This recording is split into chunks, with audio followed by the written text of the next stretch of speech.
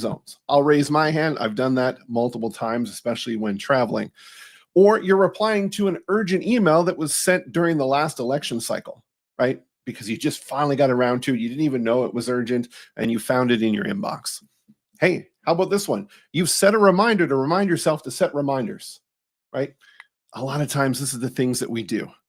Or you've just sent a checking in email so many times that now you're checking in on that checking in email, right? I know myself, I hate emailing prospects and clients saying, hey, I'm just checking in. And the reason for that is because it's so overused. And we can come up with ways to do it so that people want to respond back to you because you have their best interest in mind and they want to engage in conversation with you. Now, your idea of an automated follow-up is maybe just accidentally re-forwarding that same email again. And hey, look, we just automated it, right? That's not the case, but you've done it twice because they didn't respond. Now, has automation got you confused? It's okay, because it's probably not your jam. You probably haven't woken up in the morning and said, you know what, today is the day that I understand automation and I know what I'm going to do. Well, you're in the right place because it may not be your jam, but the good news is it's Oh, all right. So there was audio there. You may not have heard it or anything like that, but it was Pump Up the Jam. My name is Sean Wynot. Like Adrian introduced in the beginning, I've been an entrepreneur since 1997. That makes me feel old. I am 44. And that started back when I was in high school and I started a DJ company. And way back when I did that, I was like, what can I do to make this easier for guests? And I found software online that allowed me to upload my entire music library and send it out to guests that were coming to the wedding for them to be able to go through online and pick their songs in advance. So that when I showed up to the event, I was able to print out the list of all the requests before the event even happened. Now, that was a helpful thing for me, but it also allowed my clients to feel like they were cutting edge because now they're holding a wedding or an event and they're like, hey, we've got this cool technology where you can go pick out the music before you even come, right? So that was one way that I was able to lean into this as we go through. I've been in the marketing business for over 20 years. Started out in television. That was my background, doing live sports and TV reporting. Got into video production. And then from there, moved into marketing automation 14 years ago. Now, my story around marketing automation was in a way that I accidentally fell into it. What I was doing was I was working in the basement of my house, living off of spreadsheets, email inboxes, documents and things like that, and I didn't feel that organized. So I was looking online and I searched, I don't know what the search was, but I came up with a guide of how to automate your business. And it was from a company back then called Infusionsoft. Now they moved into calling Keep. They were acquired by Thrive, that's out there. They're based in Arizona. So the sales rep reached out to me and he was like, hey, we've got this all-in-one system and we can help you automate your whole business. And I was very reluctant to this. I pushed him off. It was about 6 or 7 times. He repeatedly followed up with me, wanting to book calls, helping me along the way, until I started to see online a lot of independent reviews about their software and what it could do. And I was like, you know what? I'm going to give this a try. So I signed up and we did 6 weekly onboarding sessions, live Zoom calls together. And what we did was we automated one sequence. And for me at the time, back in 2011, I think it was when this was, it was teaching people how to use Facebook. And I thought, you know what? They need to understand how to use it more for their personal life. So we created 10 videos on 10 specific topics over 10 days in 10 emails with one opt-in page. And I started to promote it. And I was able to double my business in that first year of just doing that, because at the very end of helping them 10 times, I asked one question: would you like to talk about how I could help you with your business now? And I had about a 75% response rate to that email where people said, I want to talk to you. And that was how I started to learn about automation. And I was like, you know what? There's something to this. I need to help clients do this. So I flew down to Arizona, spent an entire week there, got certified in marketing automation, and the rest is history, which brings us to today. Fun fact about myself, I'm also a licensed pyrotechnician and display fireworks supervisor. So if we're going to blow stuff up today, you're in safe hands. And if you haven't figured it out, a pretty good representation of the way I look in my photos. This is me. I'm that guy. Okay. So there's a lot of different technologies that I've touched over the years. These are some core ones. So as I mentioned, Keep, which you see on the screen there, was the first one that I laid my hat on, which was Infusionsoft. Did some active campaign, Zoho, HubSpot certified, and then recently have been very deeply into the Go High Level ecosystem. I'm a white label partner of mine's called Client Connector. That's why it shows up like that on the screen. So what is marketing automation? Now, this isn't about robots taking over. It's about freeing you to focus on what matters, the core of the business, the core of what you do, relationships, creativity, and growth. You're not in business to be a victim of software, to be sitting there and be like, I just got to stay up till 3 a.m. learning how to do this software and programming this stuff. No, your time needs to be focused on the relationships with your prospects, with your clients, being creative so that you can kind of grow the thought process and come up with new ideas and everything, and then essentially be able to help you grow your business. And this is coming from HubSpot. So how do I or you automate your business? Think about it. How do you do it? Well, this is maybe seem counterintuitive, but you don't. You don't automate your business. You should be asking yourself, how do I add automation to my business? Because automation is not something you just flip a dial, go sit on a beach for 11 months of the year and just check in, right? You still need to have that human interaction with your clients. It's how do we do it better? How do we bring those relationships stronger, especially with this world of AI and they're becoming more cold. The ability to stay human is going to be your key. So there's certain things where efficiency breaks down in the work that we do. Time drain. Those repetitive tasks like the laundry on a personal side that consume your day every day. 1 in 4 businesses prioritize efficiency, and this is a stat from 2023. So that's the first thing that you could look at to automate is what are those things that I do over and over and over again, right? Think about it in your inbox. You get these emails and you're like, every time they come in, you're like, I got to put them in this folder. I got to put them in this folder. Well, put in an automatic filter in your inbox that automatically does that for you. That's a small step of automating something that's taking that away from you. Slow response. This one shocked me. The average lead response time is 47 hours. Are you kidding me? 47 hours. It's no wonder that 78% of buyers choose the first responder.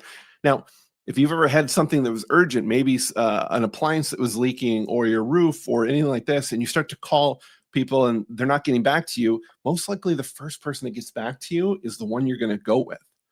So being able to not only be able to respond or be notified when there's an inquiry, but maybe there's a reason why you can't respond, as quickly as you would like, having some automation to say, hey, thanks for your inquiry. We'll actually be able to respond within the next 2 to 4 hours. Now you've set that expectation. Because as we know, people go through a buying cycle of contacting their friends and say, hey, who do you recommend? And they're like, hey, go with this company. This guy's great, or this lady's awesome. So you've already got that warm introduction. So we want to make sure that we can keep that going. Fragmented systems. 9% of work hours are lost switching between disconnected tools. And I would even argue the fact more time is spent trying to get in with two-factor authentication in most of these softwares these days, especially if you're working with clients in different time zones. My longest run on that was about 7 days with trying to get a client to get me the code within that 5-minute window that was in there from the time zone differences that we had. Very annoying. This one here I love, inconsistent experiences. I am big on customer experience. I call it the Disney dream. Every time I talk to a client, I'm in East Coast Canada. I absolutely love Disney. I actually told My now fiance, which I'm getting married on Saturday, when we first met, my first question was, I'm going to ask you this question. It's going to determine how our future is going to go. How do you feel about Disney? And that she loved it, which is great. Obviously, we're getting married.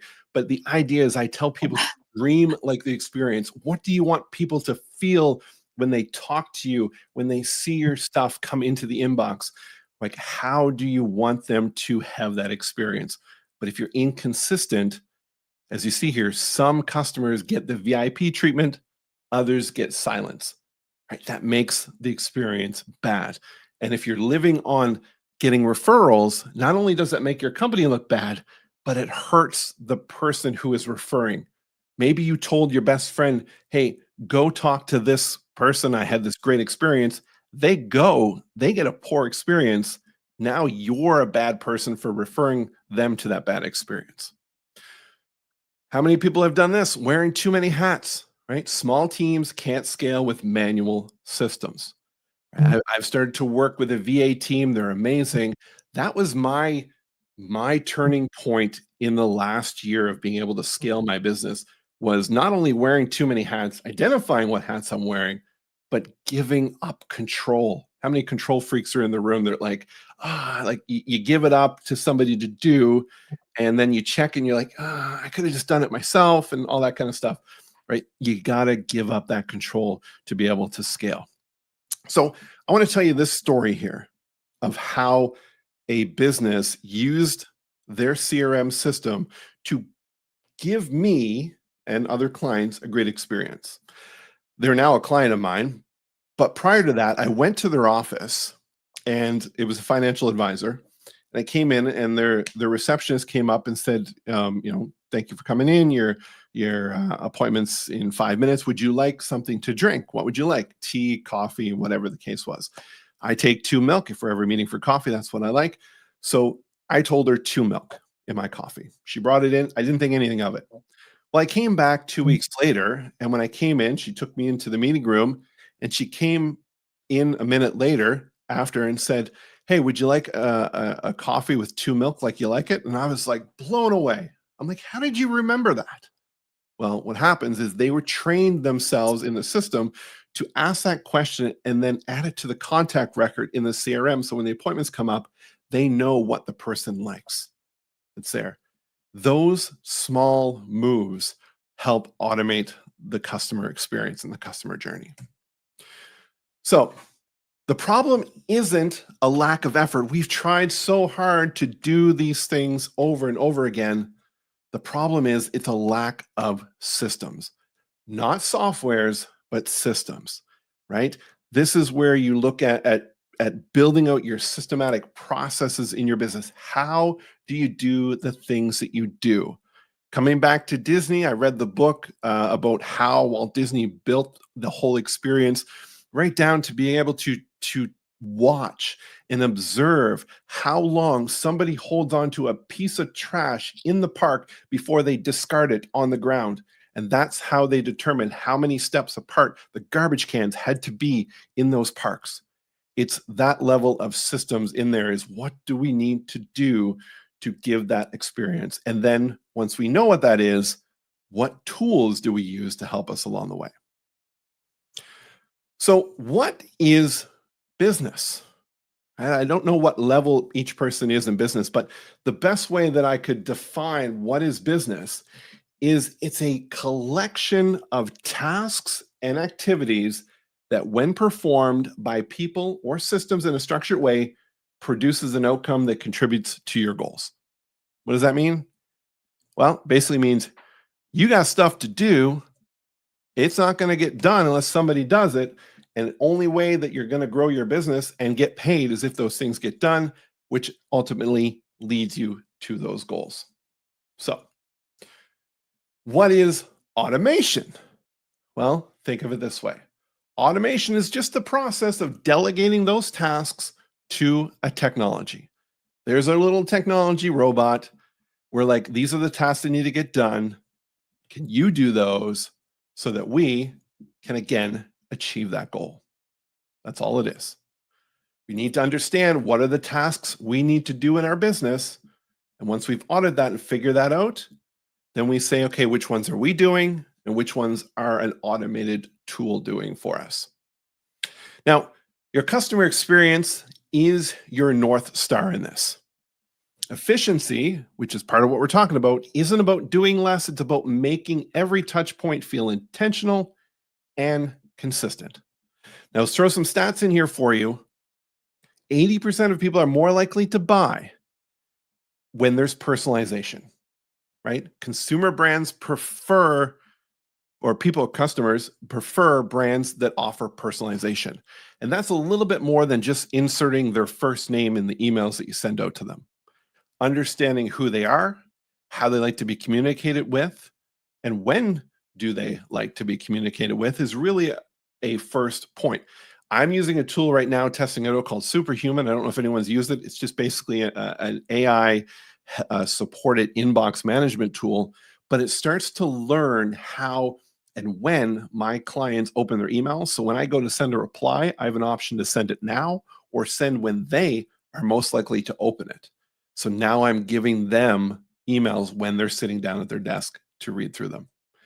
82% expect fast response. We saw this earlier, right? Customers want replies within 10 minutes, not 47 hours, 10 minutes. I was on a sales training, and one of the statistics that stood out to me was anyone who opts into a lead magnet or lead generation page, if you can respond to them, this may sound shocky, with a phone call within 7 minutes, you increase your conversion rate of up to 400%. Now you're like, how do I do that? Well, we're using AI tools. We're having AI agents call on lead generation opt-ins. 89% will switch after just one bad experience, right? I mean, even on a bad first date, you have the option to be able to like win them back for a second one. But in this case, one bad experience. And why is that? Because the consumer is in control these days. There's so many options that are out there. So as we go through this, let's look at some before and afters of things that can happen. So before automation in a business, maybe a lead sits in your inbox for 2 days. Remember those web forms, those contact forms in your website that always ended up going to spam because they come from an email from your web host, and you go through and you're like, oh no, this person's been there for X amount of days. And then you send that email like, I'm so sorry, it slipped through the cracks, right? No, you just don't have a proper system in place to be notified of these leads, right? No immediate acknowledgement. Well, they fill out a form and suddenly it's just like the form resets. Well, did it take them to a thank you page? Right? Now's the time you can say, you can take the next step. Any fans here of the movie Dude, Where's My Car? The scene where they go through the drive-through and they're ordering the Chinese food and they're like, and then, like that's what we ask when we're building automation. Like, what's to happen next? And then what's to happen? And then, and we keep going until we cannot and then anymore. Right? We don't want to put anybody into a black box where they just come to a dead end. You know, when they get through an entire sequence, there needs to be somewhere they go. Opportunities, they go cold, right? So if you're doing any type of sales funnels or opportunity pipelines, and suddenly you just don't have a system in place to go and check them every single day or be notified by maybe a text message or an email that says this person's been sitting in this opportunity for a set amount of days. Maybe you should do something with them. Or your competitor responds first because they attended this event and they learned this stuff, right? And they put it into action. So this is all before automation. But what does it look like after automation? Instant auto reply sent. Like I alluded to earlier, maybe it isn't the fact that you can't respond within the hour. Maybe you check your emails at noon and 5 o'clock. Just need to tell people that.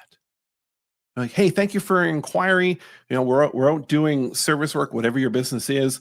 We have a process to check our emails at lunchtime and at 5 o'clock. Expect a reply at that point. No problem. Now you've set that expectation, right? Or internal alert triggers. We have clients who don't check their email. They're on their phone and they say, hey, if somebody inquires for a quote, I want to be texted that notification. So we set that up to text them and automate that process. So now they're like, hey, all I need to know is what are they inquiring about and what's their phone number because I want to call them. So they could be on a job, on the road, they get a text, tap the number, call the person back, and they can start that conversation. Responses within minutes, right? Automation can do this. And 10 or 100 times more likely to connect with that. So the idea is you want to connect. People are going to do their research online, and most likely a lot of people now will either message through Messenger or text message or fill out a form, then they will pick up the phone and actually call you. So we need to build the automation to get you notified and set those expectations of when you're going to call back to them. And if you want to go and get AI in there, no problem. Just don't hide the fact and try to mimic that it isn't AI because it's still at that level where people are scared of it. Quick story about that. I've put AI agent on my business. When you call my phone number, there's an AI voice that picks up, and she's pretty good in there and having conversations. But it was really weird because it records every call, and it would say, hey, it's Jenna from Blue Cow Marketing.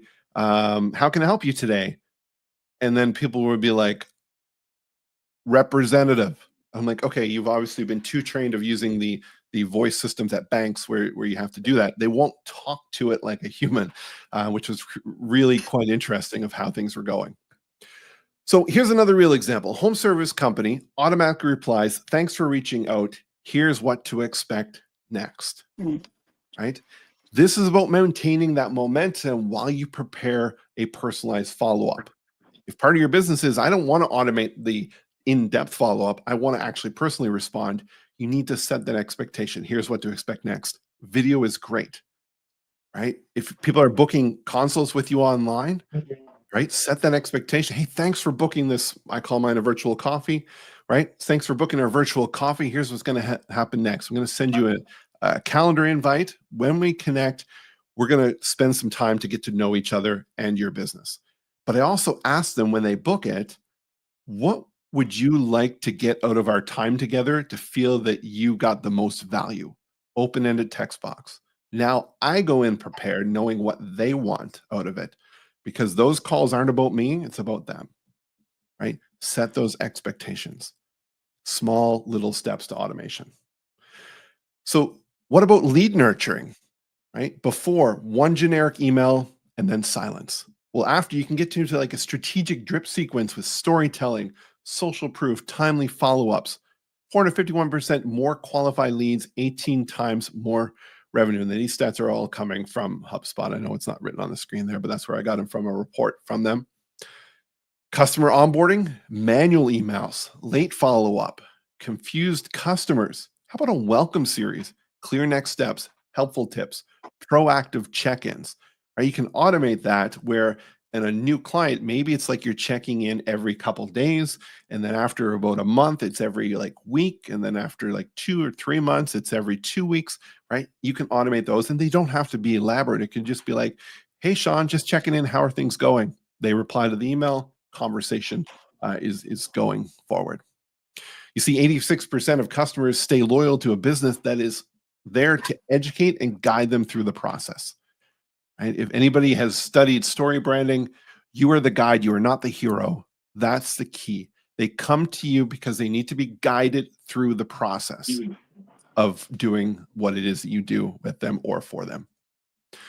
So meet Chuck. Nobody knows Chuck. I know Chuck. Chuck is my banker. I met Chuck well over 10 years ago at one of our banks here and did banking with him for 6 years. And he switched banks to another one. And guess what? I switched the banks. Not because the bank was doing a bad job. The bank held money, no problem, did everything I did. But Chuck stood out from all the rest. Chuck would manually call all his clients just to check in, not when they wanted something. Not, hey, we got this new credit card or this promotion. Just, hey, Sean, how's it going? How's the little guy doing? Is there anything that I can do for you? He would actually go out and meet with his clients in person. So much so that the bank was like, hey, that's not what we want you to do. We want you to sit behind a screen and just do that. He was like, no way, pushed back. It was like, I'm going somewhere else. Chuck is the epitome of that customer service experience that I talk about, because I tell people about Chuck. I was like, be a Chuck. This is what people want. Another stat here, about 68% of businesses use automation in some form, with the majority stating that they see a notable impact in the effectiveness of their marketing and sales strategy, right? So what does that mean? 68% doesn't really mean too much. It's just the idea is when you start to put the right steps in place, you will see a difference, right? Just even if it's organizing your inbox, even if it's having a follow-up sequence that comes out after somebody books a call, and that increases your show up rate to your consults by 50% more, and then you can convert those into clients. That's a small step for a big win. See, small business owners spend 51% of their day in low and no value tasks. Well, how do you know that? What do you determine what you need to automate? Well, I put it into one of three buckets. You've got non-revenue generating activities. You've got potential revenue generating activities. And you've got revenue generating activities. I speak about this in the podcast that Adrian and I did, and it's in the chapter of her book where we talked about this.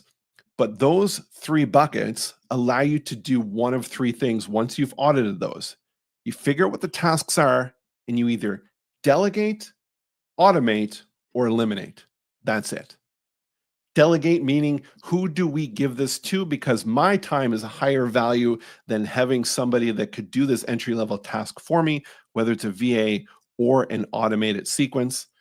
Automating it, again, using software to do it. Can it be done that way? Or, hey, do we even need to do this? Because, hey, I'm guilty. When things are stressful sometimes, I'm going to pick the task of least resistance, which really isn't doing nothing for me. It's just, hey, I'm just procrastinating. So in those non-revenue generating activities, these could be things like bookkeeping, cleaning, paperwork, travel booking, IT issues, right? Can we delegate that to somebody? Can we use the software to do some of this stuff, right? Cleaning, get a Roomba. You have it sweep your floor. You don't feel as bad, especially if you work from home. You walk by the laundry, you're like, I'm going to throw that load of laundry in. Well, you're taking time away from your business doing that, right? You got to be more aware of this stuff.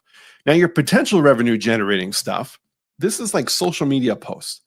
What I mean potential is, yes, you need to be doing it, but can you directly, when you create this post, be like, this post is going to make me $10,000? No, you don't know that. It has potential to. Is the podcast episode going to bring us in business? The blogs, the nurtures, the editing, all that kind of stuff, right? What we need to do is figure out how can we use automated tools to become better at it, be more efficient at it, so that we can still have our touch on it, but we need to streamline it using, if you use chat GPT, if you're a fan of that, building custom GPTs to take the transcripts from your podcast and build your blog posts, your social posts, all that kind of stuff in the fraction of seconds that would have taken you hours before, right? We helped a financial client that took her 7 hours in a week to create all of her content for all of her social media down to 1 hour by putting in automated processes and AI in there, right? We've trained it on her voice, taken the way that she speaks, using those words, the way that she frames sentences, and have the AI, just like an intern would, because AI can be considered just like that, because basically it's just learning what you tell it to do to output the stuff. Obviously, you're going to review it, make sure it's still good, but it will do a great job at it. And then your revenue generating stuff that you have there, those are your client consults, your client work, events where you need to be there, right? If you are the face of the business, you need to be at these events. You need to do those personal touches, right? I speak, I don't know if we did in the podcast, but I love sending holiday cards. I absolutely hate receiving holiday cards where people print their signatures on it. I will open up the card and I will actually feel for an indent. Now, there are companies out there that will actually have computers that write it like with a pen. But if I can't feel that person that sent me the card physically held this card and thought of me when it wrote it, the feeling and the idea of them sending the card is lost on me, right? So what I do is I buy a pack of 40 every year, and I think of 40 clients that I've worked with, and I write a personal note in every single one of them before I send it to them. right? Those personal touches really matter. Now, what about AI? All right, we're going to talk a little bit about this, right? And I'm going fast because I know we have limited time, but this is go high level. We're not going to get into the technical side, but this is like a sequence that's in here. They have ChatGPT built into it. So we have a client that was doing a wellness assessment, and he wanted to be able to send up customized responses to every single person based on what they told him in the assessment. Prior to this type of technology, you couldn't really do that. So we're able to program the AI step to look at all the responses and write a response so that in the email, as you see here on the screen, we're able to paste in the response and then their signature. So every person that goes through that sequence gets a custom responded email body to the results that they put in there, right? Using phone inbound calls, like you can use voice agents to receive calls and book appointments. Like this technology is there. And again, you can go and program it and tell it what you want it to do, how to handle objections, all that kind of stuff. The technology is available. Missed call text back, right? A lot of times you're busy, you're a solopreneur, you've got your phone, you're in a client call or a client meeting, and somebody calls and leaves a voicemail for you. How about a text comes back and says, sorry, missed your call. How can I help you? They can send that message. You may be able to answer it because you're not actually able to talk to them at the moment, and you can help them along the way. And now they're not going to go on to that competitor because you didn't respond to them. So with this, I have a automated 3-part audio series that I want to talk about for just a second. If at this point you're thinking about, like, how do I even use automation in my business, right? This bluecowmarket.ca/freedom is just a 3-part audio series where I start to talk about more of automation and what you can do with it. So as we near the end here, before we get into some Q&A with everybody, here's what I want you to think about. Automate where you can so that you can shine where it counts. I'll say that again. Automate where you can so you can shine where it counts, right? So many times we're up so late because there's things that we have to do. Like we have to get these things done. And then we're tired in the morning. We go to these meetings in the morning or we meet with clients and we're exhausted because we didn't have processes in place to automate as we go through. So that's the end of my presentation. Hopefully there's a bunch of questions that are coming in because that's the best part of these types of things. Sean, wow, I loved it. Yes, we have, thank you. We have 20 people in the room right now. So chatter, Sean can hear you. So he is ready if you have any questions. So I know I have a few, but who would like to go? Anyone have on mic and ask? Oh, introduce yourself too, please, to Sean. Hi, I'll start. Good morning. My name is Rocky, and I own a full-scale marketing agency in Williamsburg, Virginia. I loved everything you talked about. I'm such a nerd. I also have Go High Level. Now, I have not yet set up automation. I have a Google business verification. So everyone finds me on Google Businesses. I got awarded the top marketing agency in Virginia from my Google reviews. So I'm getting the people coming in, but they're viewing it and they're walking away. So what kind of automation can I set up to either like, I guess, set up a free consultation or something that will get them to booking me or something that greets them or something like that? Hopefully I'm making sense. Yeah, absolutely. And congratulations on that acknowledgement of being the top marketing agency. So what I would say is think about when people are coming to your website. So when they're searching for you, they're searching for intent, they're reading the reviews, they're coming to your website. Now, there'll be a small section of people that are like, you know what, I want to call right away. I know what I want, but there's some that are just vetting and looking at that. Well, what can we do to entice them to opt into something? Never do you want to go in and say, hey, sign up for my newsletter. Nobody wakes up in the morning saying, hey, I want another newsletter today. I don't know anyone that has, right? It needs to solve a purpose. It needs to have a personality behind it. So come up with something that you can help them, right? If you're niched in a certain area, find out what the biggest pain point the majority of those people are, and create something. You know, if you're comfortable on video and audio, those are the most engaging pieces, just like the audio series that I did there.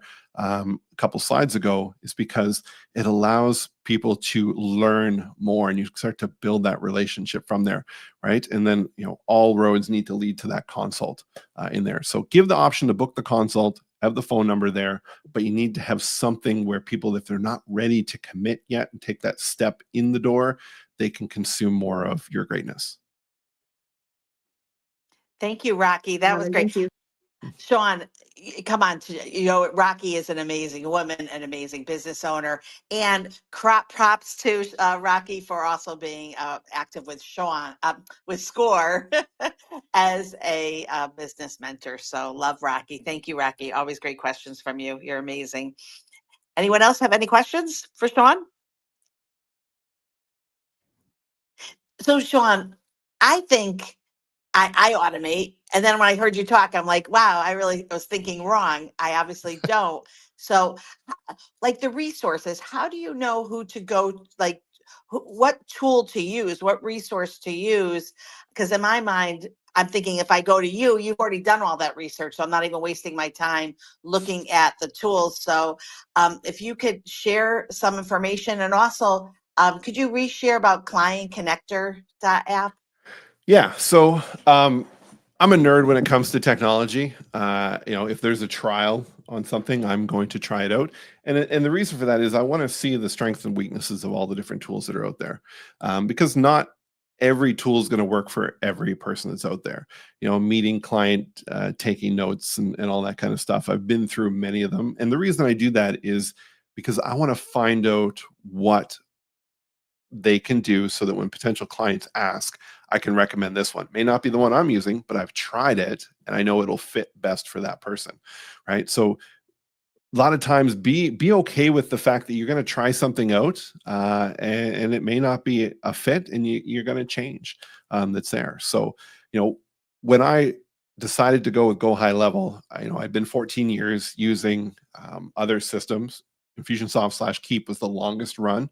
I still do work in it, but where it came down to me was finding a system that allowed us to customize a lot of the automated things that are happening within the system that's there. Go High Level, which is Client Connector, and in our case, we just white label over top of it, allows us to do so much. We had clients that were struggling with, people sending Instagram DMs and Facebook DMs, and they're connected to the business owner, but they had admin staff that needed to manage it. And if you've ever dealt with getting access sometimes to meta platforms, the notifications don't come through. But Go High Level allows to have a central inbox that all that comes into it. All the text messaging can come into this one inbox, so they have a place to manage it there. So there's a lot that you can do with it, and we've got clients that are very basic using that tool, and we got some that we automate almost every aspect of it in there, where they just want to get their dashboard and they know exactly where everybody's at along the way. Okay, I have another question. If you have any Yep. questions, either if you're listening or watching, please put them in the comments. We will see those, and then also on Chatter Social. I had a client one time, and we were talking, and I asked her what her exit plan was, and she said she was thinking of giving her business to a relative. And I asked her, because I was curious how she had her, information. Where was it kept? And she went like this, and she showed me a folder. It was thick. And I'm like, what? Like, I'm like, what's going on? Like, do you have it in a system? She's like, no, this is it. And I'm like, so that's what you're going to hand to your niece when she wants to take over the business. That's what you're going to give her. She's like, yes. And I'm like, no. And that's where, and it just brings me to the point, like you really do need to have a system if you're going from a hobby, which I don't think a hobby you need it, but if you are planning a real business, that is so important, right? And it's also important for your exit plan. You can't sell something when all you have is paperwork. Am I correct? Can you share a little bit more on how it helps your exit strategy? Absolutely. Yeah, absolutely. And we're fortunate enough that one of our long-term clients is actually in that exit planning strategy phase for clients. So we have more insight into this. But the idea is when you're looking to sell the business, the easier they can continue getting it up and running after you step out of it, the better. If it's reliant on you, then the amount of investment they need to do to either build systems or rebuild stuff is going to be greater. They want turnkey data. So, if you got clients, client history notes, everything, SOPs, all that stuff along the way, right? I'm in the process of working with our VA team, and I said to them, like, I want you to, when you develop a process, make an SOP so that if somebody steps in, they can do exactly what they need to do. When we're building automated sequences, we put the notes in the campaign, right? Label the tags. So if you look at it or anyone looks at it, they can clearly understand what's happening in there, right? It's the small details that come into play, right? Just think about it. If you ever bought a house and you go to the electrical panel and nothing's labeled, right? And you're like, well, you play that game of click, click, click, click. Like, is the light off? Is the light on? You don't know, right? So the idea is organization is key in that. If you want to scale, you need to be organized. But if you want to exit as well, organization is even more critical. Perfect. Anyone else have any questions for Sean? Yeah, Sean, when is So it Sean, too soon let me to see if there's automate? any hands raised. Can I ask? Oh, I heard a voice of when is it Hold on, too let me just soon? introduce you. This is Jonathan Yeah. Howard. Yeah, let me introduce you. This is Jonathan Howard. Hi, Jonathan. I'm glad you're here. And Jonathan is a well-known face and on Chatter Social. He delivers, I was guesstimating about 200 workshops this year, probably on the low end, Jonathan. So I'm just excited for you to meet each other. And Sean, either take the answer or Jonathan repeat it again, whatever's easier for both of you. I got the question. It's never too soon to automate because even from day one, I mean, if I was to start a new business, I would look at automating parts of that process, right? You've got tools out there to do deep research and automated processes, going out and figuring out how to build sequences that are relevant. What terms are people using, especially if you're dealing in different generations that are not yours?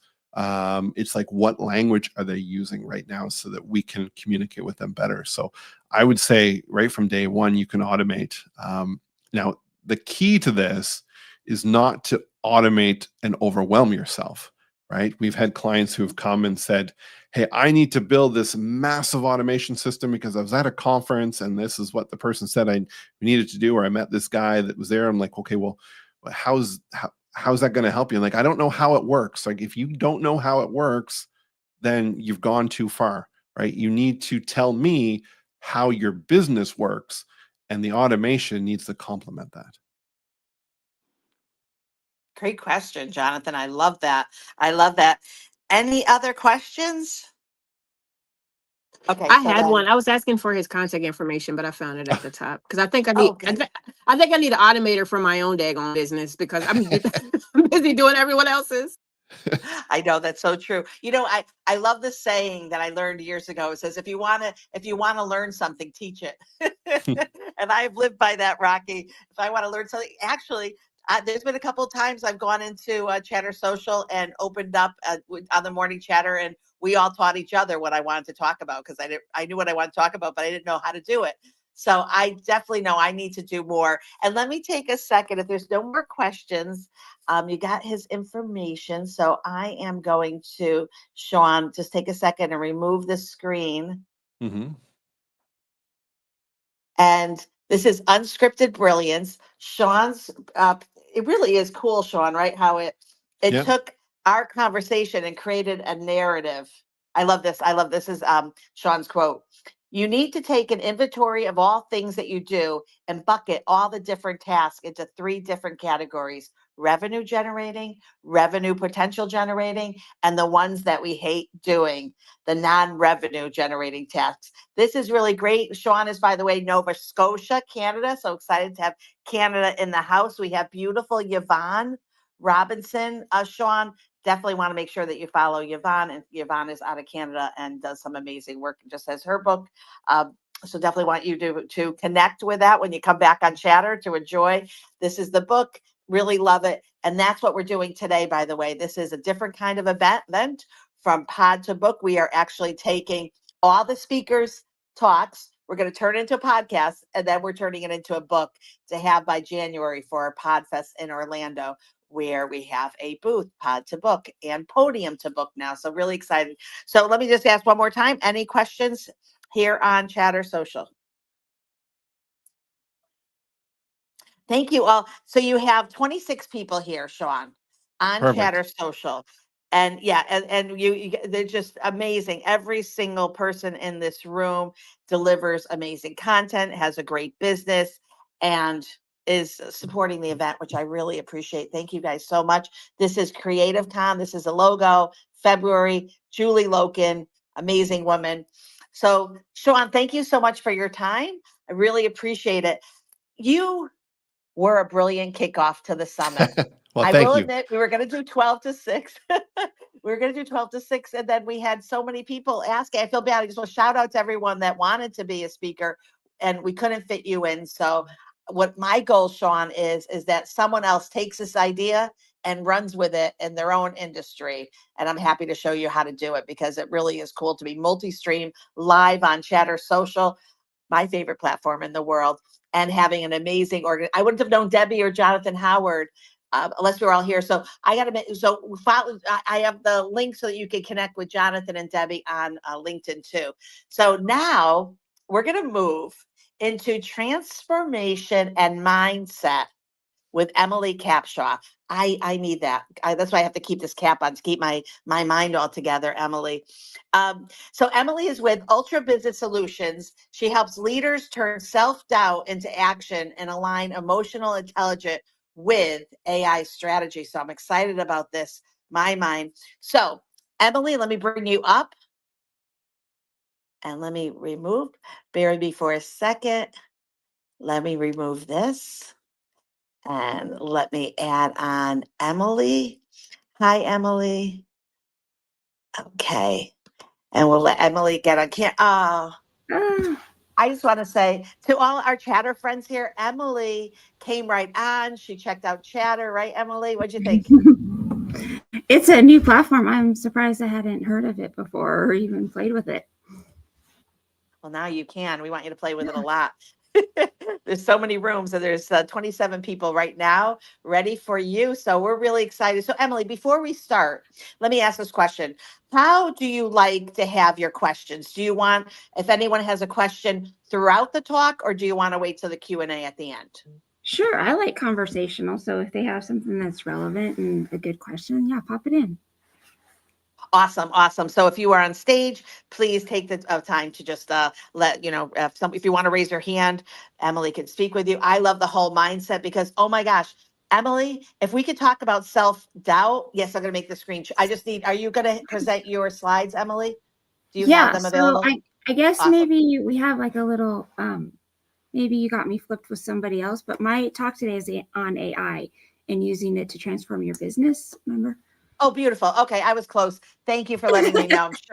I'm sure I got some of it confused with all the beautiful presenters. Yes, But there's yeah, so so many. grab your presentation so we have that up. That'll be great. And then I can enlarge the screen. And thank you, Jonathan. I was worried that if we had like all the sound, was when you're doing multi-streaming, there's plenty of areas where, we could do all this and then find, no, we don't have any YouTube recording.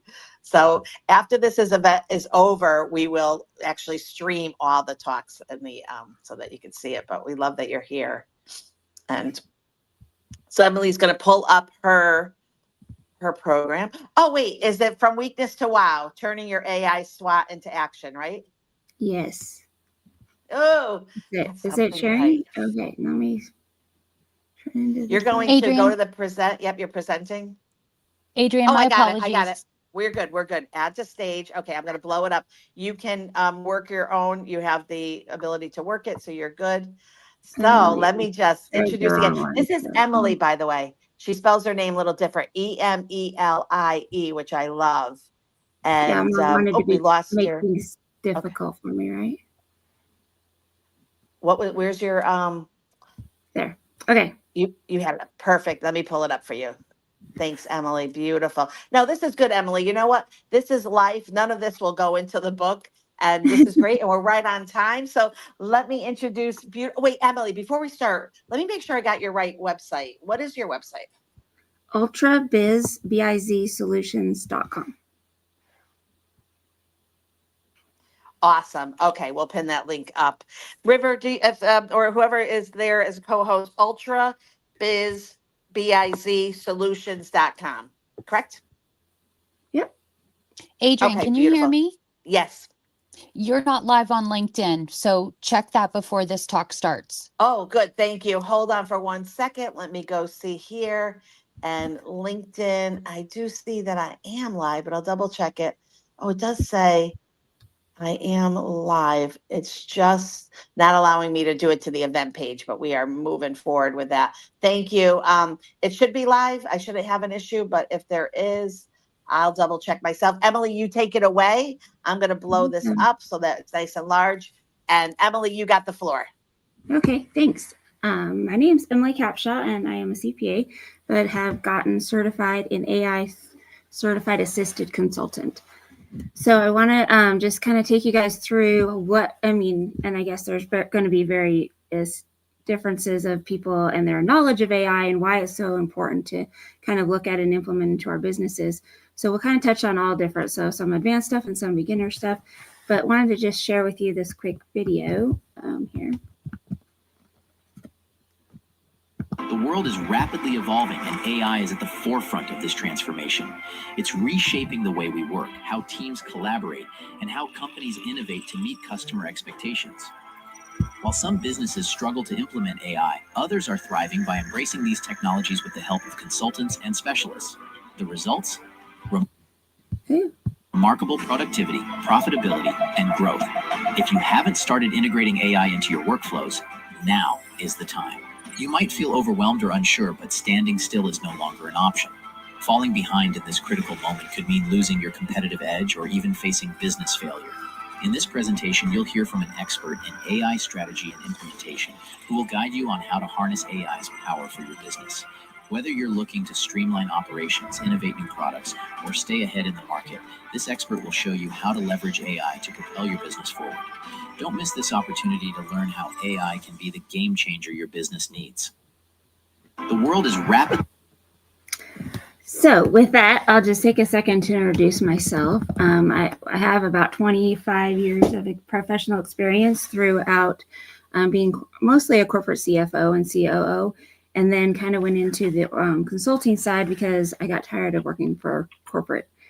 Probably a lot of us entrepreneurs have gotten burned out on the corporate lifestyle. But through my networking, I met an amazing guy who's actually taking to platform a new chat, like a chat GPT, an LLM called Loving Is, where it actually only puts good things out into the world, and everything that it puts out is 500 frequency or above, where normal chat GPT is like at a 200, and it's not going to go tell any kids to kill themselves. So it's an amazing, and they brought me in as their fractional CFO. And through that, my friend Corey was like, you need to pair your business background with AI. And I came across this amazing certification program and have been doing it and helping businesses implement AI into their company. So let's go down here. So this I kind of touched on, but I really do have a passion for helping organizations scale. That was, one of my passions has always been getting other people, business owners, understand their financials and their data better to scale and grow their business. So that's been fun to just now take this into the AI world. I've sat on multiple boards and helping, a lot of nonprofits, implement the same strategy, but now really on a mission to help businesses demystify AI and how it can help them. So who is this for? It's really for everybody. It's kind of interesting of how this has come about and how we're, in entrepreneurs, professional business owners, leaders. I think really everybody needs to be looking at this. We've never seen like a change of this ever in history, that we are changing how work can get done and how it's important that we can stay competitive through this implementation. So this is the big promise that really you can look at, is that properly integrated AI will make you more profitable, productive, and powerful.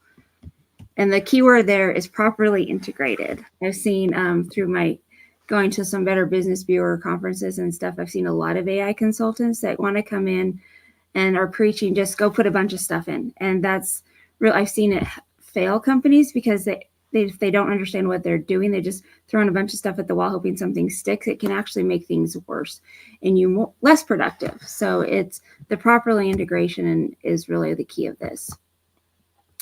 And why do we want to take action now?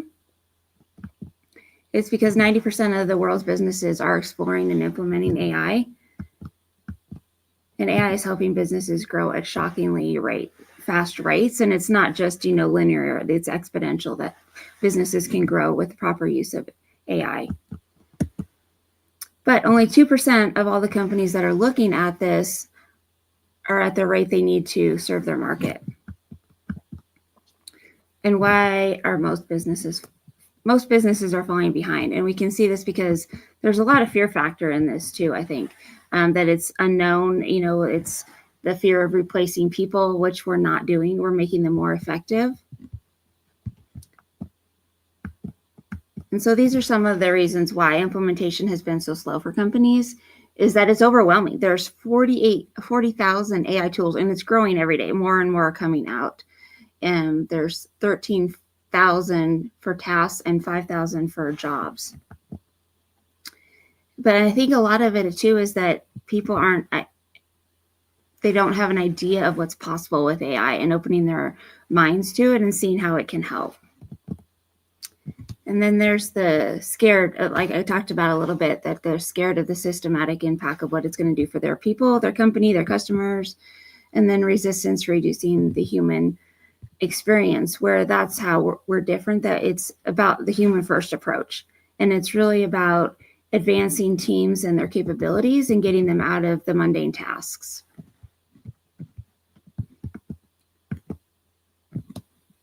And also it can feel really like it's going to be expensive and take a lot of effort. Well, what the wonderful thing about AI is that's what it is not. So the solutions are very affordable. They're really actually cheap. Your ROIs that I've seen with companies implementing this is mind-blowing, because they're, for a little bit of investment here, they're getting a lot more leads. They're, reducing costs of what it's taking their employees. Their employees can do more empowering work, be more creative, and add more value to the organization. So I thought this was really interesting. An MIT report came out that 95% of generative AI pilots at companies are failing. And it was interesting, but it's not the AI's fault, actually. It's the way that we're implementing it. So if we take a look here, and just, it's not the quality of the models, but it's the learning gap of people coming in and wanting to implement it. So it's the flawed integration of how we're trying to use the models. So, but of the 5% that are succeeding in implementing, this is some of the, you can see where we've cited the quotes from Harvard Business Review saying that productivity is up 40%, their revenue is increasing by 20%, and the lead gen is going up by 50%. So they're bringing in a lot more revenue, and the cutting product development is in half. So with all that AI can do for us. So I think the big thing to take away is, like, how are you getting that 5%? Is that you're bringing in people that can help, or taking the time to get educated on how you can make the integration smoothly and effective. So creating proper strategy is a big one, and the roadmaps to get the implementation and approach that it's going to change your business for the good. So I want to just kind of go through our agenda for today. We're going to talk about how AI tools can transform your teams. 4 key processes. I'll give you some examples of some of the tools out there that you can use. The implementation and entry points for the transformation, where you want to put those tools into place, and the roadmap that'll get you there effectively. So does which of these excites you most, or you're excited to learn about first? Does anybody have any? I'm picking the 4 key AI processes that help you transform. Does anyone else want to share? Again, thank you all for being in the room on Chatter. It means so much to me. Okay. So, Awesome. I like that one too, Adrian. Yeah, thank you, Leah. Okay, we picked 4 key. That's what you wanted.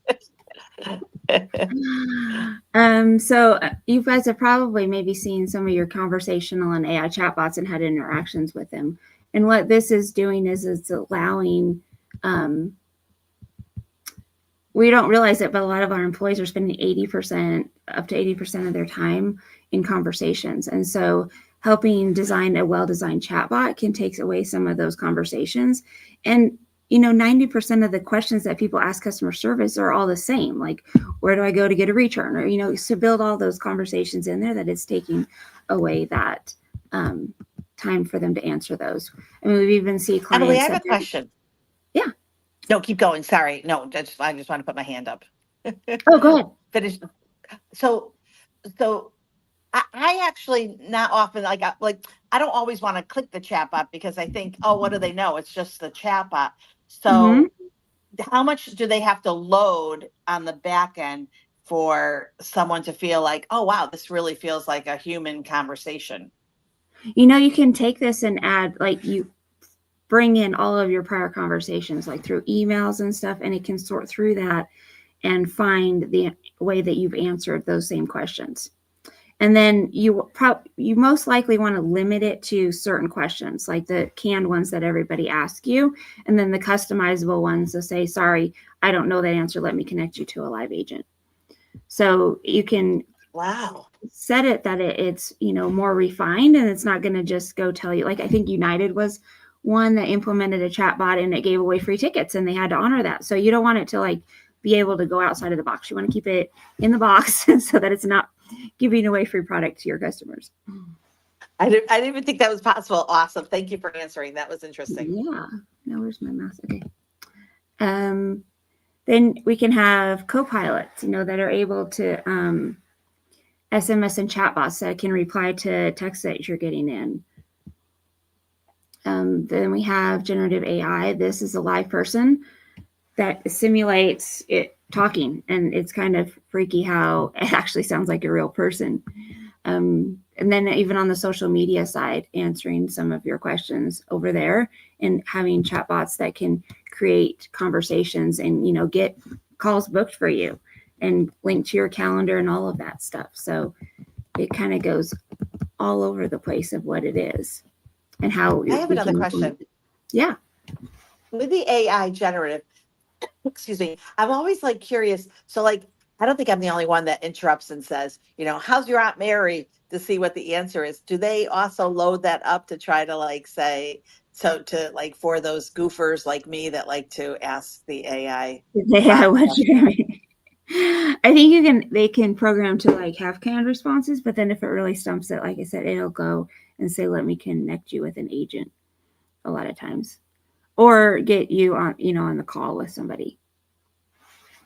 That's it. There used to be when you called Nestle, the phone number in Nestle in Rhode Island, they would have the funniest like phone prompts. And it makes me wonder if that would be really funny to create an AI that actually people want to go on because the responses are so funny. Have you heard anyone doing that? I have not, because I think a lot of time people are like, at least I am. I'm more like, let's just get to the answer. And what can I do to get to talk to an agent quicker if I know that it doesn't know what I'm going to ask?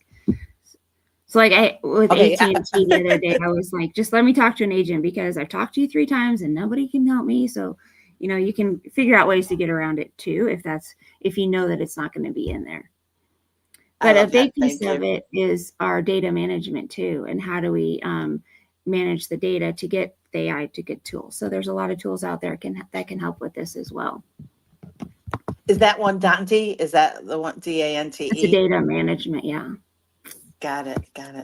And so what else I thought was kind of crazy is, how far the cloning has come. This is one of my associates of where the community that I'm in with the consultants, and what she just did this really quick.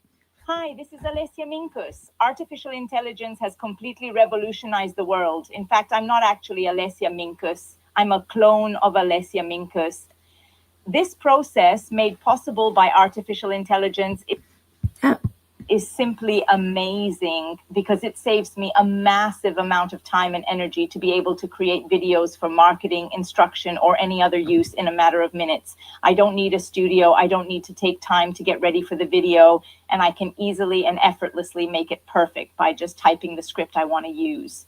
Isn't that crazy that, that you literally type a thing and you spend a few minutes getting the clone to identify you, the way you talk, the hand movements, all of that stuff. And then you type in a script and it pauses where you would, and it's kind of mind blowing. It's really gotten taken off in the last, I don't know, like couple months, that it's even gotten better on how it can portray who you are. Okay, so let's go. I want a skinnier me. So mine is going to be You just not edit like it. shapely, like hers was shapely. I want that. It's going to be better. Okay. So here's a few highlights of how, we can use that as personalization at scale. We just kind of saw that. Conversational AI bots. Better decision making is a big one too, is that, now that you have the ability to type in some things into LLMs, and all of a sudden you have Ivy League and, Harvard engineer data coming to you and analyzing it and giving you answers. So I think that better decision making is huge, especially like in my prior auditor, CPA world, that, this is how you can use even financial data, and the trends and stuff that it can come up with is pretty mind blowing. But even increasing your strategic visibility, and how are we showing up? It can just increase a lot of the amount of time, attention, and place that you are at a time, because it's cutting down on your time that it takes to do this, but it increases the reach that you can get with your media and content. And it's obviously you always have to check it, because it's still learning model, right? And sometimes it comes up with fake stuff, but the trend predictions and the research agents they get better every month, I swear, and they're coming out with new tools. My friend Corey, I mentioned, he's actually really in the high tech industry and has like 800,000 followers on LinkedIn. Maybe we should get him to share your podcast. And then but people are always giving him stuff to test out and post about, and a new agentic software that it takes over your whole computer and can go do something. So you say, okay, take this spreadsheet that I built and put it in this presentation for this kind of, I need to, talk to a board presentation, or I need to, talk to my clients. And it will actually like take over, go access your drive, then open up your, Gemini account, pull all that stuff. So, but like I said, it's all properly trained, that if we can do that, all the implementation that it can do and saving your time is really pretty amazing. Like I said, saving time, increasing it's funny, the passion. Emily. Yeah, go I was ahead. going to say, it's funny. I'm still trying to figure out how to like use just plain ChatGPT to give me like the breaking news for deep on Chatter Social. My favorite room is sorry, Debbie. I love the morning chatter. My favorite room in the evening often is Debate the News, which you'll find me in. And so when Jonathan says, Adrian, give me the Dateline, which is a concise breaking news, and I go back and I ask ChatGPT 100 times, make sure, and then I still deliver it and find out, oh my gosh, that's completely wrong news. So it just, I'm always reminded how it can really also not like mess up, right? Like you can't just like for a fact checker, you just can't be like, can you check this? Oh, okay, it's right. So I'm curious when you get to it, if there's a little bit more, something a little deeper that can give you accurate information. Like I feel like it's not. Yeah, so you can go in, you can flip that into DeepSeek.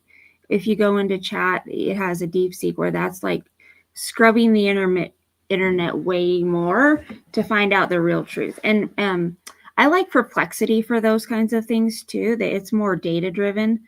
And then like if you're trying to write something for Chatter, Claude is a better tool, I think, than Chat. It's more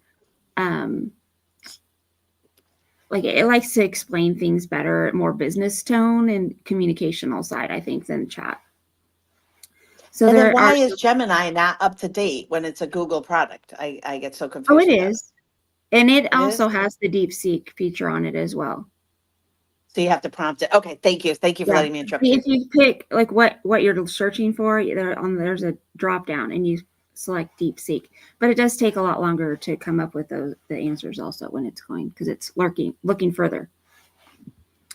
But I do want to just touch on, how this is saving time, but increasing passion. Like how you would say, why was this increasing our passion? I think because, when you take out of your team and yourself the mundane tasks that take you so long to reply to emails that are the same ones every time, and going through that inbox of like your customer service desk, that they have more time now to increase their passion and do the things that they like to do and part of their job, and the fun part, and bringing in more customers, or just adding the value back to the company. So I've seen this a lot, or people actually like their jobs more now that they're not just doing the mundane tasks, because you take that out of what they're having to do every day. So let's look at what type of workflows there are. Let me just scroll down to my notes. Okay, because one of the things that we start to do is to dissect these workflows. So to get your right tools and to see what processes should we be turning over to AI, the first step is really looking at the workflows. So AI in business is really greatly affecting our workflows and how we get our work done. It's not just making, I think I've said this a million times, it's not just making it faster and cheaper, but it's redesigning how we do things. So we have the traditional workflow that we're going to look at. And then we get into robotic workflows.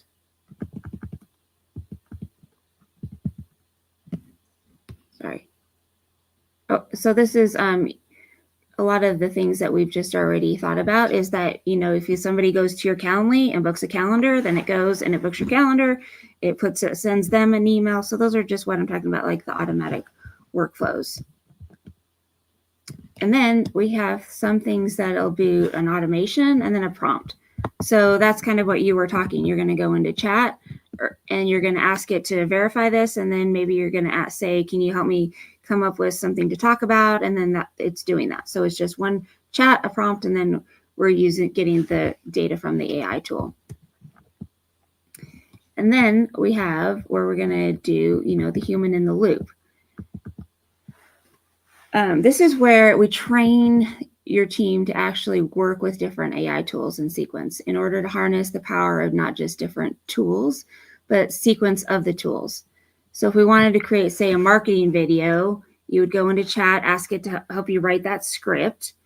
And then you'd go over to video.ai, and they're going to have a bunch of video clips. And then you're going to go into CapCut and edit all of that. So that's what I'm talking about. You take the human, goes over here, does one thing, and then the human goes over here and does another thing, and then until we have our finished product. And we're even using an AI tool to launch it out on social, right? So it's just combining all of those tools, but having that person in there. But now we're seeing a lot of the AI intelligent workflows, and this is the processes of where your businesses can start to be mapped to different AI tools, like Zapier or N8N is a good one too, where you're bringing that kind of push it to the next step into one platform. This still isn't like making decisions or anything. It's just if this, then this. So if I have this product now from an email, I'm going to put it into the email platform, and then it's going to hit send. So it's just, combining the different workflows of the different systems to have it push it from one different system. And then we have the agentic AI with multi-agent AI, this is the highest level where we're working with business, and it's called the agentic AI.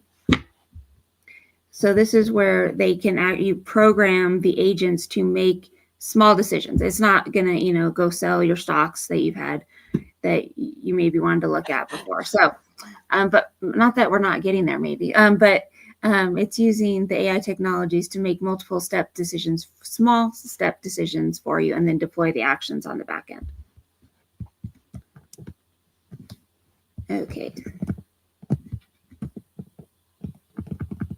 So I guess I should ask, are any of these, have you guys used some of these? Are you interested in trying them out? Or excites you about the future?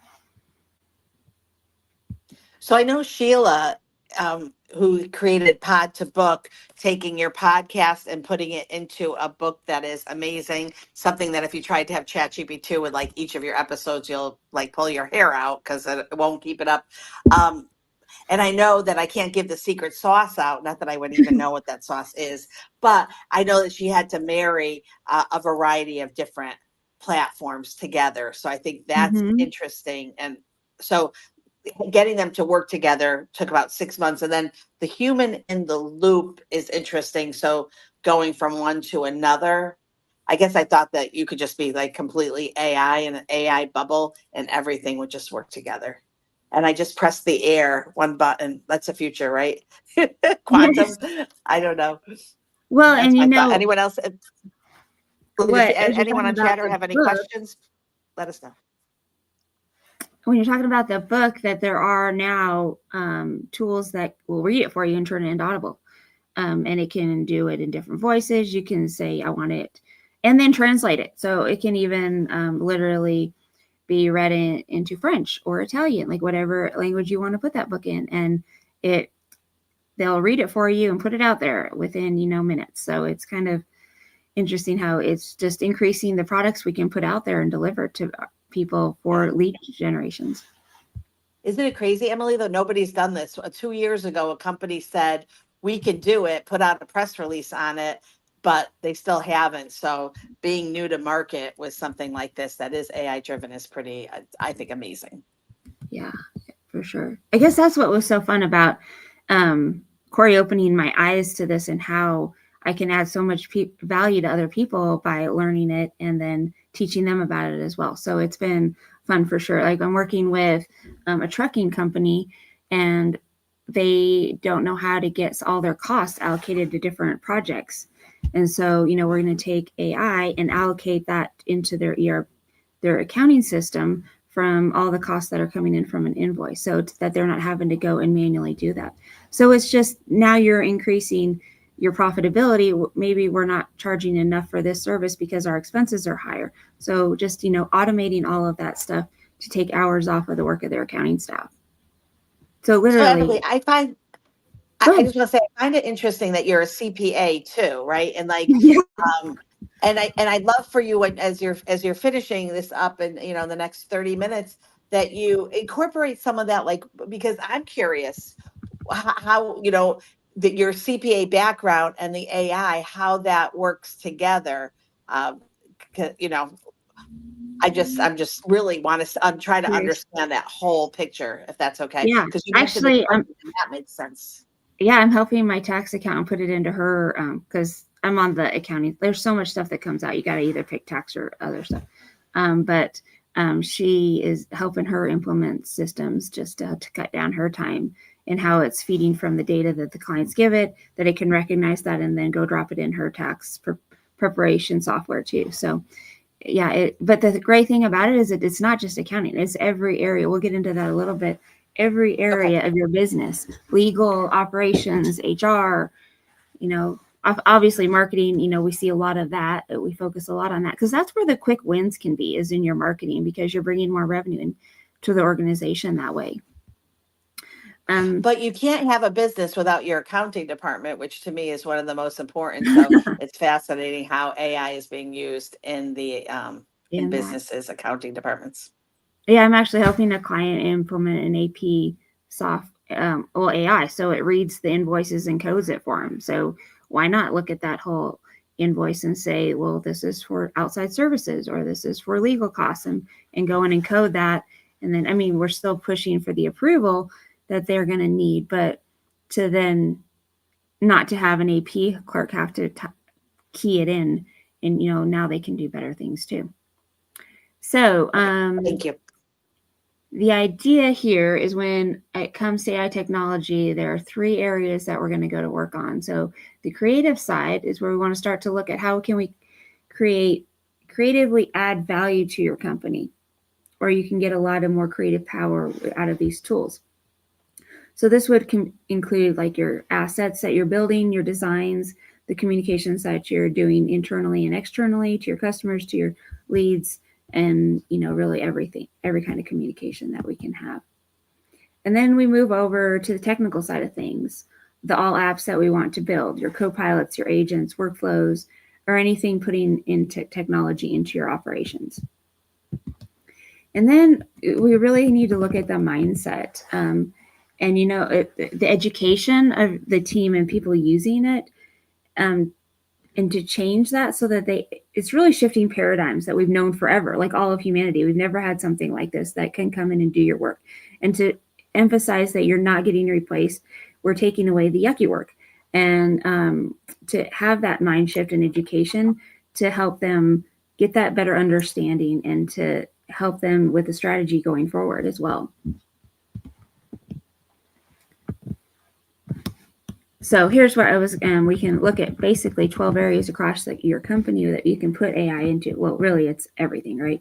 So we did touch on the marketing and lead gen, your biz development.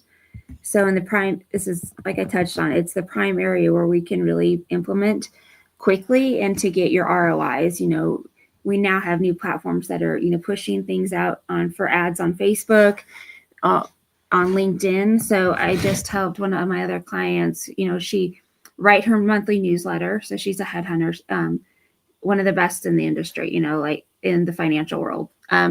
So then taking that, but then once we've created that newsletter, taking that blog, taking inserts of that, putting it on her website, creating a blog from it, then creating social links for Facebook and then different tones for LinkedIn and posting that all through AI.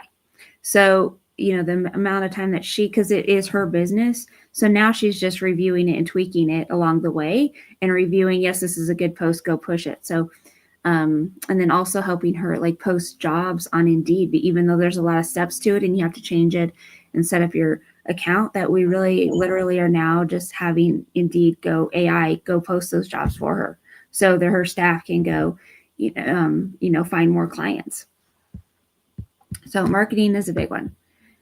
We talked about, I guess, their sales and conversion too. We're kind of touching on two of them because the sales department can start using AI as well to help with their conversion rate, whether it's the high ticket or it's online. We've seen actually companies come and go study. So who is my best salesperson? This guy is killing it. What is he doing different that our others aren't? So it's videoing his calls and seeing what he's doing different and putting that into AI and then making training for the other salespeople that these are kind of the techniques that maybe you're not doing that we can help you get better at based on what Joe is, you know, killing it with our sales over here. But not only that, but then we saw how you could even write the scripts and have Joe deliver that training to the other salespeople. So it's really, I just want you guys to open your minds because the possibilities are really endless. We talked some of the admin tasks that we can do, whether this is helping customer service scale, being able to give more personalized attention to where there are. Hey, Emily. Sorry, I don't know that if you mentioned it, but someone asked about what is this particular AI call, or do you use many different ones? Many different ones, because we talked about how there's about 40,000 different platforms, but that's I guess why I'm blessed that I'm in a community that they go and they research everything and they say, here's the ones you need to pay attention to. There's the big ones like the chat, Perplexity, and then we're seeing a lot, you know, on the imaging software like the Gemini. There's ones, you know, for building presentations. But, you know, if you reach out to, like, I'll give you some of my contact information at the end, but I do have like a whole platform that you can go see, okay, if I want it generate an image, what are the best ones out there to narrow that down. And so you're not trying to get educated on everything out there, but it's a really just slick website that can just give you the best ones that if you're wanting to create an agent or a clone, you just go and say, I want a clone. And it says, this is your best bet for this type of thing. Like, what else on the admin side? So, a big one is the customer service here. And then HR and admin. Okay. So HR and recruiting. So I think, you know, I talked a little bit about my friend with her HR or her placement agency and some of the things that you can do, but it's even reviewing resumes. And if you're, I mean, this has been around for a while, maybe scanning resumes and never getting an interview because you didn't have the right keywords, where it's a lot better now. And then how it's actually picking up your history and interpreting that to, yes, maybe this is a good fit, but then pushing that. We can even like look at the leadership and training courses through this as well. And then we can look at creating assets and products. If you're looking to create new things, and you want to work with products and help you out with the product development, that we're seeing AIs just help you innovate and design things like crazy. I mean, there's been, what was the thing I saw that it's creating? I had a post on LinkedIn about it that I did the other day, that even on the medical side, that they're creating things that actually help people that are paralyzed move, so AI is helping develop those types of technologies as well. We have the operations and optimization of those operations, and then the finance and accounting. We talked a little bit about some of those instances, but legal and compliance. This can help legal teams write contracts better, analyze them better. I have a friend that he actually helped a client get out of a contract. He simply dumped this contract into ChatGPT. It was a marketing company, but they weren't providing good customer service or delivering on some of the deliverables that they had thought they were going to get. And Chat told them how to get out of the contract. So saved them $12,000 a month with this marketing company that wasn't providing the value they thought. So, it just, you never know if it can help you out here. Then on the IT and the security side, a lot of the cybersecurity that we need to be, watching out for, it's also helping with that kind of thing. So and then the R&D, I guess it kind of crosses over with your product development that we were just given some examples there. And leadership and culture building, a lot of training that can be developed and that is more specific to your culture, and then focus on the main areas that you're trying to improve in your organization from the culture side as well. I have a question. Yes, I love them.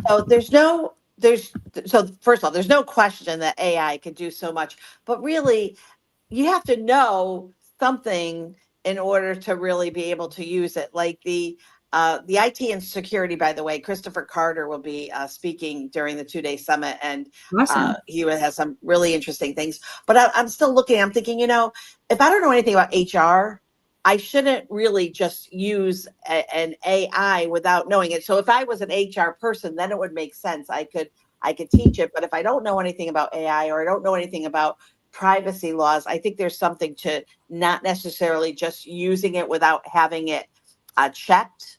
So the information will be there, but it's only the input that I'm putting in. And if I don't know anything about that subject, I'm not going to even feed it good information or what I wanted to do. Am I wrong? Am I thinking about like using it for every part of my business if I don't even know that part of my business myself?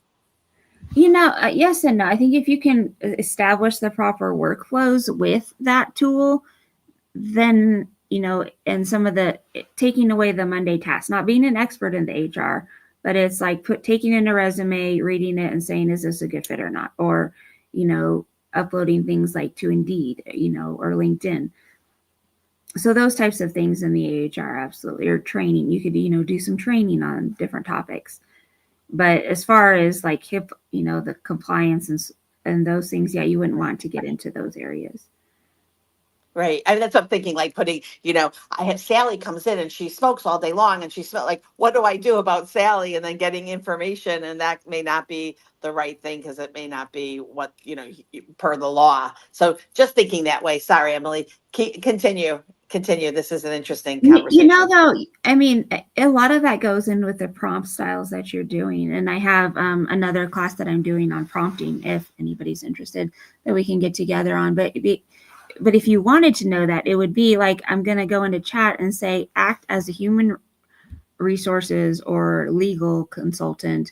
And this is your prompt. Like if you set the tone and give it very specific things of what you're trying to deal with, then yes, I would say you'd be okay with that, because you're asking it to go look at the laws and what's okay to say.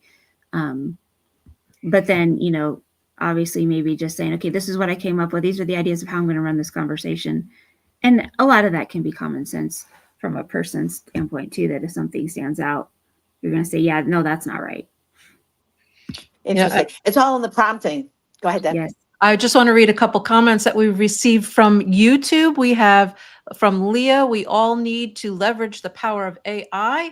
And then we also had somebody on LinkedIn, but it says LinkedIn user. It says, I'm fascinated to see how you're leveraging AI in accounting. And the best thing I've heard today, we're taking away the yucky work. Stellar. And I also love it. Leah just added, boom. I love it. Thank you so much for your comments. I love it.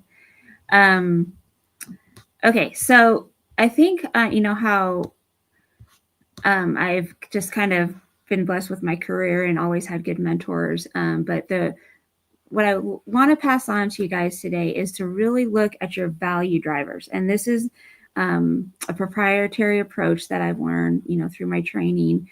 But and I didn't come up with this, you know, I think you saw his wife, Alicia, meant that we watched her clone. He's come up with this. And through all my career, I've never seen anybody like have such an in-depth approach to what they're trying to serve their clients.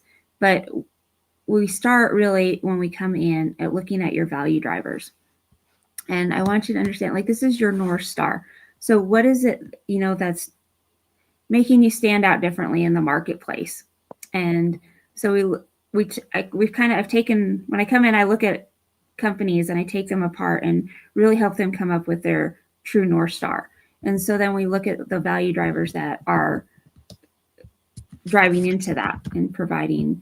So we're going to kind of go through these 8 value drivers and go from there. Now I'm lost my, I was just talking and not sticking to my notes. So it's really important that you want to look at your strategy and innovation here. And how is that then driving your product? So what is your value and how does your strategy set to then go to that, you know, your main value drivers here? And then we want to look at the operational and efficiencies that you're going to have underneath of that.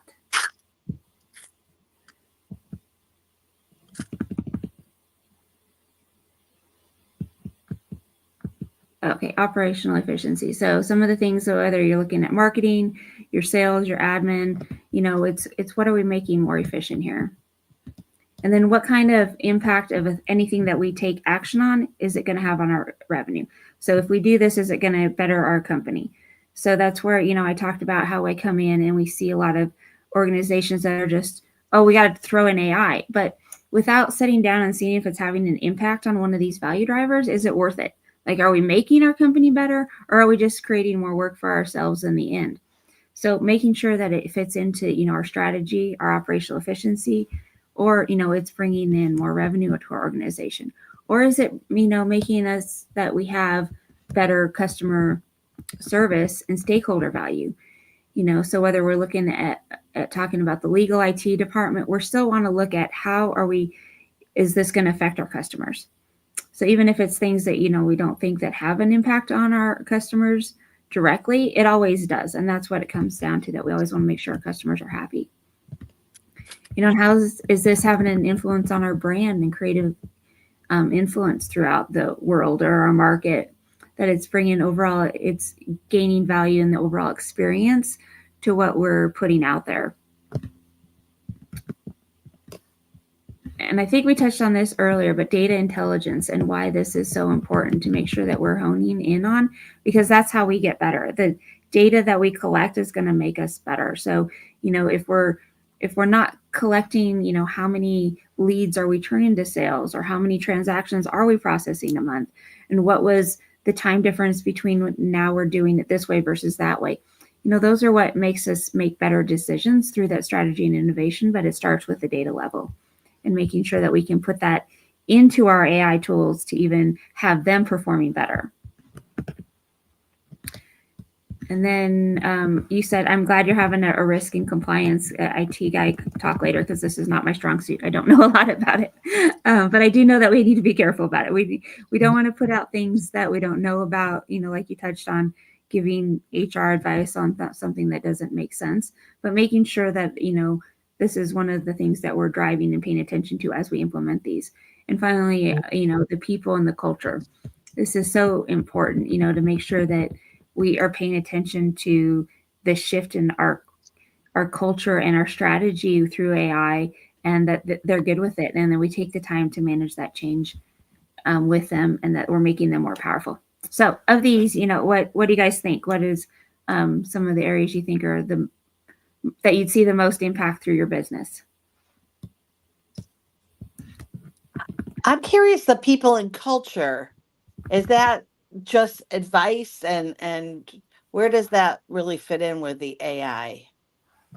So I think this is a lot of your change management, and because you come into an organization, and I've seen everybody like, yeah, let's do it. We should already be there, go full ahead of board. But then, we've not ever seen, we kind of talk about this, that we've not seen anything like this ever in human history, where there's technology, things that can do people work. And that's not hard for a lot of people to digest. And the fear that they're just then they're going to be worthless and not have a job. So in the education piece of how we're trying to make you better and have more fun at work and do more valuable things for us and be more creative. So that's a whole change management that we can, address along the way as well, that I think, you need to pay attention to, because, they're all different types of people, and some really don't like change. Right. Right. Interesting. Anyone else on chat or social? Do you have any questions, thoughts on the value drivers? We've touched a What is lot that of word? Agentic?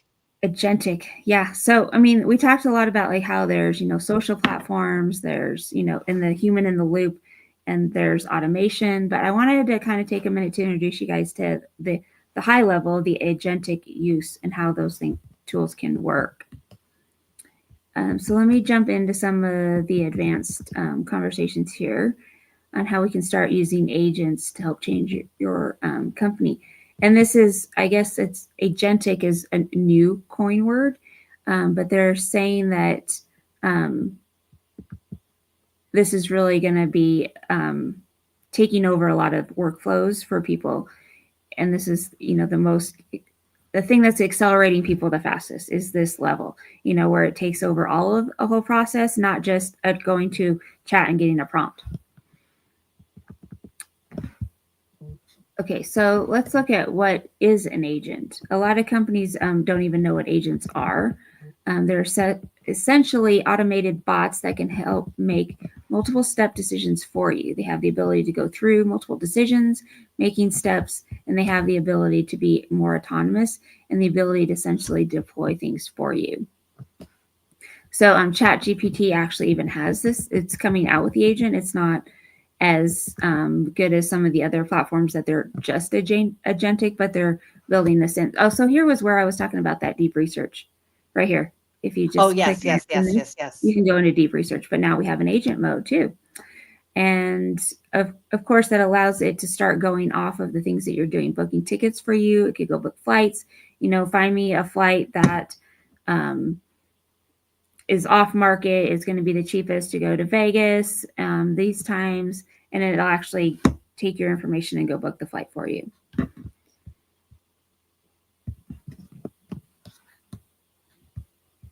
We get into research bots. So, you talked about chat does have deep research, but there are platforms that are specifically for better researching.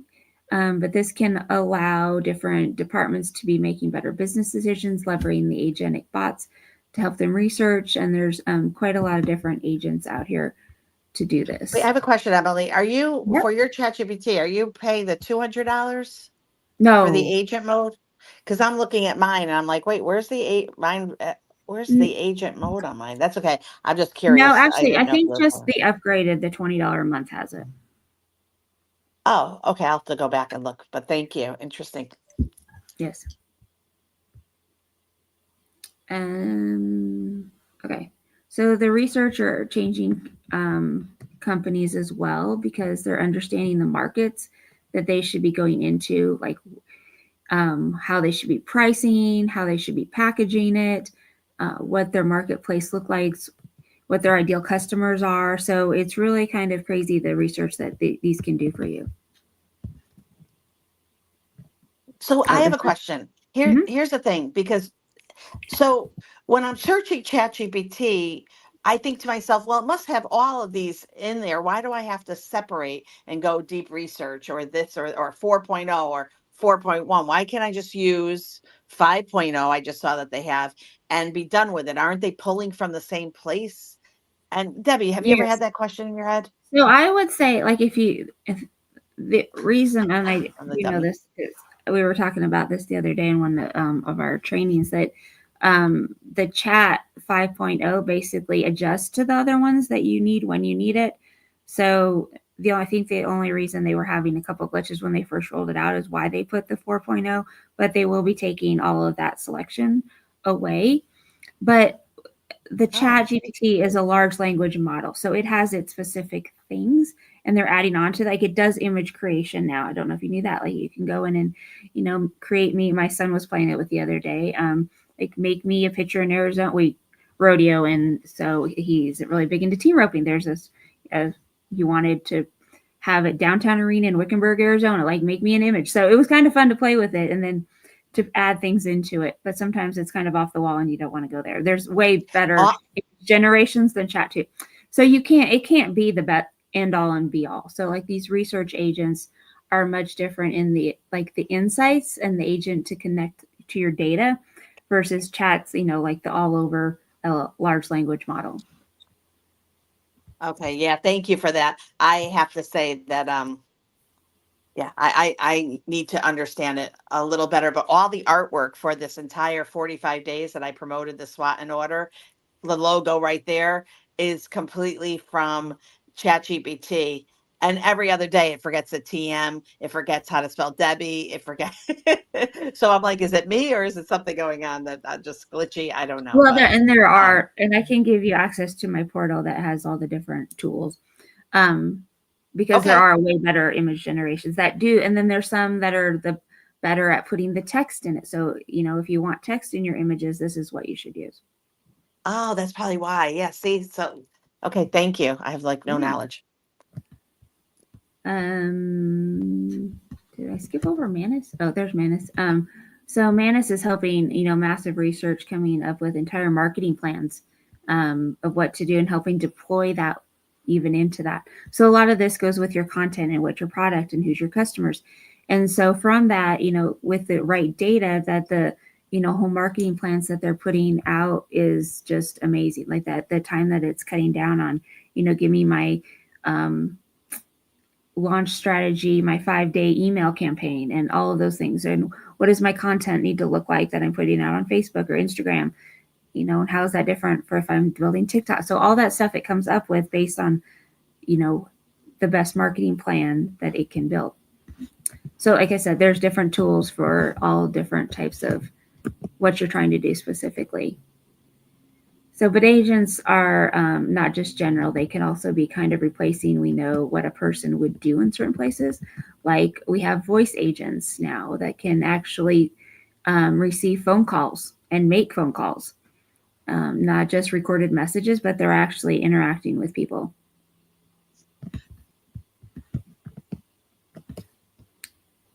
Oh, here's another phone one. The sales closer. And, you know, like I said, we touched about, you know, the cost of these too, but when you look at, I can't remember what this one is. I mean, the more that they're doing, the more pricey they get, but even, you know, $200 a month when it's replacing, you know, 5 hours of your day, but then making way more calls, you know, it's totally worth that. And you're going to see a huge ROI on it. Okay.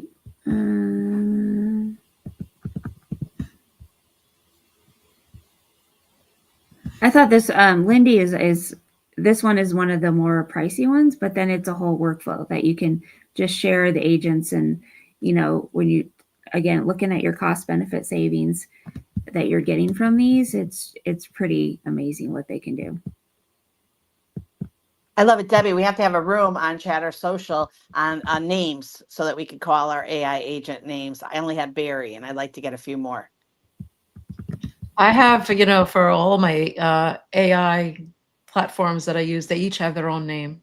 And I actually asked them because I was like, I don't want to say call like Chat GPT or whatever. So each one of them has a name, and I'll just say, oh yeah, I'm talking to Max or I'm talking to You Cece named or him. whatever it is. So they all I have love names. That makes Best me way to do happy. it. Okay, we need a room on that. That's Yeah. awesome. So let's start to look at some of the different types of agentic solutions. So the first one is an individual agent. So if you want to use a research agent like a deep researcher on chat, if you're in that ball game, and think about an agent like an Emily, I feel expert. bad. We have 1 minute left. We have 1 minute left. We kind of were Oh, interrupting a little bit. I was. oh, that's good. Well, we just didn't. We saved all the, we did all the questions throughout. So then we have the agentic workflow and the agentic orchestrations. And then, I'll just kind of jump to the Sounds end. like a Then. symphony of agents. I'm sorry? Sounds like a symphony of agents. Yes. And how many you can put together for what you're trying to do. So you can have kind of combine them all into one when you have an agent that's going to do this for you, this one, but then all coming back with this to lead it to the next step. Emily, I can already see Jonathan's brain as a storyteller, how he has it. Jonathan, do what you're thinking right now. I love it with the orchestra. Yeah. Or And the Taylor Swift. I did kind of just have Go some ahead. summarization, but we kind of talked about all these strengths to come back to our SWOT analysis. We're increasing strategic visibility, media content, accuracy and trend predictions, decision making. We're saving time. Actually, that's like the one I keep harping on, but it's personalization. Some of the weaknesses is like we talked about team resistance. And it's really important to keep that data not scattered. So to be able to combine that data and to give it back to the AIs to make them better. Underutilization, so if we're spending the time to like go put in AI and then we have our teams that aren't putting it in, that makes a difference too. And some people just don't have any idea where it applies to the business, but implementing it in scattered strategies and not being consistent across the organization. So here's some opportunities that we've really touched on, but just kind of rehashing it: customer service, your workflow automation, empowerment of your employees. Stay ahead of competition because, if we do know that all companies are going to be looking at this, and if you don't, then your competition is. And without this, I think your business is going to probably, as much as it pains me to say, become kind of, stagnant and irrelevant and get passed up by the competition. Some of the threats is that we do know that the government's going to come out and, regulate this, but so we want to use it ethically. Your team resistance, competitors, those are our big threats, and data privacy and security. So that's it. I kind of jumped through a lot, but get a hold of me if you're wanting to learn more, and I can put you into some more training or just give you some of the tools that I've touched on before. Emily, thank you so much. That was great. It really was. It's going to make it great for the book. Interesting, different presentation. Sean, just want to say thank you to Sean in the chatter room. For all of you guys in chatter, so Leah had mentioned Sean is in the others, and we're excited to have him. So thank you. And if you want to join chatter social, that you're off to say hello and see your comments, that would be amazing. In the meantime, I want to say, and so Emily, I'm going to put you backstage. I'm going to tuck you gently, and you're going to. Oops, go ahead. I'm sorry, Emily. Oh, just thank you. Thank you. It's nice to be here. Awesome. Thank you. We're really happy that you're here and excited to have you. Jonathan Howard, guys. You know what's so funny right now? Debbie, who you've seen before, two of my favorite people. Like when I say favorite, I favorite. Like when you like your life, like heart. Look at Jonathan. He is so creative. I said, Jonathan, would you be the honorary host? He said, yes. I won't. I'm on vacation. He came to Florida where it rained every day. But Jonathan, take a second to introduce yourself, please, and then we'll introduce the next guest. Sure. Well, my name's Jonathan Howard, and I'm apparently Adrian's favorite person, one of, and there we go, which is one claim to fame I will have. And then I help coaches show up on social media. I'd love to teach a lot of different ways of showing up on social media and through different ways. I'm also known on Chatter as the guy who does the Taylor Swift rooms all the time. So there we go. That's who I am. That's what I do. And yeah, I'll throw it back to you, We Adrian. lost you, Jonathan. Hold off. We lost I'm you. here. I'm here. Oh. Hopefully people can hear me. Uh-oh, Jonathan. I don't know what's going on. I can hear you. We kind of hear you. We can hear you on chatter. Oh, good. Okay, if you can hear on chatter, that's all that matters. So Awesome. Awesome. So, Jonathan, thank you so much. So happy that you're here. And thank you, Emily. That was a very empowering session. I'm going to start naming my AI too. All right. And Jane is looking and she goes, Adrian's wearing a beanie, an embroidered beanie that's a promotional products.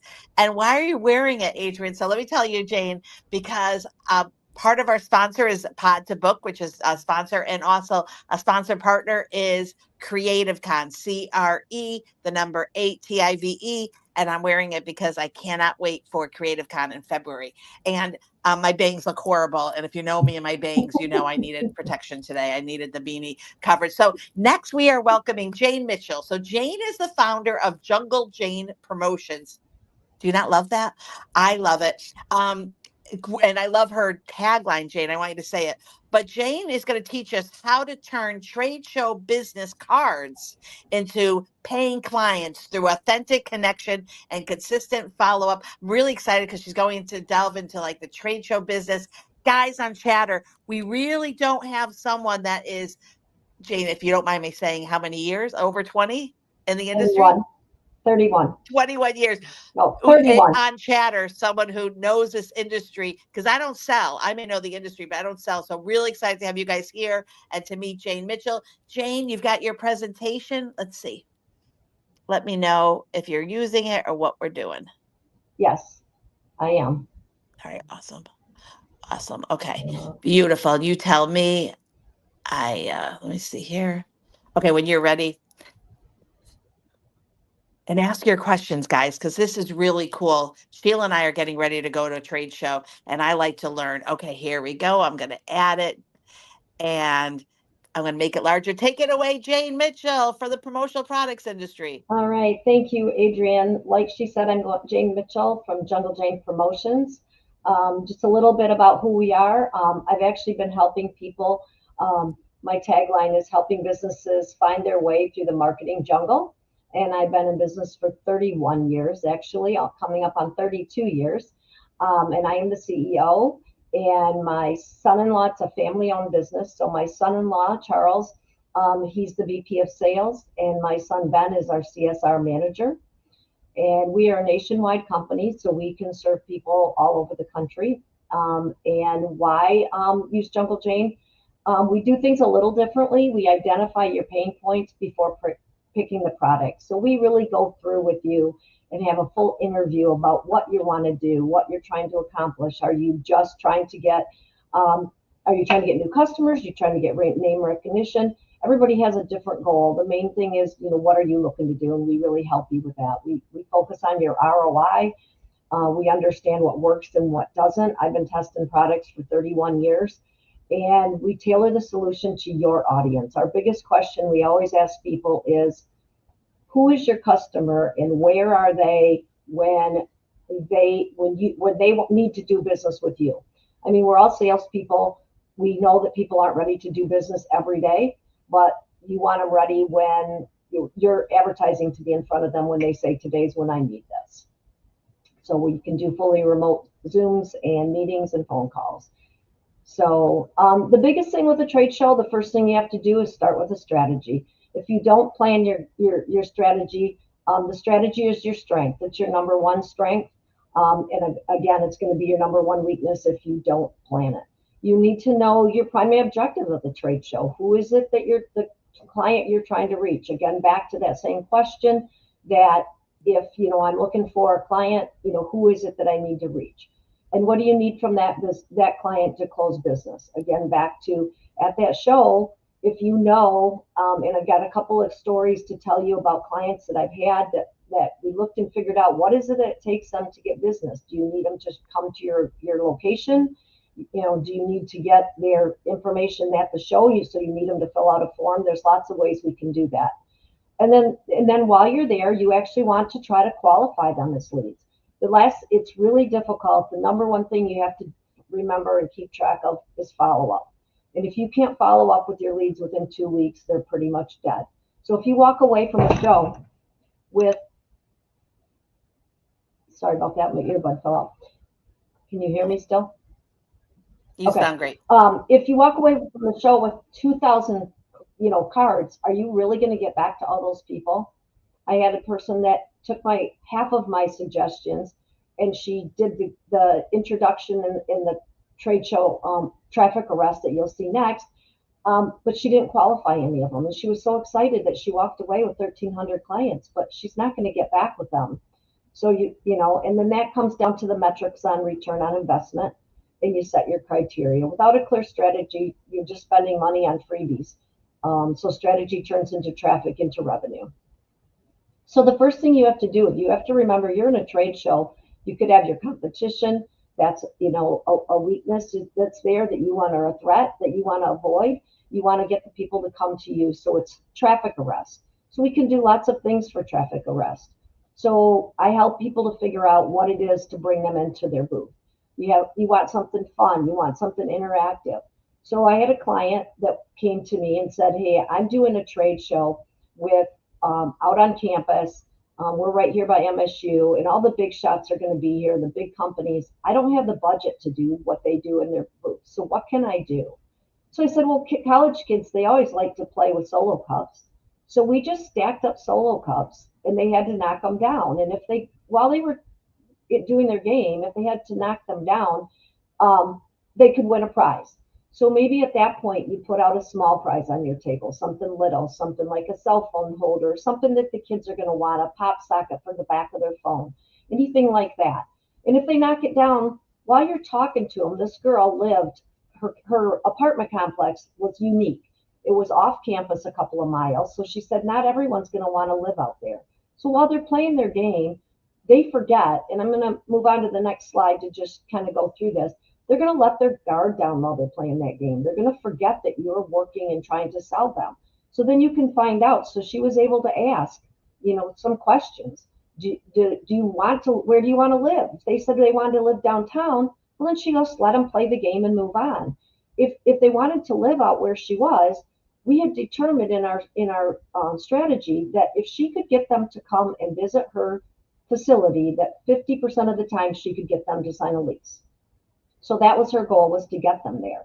So if she realized that they wanted to live out there, then she asked them, would you like an easier way to win this backpack that she had full of supplies that were, and I'm going to just jump around here, but she had a backpack like this that was full of things that college kids wanted. And if they would sign up at the show, then they would get to, and then showed up for their tour, then they got this backpack. And she ended up, being able to get the right amount of kids. She got about 5 leads, and she was able to get them out there to tour. And so with the 5 leads, she was able to close and move in too. So she was happy with that. So that's what I do for people. We look at the identity. So is there anybody out there that wants to chime in that would say they know what their client is and what it would take to get them to qualify to be what you need from them? Would you need them to fill out a form? Would you need them to show up like she did at the location? Does anyone want to answer that on chat or social? Ask the question one more time, Jane. So I'm just curious if anybody has an idea of either something they could do in their booth that's a traffic arrest that brings them into their booth, and then what it is that their client, what they need from the client to qualify them as a true lead. I'll give a couple more examples. Back on the girl on the right here that's playing with the water bottles, the other guy that I worked with, he sold big water tanks for farmers. And he said the year before his trade show, he had given away these little frisbees that they twist up and they go in a pouch. And when you open them up, they pop out. And they're so fun. And he said he was the hit of the show. Everyone was coming to his booth. But he said he didn't get any business. He said they all said, oh, my kids are going to like these, or my dog's going to like this. But nobody wanted water tanks. So we brainstormed about what he could do. So instead, he played a game with water bottles, and the people had to toss a ring over it. And again, he said what would help him of knowing who to market to is if they would fill out this form that told them, if they wanted a water tank, where they lived, all of those details. And so that's what he ended up doing. And as his gift, he actually did this little round circle here is a clock that ran on water. So if these people would fill out his slip that told him, a way to market to them, then he would send them that gift. And all of a sudden my cursor's not working to move my slides. Oh, I love these products, Jane. Wow. Thank you. Wow. Sorry, I missed that question. I had to leave the room for a minute. Sound back. Yeah, so Love the like I red said, solo cups. Yep, and he was able to do, the game, which tied in with the water bottles. And then, like I said, he had some small things that he, got on the table that fit with his clients. But then the top people that filled out his form. So again, he walked away with like 10 people from his show where the year before he had gotten nothing. So the traffic arrest strategy is to engage and create conversation, not just handouts. So then we talked about from the game to the conversation. So you need to ask them, while they're playing, they forget that they're playing a game. And so they let their guard down and they're more willing to talk to you. So you use that moment to determine if they're a client or if they're just grabbing the freebies. And if they just want whatever you had out there for free to play the game, then you just let them do that and move on. And then you identify the fit. Are they good for your services? And that's when you offer for them to move on to the next phase if they feel that you feel that they're fit. And then the game breaks the ice and the conversation closes the deal. Again, just getting back to the conversation and what to ask, you can say, what brought you here today? Understand their motive and their needs. So maybe a real estate company, people are looking to buy a house down the road. So then, you might want to have something that you, again, take a sheet and you take leads that, I'm looking to sell my house or buy a house 2 years down the road. What does that look like and how can I help you with that? What are the current challenges that they're trying to get through? If they're in your booth, that they most likely had some kind of an inkling. That's the other thing. Most people, even for a game and for a freebie, will not spend their time if they don't think that it's worth it. So they're not going to stop by a place that they really don't want to hear from or they don't want to talk to. So you've got to find out and assume that they have some interest in your product. And so what are their challenges? Uncover their pain points. Again, those are your opportunities to find out and get more details is when you're talking with them. And what kind of clients do they serve? Does that align with you? Is that, are they the client you're looking for? What kind of opportunities do you have with that client? And then can I help you with something specific? So again, that gives you more time to talk. So about what's going on. Okay. And then the gifting strategy. There again, that's where I can come in to help you figure out, does it tie in? What is, are people going to hang on to it? That's our number one thing. And I do a lot of research on what people will hang on to, what college kids will hang on to. This is a cell phone stand, and this whole front area is 100% full color decoration. When the phone is on here, you have the opportunity for your charger to plug in. The cost of this is like in the $7 or $8 range, so it's affordable to give out on a regular amount. And yet you can put any information here. You can put a QR code that sends you to your website. So if you give this out to a client that has the opportunity and you're thinking, it's a great way for them to have your name in front of them every single day. And then curating, the swag and the items that really tie into you. It took me a while to find something that tied in with this guy with the water tank, but having a clock that ran on water was, a perfect opportunity for him. First time I'm hearing it. I love it. I don't recall seeing that before, so really cool. And then, is there any questions out there? I guess you didn't cover with me, but I would gladly answer questions along the way if you have any questions. Oh yeah, I forgot to ask you that question. That was so important to me. I'm not seeing it now, but I think it's fun to talk about promotional products. So keep going. Keep going. It's All making right. me happy. Okay, so we have the post-show strategy. So what are you going to do afterwards? You know, how are you going to, you really need to plan this again ahead of time. You know, track everything. You know, track the qualified leads that you had, track the appointments that you booked, and then how can you track the promotional product? So there's a lot of different ways that you can track to see if your promotional product is actually getting you the results that you need. So you can have a separate phone number, and that phone number, you know, only goes to there. You can have a QR code that goes to a certain site so that you can track that site and how many people after the show went to that site. So you need to be able to track where your leads are coming from. And I would always say, if you can't track it, then don't place it. So, you know, you want to use something that you have a way to be able to track back where that lead is coming from. And then follow up strategically. Start out by only contacting the leads that we're generally engaged with. Make sure that you are getting back with them. So like, for instance, with my clients, you know, I find out when they're there, if there's certain events they have coming up and what do they need products for that event. So then I might follow up with them and say, okay, you said you have a trade show coming up in 2 weeks or a month. You know, what kind, you know, and then we start the process of figuring out who their client is and what they're looking for and what kinds of different products that you can use. And then I stay with them. You need to have a plan and a strategy to stay with that client on a regular basis until basically they say that they're not interested. So you can create emails, you can create phone calls, you can create flyers, but then always be open to saying, does it make sense to move on? And allow them to have the opportunity to say no. And maybe in an email, you say, you know, well, we've reached out a few times and we're not getting a response. So this will be our last opportunity unless you reach out.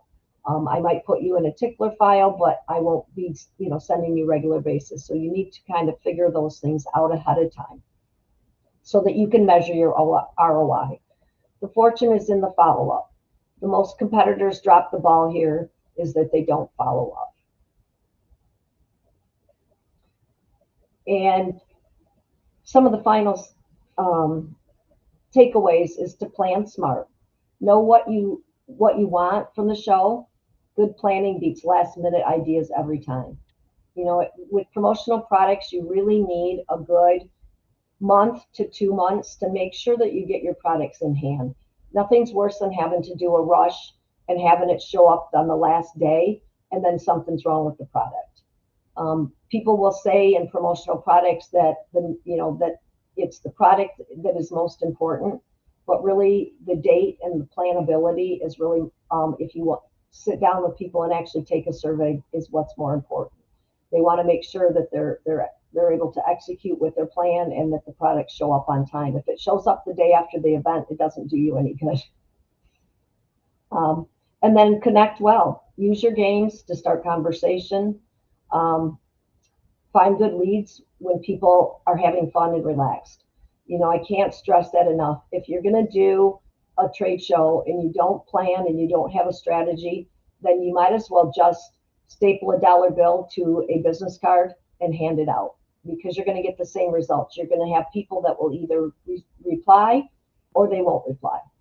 So you don't have any idea. And then seal the deal. Be clear about what you want.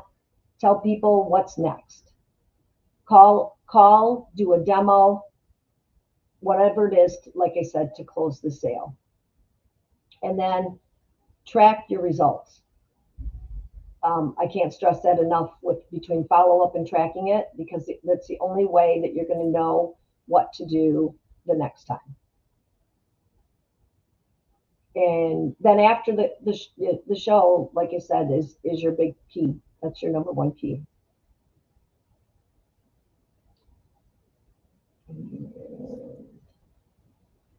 I think that's my last slide. And so let's navigate the marketing jungle together. Let Jungle Jane turn your contacts into clients.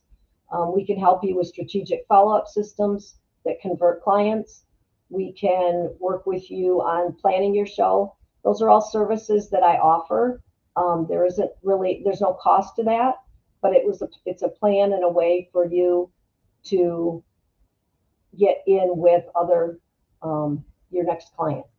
So it's not all about just colleges. We work with all kinds of businesses. We have lawyers. I actually just got a lawyer a job because he called me up and he said that he was doing an interview and he said he had a whole plan for marketing and using promotional products. So we ended up, he said his biggest thing that he wanted to do was to have his lawyer, he's on campus and he works with the students. So he wanted to get them all backpacks. So I created backpacks ahead of time for him to take in, along with products that he could showcase to the employer of how he was going to take and run with his business for the next year. So I work with your clients to make sure you're getting the most effective.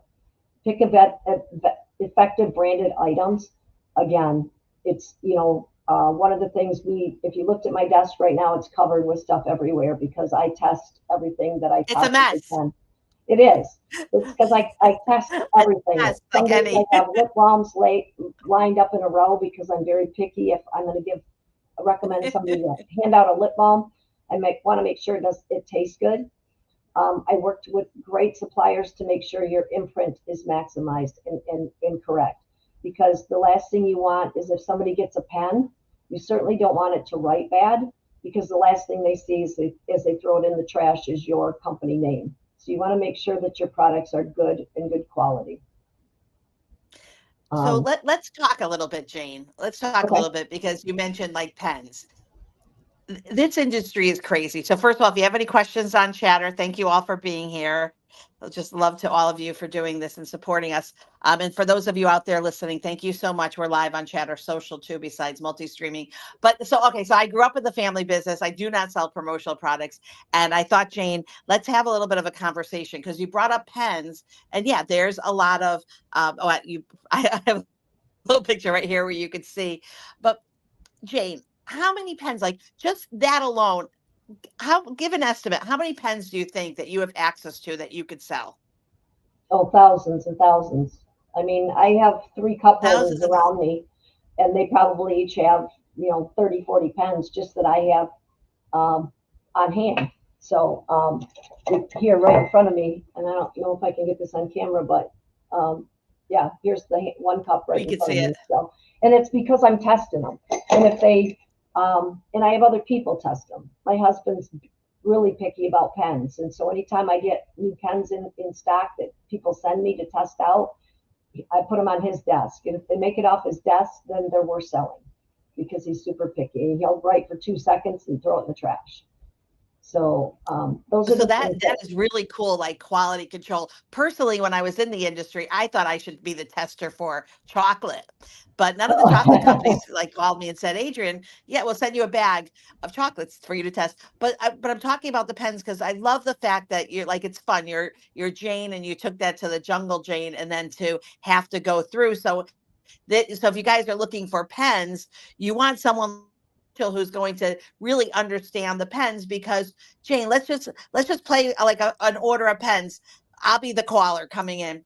So the phone rings, you answer it, and I said, hi, Jane, I think I want to do pens for an event, but I need it to be a green ink pen. Is that something you could do? Yes, absolutely. I can get green. So what is it that you're looking to imprint on it? Well, because I'm a green company and I am a cleaning company and I only use green products, I thought I should use a pen that biodegrades. So, what does that look like? A biodegradable pen with green imprint? Yeah, I mean, it depends on the logo and the statistics that you're going to put on there. So every pen has an imprint area. So I need to make sure that what you're going to put on there is going to fit. So when I go to pick out the pens, I mean, I have lots of eco-friendly products that are made with biodegradable plastics, but I need to make sure that the one I pick for you is going to actually fit your logo as well. So if you have a large logo and you only have a pen space that's 1/4 of an inch, you're probably not going to get it to read and or print, you know, and so I look at that. And then who is it you're trying to attract? Are you trying to attract a lawyer that you're going to want a higher end, you know, quality pen? Or are you looking to hand these out at a restaurant where you need the least expensive, you know, good quality, eco-friendly pen? So those are the things, you know, we can always, you know, have a good, better, best in the field, but you need to make sure, again, it's fitting what your clients are going to do and how you're going to hand it out. If you're going to hand out thousands and thousands because you're, you know, at a restaurant or, you know, a trade show, you're probably going to want a different price point and a different type of pen than if you're handing it out, or if you're handing it out to a tech company. So I had a tech company once, and we kind of got like a robot pen. And so there's a lot of different options, you know, again, going back to my questions of who it's going to and what's your purpose and what your logo is. And then once I get all that information, we can kind of start going into the products and which ones we have. So think about it, guys. That's just one pen with all of that information. I do have to share a funny story. So I was at a trade show, and you know, I mean, imagine Jane walking the big trade shows with hundreds of thousands of products. But I had grabbed a pen, Jane, and at the time, it was just a couple of years ago, I was a rep for a international student exchange company, which I loved. And I would go out, and once a month I would meet with my students, and I would, you know, write things down, and I have to put it into the computer. And I was, you know, like, what are your grades? How's it going? What are some of the events you went to? Just getting a feeling as their area rep, and they are a student exchange. So I come home and I'm looking at my notes to put them in the system, and they're gone. I see a little indentation. I'm like, what is going on? And then lucky enough, my brain said, you may have used an invisible ink pen, which I did. I had grabbed one from the trade show. I had to call the student and be like, you won't believe it, but I don't have any of the notes because I used a pen that actually became invisible. That is crazy. Have you ever sold that pen? I have not. I've seen it. I have sold the erasable pens before. So it's ink, but it does erase. So I have sold those before, but I've not sold the invisible pen. So Jane, I want to ask you, so we're talking about trade shows and we're looking, so one of the things that even for Sheila and I, when we go to Podfest for Pod to Book and Podium to Book, we really need to have like the banner, like a retractable, even that, there's just so many different things. Like, so when you're guiding someone on the marketing of what they're handing out, what about the signage that they have? And if I was going and we were a completely green business, let's say, would I be able to get something that's green and retractable? So can you share a little bit about signage, banners, and what that looks like for a company that wants to have that for their trade show? Absolutely. Yes, I do have. I have almost every product we sell now has eco-friendly. It's a very big thing. It's even down to the packaging. A lot of your companies are changing the packaging that stuff is coming in with. That's biodegradable, the packing's peanuts. And yes, with the trade shows, they definitely have banners that are biodegradable. They have reusable out of like different materials that are eco-friendly materials.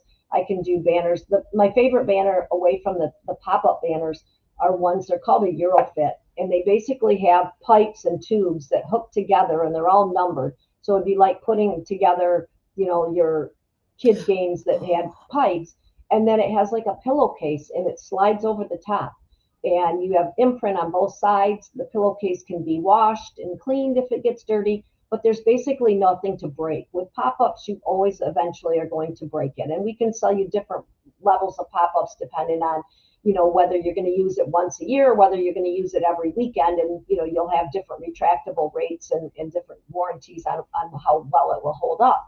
But if you want to take that risk out of there and remove a threat, you can get these ones that don't have any moving parts. So the pipes go together, it stands up, you pull the case over, and it's done.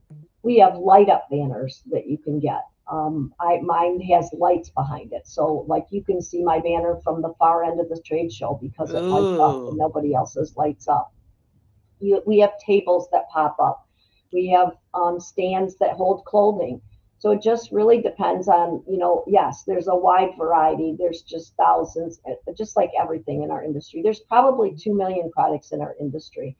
Oh And my God. that's why I spend so much time on being unique in what I offer to people and recommend for people, because so many people do mugs or bags. And yes, they are the number one thing. And yes, you need them. But I just went to a trade show the other day and nobody had anything but bags. There was like seven vendors and they had 7 different bags. And it's like, okay, I can almost assure that somebody went home and threw at least one of those bags out because they already had enough grocery bags or whatever. So, again, if you know that you're going to be the one there that has the bags, that's a different story because everyone needs to walk around the trade show with one. But that's where the whole strategy of planning your booth and getting your traffic arrest and the signage behind it. And I guess I missed covering that. That's just as important in getting, that's all part of the traffic arrest, is making that booth look really cool and exciting to come into. I love that, Jane. When you think about it, I always had a theory with a bag. Have the largest bag.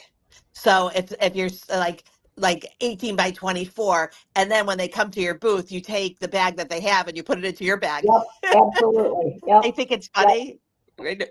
Go ahead. No, I think it's great. I mean, I have had people that do that we recommend that to. That and like you said, I mean, that's where at this trade show I was at. It would have been beneficial if that last person with the 7 bags had a big bag to put everybody's in. Then that would have been their advertisement walking around. And people get a kick out of it. I always did it with a smile and a little joke, and I've never had anyone like, I watched them. They didn't like run away from the booth and try to like take it out. But the other thing is some of the, like you mentioned it, like mugs. Like to me, I get a call all the time. I'm looking for a ceramic mug or a keychain, and it hit me early on. Like that's the 2 things that people know that they think like, oh, I'll get it. Like, so explain why what you do is so important, because if I said to you, I want a ceramic mug, why would you tell me that that's not a good idea for a trade show? Well, because that's going to be a big threat, because there's several things. And that was my last thing I was going to cover that I didn't go through, is I just wanted to reiterate, and I don't have a slide for it, but your strengths and opportunities and threats and weaknesses. And it's a weakness if you show up with a ceramic mug, because on the way there, they could break. The client now has to figure out how to get that home. It's the same thing that you have to strategize about what that gift's going to be for people getting it home. So if your show is out of town and the majority of the people that you figure are coming through that show have been on an airplane, well, now with the chargers and all of that stuff, you've got to think about that. If they've already got power banks, are they going to be able to put that, make sure they know they have to carry that with them. They can't check that in their suitcase. And an umbrella or something very large. We had a client that gave out wooden cutting boards, and they were pretty good sized cutting boards. And we talked to her about it ahead of time, and we determined that what she would do is collect the names, and she actually mailed them to them later, because they weren't going to, if somebody's got a suitcase and they already have their weight down on their suitcase and they already have their carry-on, they're not going to want to take home a lot of stuff. So you've got to think about all of that and how they're going to get it home. And that's definitely a threat, to have something that's breakable for them to have to take home, from a trade show.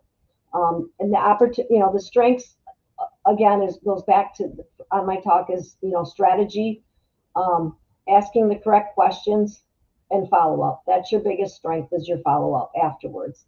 And then your weakness is if you don't prepare and you don't have a strategy and you don't create some way to get them in your booth and to narrow it down. Again, if you don't do that, you're going to have everybody that stops by give you a card, and you don't know where to start on your follow up. And then the opportunity is to get the clients to do what you need. If it's a great opportunity, if you take that time in your booth. I played at our last trade show that we did. I played a game with our iPad, and we just asked questions about the industry. What percentage of people will hang on to a bag, or what item is hung on to the most? And there was 10 questions, and they just went through on the iPad. Well, first of all, it creates a line.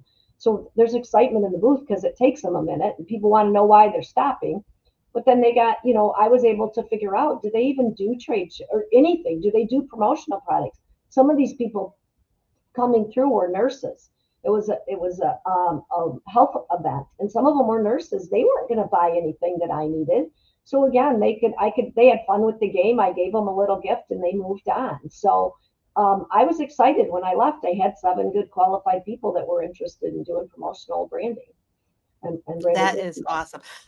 I want to address a little bit of the elephant in the, well, for me, the elephant in the room, but I want to share, growing up in it, my dad would have nurses are special people, pens, and doctors and flight attendants, and and he would have a big drawer. He would go to the hospital a lot because of, he had an ileostomy, but he'd say, go to the drawer and pick. And my gosh, it was amazing. Like one lip balm would make, because it's so dry when you're working, right?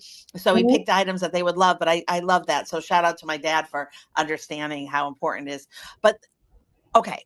So Jane, I would like for you, we did not talk about this, guys. This is totally so we'll just see what happens here. Jane, there's a difference between me, I'm Sally now, and I have a machine, a Cricut in my garage, and I can make mugs for everyone.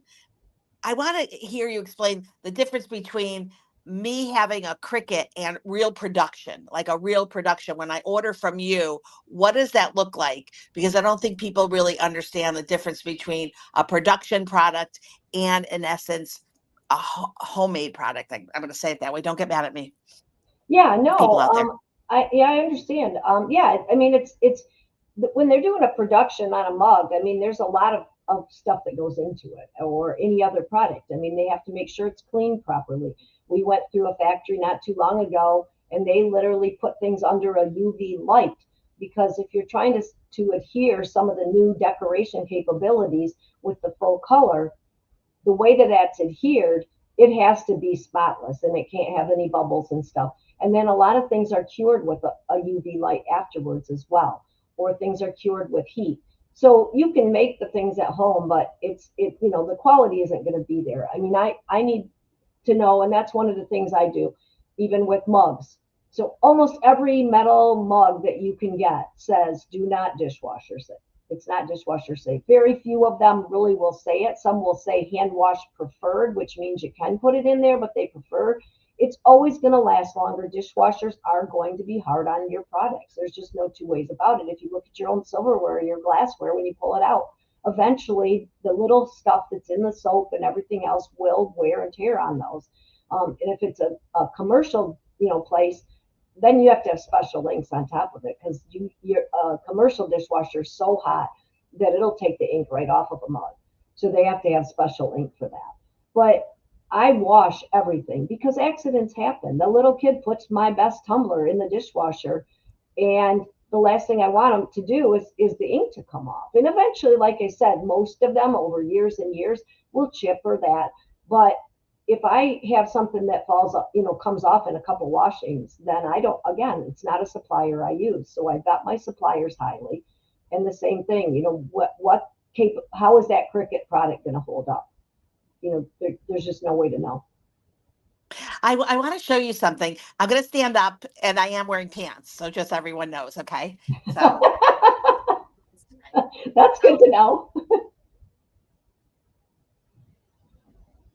So we're all family. Okay. So I want to talk about company stores. I want you to explain some of the difference. And my daughter kind of created this for our podcast. My daughter, my friend, and I had ordered a couple things for the Swot and Order, but I didn't love it, and not enough to. And it was almost like painting a decal. Oh, I don't like my bangs there. But what I did notice, Jane, with this mug is how lightweight it is. I was like, I didn't realize that there was a different in like the ceramic, and Sure. it doesn't feel as heavy as like a 12 ounce that we normally do. But can you explain like the pop-up stores? Because in essence, you have the ability to do one minimum. So like if I said to you, I want a raffle prize, I'm not going to order a lot, but I want $100 raffle prize with my logo on it every month for the next year. So I'm going to order 12. Explain how you could do that and what that would look like, and how the industry really is created for that too, not only just the big orders. Yes. Because I would love to Yes. hear from you. So I'm sorry. Sir. We have, like you said, they're called pop-up stores, but they can be up year round. They don't have to just be up for a short period of time, but they're basically print on demand. So they're printed when you order them. So you can order one product or you can order 5 products. You can do it with your staff. If you wanted to give out holiday gifts, you pick the items, we create a store, you give the link to your staff, you can give them gift cards if you want to give them a discount, or you can make, the products free and then you pay for the back end. It just depends on what you're trying to accomplish, but there's unlimited stores now that we can get one-off products there's some cost to set them up and sometimes to host them. So, you aren't going to do it if you're only going to order one item once. I might do that in a different way, which I have, but you're not going to necessarily set up a store. But if you have clients that that want to go out and buy your products, and you want to hold a store for it, it's definitely things that are out there. There's so many opportunities, and they're creating more. It's almost kind of like an AI. Every day there's a new place that's able to do it in a new way, and more products available for that. But a lot of them don't have like the stock, and they don't keep it, and it's not the same as working with a Jane. But Jane, let's move past that for a second and let's go to brands. Like if I called you and I said I only wear Nike and I need Nike shirts, you could say to me, oh, absolutely. I can get Nike shirts. I can get Nike tennis shoes, I think. We have a company that decorates on tennis shoes now, and they can get some brand names and decorate on them. I can get Yeti tumblers. I can get Stanley tumblers. I can get, Brewmate. Every brand name is out there. We just did a store for a client that gave out anniversary gifts for their clients, and we did barbecue grills that were oh shoot, forgot the company. The brand is the big Weber grill. So we had a Weber grill on there, and we had Yeti coolers, and there's just lots of different options out there. Every brand name's out there. If you're all into brands. So one of the things I want to leave people, because the biggest question I always get from everybody, and the reason that I always say the product is the last thing and is most important to figure out what you need, is because I always have everyone say, what's the latest, greatest, cool thing? And the latest, greatest, cool thing I seen a couple of years ago was a urinal screen. And that's the look I get from everybody. yes. So, but if it fits your company, then that's okay. So I did a cab company, and they put on there, if you're leaning on the wall, call a cab. And they put them out in urinals out, by the bars. They were thrilled with them. But as your faces all gave the look, if you're giving out makeup, you probably, if you're selling makeup or you're selling different things that don't tie into that, you probably don't want that. So it really comes down to what's the most important. It could be, if you're in real estate or a pizza delivery company, a 50-cent magnet on the refrigerator can do the trick, because that's where your customer is. They're looking in the refrigerator and there's nothing there, so they decide to order pizza. So it's all about, where is your customer when they say, I need to do business today. I love that. The urinal, there was one that I saw that was so you have it's a urinal screen. So it was it said, if you think looking down looks funny, watch the comedy. And there was a thing for the Comedy Central, which I thought that was hilarious. Oh, that's so funny. So what about, I do want you also to talk about, if I was going back to Sally with the cleaning company and I wanted a product, I said, Jane, this product has to have something to go back to the planet. I want to hand something out, but I want it not only to be eco, but I want it to have something go back. Like who do you have that gives back to the planet? What would that look like? I have quite a few companies that donate back to the planet. I have products that you can get products that are sponges, but they have, they're flat and they come flat, but they have seeds in them. It's seed paper. So I have paper made out of stone. So there's, but the seeds, you can plant that. So I could send a card and the whole paper is made with seeds in it, and it just looks speckled. And when you're done reading the card, you can plant that in the ground and the seeds will grow. I have, little plants that you can grow. I have live plants that I can send it and put decoration on the pots. So you have poop paper too, don't you? Poop paper? Yes. Yes. Yes. Oh, yeah. Jonathan's like, what? Yeah. Explain it, Jane.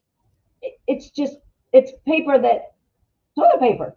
Is that what you're talking about? No, like elephant dung, the one like the elephant where they Oh, created yes. the Yes. Yeah. The elephant poop paper. Yeah. I can't even explain that one. That one is just too strange. I know what just you're tastes talking like about. paper, Jonathan. How do I know I tasted it? Of course I did. I'm kidding. I'm kidding. No, So, I did. I looked at it for a second.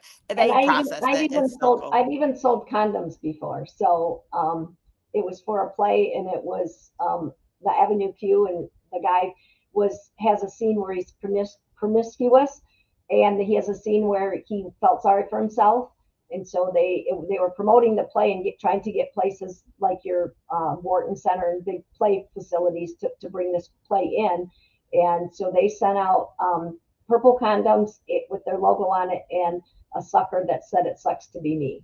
So you never know what I'm going to sell, and it's going to go from one end to the other.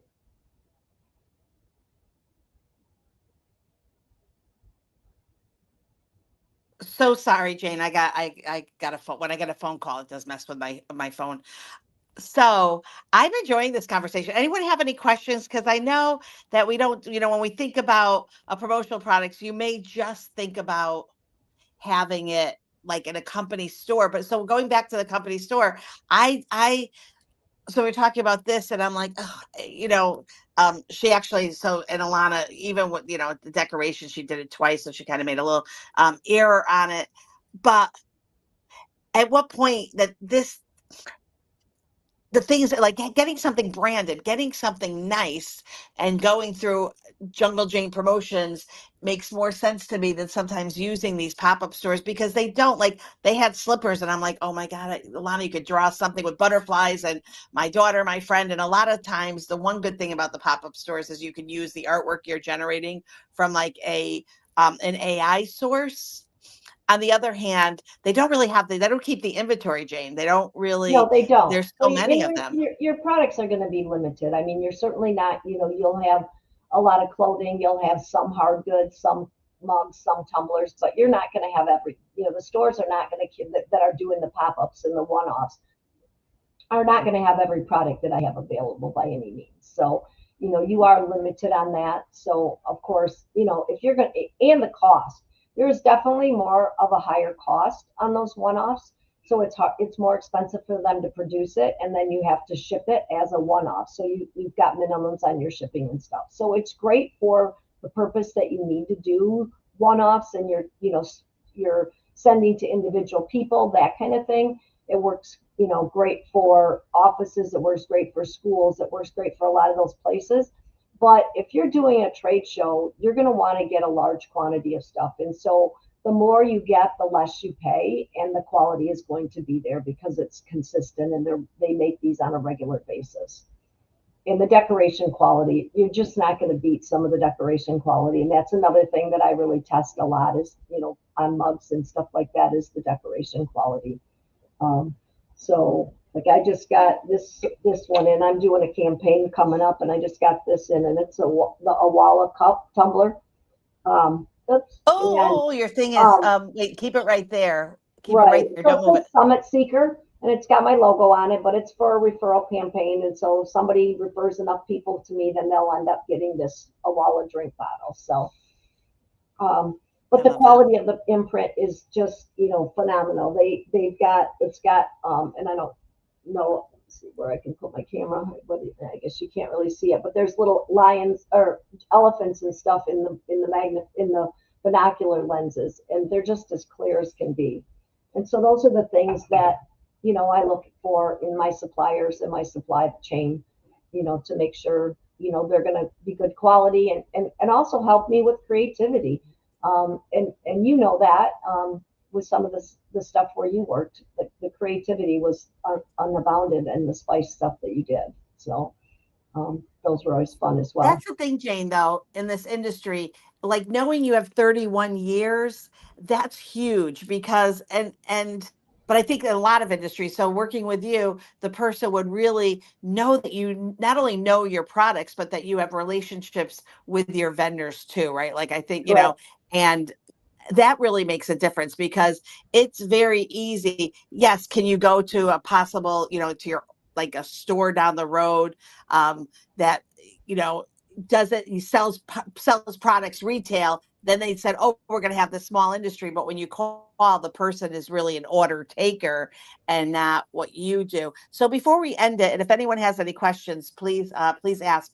But let's just hear. I want you to share what makes you different than a company that is just an order taker. What does it really mean? When you already said all those questions you asked, but why?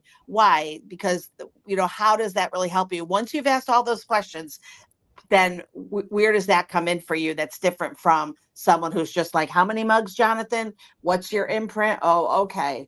And not even asking you what side you want your imprint on. Go ahead, Jean. Right. But it's because without those questions, if you don't get the right product, you're not going to get the return on investment. And nobody really wants to just buy the product to buy the product. Again, businesses are there to sell and to make money. Everyone knows that that's the goal of a business. So if they're deciding that they're going to get a product to help them, and the products are great. I mean, I call my products extra free employees, because if you get the right thing and it's in front of your client, that your particular client, and who needs it, they see it every day, and it doesn't cost you anything more. So you buy it once and it just keeps working and working, where your salespeople and everything, yeah, you can send them out, but they're not in front of that client every day. They can only get to so many people. So if my client's sitting in front of a computer all day and I put a cell phone on their desk that has my logo and my branding, if they need what I have, if I have a computer go down and it's a computer company, where's their contact information for me to reach hold of them right then and there, right in front of me. And I see that every day. So I know that that's going to work. So that's the importance of asking the questions and getting the right product, because if my client is sitting in front of a computer all day, but I have my advertising out in their car, it's not doing me any good. I mean, yeah, they'll see it occasionally, but it's not the same. So it's to figure out, where are they when they say, today's the day I need you. Whether you're real estate or whether you're a computer repair person, whoever, the bar up the street, the pizza place, and that's why I spend so much time. And what makes me different is the time and what I go through to not just say, oh, you want mugs? Okay, here's a list of mugs. Tell me which one you want. Jane, I see Mary Kim has her hands up. Mary Kim, hi, welcome. Let's hear your question to Jane. I'm looking forward to it. Yeah, this has been great, Adrian and the whole team. And Jane, my question is, so anytime I do an event, whether it's just an online event or an in-person event or a birthday party, like for me, it's always about the tiniest details. It's the whole experience from the moment you know about it until the moment you leave. I have a question. So since you're in the product promotions area, Yep. is there something new and different, like unique, that would be up and coming and something that most people don't have as part of promoting their business, that I should know about? Well, I mean, there's always something new. I mean, we just went to a show to look at products, and everybody comes out with stuff. Sometimes it's just a new color, which irritates me that they list it as new. But one of the things that I found that I thought was really helpful, that I had not seen in our industry, where you could put your logo on it, was a strap that there was I don't know how to describe it exactly. There was a T piece on the bottom of the strap, and it went in the back side of my cell phone, and it came out where your charging cord normally comes out. But then it hooks to this shoulder strap, and basically it allowed me to carry my phone on my hip. It was long enough, like a lanyard, but it was long enough that I could then pull it up and take pictures with it still on this strap. So I didn't have to worry about leaving my phone behind. I didn't, have to worry about dropping it because it was connected. I mean, that's just one that pops in my head off the top of my head. And again, it goes back to what you're trying to accomplish. That to me was, wonderful for women. I don't know how many guys would wear that over their shoulder. I'm not sure. You'd have to find out. So that's, like I said, that's where I go with it. When people ask what's new, is what is it for you? I mean, I'm trying to see something, on my desk. I mean, I just got this bamboo cell phone holder in the mail yesterday. I mean, people stop and send me stuff all the time, but then I evaluate and decide whether I think that this is something that people will use enough to, to keep onto it. Because again, we gather up stuff and we have to determine, do we use it enough or do we get rid of it? And my goal is to help people to figure out something, that people will hang on to. I mean, again, it's not always new. It could be a stain stick. I carry a stain stick in every car because if I go somewhere and I spill something, I want to be able to get it off. And so if somebody's advertisement for dry cleaners or anything like that's on this stain stick, then it's going to remind me, oops, okay, that didn't come off. I better take my clothes in. Did that help? Yeah, I totally agree. Spending money and then having knowing they're just probably gonna toss it, I can't do that. Not that I've done that before and I just don't like it. It's like wasting money, right? Either you're gonna use it or Yep. not. So that's why it's very particular. Feel free to reach out to me. I'd love to brainstorm with you. Yeah, I was wondering if you do have a catalog and stuff, but I have your information too, so I'll reach out. Thank you. It's my website, Thank you, Mary Jungle Jane Kim. Promotions. Thank you. Yeah, very interesting. I really enjoyed this conversation, and I think that we are good. Jane, I love that you spoke. I love that you're representing the promotional products industry, and let's just be honest with each other. Jonathan, Jane, don't listen. Jonathan, doesn't Jane play most of the day? She gets to play with all this something that's water that tells time. What? She's playing all day, right? When I used to work in merchandise over at Barnes & Noble, it was my favorite days when my vendors would come in with all the stuff. So yeah, absolutely. But we do have Julie Loken did have a question for. Okay. Oh, So Julie. Good. yeah. What is the best promotional product for a swag bag is her question. Again, it's so hard to say because it just depends on who it is. I mean, again, if it's an outing that's for golfers, then it can be Band-Aids. I mean, people always think it has to be golf related, and if she gave me an example of what industry she's in, even because it's all different. It comes down to just like that sling strap. I mean, that sling strap could be a great thing, to put in a bag, but I need to make sure that the majority of the audience is going to be geared towards that. I don't think that there's one I don't think there's one particular item that I'm going to tell you would be the best in every single bag. Maybe I actually, for my business card, use a microfiber cloth. I've used it for probably 28 years. That's the only business card I use. And people don't throw it away. I have people tell me, they use glasses, cell phones. I had somebody tell me they kept it on their scanner years ago underneath their thing so they could clean the scanner glass off before they scanned or printed. I guess that would probably be something that everybody could use and hang on to. Someone asked, Leah Garcia asked, can you do small orders or single items? It just depends. It just depends on what you're trying to do. Some items come smaller. Basically, what I end up telling people, a good rule of thumb is if it's the cell phone holder does come in smaller quantities. I think like 100. She liked the cell phone holder. I think the minimum on that's 100. Every company has different minimums. But like I said, a pen, your minimums are probably going to be $250 to $500 because they cost, 75 cents to, $2. If you've got something that's like one of the really nice tumblers that costs $25 or $30, you might only have to buy 6 or 10. So it just depends. So it depends on the product, but I'm pretty sure the cell phone holders are like 100 pieces, but just give me a call and we can look them up. And I see, like I said, there's 2 million products in my industry, so I can't keep track of all of those numbers and costs.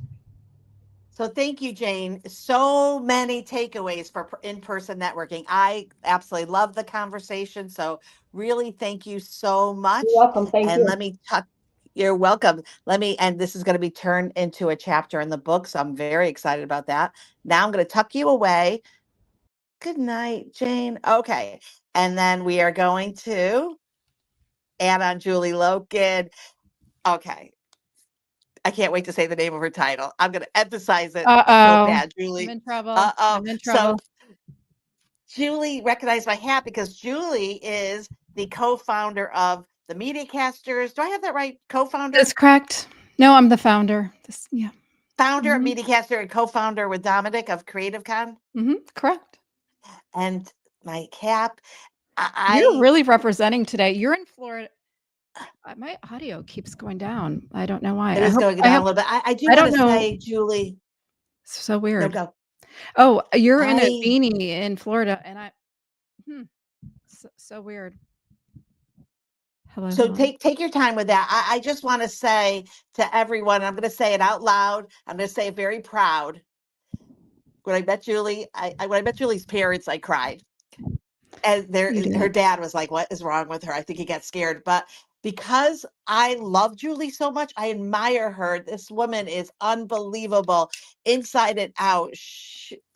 So I like when I think of the parents that made her. I get so excited. So I love Julie. I love Julie. I love Julie, and there should be a movie like that. Forget Lucy. I love Julie. So okay. So Julie, how do you prefer to have the audience, questions, collecting them? Do you want to, as they come in, we could put them up on the screen and chatter will raise their hand, or do you want to wait till the end? No, I want you to interrupt me. I prefer interruptions. I like interaction. And speaking on stage is not my forte. I actually love conversations. So if you have questions, if you see anything on Facebook, YouTube, anything, I'm trying to, I've been sharing all day yesterday. So hopefully there's some people that I recognize, or if you do have any questions, just interrupt or, bother the honorary Jonathan and the actual Adrian, just please do that. So, and I'm so grateful for you guys. What an amazing event you're having here. So thank you. Oh my gosh, thank you. My heart. Okay. Welcome, Julie Loken. I'm going to tell you the title. I am so excited for this. So you effed up. I can't say the word. A no bullshit guide to rebuilding your brand again. So Julie Loken with So You Effed Up, a no BS guide to rebuilding your brand again. Welcome, Julie Loken. Woo-hoo. Can I hear all the applause from Adrian? Everyone, unmic, please, on chatter and give us a little applause. I got to hear some voices. At least, can you guys just give me, can I hear a voice or two? No, Julie, I'm sorry. I hear Jonathan. Welcome to chatter. Oh, I heard River. I know River's voice. Debbie. Puddin'. Oh, there's my Marcella. I know her voice. Thank you for being here. Okay, I heard two voices, so thank you. I love it. And Debbie, thank you, Debbie. And you know what, guys? I'm so grateful to be here. Number one, because you're all awesome, and Adrian's vision, and Jonathan and Debbie. I'm just grateful to be here. And wasn't Jungle Jane awesome? Because I had so many questions for her. I need to dive deep into that. So I'm going to try to give you my presentation. Adrian gave me the task of being the letter T in SWOT. So the letter T is threat, which is probably the most negative letter of the SWOT diagram, right? It's the threat. So I'm going to try to spin it as a PR professional would, and make it a little bit positive. So hold your horses. We are turning T into something positive today.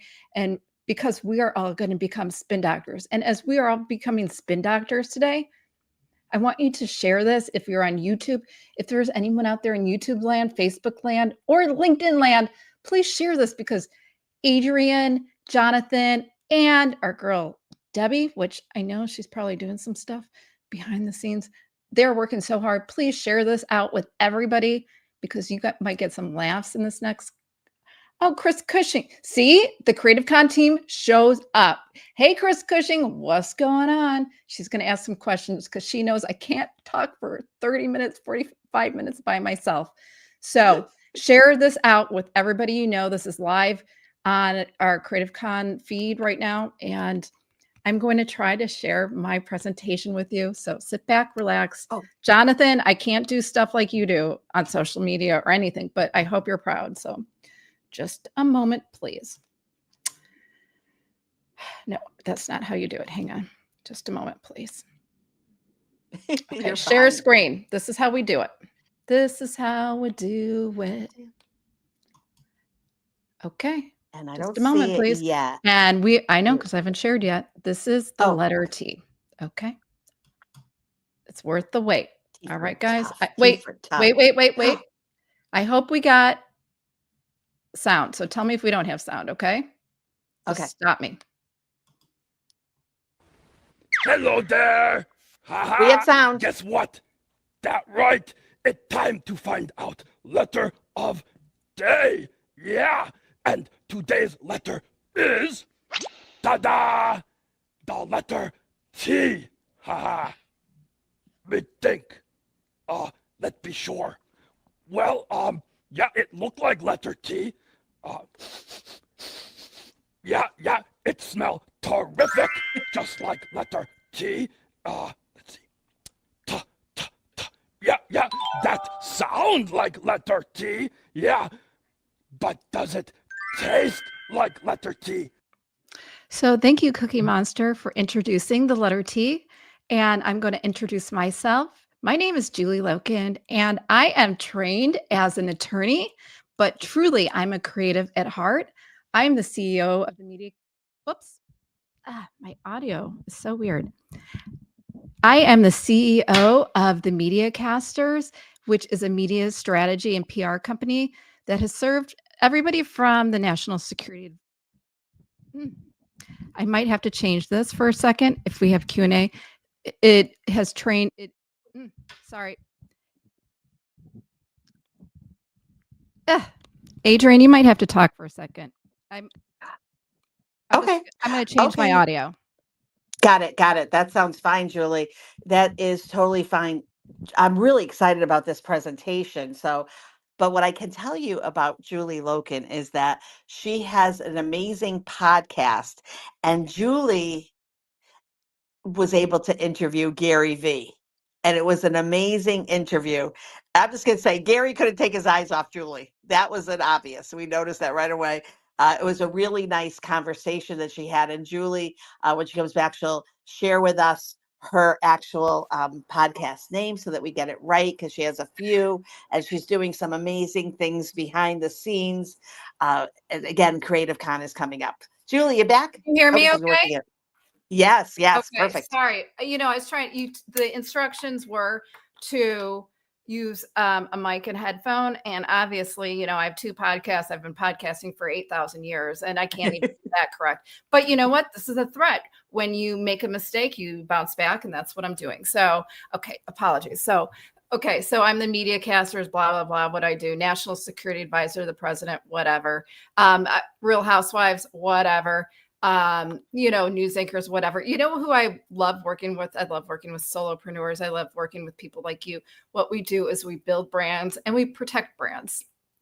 That is what I care about. And today we're going to talk about building brands, protecting brands, because there are tons of threats to people like us. And we are talking about the letter T. So thank you, Cookie Monster. And let's just go to the next. Let's go to the next. Let's see if I can do this. Oh, maybe I have to go back to my sharing. Let me see if I can help you. Let me see. Yeah, this is. No, I don't have access to move it. Hang on. Let's see if I can do this. This is what I was worried about. Let's see. Yeah. All right. Let's go. And we're doing the beautiful. I got it. Okay, I'm going to add it to the stage. Oh, you got it? Oh, it's right there. Well, I just added it to the stage. I saw you had it. So. Just a moment, please. You're good. I don't know what happened there. You know what? This is really actually a great exercise in when things get screwed up. So, and I apologize. I don't know what just went on, but Jonathan's having a good time. He's like, boy, I'm glad she doesn't work with me. I would never say that. Okay, let's go. Let's see if this works. Okay. So we got this. Can you see? I love your title. So you effed up. Okay, so I'm just going to do this. So you effed up. This is a no BS guide to rebuilding, rebranding, and rising again. And thanks, Chris Cushing, way to pivot. And what we're going to talk about are different threats to your business and also ways to combat these threats. And then we're going to talk about my biggest and my most favorite F up of all times this year. And I hope we have fun, like really dissecting it. And I don't know. You know what? There's something wrong with this because every time I try to share my screen, it goes to X. So that's what's happening. So I'm not sure what's going on here, but we're just going to try it again. And here we go. So what is a threat to your business? I'm going to cover 4 threats. Okay. The first threat is a reputational threat. And what is a reputational threat? We're going to talk a little bit more about it going forward. A reputational threat can be that landmine. It can be that landmine that like blows up everything, that freaks you out. And you're like, oh my gosh, what just happened? It can be just a ethical, just assault, a sexual, just misconduct. It can be ethical misconduct. It can be fraud. It can be harassment. It could be HR problems. I'm going to use a big example on our next little conversation, but it can be something that really just blows up everything. And you're like, what the heck am I supposed to do? An economic threat. This can be something huge. I mean, it can be just like you've lost all your money and you don't know what to do. It can be something with the tariffs. Like the tariffs have been a huge problem this past year. What do you do if you're importing, exporting, or something like that? That can be a huge problem. It can also be, market volatility. That's always something. We never know what the market looks like from day to day. So it can be market volatility.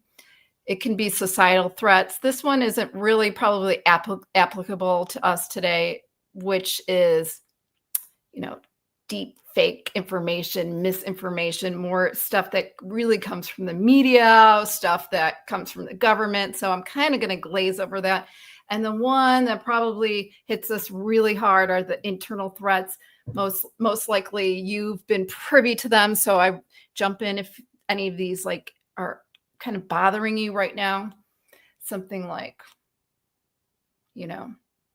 toxic workplace or even if you have I'm not speaking of anyone in particular, if like a toxic workplace or toxic work culture, something that, weak internal systems, issues with employees, or, a lot of us hire freelancers, or a lot of us I know hire maybe VAs from overseas, and there's issues with communication. These things can be real issues with us that define how our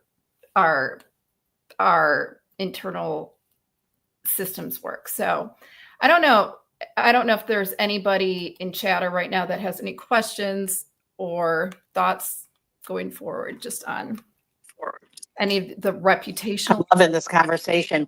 Anybody on chatter, raise your hand or on mic. Okay. Nothing. It's very quiet. Okay, well, we're going to go on. We're going to keep continuing, and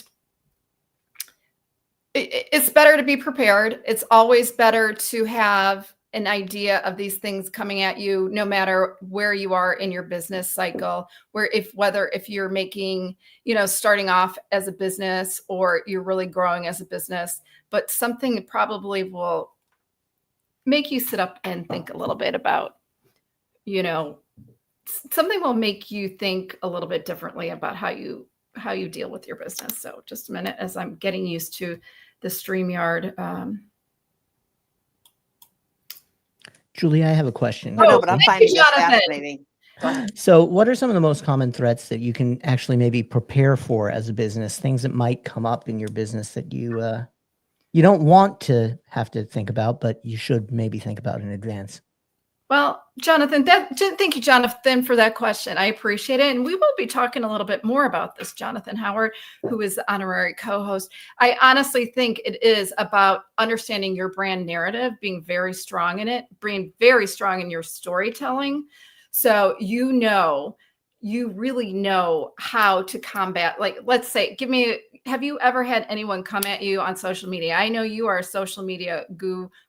You have a split personality on social media. Has anyone ever attacked you on social media or kind of given you a hard time? You have to be so strong in your social media, your reputation, that you can come at them. You control the narrative. You come on strong. You do this with transparency and expedient. You expedite your message, and you don't care because you are so strong. Has that ever happened to you? Yeah, absolutely. People come at me all the time for different things. So yeah. Because you do dress up as a woman on your social media, which I love. I mean, I love that. I mean, you just have to be so confident in that and your brand story that you don't give a. I don't give a. Yeah, the title of your Mm-hmm. That is a way to prepare, being very confident in your brand story. So I'm going to thank you for that.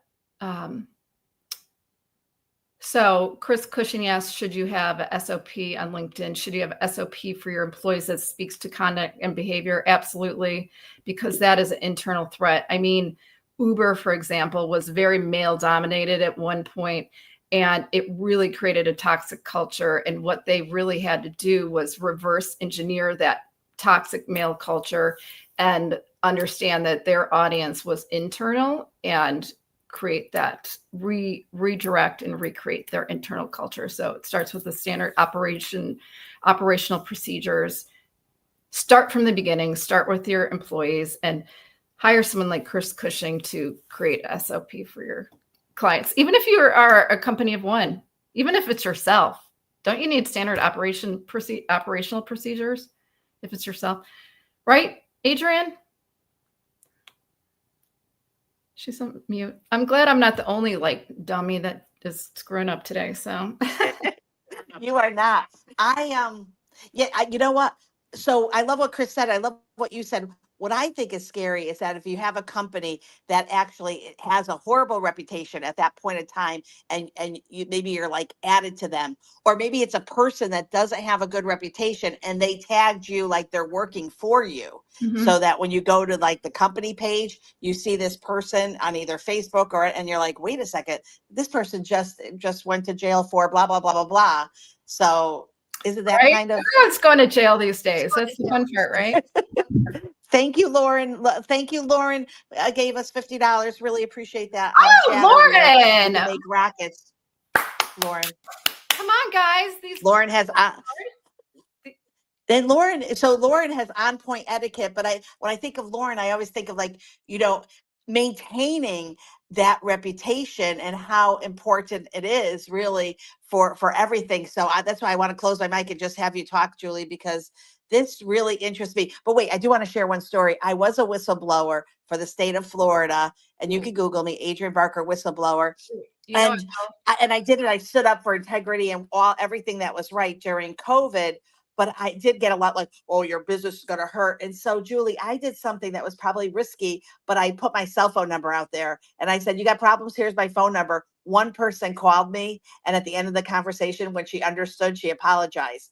Wow. But even putting my phone out there, nobody really called or cared. They wanted to say something on the keyboard, but they were like the keyboard warrior. They didn't have the guts to tell me. That's true. Interesting. Yeah. And understand your audience. If they're hiding behind, the keyboard, the computer screen, do they really matter? But thank you, Lauren, so much, because you are supporting Swot and Rder. These people have worked their butts off to do this. So thank you, guys. $5, $10. You are supporting Adrian's mission and the honorary co-host Jonathan's mission and Debbie D. Waba.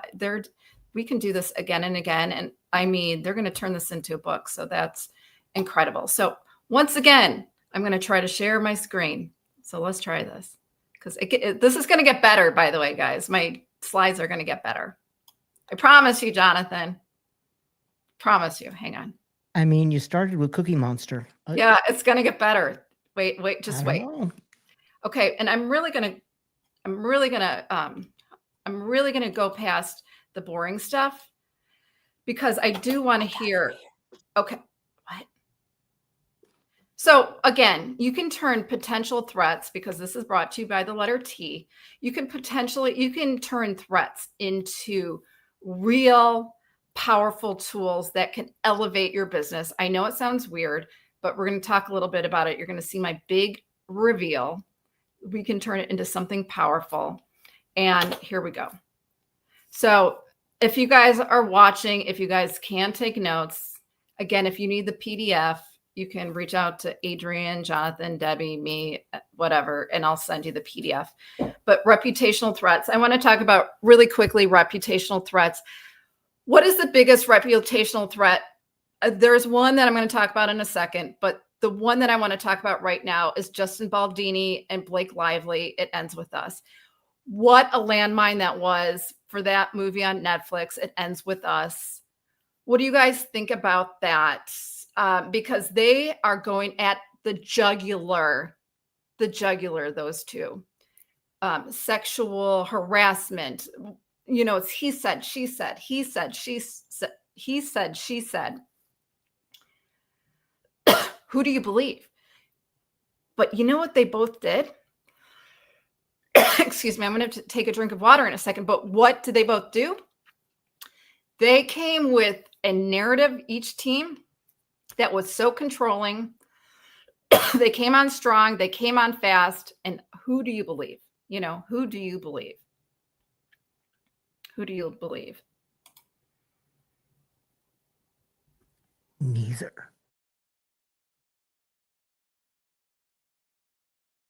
Ooh, is it weird that I can't wait for you to talk about the other story?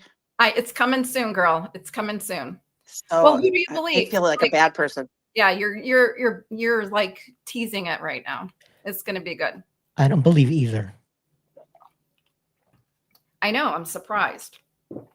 You know, is it Blake? Is it Justin? We're not sure. Economic. Okay, so again, if you have those reputational threats, you want to be transparent. You want to respond quickly, and you want to go. You want to create the narrative before they create the narrative. Economic and market instability. That, you know, I'm not going to really focus on that. That's more like the tariff issue. You want to educate your consumer base. You really want to reframe it. That's, I don't think, what the audience wants to hear right now. If you want to talk about it, you know, call me, have a conversation with you. Societal and cultural shifts, again, deep fake propaganda, call me. I want to jump to internal threats. That's a huge one. What are we going to do with internal threats? That's where, you know, what hits the fan, where you have crazy people around you. Adrian, you've had crazy people around you. Jonathan, you've had crazy people around you. I've had crazy people around you. Everybody here. I'm telling you, can I tell you, I'm not going to name names. Chris Cushing has heard of these crazy people around. Come on. Can anyone tell me, has anyone had these crazy people around them? I know I have had these crazy people around me. I've had people steal money from me. I've had people, you know, like steal ideas. I've had people try to steal clients from me that they pretended to be my friends. You know what? And people who know me know that I kind of believe everybody around. I don't anymore. I have the bulldogs around me.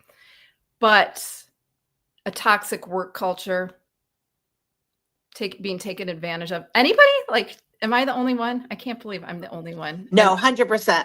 100%. Nope. Yep. I think a lot of us have, but then you don't know what to do, right? So that's the problem. Well, Jonathan never had anybody. I'm the problem. I knew you were the problem. Well, understanding values. Okay, understanding your values and surrounding yourself with people with the same values, right? That is so super important. In acknowledging those internal issues. If you're a solopreneur, if you have a couple people working for you, or if you have freelancers, you really have to vet those people. First of all, like, let's just be really clear. You have to vet those people. And then you have to have open feedback with those people that you've already vetted and that have similar values to you. I know this sounds so simple because I think I did that too. And what hit the fan. And also having open transparency with you, because the bigger we get, the more insulated we get from the people that work with us. I even feel that when I'm doing my work with Creative Con, and I don't mean to, but I become more distant from the people, and I want to be closer to the people, but I know I become distant from the people, but I need to be closer and have a certain communication with people. And it's like a push and pull. Like, do you know people that are supposedly famous and they have to be, because you become so busy, but there has to be authentic communication from executives or the C-suite. And we are all trying to get to that C-suite. We have to be authentic in terms of our communication. Otherwise, and you have to have those people around you that you trust. Otherwise, there's like so much craziness. Yes, Adrian. Yes. So what happens when the C-suite does something that's so bad that Well, it's here we go. not repairable? All right. And the employees are all eyes. Like, what is going on here? All right. Well, I'm glad you asked that, and we're gonna let's go, girl. All right. I'm glad you asked that. You are the student at the front of the classroom that is asking the question. And I'm glad you asked that. Because I just asked what everyone else is thinking. Let's talk about my ooh. favorite. Okay. Let's talk about my favorite example of a big F up this year, 2025. All right. And do you want me to do a presentation before you start, or can I enlarge the screen? Is there? Oh, can you enlarge the screen? Yeah. If you want to present something, just let me know. But yeah, I want to enlarge the screen. Enlarge the screen, girl. Let's wake some Okay, I'm all ears.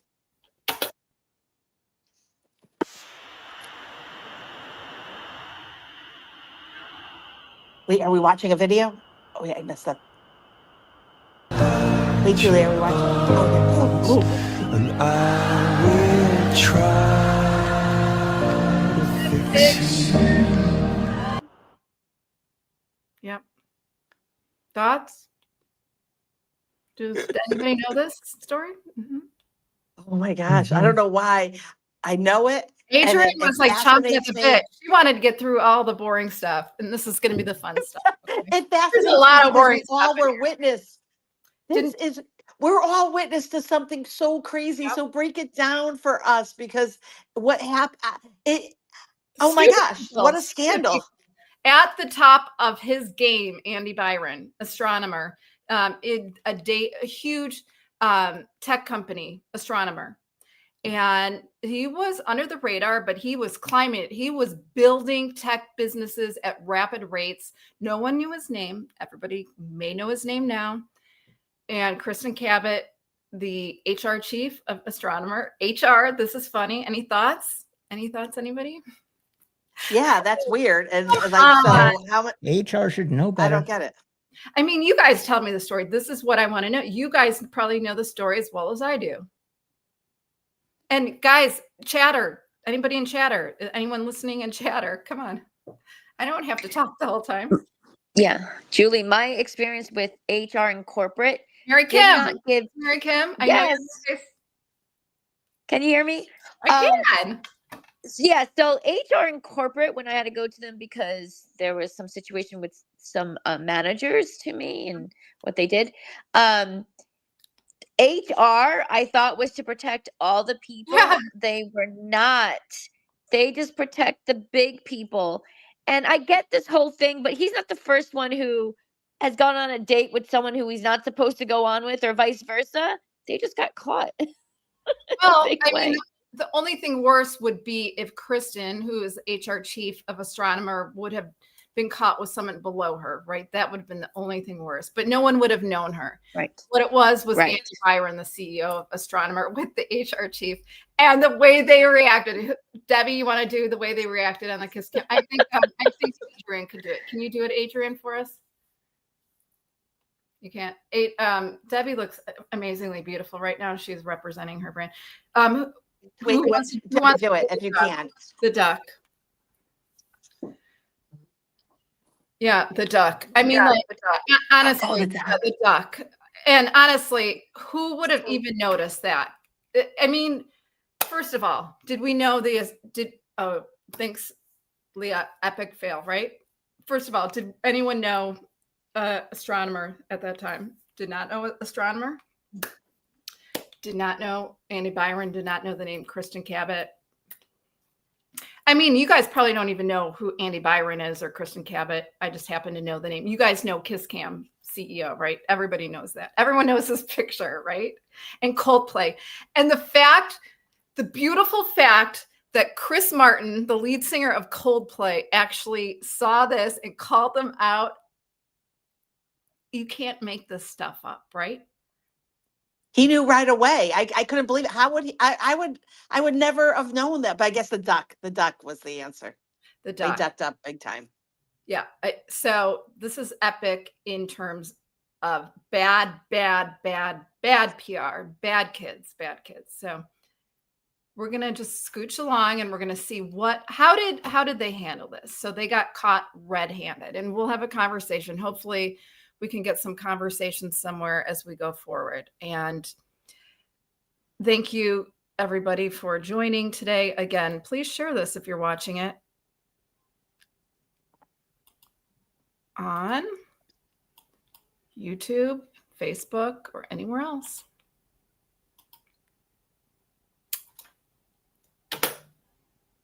Add to stage. Tell me the threat that this incident had on these individuals and the company. Anybody have any thoughts? In the audience, or we kind of talked about it. Well, I mean, really, I mean, it threatened the whole company. It threatened their jobs. There was a lot of things that whole kiss cam threatened. Correct. I mean, I felt the same way. I was like, wait a second. What is she like as an HR leader? And has she ever, called someone out for interrelations? And how did she not know better? And wow, if they're in love, then I felt bad for them. Like, sometimes love is so strong. So I felt bad for the employees because they had to be part of it without even wanting to be. And then I did feel bad for the families that were involved. Right. Yeah, there were children, right? I would never hire her again as an HR person.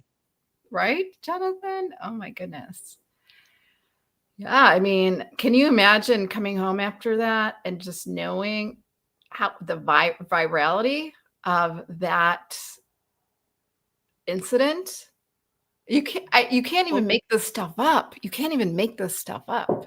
You really can't. But Julie, when did they find out? Like, that was the thing. Like, did they say to themselves, it'll be okay, nobody saw us, only the people in the stadium? And I mean, it was only a flat 30 seconds or whatever, how long it was, probably not even that long. Right. Nobody knows, don't worry about it. And then they go home and boom, social media killed them. From what I heard, maybe she can consider a career change or go to work for the government. Now they like sneaky people. Marcella. Right, Marcella? I heard that there were employees there at the concert and they recognized them, and that's how it went viral. So it was within 24 hours. So anyway, we'll get to it. Anyway, if there are any thoughts on this before we get to it, because there's even better. Yeah. So in corporate, we knew. So I was in corporate for 30 something years. Oh my God. Hang on. Stop share. Oh, okay. What? This is the problem with me. I don't know, but it looks good. I can't wait. Oh, it's going to get really good. Sorry. This is really, really, really good. It's going to get even better. So you do that, and we'll have Mary Kim ask her question. Oh, yeah. Sorry, Mary Kim. Oh, I wasn't asking a question. I just wanted to share that, in corporate, I was in my corporate space for 30 years. And anytime any employees got together romantically, secretly, married, not married, everyone in the office knew for sure. So I'm guessing those people who knew them already knew that they were already, being frisky. Mhm.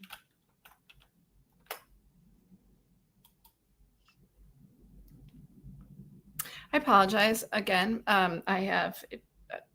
I told Debbie this before. I said, this is why I like to have people help me, because I'm technically challenged when I have to do two things at once. But you're right. There is a dichotomy, HR, which is ironic. And also, being with the CEO. So it's damaging the reputations of many people. Of course, the collateral damage are the spouse and the children. And that's what I, of course, dislike. So again, I'm sorry, guys. I don't seem professional. No, you're fine, Julie. You're fine, and none of this will be picked up by the book. But I kind of had to question myself too. Like, what is wrong with me that I actually I don't not that I enjoyed it watching it, but it's like, oh wow, it's happening to them. I never want that to happen to me. Like that would just and then just like when I like get in my mind thinking, what would that be like? You're representing a company, and I'm such a pain when it comes to that of wanting to do everything right. So yeah, I just was really surprised. That was the biggest epic fail in 2025. What about It's so Cracker fun that Barrel? everybody knows it too. Isn't that fun that everybody knows it? So I'm going to try again. So we are good. And I loved how Astronomer really took it to the next level. So let's try this again, guys. I don't know. I look forward to finding I'm out. good at PR. I'm good at PR, and I'm not good at tech. And I'm going to tell you, we're not good at everything. And it's about, and I'm going to tell you, I'm coming to you with transparency. I'm creating my own narrative that I'm not good at it. And I'm also coming at it strong. And I'm also coming very quickly. So you guys aren't guessing that. You guys don't think that I'm really good at something that I'm not. So let's try the next slide. Okay. Okay. Are we in? We're in. All right. I don't see the next slide up. I can't wait. Oh, there it is. There it is. Okay. So I'm going to try this again. So the company publicly said its leaders are expected to set the standard both in conduct and accountability, and acknowledged the standard was not met. So they came out and said, dude, we got to get rid of this dude. He is no good. Good, right? Isn't that what you guys would do? I would immediately disengage from this behavior. It was embarrassing and it was going viral. But the brilliance was this, and I don't know if you've heard this, but I want to talk about the brilliance. So we know they were at a Coldplay concert, right? We know they were at a Coldplay concert. And the lead singer was who? So bad with names. Chris Martin. Chris Martin. Chris Martin. And you know who he was married to, correct? He was married to Gwyneth Paltrow. Correct. Thank you for your interest in Astronomer. Hi, I'm Gwyneth Paltrow. I've been hired on a very temporary basis to speak on behalf of the 300+ employees at Astronomer.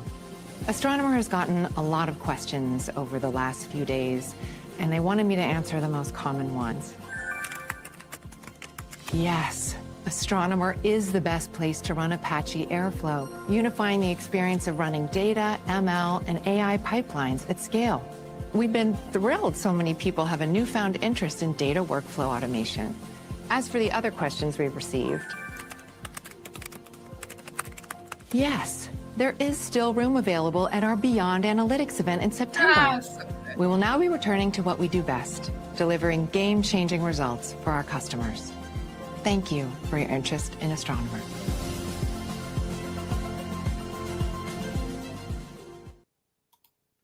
Come on, guys. Well, days after that, they hired Gwyneth Paltrow. Come on. Anybody? Do I have any reaction? Brilliant. Epic. Epic. Absolutely epic. So good. So good. Oh, I hear a voice I recognize. I'm blown away. First of all, I didn't see it, so that was an internal. Wasn't that great? It was Gwyneth Paltrow. No, it was external. I mean, it was great because she hit it head on. I mean, that it was Chris Martin's ex-wife. They paid for her to come on, and it was cheeky. It was fun. I didn't know who Astronomer was, and the questions were fun. And they promoted the brand. They promoted their conference, and it was so good. I mean, I almost have to play it again because it was so good. Because I mean, watching it, and their PR team came on so swiftly with that. I'm not going to say it because it would be defamation unless I say in my opinion. But he made it, their CEO made a huge error of judgment, and they really course corrected within a day. They had an excellent PR team. That is an excellent example of PR. Thoughts, questions? I need to hear from you. Julie, can I talk? It's Carrie. Oh my God, Carrie Brett is here. I knew you would love this. Thank you. Thank you for coming to this event today. Okay. I think, all right, I'm going to be the person who says the opposite. What? Can you hear me? You're not supposed to say the opposite today. Not today. What? You're not supposed to say the opposite today. Well, all right. Well, then do you want me to just say that was amazing? No, go ahead. Go ahead. Okay, no, tell the truth. Okay, we'll see. All right. I think it was the stupidest thing ever. And it just, to me, I mean, Gwyneth Paltrow has a history of not being faithful. And and so it's like, it didn't work for me. That's my opinion. I didn't know that. Okay. But are you a consumer of the Astronomer brand, or are you an employee of the Astronomer brand? That's what are you an audience of, or are you just watching this and being like one of the Muppets in the audience, in the rafters, making comments? Carrie Brett? I'm probably more of a Muppet.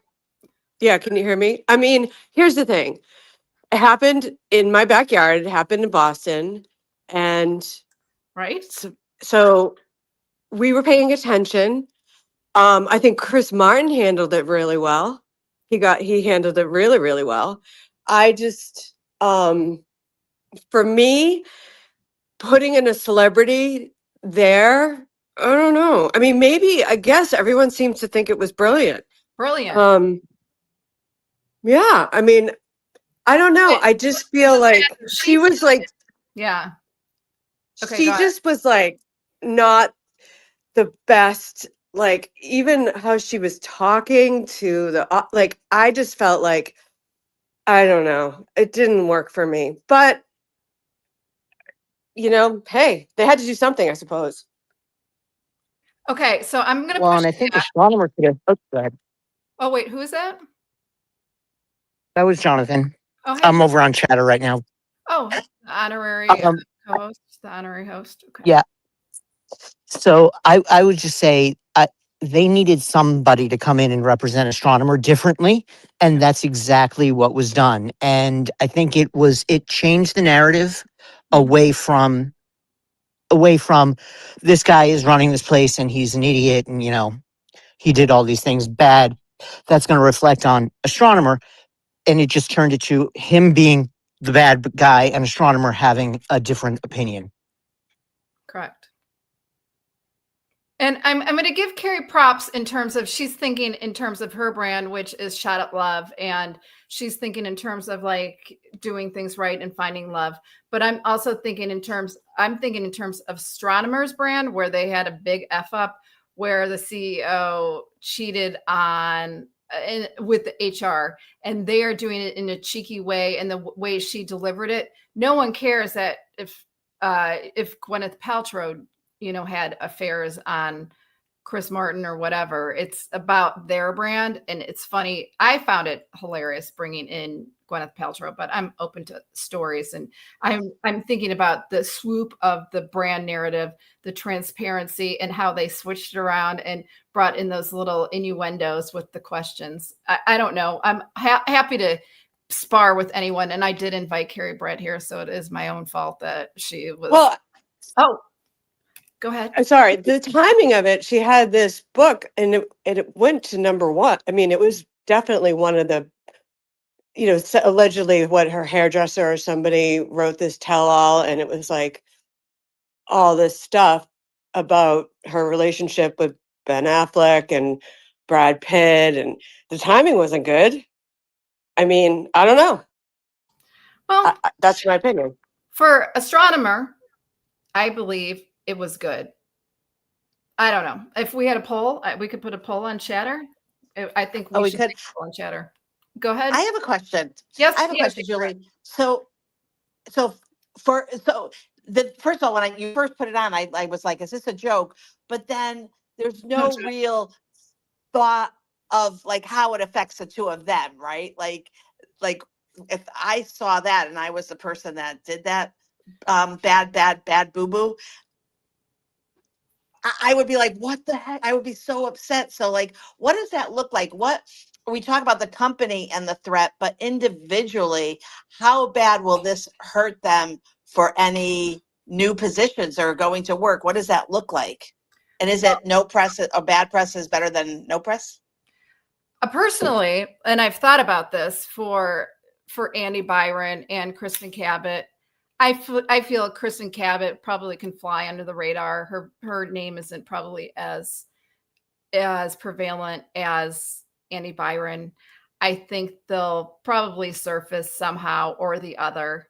They'll surface somehow or the other quietly somewhere or the other, but they'll always be connected with the Kiss Cam. Everyone will know. It will be secretly or secretly in the back of conversations. They'll never be able to shake it. 20 years from now, it will be somewhere in conversation. It's just they're never going to be able to shake it. They'll end up finding jobs. And, funny enough, and I know Carrie's here, she said they moved in a couple blocks. Kristen and Andy moved in a couple blocks from her in Hingham, Massachusetts. So they're living together, but they're never going to, I don't know if that was secret. I hope not. I'm the keeper of secrets, by the way. Sorry, Carrie. But they won't ever be able to shake it. They probably will be able to get jobs. There may be a non-compete clause within their contracts, but somehow Kristen will get a job quicker than Andy. But Andy was a real rising CEO.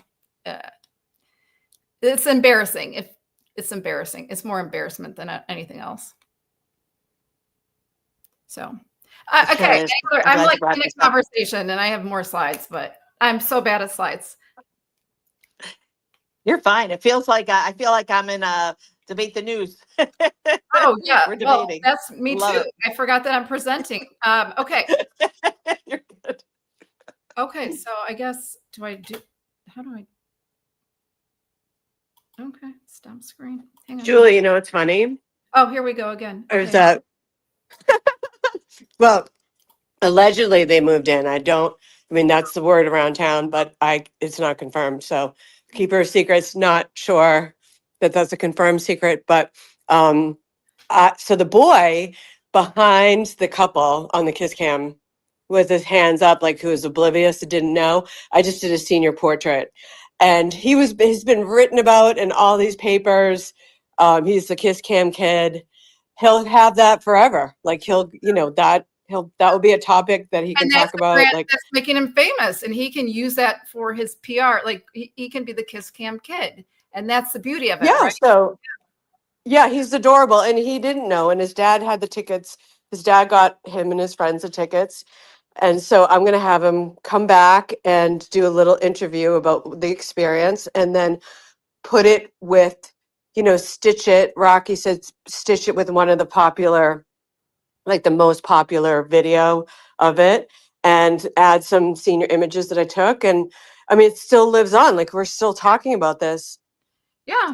today. It happened this summer. Yeah, us as a generation, we will at least our generation will always remember the kiss cam. The next generation will not remember it. But Andy Byron and Kristen Cabot, they're all intertwined. They're stitched into our memory of 2025. It will be an urban legend.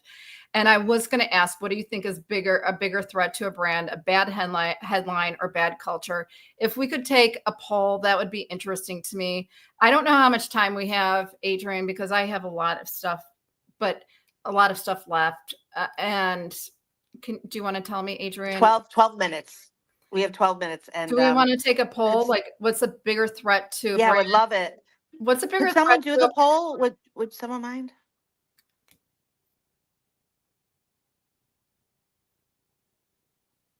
Jonathan will do the poll. When I ask this question, what do you think of is a bigger threat to a brand? A bad headline, meaning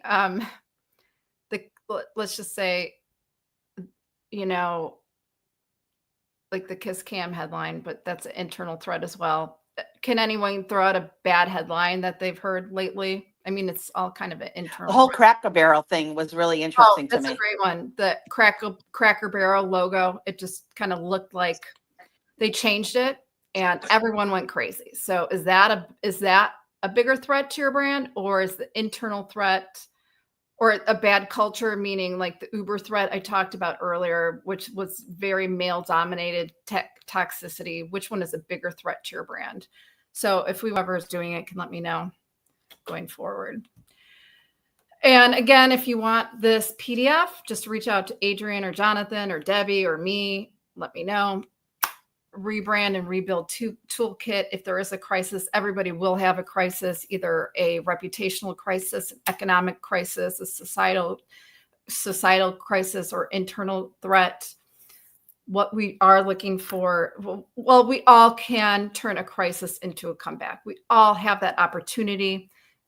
As Jonathan asked earlier, understanding your narrative, being very confident in your narrative, knowing your brand, doing a brand audit, and understanding what that narrative reset looks like from day one. So listen before you speak, assess what the public thinks of you, and don't always like go with what everybody thinks, but redefine your story around growth and values. Don't always stay set in what you originally think your brand should look like, because we always get stuck in like, oh my gosh, I need to be a PR person, or I need to be a social media person. I need to be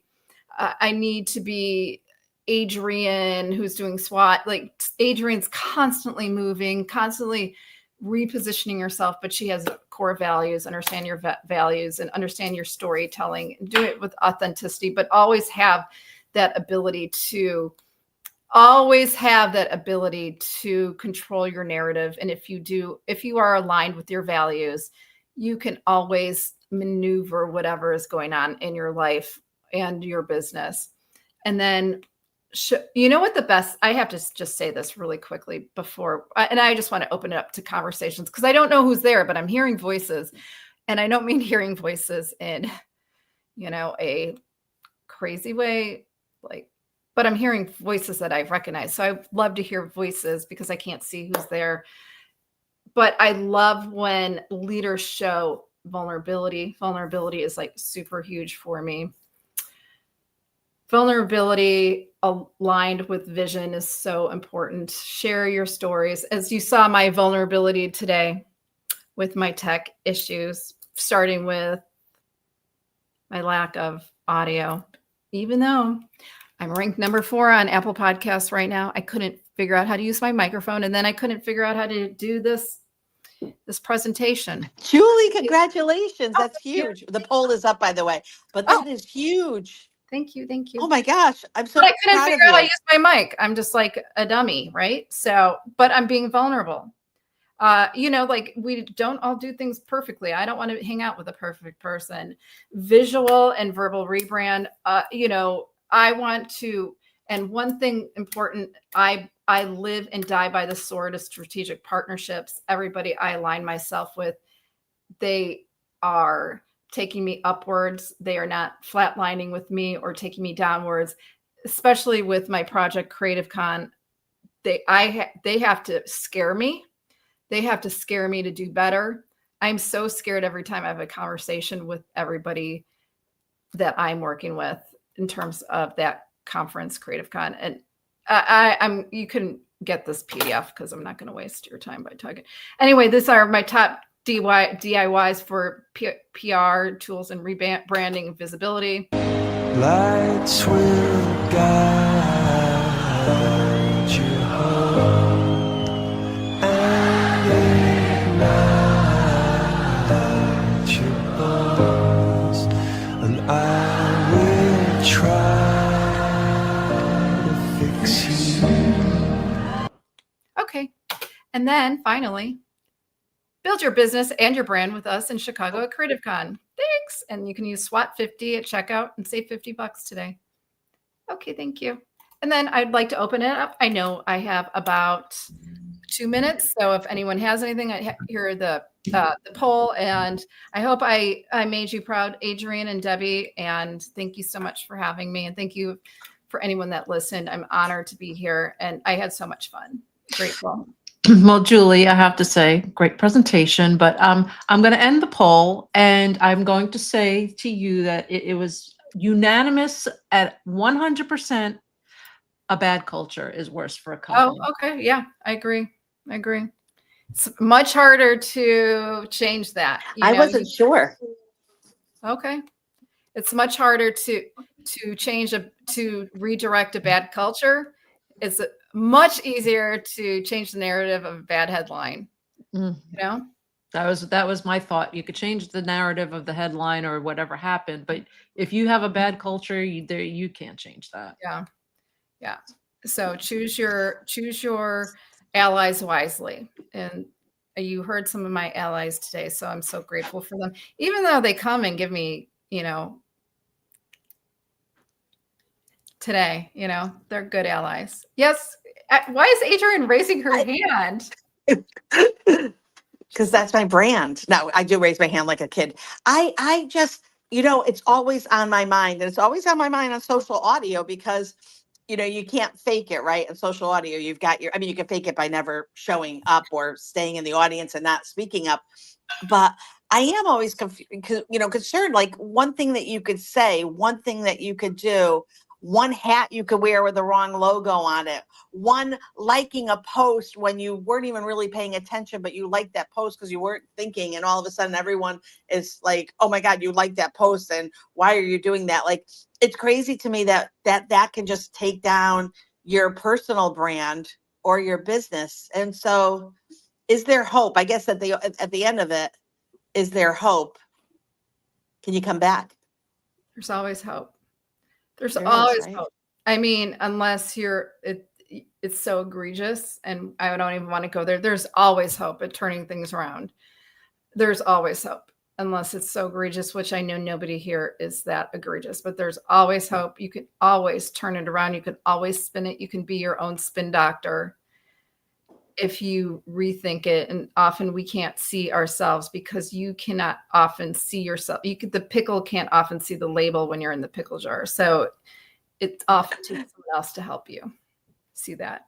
But this is where you come in. So like, this is where, to me, I notice also like getting PR is no longer like, it's not like, oh, I'm going to send, this off and everyone's going to print me. That's not taking place. So can you take the last couple of minutes to actually promote Creative Con and what you do to help someone when they need help with their reputation? So we've got 3 minutes.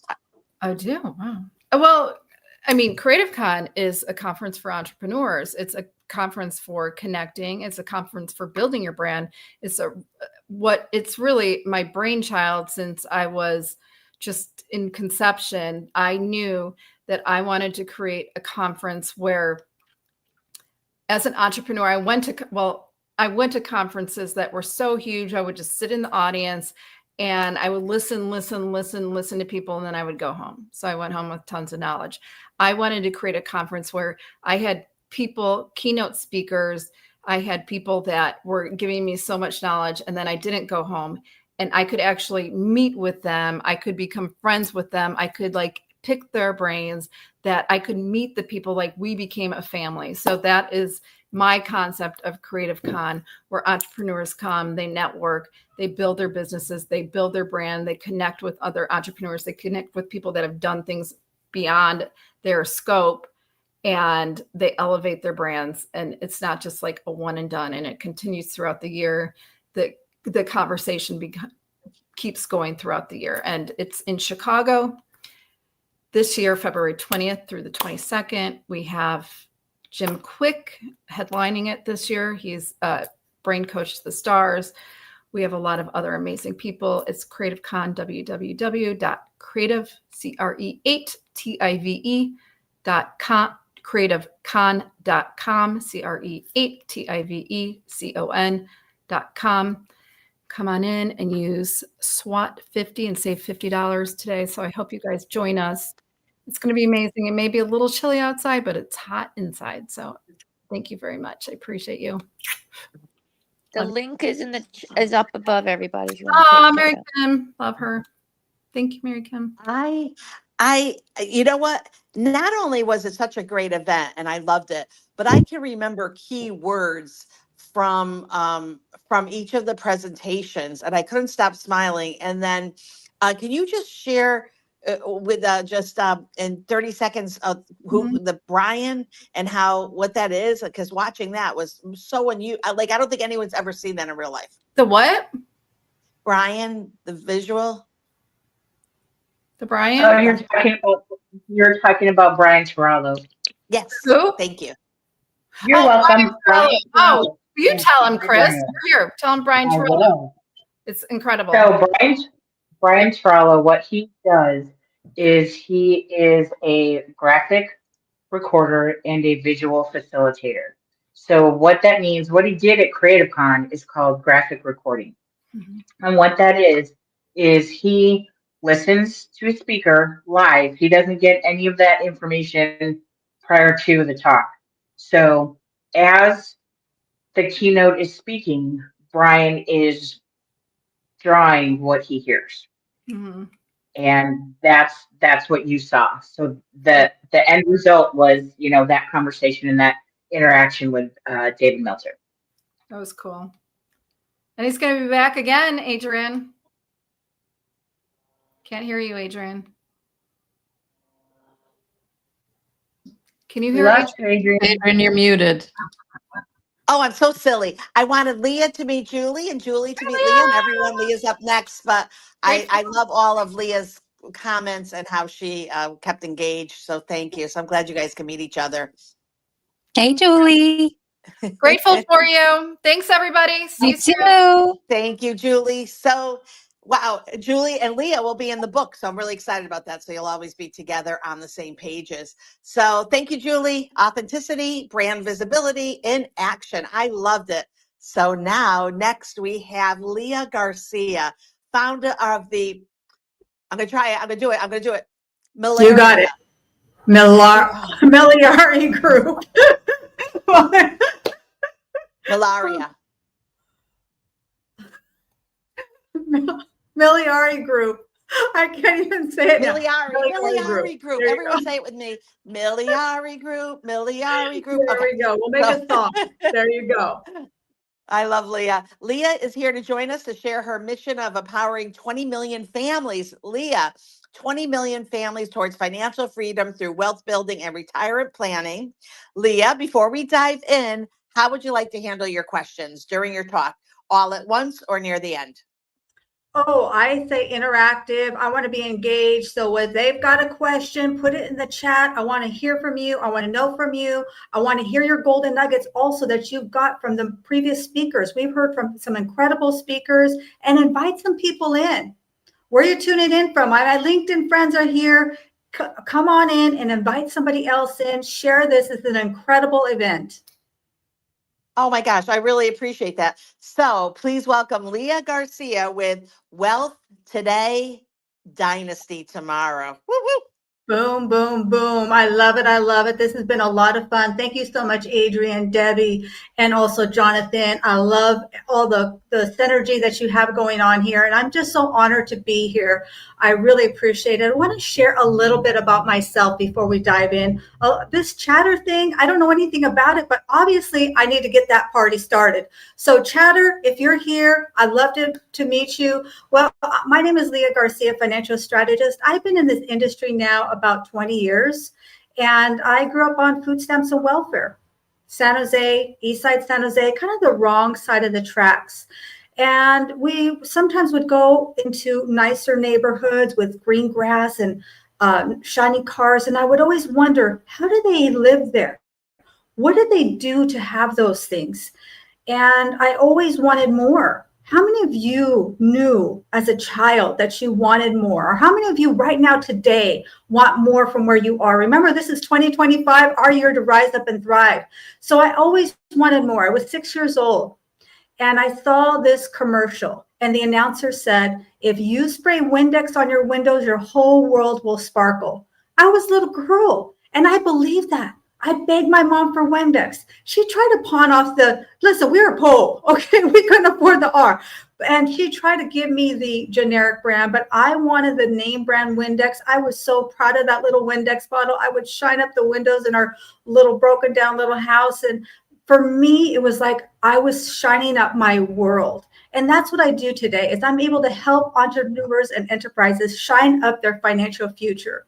It's really my mission to help you properly protect, distribute, and transfer your wealth so that you can build your own legacy, create generational wealth, because wealth today truly should be a dynasty tomorrow. And that's what we're going to drill down today. We're going to talk about it. But where did everybody go? I don't want to be here by myself. I don't know how to navigate all this. So hopefully I can bring up my PowerPoint. You know what, folks? I don't always have a PowerPoint, but I always have powerful points. And let's see if I got my slides here. I think I do. Let me see. I'm looking. Oh, yep, you do. You do. You do. I'll take you off the highlight. I was trying something new, so I'll go back to this way. There you go. I want my friends here. There you go. Thank you so much. Sheila is back. So Sheila, I'd love for you to meet Sheila, and the presentation is right here. Ooh. Beautiful. Here we go. The Miliari group. Not the malaria group, but that's okay. I love you so much, Adrian. Listen, we are all friends here. I love Julie's presentation, and the reason it resonated so much with me, although they all did. I mean, I'm going to have a Disneyland experience, and I'm ordering my swag and all the credible things we've talked about to this point. But what I loved about Julie is that she showed up authentic. She was like, the tech isn't really here, but she gave some powerful points. She dropped some golden nuggets and some brilliant wisdom.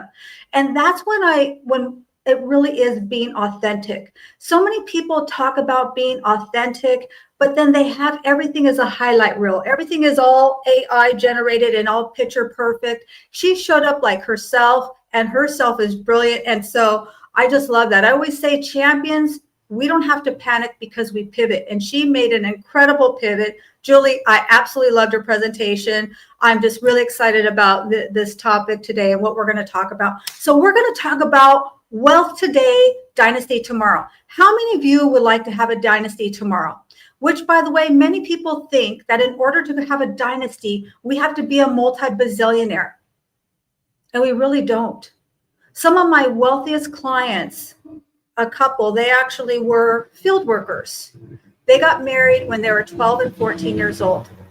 They were out there picking cantaloupes, watermelon. And when I met them, they had several homes paid off in cash. They had accumulated, over $500,000 in their retirement accounts, completely no debt. And I met them, they were already retired. And I said, well, how did you folks accumulate this? They'd never sat down with any financial professionals. And Mary, she said, I barely have a second grade education, but Leah, this is what happened. We were working so hard, getting up early, staying up late, breaking our backs to put food on the table. And every month we're paying everybody else. We're paying the mortgage. We're paying the utilities. And I thought, if we're going to work so hard to pay everybody else, then it doesn't make sense for me to pay ourselves first. And they started to pay themselves first, 5% of their income. And they went up from there. So it's not about how much money you make, folks. It's about how much money you keep and put into your pocket. And that's what we're going to talk about today. I would love to hear your questions. What I'm going to share with you is really my one-page financial plan. This is really a way for you to take a snapshot of where you are financially. Kind of look at yourself and do a little SWOT analysis. Am I on track? Are there things that are missing? And by the way, I give this out for free, so you're welcome to take pictures of it, but I'm going to give this all to you for free. And really, so let's look at this. Now, listen, I took 9th grade algebra several times. I don't know if I ever passed it, but one thing I learned was order of operations. And when it comes to wealth building, most people are not obeying the rules of order of operations. And this is what I mean by that. They're trying to put on the roof and the windows before they ever lay a proper foundation when it comes to their finances. And that might work for a while, and for some people, it works for a long time. But what happens is, at some point, something here will become a gotcha. I've seen it over and over and over again ad nauseum. So this is a way for you to look and see, where are my gaps? What am I missing? Am I out of order? So the first layer, and in my humble opinion, really the layer we have to put down really, really strong, this has to be really solidified, is our health insurance, our life insurance, and our disability plan. Especially for us, we're entrepreneurs, we're business owners. We don't have an HR department. We don't have somebody putting together our benefits for them.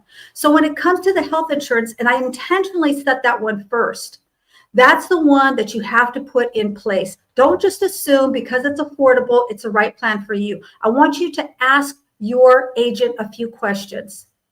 You want to know 3 questions, 3 golden nuggets. What is my maximum out of pocket? If something goes sideways, who cares about the copay?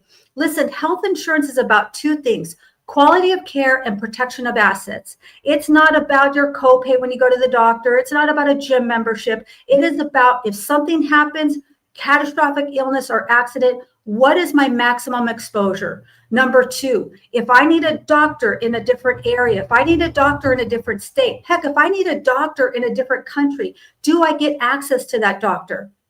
And number 3, and this is for my entrepreneurs, business owners, which I think is the most of us in the house today. If you're an entrepreneur, put a 1 in the chat. And that is it HSA compatible? Health savings account. Entrepreneurs, this is one of the biggest blind spots I see, is that they're not leveraging the power of an HSA plan. And then the second element, which is the life insurance. If you have life insurance that only pays you when you pass away, then now's the time to upgrade it, especially if you don't have an HR department, you don't have a disability. Now we can have life insurance that includes living benefits, meaning if you should have a terminal illness, a critical illness like cancer, heart attack, stroke, a chronic illness, something that's debilitating over time like degenerative arthritis or something like that, or even a critical injury. This is access to money that pays you. This is not cash value. This is from the face value, which is the death benefit. So if you have $1 million, you've got $1 million of living benefits. Folks, this is critical. I can tell you so many stories, but what I want you to understand is the living benefits are included now. We've updated our cell phone 20, 30, 40 times in the last 10 years, but we're still using the old, outdated life insurance. Now's the time to step into the 2025 and upgrade to the new products. And then a disability plan. Typically for my clients, we build it into their life insurance and other things like that, but you may want to have a standalone plan. So that's the first layer and the most critical. Then we go to an emergency fund. I like to think of this as an opportunity account. What if an opportunity comes to you and you could buy or expand your business? Maybe you want to go to that conference. Maybe you want to hire employees. If you have that emergency fund, that opportunity account allows you to move quickly because, folks, money likes speed. Money likes speed. Wealth takes time, but money likes speed. And then number 3, this is when we start talking about retirement accounts. Listen, folks, I'm pulling back the curtains. This is a gloves off, real deal conversation. This is the things that your wealth management, your financial advisor, yes, I said it, is not going to tell you. They're going to talk about stocks, bonds, mutual funds, and they're going to talk about, tax deferral. Well, that's all cute. Okay. That's all cute. And it's necessary, but there are a lot of additional things that we can do. If you're a solopreneur, entrepreneur, and you're just using a traditional retirement plan, maybe you've got a self-directed IRA, folks, that's going to limit how much money you can put in there. It's going to limit how much money you can make. We're entrepreneurs. We need products that we can put money into and we can access. So there's a lot of different ways to set up your retirement. Can you guys hear the sirens? That's how hot this is. You hear the sirens? Okay, well, there's sirens going down here. And then it comes to debt management. I know a lot of people have told me, Leah, I've been told to leverage my debt. Okay, here's the deal. You're talking about probably people who are multi-millionaires, and they can absolutely afford to leverage their debt. However, most people don't have access to liquidity just because of their last name. Most people can't go into a bank and say, here I am, I'm this person, now lend me money. So if you owe money to anyone, that is considered debt. I know some people think a mortgage is not debt. No, anyone you owe money to, school loans, student loans, personal loans, that is debt. And in my opinion, if you want to retire correctly, which is not a boomerang retirement, right? We retire to come back. No, if you want to have a real retirement, you have to be debt free. And then college planning, college savings. Who do you love that you would love to give the gift of a college, or maybe to go to a trade school? That's pretty popular these days. But this is where I want to unpack this a little bit so you guys can get your mind around this. Many well-meaning families will forego the health insurance. They say, I'm healthy. They'll say, life insurance, I don't need it, I'm young. Forget about the emergency fund. I've got a credit card. Retirement, I'm only 30 years old. That's not till 40, 50 years from now. And they don't even think about their debt. And they put money instead towards their children's college. And guess what happens? As soon as somebody gets sick, somebody gets a catastrophic injury or an illness, folks, this happens all the time. My 19-year-old nephew was in a truck versus motorcycle accident. We didn't even know if he was going to make it through the night. He was hit so hard, he was ejected out of his boots 90 feet away from the motorcycle. Things happen. And if all you have is that college savings, now what happens to that college plan? People have taken it out, pay the taxes, pay the penalties. So this is why order of operations is so critical. And then we talk about our long-term goals. Where do you want to retire? What do you want to do? Do you want to buy a home or, a beach house or an RV? And then we talk about a pension. Folks, you yourself could set up your own personal private pension, even if you don't have an employer. That means that you could have money that pays you the rest of your life. The biggest fear these days isn't death, it's running out of money. So did you know that you could create your own private pension? And that's what we got to talk about. Tax advantage plans. I understand there's a lot of weight put on tax deferred, but what I see is people with large 401ks and large IRAs, and they're trying to retire, and they're looking at their RMDs, which they didn't even know about. And now how is this going to impact their taxes? Throws them into a different tax bracket because they're required to start paying those taxes. Remember, tax deferred doesn't mean tax exempt. It just means tax later. I call that procrastination, right? And procrastination is almost never wise. And then here's the biggest part right here, folks, these last two, which is we have to talk about long-term care. I know it's not sexy, but listen, we got to have the conversation. This is where Generation X and baby boomers, we have missed the boat. I got to tell you, every week I have somebody coming to me and saying, does Medicare pay for long-term care? No, it does not pay for long-term care. Well, how do I pay for it? Well, guess what? If you don't have a plan, then you're going to have to start paying for it yourself. You're going to have to pay out of pocket. Remember, that is the core. The health insurance isn't just health insurance. We're talking about long-term care benefits. And people tell me, you know what, Leah, I don't want to go into a nursing home. Well, if you don't have long-term care insurance, this isn't go to a nursing home. This is stay out of a nursing home. If you don't have a plan for that, you will be forced to be put into a nursing home. And that's, or I see this, they say, you know what, my family's going to take care of me. I want you to think about this. When you are sick and struggling, do you want the last memories of your family for them having to care for you? Or do you want to be able to create those beautiful memories and go to the beach and enjoy a bagpipe sunset? That's what we want, right, Adrian? So in order to do that, we have to put something in place so that somebody else can come and do those things. And your family can supplement. Of course they can. They love you. They want to be there. But don't put the onus on them, because that means that they will have to pull themselves away maybe from their career or their children or their own lifestyle. Maybe they have to sell their home to come and move in with you. Folks, this destroys families. I implore you, please don't do this to your family. And here's a cherry on top. This is when we start talking about buying and selling real estate and Bitcoin and all these other things. But because if all those things do well, then great, you've got additional money.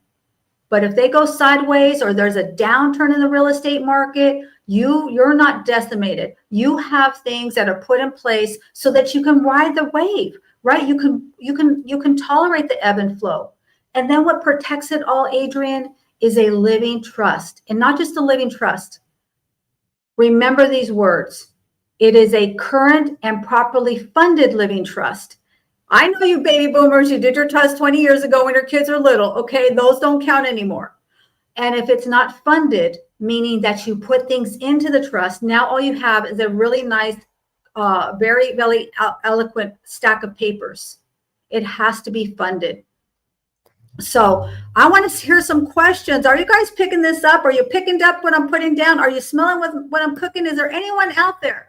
Listen, folks, it's never about how much money you make. I talked about Lupe and Mary. They didn't make a lot of money, but they accumulated money. It is how much money you keep. I call it the grocery money. How much money you keep in your pocket and you can actually spend. It is the power of realized gains. And this is what I mean by this. Most people, they make some money to lose some money. They make some money to lose some money, right? It's an up and down. It's up and down. But what do we say? We say, buy low, sell high. But how many of you are selling high? How many of you are realizing those gains and putting them in your pocket? Traditional advisors are going to say, it's just a paper loss. Don't worry about it. That's okay. Stay the course. Listen, folks, if we keep doing the same thing we've been doing, that's called insanity. We've upgraded our cell phone. Now it's time for us to upgrade our wealth management. We've already had financial poverty. It's time to have financial prosperity. And how do we do that? We start to realize our gains. We capture our gains. And like I said, that's the money that we could actually spend. So I call it money chest. Most people are playing money checkers. They make some money to spend some money. They make some money to pay some money. They make some money to give it to Uncle Sam. We got to flip the script on that. And we got to start playing money chess. It's about strategy. It's not about how much money you make. It's about the strategy, understanding how to play the rules of the game. I hear chess masters can look down the road for 10 moves ahead. We got to know when that we're ready to receive this wealth, because as entrepreneurs, you will be struggling until the moment that prosperity comes to you. And now we're not prepared. We got to be prepared to receive that money. Wealth today should be a dynasty tomorrow. Yes, this is me. Everybody say, oh, isn't that me? I'm so cute. I was born in Hawaii. I thought that meant I was Hawaiian. I told everybody for the first 7 years of my life I was Hawaiian. That's why I didn't look like my sisters until my mom heard that. She's like, no, Leah, you're not Hawaiian. But I thought that's what it meant, right? But how many of you are looking at your precious children or your precious grandchildren and thinking, what are the possibilities? What have you set up for them that will last not just for them, but for generations? They say a wise man sets up their families for their children's children. And that's wise women too. That's all of us, okay? That's just an old saying. But we can actually do this. Again, it doesn't mean that you are making a multi-million-dollar net worth right now. Maybe you start with the power of the penny. Folks, did you know that if you took a penny and you doubled it every day for a month, you'd have a number too big to quantify? So it's never about how much money we save and invest. It's the intention we have behind it. I set up one of my clients a few months ago. She said she really wanted to start saving and investing, but her budget was really tight. Actually, not budget, spending plan, because I don't believe in budgets, okay? I talk about spending plans. Was really, really tight, really, really limited. And she said, you know what? I don't even have $50 a month. I said, okay. Do you have $1 a week? $1 a week? She said, yes. Okay, we're going to start there. She's like, Leah, $1 a week, that's just like $50 after a year. I said, you're right, but we're going to upgrade that for you. Let me help you. Every week, you're going to take that dollar, go down to the bank, and I want you to get a roll of pennies. And I want you to take those pennies because now copper pennies are going to be worth 3 or 4%. I've heard that they're going up as much as 10 cents. So you're going to take those pennies, you're going to look through those pennies, and you're going to find the ones that are from 1982 and below. Guess what? Those have more copper. At the end of a year, you might have $52, but what if you have several $100s in the value of those coins? Do you know the average family doesn't even have $400 in case of an emergency? Folks, this is a crisis. We got to change this, and we absolutely can. Whew. Are you guys getting fired up, or is it just me? I am loving this. And talking about getting fired up, my mom always told me, and I don't think this was the greatest thing, but she always said, Adrian, money burns a hole in your pocket. And it does. I really wish I had this information. And I know I can start now, but wow, I'm loving this. Yeah, a lot of people tell me that, and that's why setting up things, automation, they were talking about a lot about automation earlier. We actually need that automation because most of us will tell me, when I make more money, then I'll save more money. When I pay off my debt, that's when I'll start. I promise you, when I pay off my car, that's where I am. I got you. Credit card. Well, guess what? What do most people do once they pay off debt or they consolidate their debt? That's like it should be a bad word. All of you should never say that word. That's a consolidation, because most people, Adrian, do you know what they will do? Once they have consolidated and they have, maybe it was a $2,000 a month and now they're paying $300 a month, they will go back out and buy a new car, get another credit card, or do something like that. So that's why debt consolidation can be very, very dangerous. So what is the biggest expense that we face as business owners and entrepreneurs? I want to hear from you. What is the biggest expense that you folks face? What is it? Is it your payroll? Is it inflation? What do you think it is? What do you think it is, Debbie? I'd love to hear from you.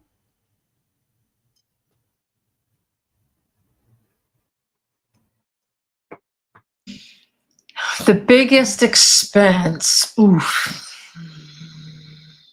I got a lot of kids, so I would say school is first. Yeah. Although they're older now and some have decided not to go. But I think one of the biggest expenses that I'm going to come up with now will probably be vacations at this point. Like vacations would be an expense. Okay. Yeah. I love that. I got big plans of where I want to travel. Oh, I love that. Absolutely. Where do you want to travel that you haven't already been? Oh, well, Australia's my like other, I've always wanted to go to Australia, and Egypt was the other, but I've been to Egypt. So I want to go to Australia, and I would like to go to, where's the other place I really wanted to go? I want to go to like Fiji or one of those and just be on one of those little tiki huts on the water. Oh, yes. Yeah. So I'm with you on there, 100%, 100%. I love that. Well, what do you think, Adrian, as entrepreneurs and business owners, what would you say most people would say is their biggest expense that they face? I would think, first of all, Debbie and I, it's crazy that she has the two places I want to go, but we're both cancers. But I would say the biggest expense is health, healthcare. Yeah, healthcare, that is a big one. It absolutely is. A lot of people will tell me that it is their payroll, their insurance costs, or even their taxes, right? Their taxes are the biggest expense. But here's the bottom line. The true largest expense is conflicting advice. If you're an entrepreneur, business owner, and you're receiving conflicted advice from your advisors, that is your biggest expense. It's costing you. It's costing you time, costing you money. What we want to have is holistic and proactive planning. And this is how we do this. It's called a family office. How do we do that? I refer to this as your 4-pillar professionals that you need on your team. You need to have your 4 pillars all working in concert, all singing the same song. Somebody alluded to this earlier, because if one note is out of tune, it ruins the entire symphony. And most people have, well-meaning, but their advisors are giving them conflicting information. So who are these advisors? I call them the 4 pillars, which is your tax professional. Either you can have an enrolled agent, an EA, or a CPA. Either one is good. Also, I got a misspelling there. Shout out to Julie. Estate planning attorney, somebody that's going to help you to plan your estate, right? A tax attorney. This is critical, because when is the worst time to look for a tax attorney? Anybody? When is the worst time to start looking for a tax attorney? When you have a tax problem. When you're in trouble. When you're in trouble. That's right. You want to develop that relationship now. It's like having these professionals on retainer, and your insurance professional. And what happens is, if we don't have them working in concert, then they're going to be giving you conflicting advice, because they all have their own agenda. Well-meaning, they're trying to help you. And the other side to that is, here you are, you're here in the middle, and you've got your insurance agent telling you one thing, and then you've got your tax planning telling you something else, and your wealth management team tells you something else. And now you're hearing all this conflicting advice. So what does that do? Listen, a confused mind does nothing. So we don't take action, or maybe we take a little bit of action. And what did I say earlier? Money likes speed. You got to be able to move quickly, succinctly. But we can't when we have all these different people coming at us, and they're well-intended, but they're going to give us advice based on what they know. That's called working in their own silo. Remember when we said stay in your lane or color inside the lines? We can't do that anymore. Okay, we got to flip the script. We need to broaden out, and we need to have all of our professionals all on the same sheet of music. And what does that mean? That means you're creating your own virtual family office. And that's really what I specialize in for my entrepreneurs and enterprises. So now these professionals are all working collectively, holistically, proactively to bring you the best solutions. And what does that mean? It means you get one voice, one conversation. It's like I'm the orchestra conductor, and I'm going to be calling the plays and bringing in these specialists. The team that I have access to is a local team, but I also have a national team of specialists that you can't even find on your own. These are best in class in their specialty that I can get you access to. Remember, it's about the collaborations. Collaborations can open doors that you don't even know exist. And so when we have this virtual family office, now we understand what that planning is long term. We understand how to create that wealth today, dynasty tomorrow. Saves you taxes, saves you time. You can find the best solutions when it comes to insurance advisors and even wealth management. So I don't hear any questions. I don't see any questions, but I'm hoping somebody has some questions. Any questions about this? I know I'm talking fast. Yeah, Leah, for the virtual family office, is there like a dollar amount to start with? Is it $1 million plus? What does that look like? That's a great question. Really, you can get started just to understand the system and see what you may need access to long term with just a consultation. $97. I don't care if you've got a lot of debt, no debt, big business, small business, $97. And so that we can start to see what you might need long term. And then from there, it's kind of what I say is if you're having paying over $30,000 a year in taxes, that's really when we start to need to start looking at advanced tax planning. If you're in the retirement red zone, meaning you're 5 years in from retirement or into retirement, that's where most people have a misstep. And I'll tell you what the biggest misstep is. And somebody touched on it. I'm not sure, one of your speakers alluded to it. I'm not sure who it was, but he was talking about succession planning, exit planning. Folks, we are business owners. We're entrepreneurs. We have to begin with the end in mind. So when you're creating this business, I understand you're going to work hard. You're going to get up early. You're going to stay up late. You're going to miss those birthday parties. But if we do all of that to simply open our doors and then close our doors, to me, we just bought ourselves a job.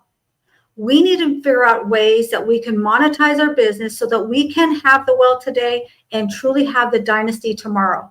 So what does your business look like when you are ready to exit your business gracefully and monetarily? Are you going to train someone up to take over your business? Are you going to be franchising your business? Do you have material, that green material that can be evergreen material that can be accessed long term, and you have that passive income? Like, what is the strategy? And I'm going to drop this right here. I don't hear a lot of people talking about this, but if you have started a business with a partnership, folks, if that's you, I understand a lot of people do this. You must right now stop. Do not pass go. You need to create a legal agreement with that partnership. It's not just a legal agreement, but also how will you exit that business? Because we will go literally from zero to hero. You might be struggling today, and one conversation's open up doors that you never anticipated. And now suddenly your business is worth multi-million dollars. And you and your business partner have not figured those things out. You haven't had that conversation. And if somebody gets hurt and they can't continue in the business, or they unfortunately pass away, now what do you do? That's a disaster. We got to understand, we got to have these conversations. Debbie, you look like you have a question on your face. No? Or a thought? Yeah. I'm just taking this all in. Like, my brain is just going. Hopefully it's going good. No, it is. It's going really good. It's just like I'm picking up things that I'm like, oh, I never thought of that. Or, oh, I never thought of that. Listen, we're going to look between the cushions. We're going to look through the cracks. I'm pulling back the curtains. Most financial advisors are not going to talk to you about this. They're going to ask, how much money do you have? Let's invest it here. We're going to buy low and sell high. And if you lose, don't worry, it's a paper loss. I mean, that is so 1900. Okay. We got to upgrade and step into 2025, our year to rise up and thrive. So thank you. I'm so glad that this is helping you to have some different thoughts about it. So that's what I wanted to share. Listen, folks, I love AI, and I actually have a gift for all of you. So if you're on Chatter, I can't see you. Hopefully you're there. I'm going to have to understand how this Chatter works. But you can go to my Biz in a Box, which is an experience. It's really not just a static website. It's an experience where you can go on there. You can download my free ebook, The Wall of Wealth. You can take my interactive money quiz. And by the way, you can also search for free money. Who likes free stuff? Okay, good, Adrian, because that is one of my favorite F words. I love free things. Well, many people have money that they don't know. It's called missing money. Maybe you had something, a house that sold, and now there was some extra money that was left in the impound account. maybe some family member left you money that was never claimed, you can go onto my Biz in a Box and you can go onto missing money and you can see if you have missing money. Where's the money that you're missing? You might have an extra $50. We can invest that. Maybe you find an extra $50 million. I don't know. Somebody does. I actually had a client years ago that had an inheritance from a long lost relative that he never met, never even knew. So things do happen like that, and it could be you. So that's my presentation. I'd love to hear some questions. I'd love to hear some comments. I don't know how to end the presentation. That's the only thing I don't know how to do. Well, first I'll thing take I care of just that. want to tell you is that at the top of the room in Chatter, your link is actually posted so that people can find you on LinkedIn. So that is there. Yay. But yeah, that was a great Thank you. presentation. Appreciate that. So Leah, I received a letter. First I received a call and it was like, your father's cousin has money. And I was like, Al, can you be a little lower, please? Husband. So I said, and I'm like, oh my God, what are you talking about? And then when I looked her up, I found out it was real. So it was like $2.5 million and it would be split. And I'm trying to think, oh, how many cousins would there be? And how many could this be? And how many are still alive? And then, they said, okay. And then it would be going on. But then all of a sudden I got the email that said he gave the $2.5 million to a charity. Wow. He donated it all. Really? But it Yeah. was a fun, conversation, right? Oh my God, it was so much fun. But I was like, wow. So it was his children that turned around and they first said, oh no, there's no other family members. So they were trying to say no, but then the attorneys were like, oh no, we're going to dig. So I didn't even know that was a company that actually does something like that, which is really very, very unique too. But Leah, also, I loved all this information. And if anyone needs it, it's really me. Because I really didn't learn about money. But I also love your Wednesday. So can you share also what you I do on Wednesday, would. please? Thank It's you cool. so much. I would love to talk about my Wealthy Wednesday, and soon it will be worldwide Wealthy Wednesday. I host this every week as a live at 10 a.m. Pacific Standard Time. And I was making notes, Adrian. I'm always looking for speakers for my Wealthy Wednesday. It is a 1 hour. We do it live. There's no script. Hey, if things get messed up, it goes a little cattywampus. It is what it is. And I absolutely love to highlight and showcase other people. I truly believe that collaboration is a new currency. I truly do believe that. And I enjoy highlighting other people. I get to learn. It gives me an opportunity to share and kind of bounce ideas off of them. I've met so many incredible, just amazing people. And Adrian was on my show and she was fire. I got to tell you guys, she was so good. I fell in love with her. I said, I don't know who you are really. We kind of had chatted a little bit on LinkedIn. I said, but I want to be involved with anything that you're doing. Wherever you are, let me know where you are. I want to support you. You need to come back. Like the way you move, just the community that you build is just beautiful. So if you're looking for a guest speaking opportunity, I would love to talk to you. Please reach out to me. Let's enjoy a no pitch coffee chat. And I don't charge for it. Like I said, it's something I do because I just really, I'm nosy. I like to learn. And by getting to know other people, I know that they say a rising tide raises all boats, but only if your boat's in the water. And to me, hosting this event every week is me putting my boat in the water. And I'm able to enjoy these conversations and highlight people. It's really been really such a humbling experience. So thank you for asking me about that. So please reach out to me. I want to know you. Anybody else have any questions? So Leah, do you work I know the family office, you have the team around you. So do you have an attorney that's also like a business attorney? And so you're connected to really everything that a business owner needs when they're sitting around their table, whether it's a family office or just you need an attorney, right? Go over what you really need as a business owner that's around you to help you. Yeah. So what we do is we help to fill in those blind spots. If you already have a CPA that you love, that's giving you a holistic and proactive advice, we can go ahead and plug in and work around with them. So I don't want you to feel like you've got to replace all of your people. No, we can work with embedded existing relationships, but those four pillars are critical. So if your CPA has never given you any advice that saves you time, money, or taxes, what they're doing is compliance work. Okay, what that means is they help you to cross all the T's and dot the I's, which we need that. They're making sure papers are filed and you have everything, you're paying your everything on time, and that's important. But really, we're looking for somebody who's going to look down the road a year, 5 years, 10 years, and give you holistic advice. What happens when we do form this partnership? What happens when we do exit this partnership? What happens when we do obtain this huge contract and now you're cash flowing millions of dollars? Are we prepared for that? Do we know how we're going to address that tax liability and potential other things that we need to shore up? So that's really critical, is the tax professional, which I like an enrolled agent or a CPA, and many of them are both designations.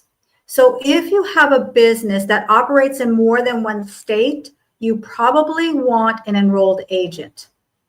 Usually CPAs are licensed by the state. So if you have a business in Florida, but you also have an office in California, then you might want somebody who is multiple states. And then, of course, we talk about our estate planning attorney.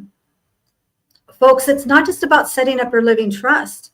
It's about setting up layers of protection. You want to know how all of these things are going to work together to create that dynasty. If all you have is a living trust, that's a good start. But if you're earning over $500,000, I'm talking about cash flowing in your pocket, or even 300 to 500, we really need to have multiple layers of protection. And then at that point, really, we need to look at what do we do a business valuation. This is not a business evaluation. This is a business valuation. What is your business worth? Okay, we can help you set that up. We have a company that will do it complimentary, a basic business valuation. I'm happy to offer that to everyone who's watching that. If you're watching this live, put live. If you're on the replay, put team replay. If you would like to have a business valuation, at least give yourself a starting point. And then we need that tax attorney. We need somebody who is going to give us that advanced planning, who knows the rules and laws and can write a white paper if you need it. Because we're not talking about tax avoidance. I'm not talking about those kinds of things. I'm talking about understanding the rules of the game. And some of these rules are there written, but you need to have something that verifies what you've done. And those are called white papers. A tax attorney will be able to provide those for you.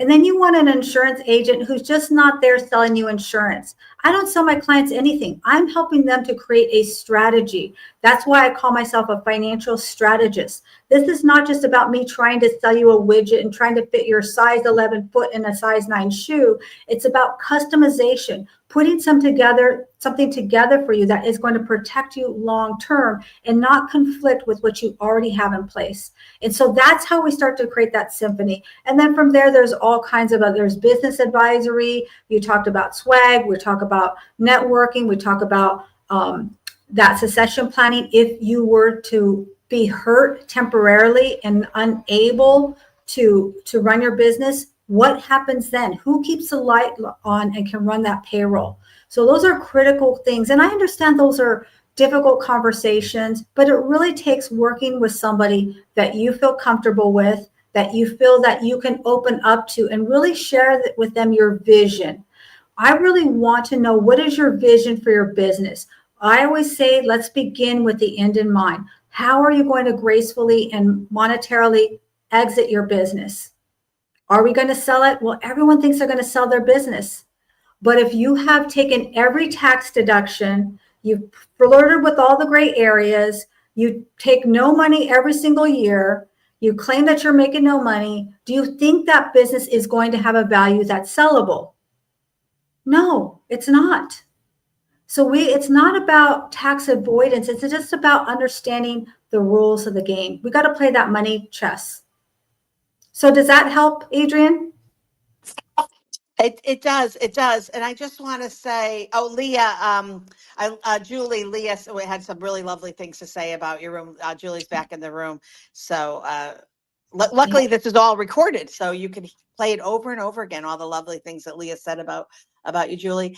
If I could just be a little vulnerable. So, first of all, I'm a dumb dumpster because here I am thinking to tell my parents, oh, I came in this world with nothing. I don't need anything. Like I never asked. So first of all, advice for me is always ask. Second of all, not only did not ask my parents, but I had found out at one point that my dad never wanted to change his will because he thought if he changed his will, he would pass. And I thought, well, that's nuts. But then I was listening to a podcast and I heard that the traditionalists, our older generation, actually that is something that they feared. And so I wanted to see if you would talk about that for a minute. Yes. And, Julie talked about being vulnerable. And I don't think that it is a mistake that you asked me that question. So one of the things I do is I help my clients to get prepared and organized so that when they meet with the estate planning attorney, it saves them money, it saves them time. I help them to walk through the questions that are going to be asked, help them to understand the decisions that they're going to be able to, or that are going to be asked to make. It can be very overwhelming. And so I will go methodically through that. I do the intake for them. I make sure that things are organized so that that attorney that I'm going to partner you up with can actually help you based on you and what you need. Now, a lot of people put off setting up their estate plan. That's not uncommon. It's very, very common.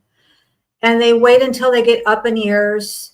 And the two things that I've seen that really are just so difficult for me to talk about, because I've seen this so many times and I've seen so many families hurt by this, which is husband and wife together, or partners are together, and then one passes away and they still haven't done their estate plan. And now you've left one partner to make all of those decisions. And they got to figure out what you wanted, what you intended, and they've got to figure out how to divide this estate. That's a heavy, heavy burden to put on somebody. Do it now while you're still in love, while things are still rosy, because you can make amendments down the line, right? We're not talking about when you die. We're talking about your dynasty. We're talking about your legacy you want to leave. And the other part is that if you wait and now suddenly you have a critical illness, a terminal illness, and people say, well, I'll just go ahead and I'll make these, what do they call it? These last minute wills. I'll think of the word, but here's what happens. If you're waiting to the last minute and you've got a diagnosis, now that becomes a highly contestable living trust, because you might have lost some of your faculties, or maybe families can say that you lost your faculties. And so if you haven't distributed your estate the way that they think that you should have, your family members think you should have, then now you've opened up a complete disaster. I have seen families bicker over pennies. And that's not what we want to set up. We've already seen that. We've seen Prince, Michael Jackson, Aretha Franklin, the list goes on and on. So we know better. This is the information age, but I'm still having families over and over again not do their estate plan. Here's how you know if you have a full estate plan or if it's just a trust. A trust basically is going to deal with your hard assets. And by the way, I'm not an attorney, so this is not tax or legal advice. I'm just giving you what I've learned. If your estate plan is just a few pages, it's probably just a living trust, which will say where you want things to go. But a full estate plan deals with all of the other things, the what ifs, the things that get people caught up in court. What if someone passes away during the process? What if somebody gets sick? What if somebody gets married? Like all of those what if things.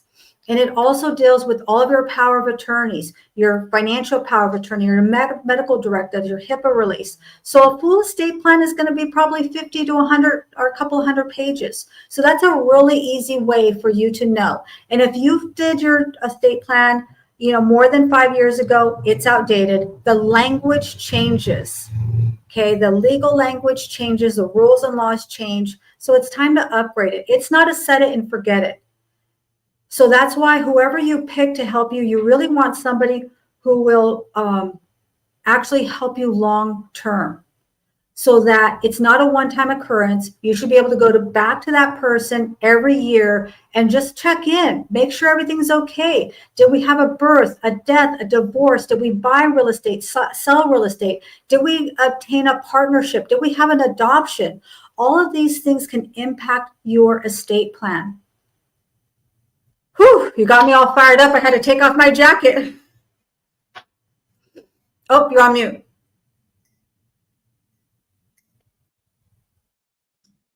We still can't hear you, Adrian. We can't hear you.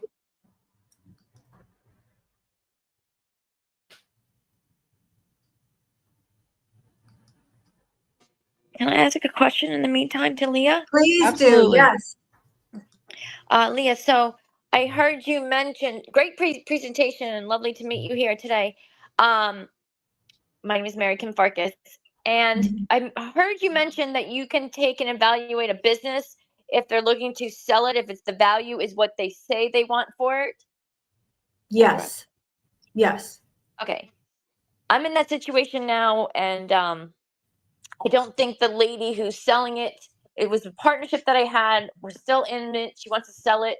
I want to buy it, but it's her evaluation of her own business. And she still hasn't sent me like certain documents I know that I need. That's correct. So I know I have your LinkedIn, so I can reach out to you on LinkedIn. Yes, absolutely. And that's, I mean, you're just validating what we shared about. That's a time when you have to look at the real numbers. That's like the fox in charge of the hen house, right? I can give you whatever that valuation. It's my baby. So of course, everybody loves my baby. It's going to be the most valuable business around, but it comes to the actual numbers, and it takes an actuary. So to really evaluate a business, what kind of business do you have, Mary? It's a pacifier cover business. It's very innovative, very unique. There's only one. Ours is the only one that covers like one of the most famous or all the top pacifier covers, including the Wubba Nub. Yeah. Wow. And she has not yet to release any finances. Refuses to give like information on customer data. Yeah, so I think it's kind of a little shady, even though I've known her since we were 14. Yeah, that's the partnership. And how soon are you looking to purchase this business? Well, pretty soon. She wants to get released from it, but I don't want to walk into something that she's not being totally transparent on as well, and she hasn't been. So absolutely, yeah, for sure. Yeah, we could definitely have a conversation offline, but it comes down to that planning. It's hard conversations, but I promise you, I'll make it easy. Okay, I'm there to give you that white glove service. I'm going to do all the heavy lifting so that you don't have to. You don't know what questions to ask or the resources to reach out to. And oftentimes I can get answers that you would have to pay for. I can, because of my relationships and because of how much business I do, a lot of my specialists will give me some advice or just point me in the right direction without you having to write a check every single time. So that is huge for you. Adrian, all right, Debbie. Definitely. I appreciate it, Leah. Looking forward to chatting with you. Thank you so much. You have to say Leah with an H, and then our other Leah from Chatter is no H. Oh, I thought I heard my name. So there are two Leahs. Okay, well, shout out to the Leahs in the Chatter and in this event today, because, we rock. What else can we say? That's so great. All right, Debbie's going to take us out.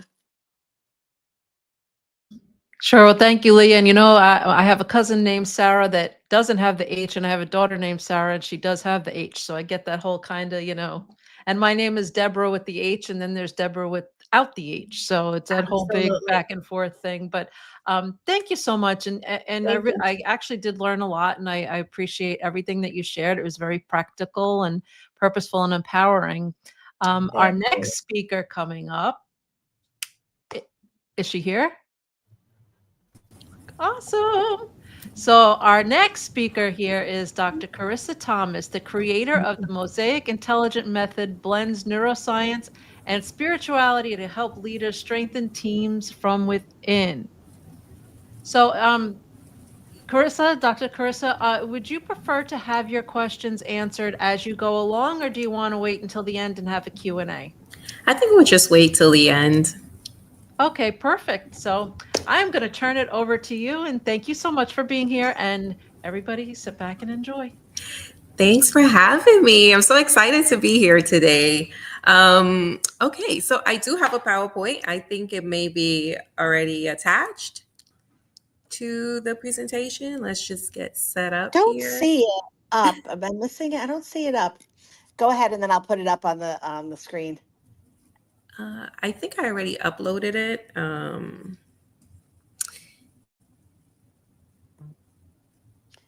Take your time so you could share your PowerPoint or the window or the, like, I know really what I'm doing, or up the PowerPoint, the PDF or Yeah. the Google. I'll upload it again. Let's see here. Let me know if you see it. I'm going to find your book so I could put it in the Mosaic way. Please log in or sign up. Are you seeing it or no?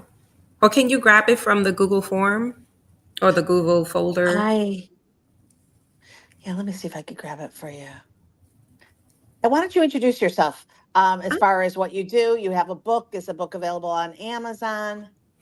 Yeah, definitely. I do have a couple books out, and I think as we go through the presentation, it's already like built in for me to tell you more about it. But I definitely look at leadership on a grand scale. So we'll be able to talk more about it once the presentation is live.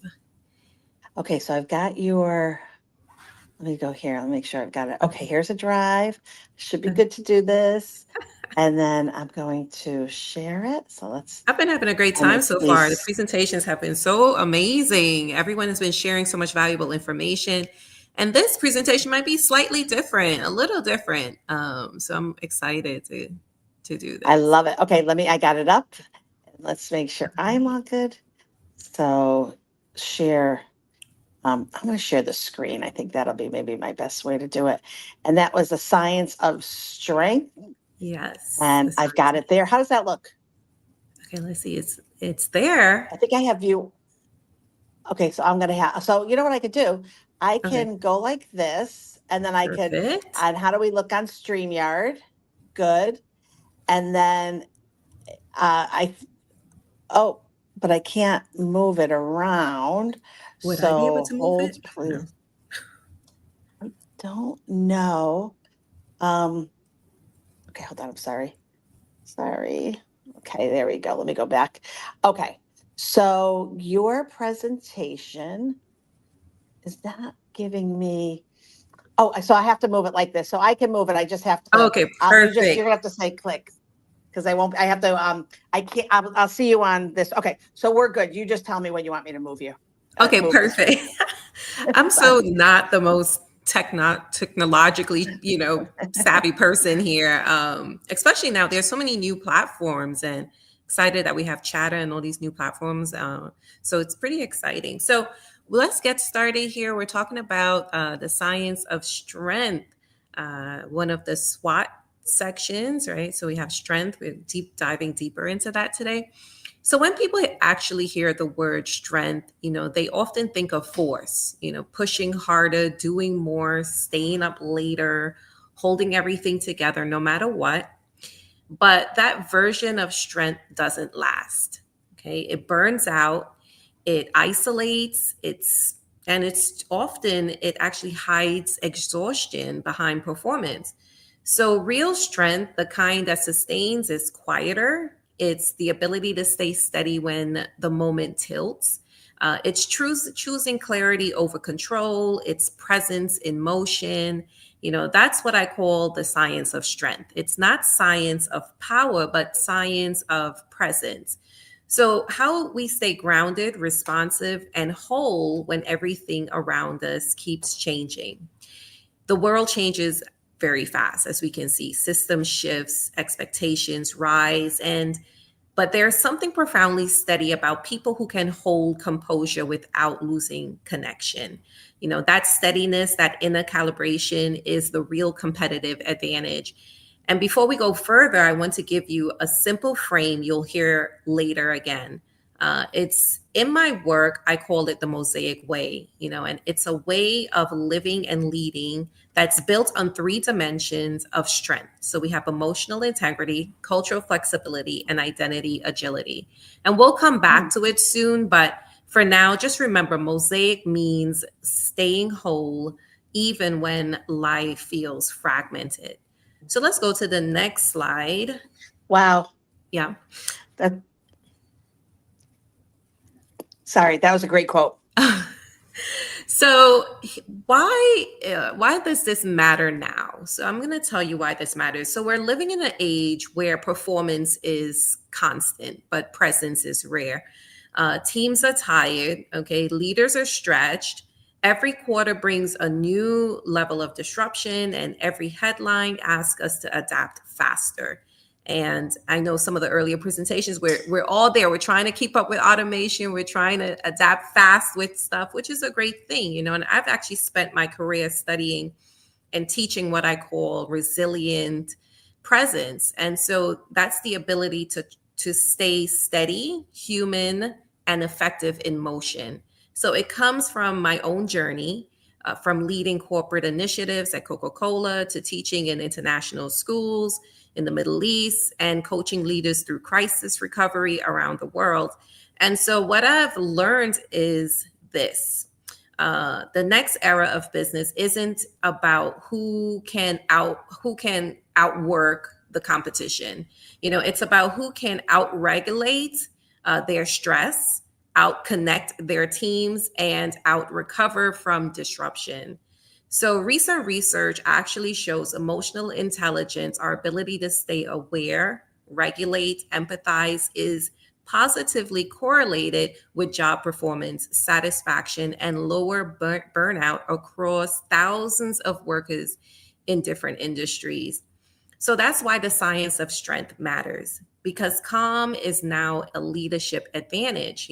Connection is a productivity tool, and emotional clarity drives every measurable outcome that follows. So let's look at the next slide. So this is the question that kind of changes everything. All right. So when life speeds up, who do you become? Do you overfunction? Do you retreat? Do you try to fix everything? Or do you freeze and wait for the storm to pass? Each of us has a pressure pattern. Okay. It's a rhythm our nervous system defaults to when life feels unpredictable. So, and that pattern tells us a lot about what we've learned or what we learn to call strength. But it's true. True strength is actually how we perform when things fall apart. It's how we come back when they do. Okay, how we're coming back from that. It's how we stay emotionally available to the moment instead of consumed by it. It allows us to lead, connect, and think clearly, even when the environment is noisy or uncertain. Now, that's the space we're exploring today, not toughness, not power, but resilient presence, the strength that keeps you steady, empathetic, and effective in motion. So let's go to the next slide here. I'm going to tell you a little story here about a 5K run. So one of the most defining moments in my life didn't happen in a boardroom or a classroom. It actually happened on a wooded trail during a 5K run in college. I was exhausted, behind on pace, my lungs was burning, legs heavy, climbing a hill that felt endless. I was ready to stop, Then out of nowhere, another runner came beside me. She didn't speak. She didn't push. She simply matched my stride. For the rest of that hill, we ran together, silent, synchronized, shoulder to shoulder. When we finally crossed the finish line, we hugged, smiled, and went our separate ways. I never saw her again. This was before social media, before an easy way to stay connected, but that moment has, that shared rhythm has stayed with me for over 20 years. And because it taught me something that no textbook ever could. Strength isn't always pushing harder. Sometimes it's matching pace. And so it's compassion without transaction. It's connection without an agenda. It's that single act of presence from a stranger expanded my capacity physically, emotionally, mentally, without a single word. And that's what human connection does. It amplifies our strength beyond what we can summon alone.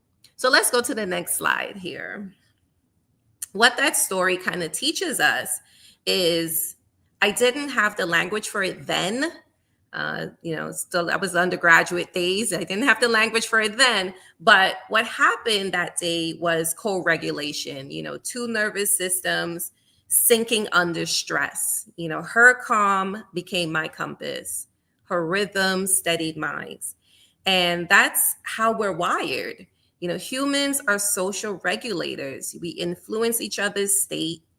It's why some people can walk into a crisis and shift the emotional temperature instantly, not because they talk louder, but because they can carry calm. And that's what emotionally intelligent leadership looks like. It's regulating the room without controlling it. That day taught me one of the greatest lessons of all, that your energy is data and people will borrow whatever you bring. If you bring calm, they'll stabilize. If you bring panic, they'll mirror it. And if you bring focus, they'll align with it. The science of strength begins here with awareness, that our nervous systems are contagious. So let's go to the next slide. Let's see here. So the biology of strength, here's what it looks like. So science now actually confirms what we've intuitively known all along. Calm isn't passive. It's actually psychological. Calm is chemistry. Connection is circuitry. And clarity is practice. All right. So when you feel seen or you're feeling, when you feel seen and safe, particularly, our body releases oxytocin, which is the trust hormone. And so when you feel dismissed or threatened, cortisol spikes, narrowing your focus and heightening defensiveness. And that's why communication under pressure feels harder, because biologically, our body goes into protection mode. And the real strength isn't about ignoring stress. It's actually about expanding awareness within it. It's being able to say, I can feel the tension, but I still choose my tone. I can feel the urgency, but I can still choose curiosity. And it's not soft. We think, oh, these are just soft skills, but it's actually self-regulation. And in leadership, regulation is actually the new resilience. So that's the chemistry of composure. So let's take this a little deeper. Let's go to the next slide. So in my work, I've worked with teams around the world, and I've identified 3 dimensions of strength that separate reflective leaders from grounded ones. And so we're looking at emotional integrity, and that is the alignment between our values and our response.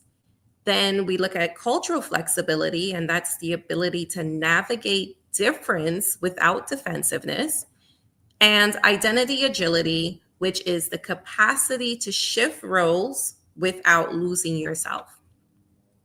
Together, these three form what I call the mosaic of strength. It's a living framework for staying human in high-speed systems. So one of these breaks, if one of these pillars that I discussed breaks, we fragment. But when all three align, what I've seen is that we lead with calm, connection, and clarity. And I know I'm saying a lot of stuff. I'm using a lot of terms here. So, just know that, yes, these are very big topics. It's a lot to go over in a very short session. But, I'll briefly go over in the next upcoming slides each, so you don't have to absorb all of it right now. But just listen, and whatever kind of resonates with you right now, just sit with it, and we'll try to go a little bit deeper. So let's go to the next slide, which is actually the first dimension, which I call emotional integrity. And so it's about staying honest. When we look at emotional integrity, we're looking at being honest with your true self. I think it's not just like outwardly, but also inwardly. What is that outward expression that you're having and that inward experience you're having? It's an alignment actually between what you believe and how you behave under stress. Honesty without hostility. How about when we look at boundaries without bitterness, compassion without collapse? You don't actually suppress your emotions. A lot of people, sometimes they suppress their emotions, but what we want to do is actually use it. And so we don't want to fake calm. Some people are faking it on a daily basis. We don't want to fake being calm, but you want to create a space where you can act and live your own truth. And so emotional integrity says something like this. It says, my feelings are real, but my response is still my choice. So we do have a choice in how we emotionally connect. So when you operate that way, you actually stop trying to control the outcomes and you start creating trust. And so clarity is contagious, and emotional integrity is how it spreads. Now let's go to the next pillar here in my framework here. It's the second dimension is what I call cultural flexibility. So every day we move through different people backgrounds. We're moving through generational differences, communication styles, and expectations. We actually move through expectations as well. So cultural flexibility, it doesn't mean losing yourself to please others. It means holding your identity steady while stretching your understanding is more what it looks like. So it's being curious under tension. It's asking, what does respect look like for you? It's also saying, what does it look like for you before you actually start assuming it looks the same for everyone else? Flexibility actually isn't weakness, it's wisdom. And rigid people look confident, but they break under pressure. So flexible people, when you're flexible, you bend, you're able to listen, you're able to adapt without losing integrity. And here's the truth. Safety, not authority, creates fellowship. All right. When people feel seen, they don't have to fight for space. And that's the power of cultural flexibility. It builds psychological safety that multiplies performance. So let's go to the last pillar here, number 3, which is identity agility, which is the third dimension. And it's knowing who you are even as your roles evolve.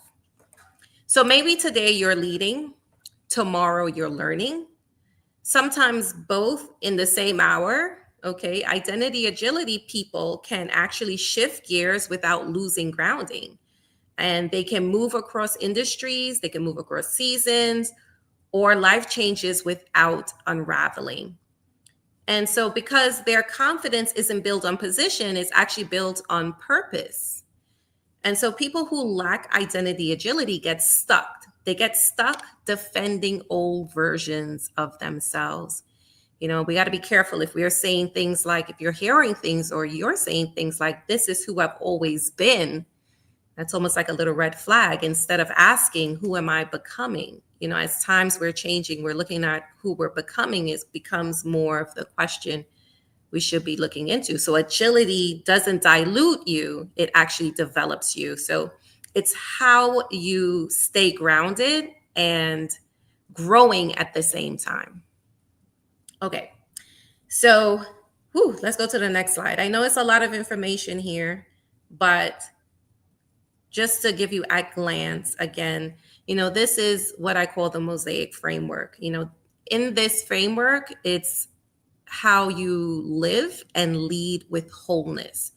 It's built on the 3 core dimensions, which we talked about for strength, which is emotional integrity, aligning your response with your values, cultural flexibility, adapting to differences without losing yourself, and identity agility, which is evolving across roles without fragmentation. So each of these, okay, is actually both a mindset and, get it, a muscle, okay? So when practiced together, they become a rhythm of resilience. It's a way to actually stay grounded while everything around you moves. So whether you're leading a team, you're climbing a hill, you're caring for someone you love through illness, these same muscles of strength apply. Because the Mosaic Way isn't just a framework, it's actually a way of being. It turns wholeness into a leadership strategy. Let me take you to another story. Let's go to the next slide here. A few years ago, I consulted with a company that just invested millions into an automation line. It was a robotics line, actually. And the software was flawless. The rollout was on time, but the people were silent. Okay, so now we're coming into some issues here. So they weren't resisting technology, they were resisting invisibility. They felt left out and undervalued. And we're seeing this pattern everywhere again today. So as organizations roll out automation and integrate IA or AI across their workflows, performance isn't collapsing because of technology. It's actually collapsing because people don't feel seen in the process. So change is accelerating, but communication isn't keeping pace. And I've seen that happening. So what needs to happen? What we did in this instance, we actually slowed down. We stopped asking, how do we implement faster? And started asking, how do people feel during this process?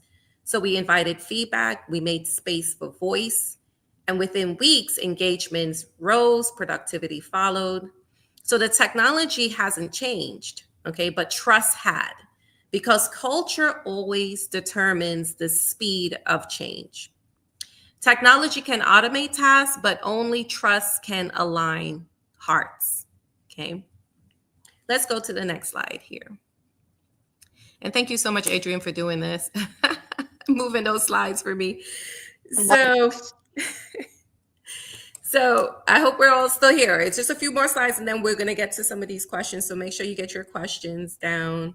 But I want to give you all this information first so we can have a background to go back to. So years later, actually, I was working overseas.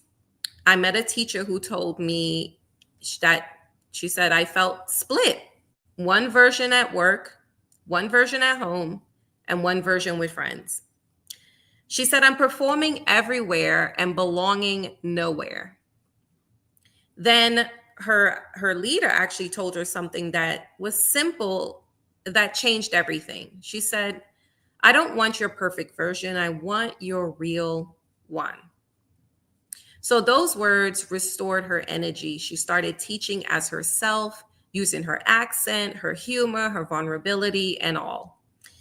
Her creativity came alive. Her students responded with enthusiasm. And then I realized that belonging isn't sentimental, it's actually strategic. So when people stop performing, they start contributing. When they stop masking, they start innovating. Belonging isn't about comfort, it's about access.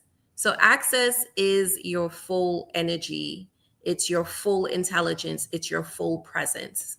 Okay. So let's go to the next slide here. So we're talking about the mosaic of strength.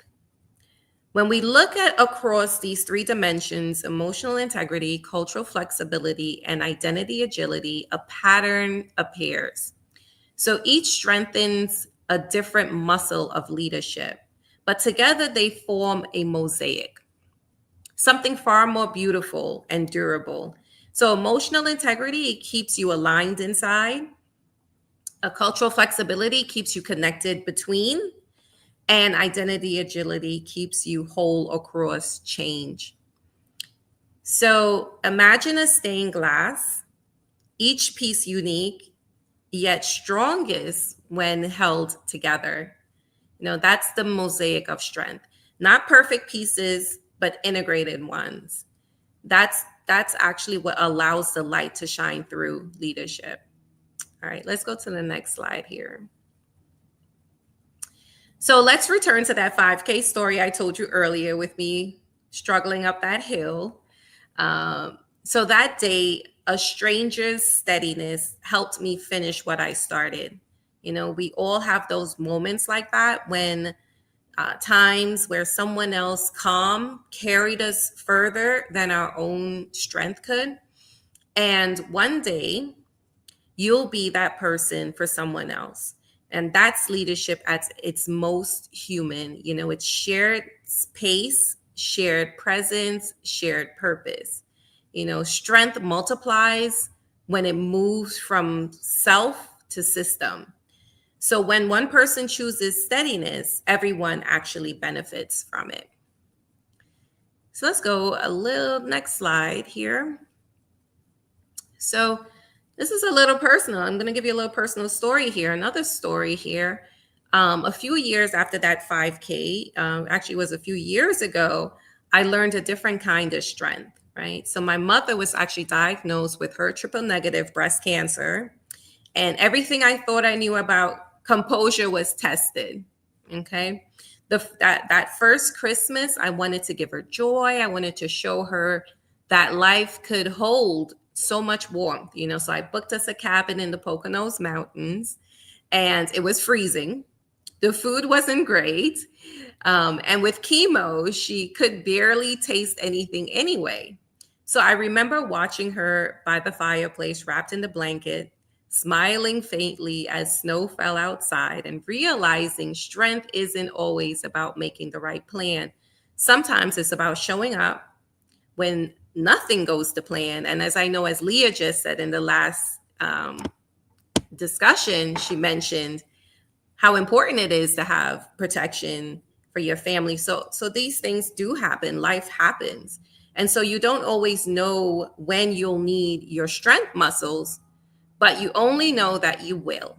Okay. And that winter taught me that love itself can be a form of endurance, you know, and endurance, quiet, tender, human, is its own kind of science. And that's the leadership, and that's leadership today. All right. We're managing through constant change, layoffs, automation, hybrid teams, economic uncertainty, and yet people still need presence, not just plans. We have to be careful if all we're doing is creating more and more plans. We need leaders who can stay grounded when conditions are unpredictable. They need composure that communicates care. And the workplace version of the winter that I'm discussing kind of looks like this: a manager who listens before reacting, a team lead who brings calm when systems shift, a colleague who stays kind when pressure rises. So because in a world filled of change, the rarest skills is emotional steadiness. And when leaders model that kind of strength, teams don't just survive disruption, they trust each other through it. So let's go to the next slide here. So when people actually feel seen, we have oxytocin rises and cortisol drops. Okay. So collaboration increases. And when you feel unseen, the opposite happens. You know, belonging is chemistry, it's biology, and when it's strong, so is performance. Okay, so calm brains connect better. All right, so connected teams create faster, and trust becomes a renewable source that fuels every outcome that matters. Let's go to the next slide. All right, so earlier we looked at the 3 dimensions of the mosaic way. Now let's look a little bit more closely here. So we're going to look at these principles, how they will come to life on a daily basis. Let's use the acronym MOSAIC. All right. So M will be for mindful integrity. O is for openness across cultures. S is for self-awareness in action. We have A is agility of identity. And then we have I, integrity of connection. C is courageous belonging. So these 6 qualities, mindfulness, openness, self-awareness, agility, identity, and courage, aren't abstract ideals. They're daily choices that determine whether we lead from fragmentation or from wholeness. And when you live the mosaic, you stop performing strength and start practicing it. Let's go to the next slide. I know we're doing good on time here. So think of a time when you had to be strong. All right. Maybe when you didn't have all the answers, or when that moment felt bigger than you. For many people, that moment is right now. You know, as the government shutdown stretches on, millions of employees, contractors, and families are caught in uncertainty. You know, across sectors, teams are doing their very best to hold things together, not knowing when paychecks will resume or projects will restart. You know, the data tells us that we can already feel morale drop sharply during shutdowns, and the ripple effects on engagement and retention can last for months after operations resume. So research actually from the University of Virginia, Darton School, found that a single shutdown can lower morale as much as a 10% pay cut. And in workplaces already stretched thin, that emotional toll actually compounds. So, there's actually another side to this story. Okay, studies across industries show that resilience, the ability to recover after disruption, directly buffers burnout and predicts better long-term performance. So, in one larger meta-analysis study, people with higher emotional intelligence and resilience reported lower exhaustion and stronger job satisfaction under stress. So, in other words, the science confirms that what many of us have lived, strength isn't resistance, it's recovery, you know, and the more we recover, the stronger our futures become. So, resilience doesn't mean bouncing back to what was, it means leaning or learning how to bounce forward. Okay. So tough shutdowns, layoffs, pivots, or uncertainty, as leaders who last are those who stay steady, empathetic, and connected when circumstances are unstable. And that's the science of strength in real time, you know, not theory, not practice, but perfection, but not perfection, but presence. All right. So let's go here to the next slide. So here's what I want you to remember here. If you remember nothing from today, all right, remember this triad: shared pace, shared presence, and shared purpose. So when you match pace with others, not rescue them, but you remind them that they're not alone, we create momentum that actually lasts beyond us. And that's how cultures heal, teams stabilize, and communities transform. And in business, that's how results multiply, not just through systems, but through people.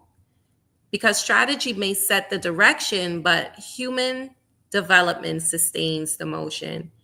You know, the real science of strength isn't dominance, it's alignment. And it's how we move from performance pressure to human-centered progress. And that's the foundation of every resilient organization. So let's go to the next slide. So in closing, and which will leave us some good time for some questions. In closing, here's my closing question to you. Who will you run to? Okay. Who would you run alongside actually next? Okay. I think there's another slide over there with my contact details, so you could probably put it back.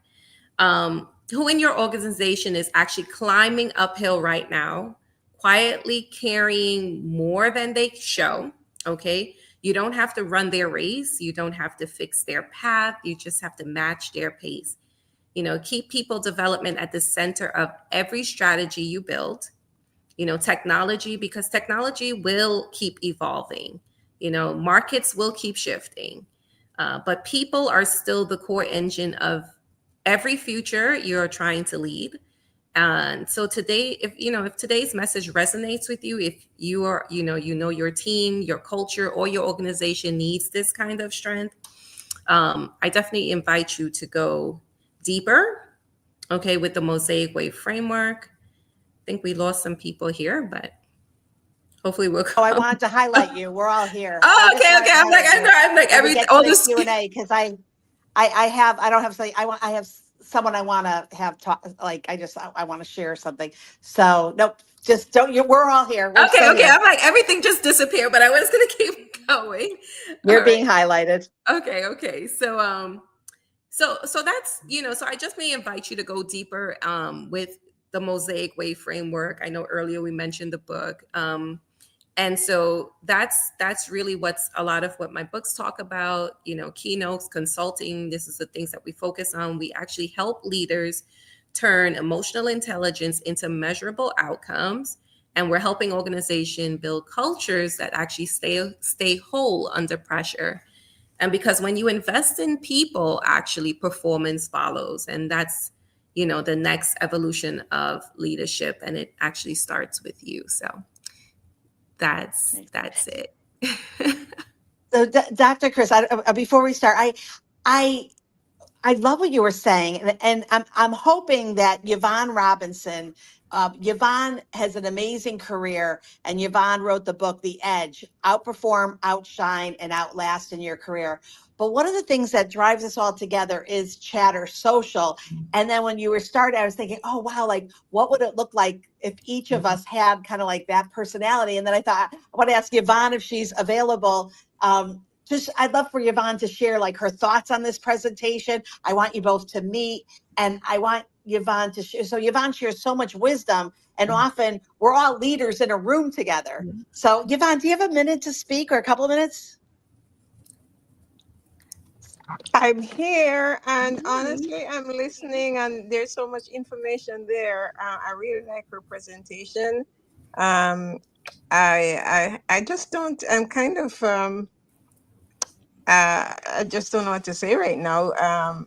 I was more because what he's saying is so in tune with with sort of what I do. I'm just here listening and learning more, because it all comes back to the way you, as she said, the science of the strength, how you see strength and all those things. So honestly, she said so much. I overwhelmed with the information, Adrienne. I don't know what to say right now. I'm kind of No, Yvonneism. It's full.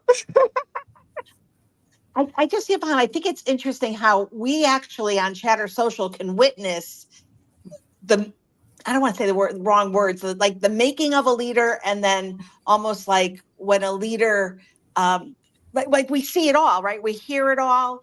I think the voice just shares so much. So I was taking a lot of like what Dr. Carissa was saying and going, oh, wow, like this is not just for work, not just for your career, which Yvonne's book is amazing, but it's also for us leaders that are coming into Chatter Social. And because anyone else wants to kind of like, how I get sometimes where I can't really share. I feel like I'm not able to say what I really want to say. So who would like to take the mic for me and help me? You? Anyone? Okay. I just don't know how to I put was it just into going to say writing. that, like, I love the way that you kind of weaved that all together and you have your pillars, and I like that you called it mosaic, because it is, you need to have all those pieces in order to put it all together. So, for me, I kind of went along the journey with you. I was running right next to you, listening to you talk, and just, catching all those pillars and just, just putting them together. And I really think that that's a beautiful thing. And I really enjoyed your presentation. So thank you. Thank you. I think you never really know too when you'll be confronted with moments where you actually have to step up. And I think I spent the first half of my career in the corporate sector, and then I moved into education, and I spent a lot of time internationally where I did a lot of my deep research, my dissertation on social identities and how people belong in certain aspects. And so seeing full circle just how important, or how people's voices get lost because they're hiding parts of themselves, or they're afraid of this community that we are creating. Some organizations create a community, but there's a trust factor that's not there, and people are not showing up as their whole self. But it's really a beautiful thing if we allow individuals to show up as their whole self. And we have to understand that whole self is a very fluid thing. It's a moving thing. And I think so much of what we can look at, and what I've discovered in leadership, or we're used to saying these are very fixed views of looking at things, but I think we're moving, we're living mosaics is how I sort of see, and how my research sort of came together. It's like we're living mosaics, we're moving, we're changing every day. Every experience, this interaction that we're having right now is altering how we feel, how we think, how we change. And there has to be something that actually accounts for that. And so that's when I kind of thought about, what this is, we need to have some sort of framework to track this movement that actually happens. And if it can happen more often, and we can be free to be who we want to be in our workplaces, in our homes, anywhere, it will be a beautiful thing, is what I think it would be. So my question, I have your Oh, go ahead. accent. Is it a New York accent? I am a New Yorker originally. It's just, I live in Texas, but that New Yorker thing I follows me. went onto your LinkedIn and I'm like, wait a second, that's not a Texas Yeah, accent. I am a New Yorker. Me too. I don't live in New York anymore either. So, but yeah, I'm a New Yorker. All right. So I was going to say, going back to Yvonne, Yvonne says something I love. She says, how we do one thing is how we do everything. And I think that's such a brilliant statement. And I love being reminded about it, because it makes me realize, okay, that's a goal, right? I want to be seen as the person that does one thing. And I go back to Chatter Social, because obviously I love the app and doing this so that we can get more eyes on the app. But you do come out, right? Like you just said, the voices do come out. So how do we really see ourselves? Like the mirror, when I look in the mirror, I see my bangs are all wrong, and I see my nose looks so Jewish I am. And but how do we see who we are in the reflection of our leadership style? I think we have to allow ourselves to be who we want to be. We have to allow ourselves that grace to show up as who you want to be. We're becoming. I think we're always in this becoming moment, and we don't have to be fixed.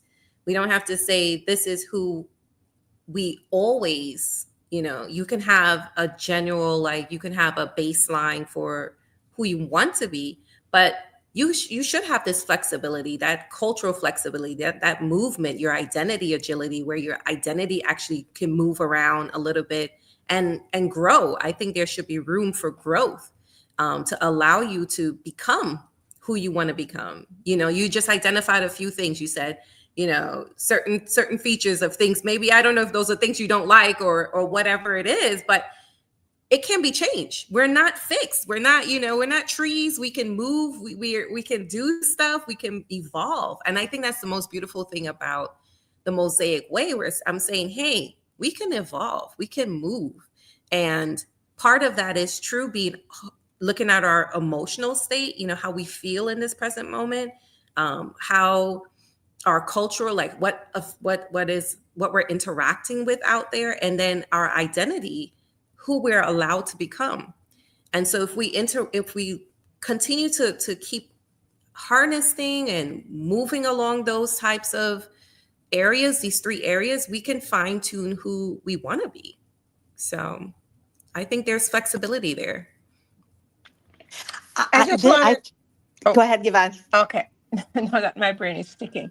Now I just wanted to add, yes, I like the idea of the mosaic approach to management, and we also have to understand that when I did my degrees years ago, because I did them long time ago, right? I got my MBA probably in 1980 something or 1997, I think, and that was a pretty long time ago. And we used to talk about, when we did business here, we used to talk about the theory X and the theory Y, right? Douglas McGregor, theory X and theory Y, people are lazy or people are not lazy, but if you motivate them, yada, yada, yada. Nowadays, when you're looking at, as you can imagine, when you're looking at employees or the people in your organization and you're looking at them as a mosaic, it has to be because technology has changed things a lot. I did a LinkedIn newsletter recently that talk about, your promotion might depend on someone who was born in 1965. The reason is that when you look at what's happening and the society is changing and people are changing so fast, when you get back into the organization and look at all the people in the organization, you have to look at them in terms of their cohorts, because the different cohorts, because people were born in different eras within these cohorts, you find that employees react to each other in a very, very different way. They communicate differently. They build relationships differently. As they say, the boomers tend to be more loyal, right? The millennials are better at communication in terms of technology and all the things. So I kind of like the fact that you talk about this mosaic type of leadership, or looking at your organization or looking at the people, that they are constantly evolving. And yes, I agree with that, and I like that a lot. So let me land right there.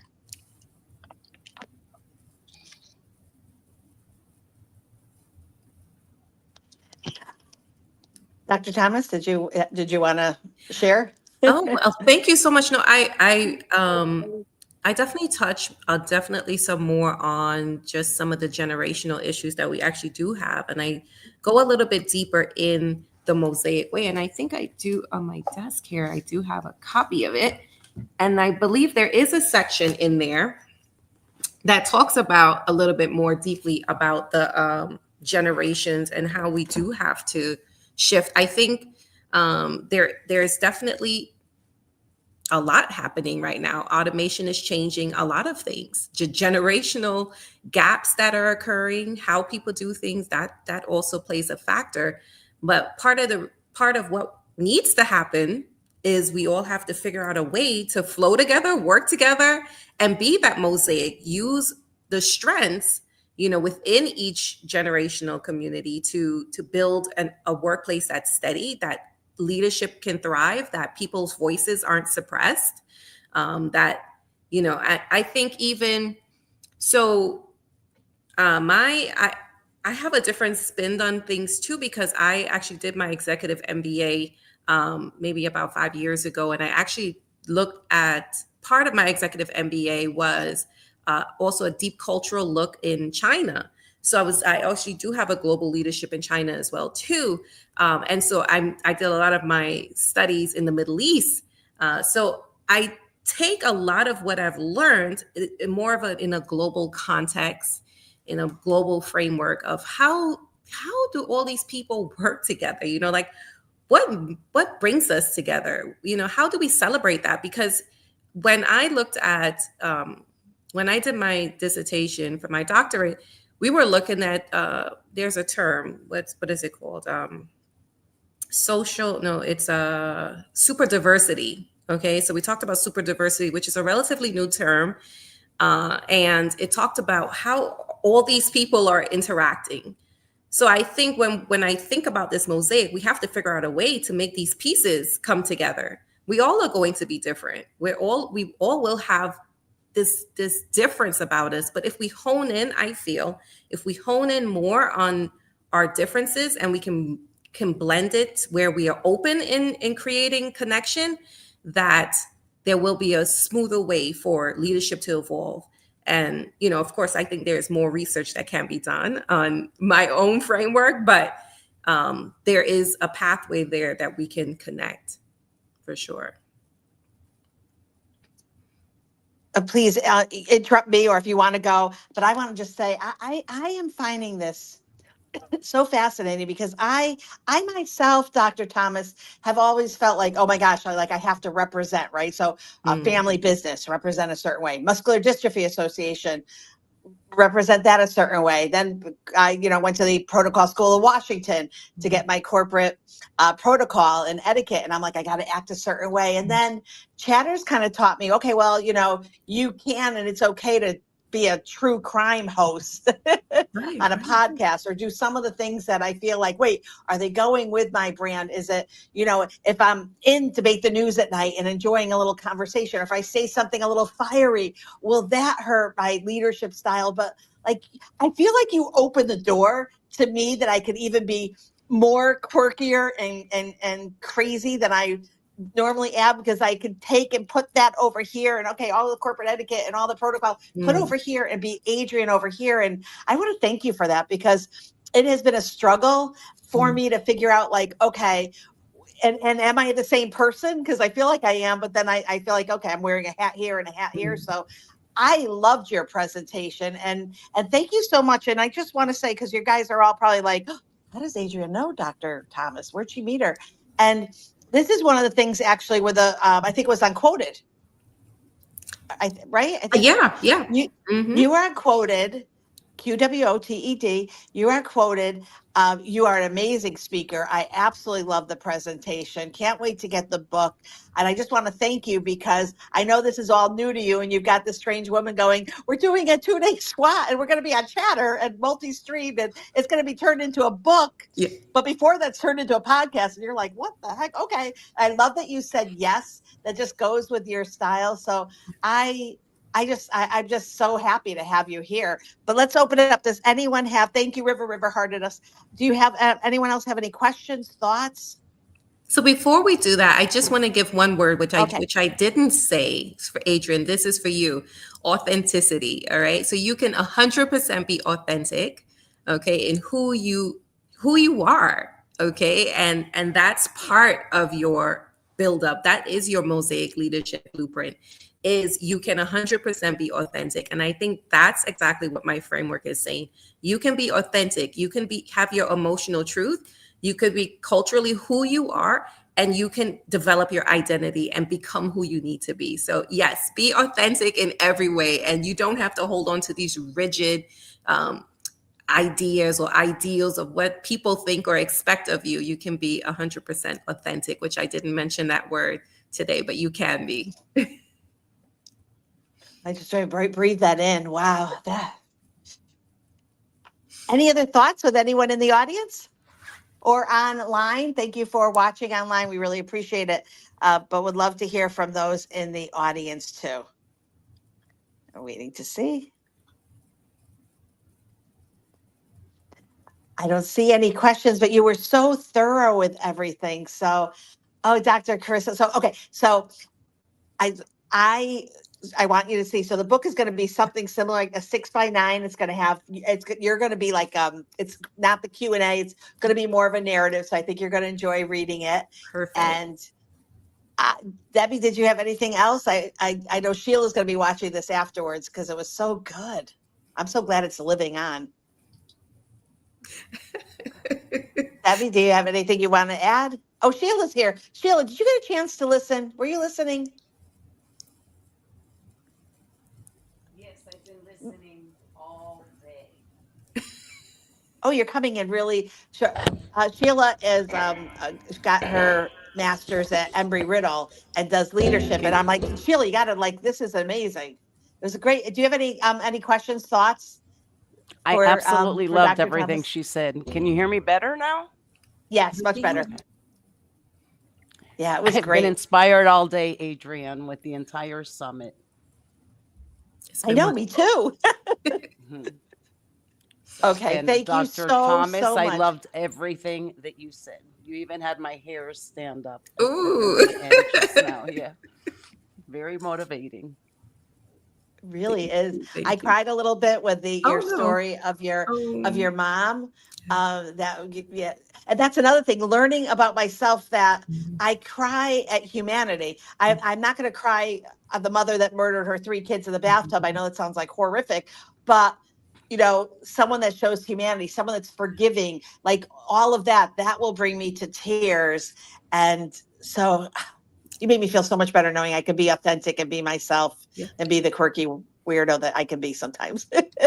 So, All right. Dr. Thomas, Thank you what so can I much. do to remind her every day? Keep those words. What one piece of advice do you have so that we can help support Adrienne in that process, in that journey? I think the more that we express who we are, the more that we are authentic with who we are, that we will continue to see new versions of ourselves. We will continue to see that evolution of ourselves. And we need to allow those spaces to happen. We need those tears to cry. We need those things to happen so you can become the best version of you. And I think if more leaders led that way and allow that realness to affect who they are and their personality, their identity, their cultural makeup, it will make such a more fulfilling workplace. It will make such more of a community event, or it'll be such a great experience for everyone because we're not hiding any longer. We're not holding back. We're not hiding who we are. We're allowing ourselves to be who we are. And I think more of that is needed in more of corporate sectors and everywhere else. So keep living that and keep experiencing who you are. I think that's a beautiful thing.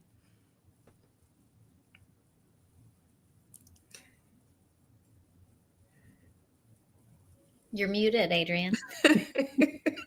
I'm mesmerized by you. I was just saying, I'm going to I just want to hear every time you speak. So I'm going to follow you. Oh, while we're talking about that, and welcome to Jennifer. I wanted you to meet each other too. But Dr. Thomas, so where can we find you? Where can we just grab everything that we can from Oh you? my goodness. You can find me. I think I had that on the last slide. You can find me at drcarissathomas.net. You can find me at drcarissathomasbooks.com. You can find me on the Mosaic Leader. .com. You could find me on the Mosaic Way podcast.com. So definitely put out a lot of tools there. I know that, my framework is relatively new.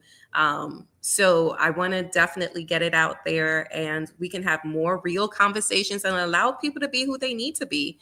I think we're creating a great future. And I know the next speaker for sure is dealing with some stuff with leadership too. So it's very exciting. I love that. Jennifer, hold on for 1 second. Sheila, grab it. Grab that book that you just wrote. So Sheila is the founder of Pod to Book. She's sponsoring the event. She took my conversations with guests and turned it into a book. Leah, who is the Community with Chatter, is the first chapter, and a couple of the other speakers. But Sheila, we have 2 minutes. Why don't you just share about your book before Jennifer starts?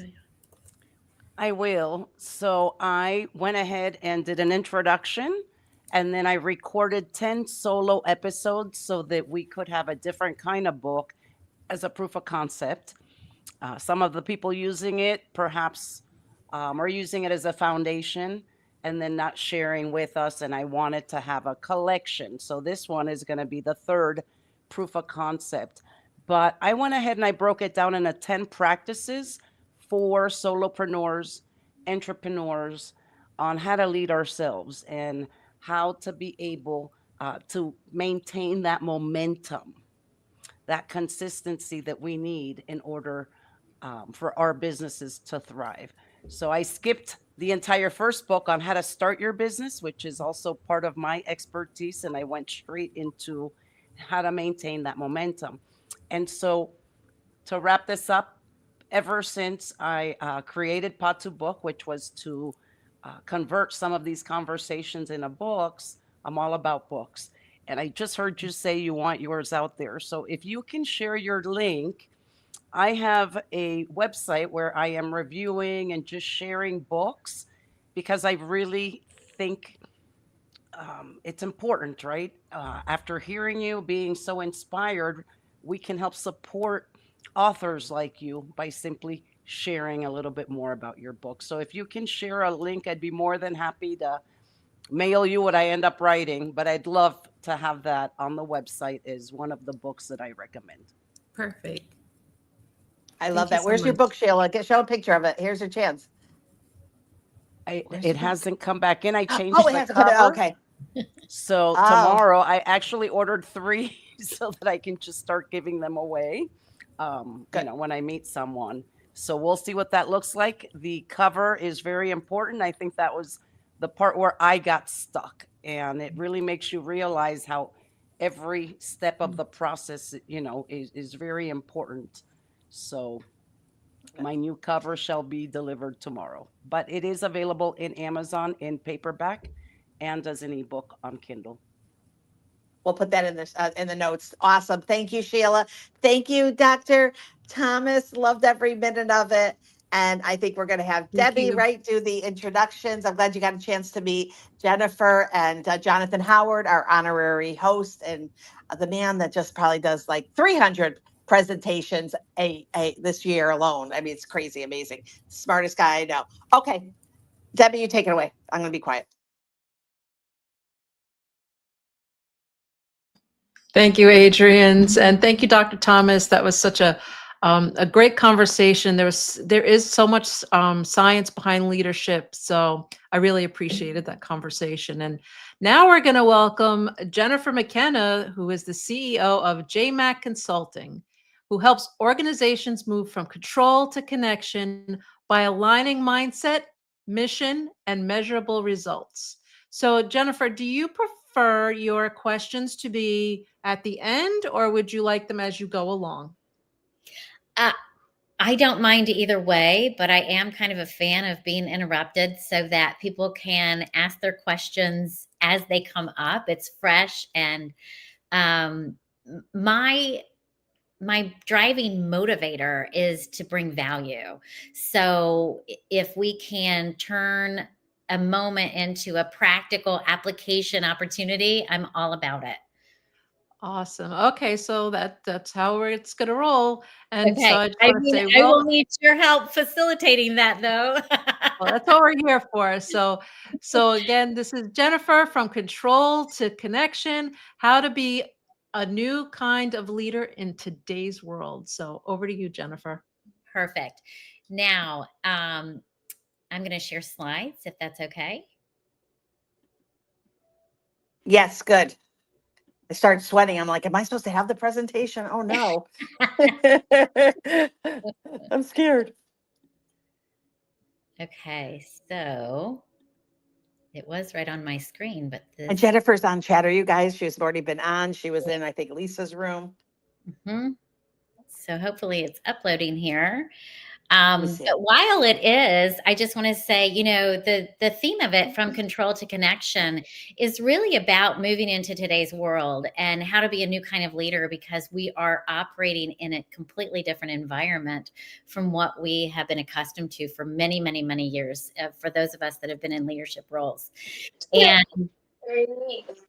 And so, what many of us were conditioned or trained to do was try to control a lot of elements of our environment, whether it was our physical surroundings and making sure people were actually physically in the office, or if it was controlling our messaging so that we made sure that, everyone knew what we wanted them to do and what, was the tops down approach, or just controlling behaviors. And so in today's world, all of that is upside down. And so we've all been conditioned to do things that aren't necessarily effective. And so that's what I want to talk about today. So I think the slides have come up. Yes, they have. Hold on for 1 second. I'm going to put it up. They look great. Okay. And there we go. Okay. Excellent. All right. And so one of the biggest things I want to just share is that, you're not doing anything wrong. If you're having a difficult time leading today, we've got many generations in the environment at the same time. But that conditioning really plays a big role in our behavior. A lot of times we don't know. We've gotten conditioned. We've gotten a lot of positive reinforcement over the years. We don't understand why things aren't working. And so one of the things that I just want to offer up today is the idea that it's really about retraining your brain. It's not about trying to control the amalgamation of generations and new needs and that type of thing. It's really about what's inside of us and making that shift as opposed to what's outside of us. So today, if you learn how to retrain your brain, you will have high employee engagement and an enviable culture. I do think that what I see is a lot of people are trying to figure out how to create a strong culture. And not necessarily understanding that when we shift internally, everything outside of us shifts. And so that culture and that engagement becomes a byproduct of our focused intentions with our own brains, with our own minds, with what's going on inside of us before we start acting. And so some of today's takeaways is understanding the current corporate climate and why it's so challenging, learning compelling data points that drive the need to change in leadership approach, recognizing what it takes to lead teams effectively in today's environment, reflecting on our own contributions to the current dynamic, and identifying our own perspectives that need to be shifted in order to experience more optimal workplace experience. And by the way, I apologize. I pulled up my old slides, so we may end up running into some snags here, but I'm going to go with it. So I can already see that these are images for a different audience. So, but we're gonna roll with it. So a lot of times I find that leaders are banging their head against a wall. Like, what is going on? Why can't I get my people engaged? Why do I still have turnover and that type of thing? And so what I'm on a mission to do is help us all move from a profitability mindset to a prosperity mindset. So in 2002, I created a methodology called the Prosperity Formula. And I've had the tremendous humbling pleasure of working on word of mouth referrals for 23 years from that methodology. And at the time, I had no idea really what I was doing. I got diagnosed with a chronic health condition, and I was told I'd be on drugs the rest of my life. I was a very young executive at the time. I had transformed an organization, a nonprofit organization. And at the same time, my health failed. So when I got married and became pregnant with my firstborn, I left that lead position. I left the interim president and CEO position to go concentrate on motherhood. And I was surprised that I had people come to me and say, will you coach me? I saw what you did with the organization. I saw what you did with your team, and I saw what you did with your health. And I thought to myself, well, I have no idea. I don't know what to tell everybody. So I created a methodology, and I created it because I just kind of studied what I did to transform my own health. And then I decided a couple years into coaching that I wanted to apply it to businesses. And I've been doing that ever since. So today I want to share what I've learned over the years. And as the landscape has changed, I've just continued to use this as my guide. And I am very excited that after all these years, I feel like there's more of a readiness now than there ever has been to make this big shift. So I want to help everyone thrive. That's what my new mission is here. And so I don't know, here's an AI generated graphic, and I did that just kind of in jest. But it's just kind of nostalgic of, if we can all kind of go back in time and remember when the big leader was the big guy on campus and everyone just kind of treated him like a god. And that's not so much today, right? This is what it looks like today. And so a lot of leaders are feeling like, oh my gosh, I'm doing more and it's working less. And what is going on? Where is that disconnect? So if anyone out there is feeling that way, know you are not alone. And that's what this is all about, is to help you do that. Now, one of the things that, we talked about, and that's why I can tell these are not the slides intended for this audience, because I had done this, Adrian, in honor of you. The slides were categorized as strengths, weaknesses, opportunities, and threats. But since we've missed that boat and I don't want to take everybody on a side trip to go find the right slides, I'm just going to say, here's your threat. Only 23% of the global workforce is engaged, according to Gallup. And so a lot of companies, if any of you work with engagement surveys or anything like that in your companies, you know that you don't really ever want to get below 80%, much less 70%. So when you look at a global data point like this, it's daunting. It's really daunting. And so I think that's why a lot of leaders are trying to figure out, where do we go from here and how do we get everyone engaged? And so when it comes to my credibility, I'll just touch on this very quickly. Oh, it's not going to animate. All right. Well, here you go. You can look in the background.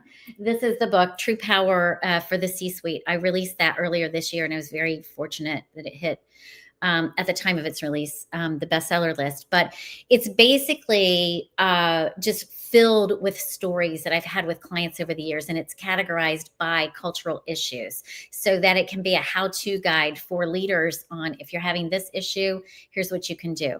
But all of the exercises are riddled with EQ training, so to speak, right? How to increase our emotional intelligence, how to impact our workforce with more meaning and more depth and greater intention.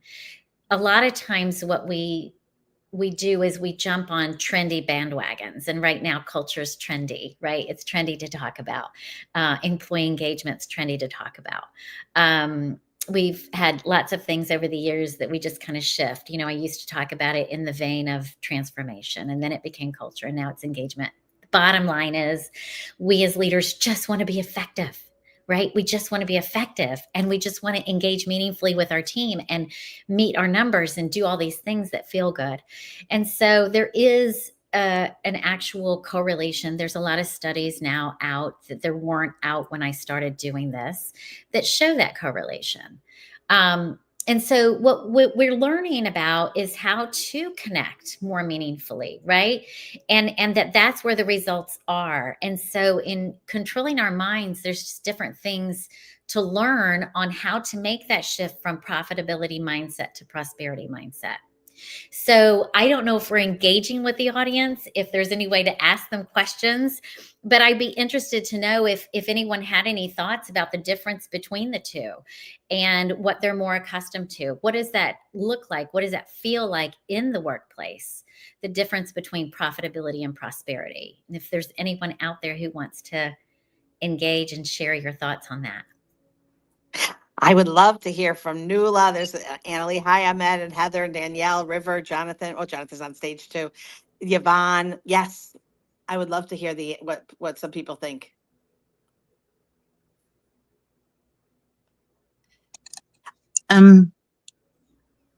Welcome, Nuala. Hi, this is great. The whole day's been great. Well done, Adrian and team. For me, profitability is how much money the company makes. Prosperity is how well the whole company does, and the whole workplace does, and how engaged they feel, so that everyone feels that they've prospered in some way. If it's career advancement, training, whatever, that to me is the difference between prosperity for the company and just profitability. Yeah, excellent. And thank you so much for contributing that. It's spot on. It's the difference between bottom line thinking and really looking at the health of your organization. And the key to a healthy bottom line is a healthy employee base, right? The key to happy customers that keep coming back is happy employees. And so really understanding that bigger umbrella, that prosperity, it's not either or, it's and, right? It's not either we focus you know, a lot of times what I'll see with leaders who got conditioned in the old profitability mindset, they really do think in black and white, either or. And it's like, if they consider prosperity and they consider the employees' well-being, it's almost as if they deem it as they're accommodating. Oh, they're just whiners. This new generation is whiners. And now what we're going to do, we're just going to accommodate them.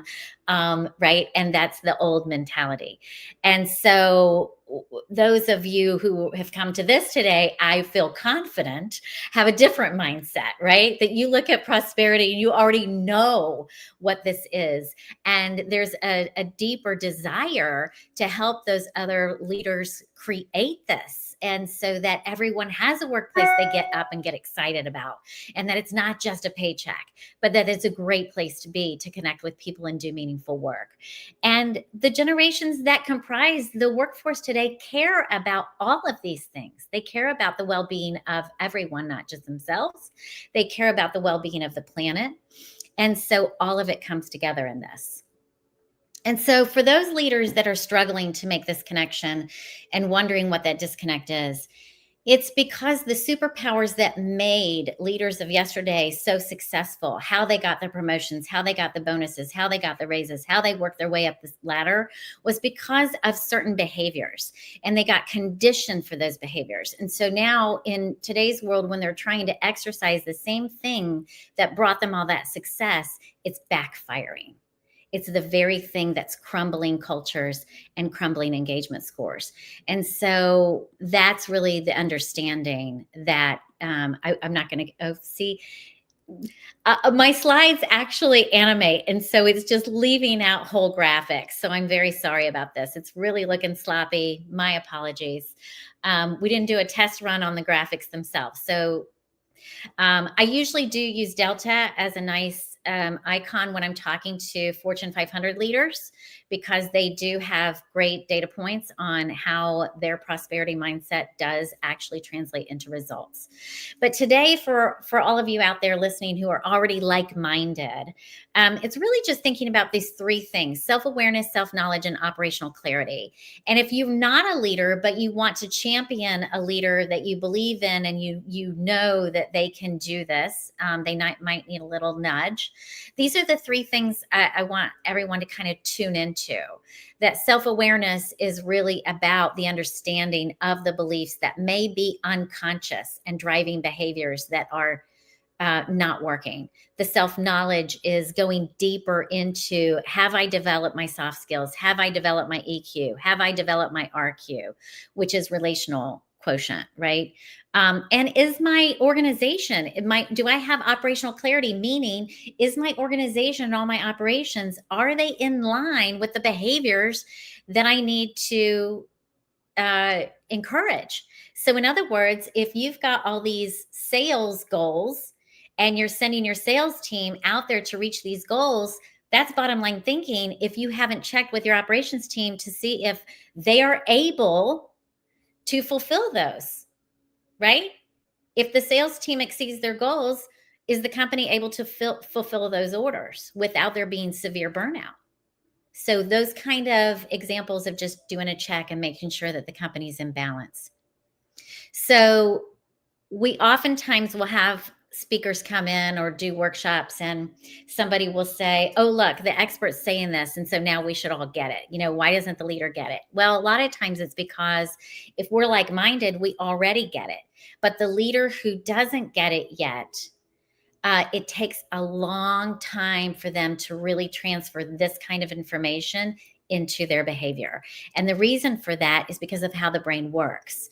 It has to have a lot of information come in at that awareness level before there is intrinsic motivation and desire to learn more, before there is the ability to actually take positive action. So it's a longer, more methodical, repetitive practice run with this kind of information before that change can really occur. And so I say that to all of you out there to say, don't be discouraged. Don't be discouraged if you hear all this, you feel very validated, you go back into an office where there's a disconnect. It takes time. And so it's really about staying the course and really just being a champion of the message. There's also a lot of data out there that says leaders are reading a lot of content, like a book a month. And so what I just want to encourage everyone is to understand that if we don't reflect on what we're reading, then the reading can just be a distraction, right? It can cause us to kind of chase a new shiny object. Somebody is introducing a new concept. I'm going to go read about that. And I'm going to hope that I'm going to take that on. And so it can become a distraction. And even if we reflect, but we don't take really aligned action, it can become stagnation, right? We can think ourselves into a corner. Adrienne, is there something I'm missing? No, I'd love for you to read it though, because just in case if someone's unable to read the slide, and I'm like, I just want to hear it too out loud. Sure, The absolutely. PowerPoint. Okay, yeah, and thank you so much for interrupting me. Okay, so reading without reflection is distraction. Okay, reflection without action is stagnation. And action without high self-awareness is self-sabotage. So we can have the best intentions. We can read tons of material. We can reflect on what we've been doing and how to integrate that. But if we don't have high self-awareness, we can accidentally sabotage our success. Okay, so a lot of times we have these, virtual teams now, and so we have challenges in how do we keep everybody engaged and energized and so forth. And the way we used to do that is through control, compensation, or communication strategies. And today's world, we really need more clarity, consistency, and courage, and that has to come from the leader. And so the old ways again aren't what's working. So this translation of my slides really didn't work. I'm sorry, it looks so sloppy, but it's just the transfer.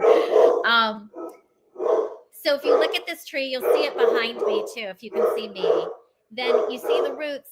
That's really what we've been steeped in. That's where the conditioning is. And that's profitability mindset. So it's the old beliefs. It's the control mechanisms. It's us trying to control our employees, our environment, our communication strategies, just so that we can meet the bottom line. That was the old way. What we're trying to do is grow new neural pathways in new beliefs that are prosperity minded. And so the old is the comfort zone, and that creates the vicious cycle. We just stay in the cycle as long as we repeat those thoughts, those behaviors, and so forth.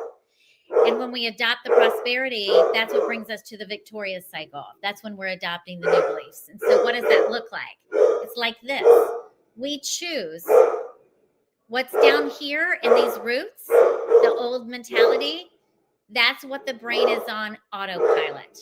That's the conditioning. That's what we got a lot of positive reinforcement for those behaviors that are in today's world deemed negative, even if we have positive intentions. What's new is the input, because no matter what you put in your belief, whether it's conscious or unconscious, it is what is driving your thoughts. Those thoughts drive your decisions. Those decisions drive your actions.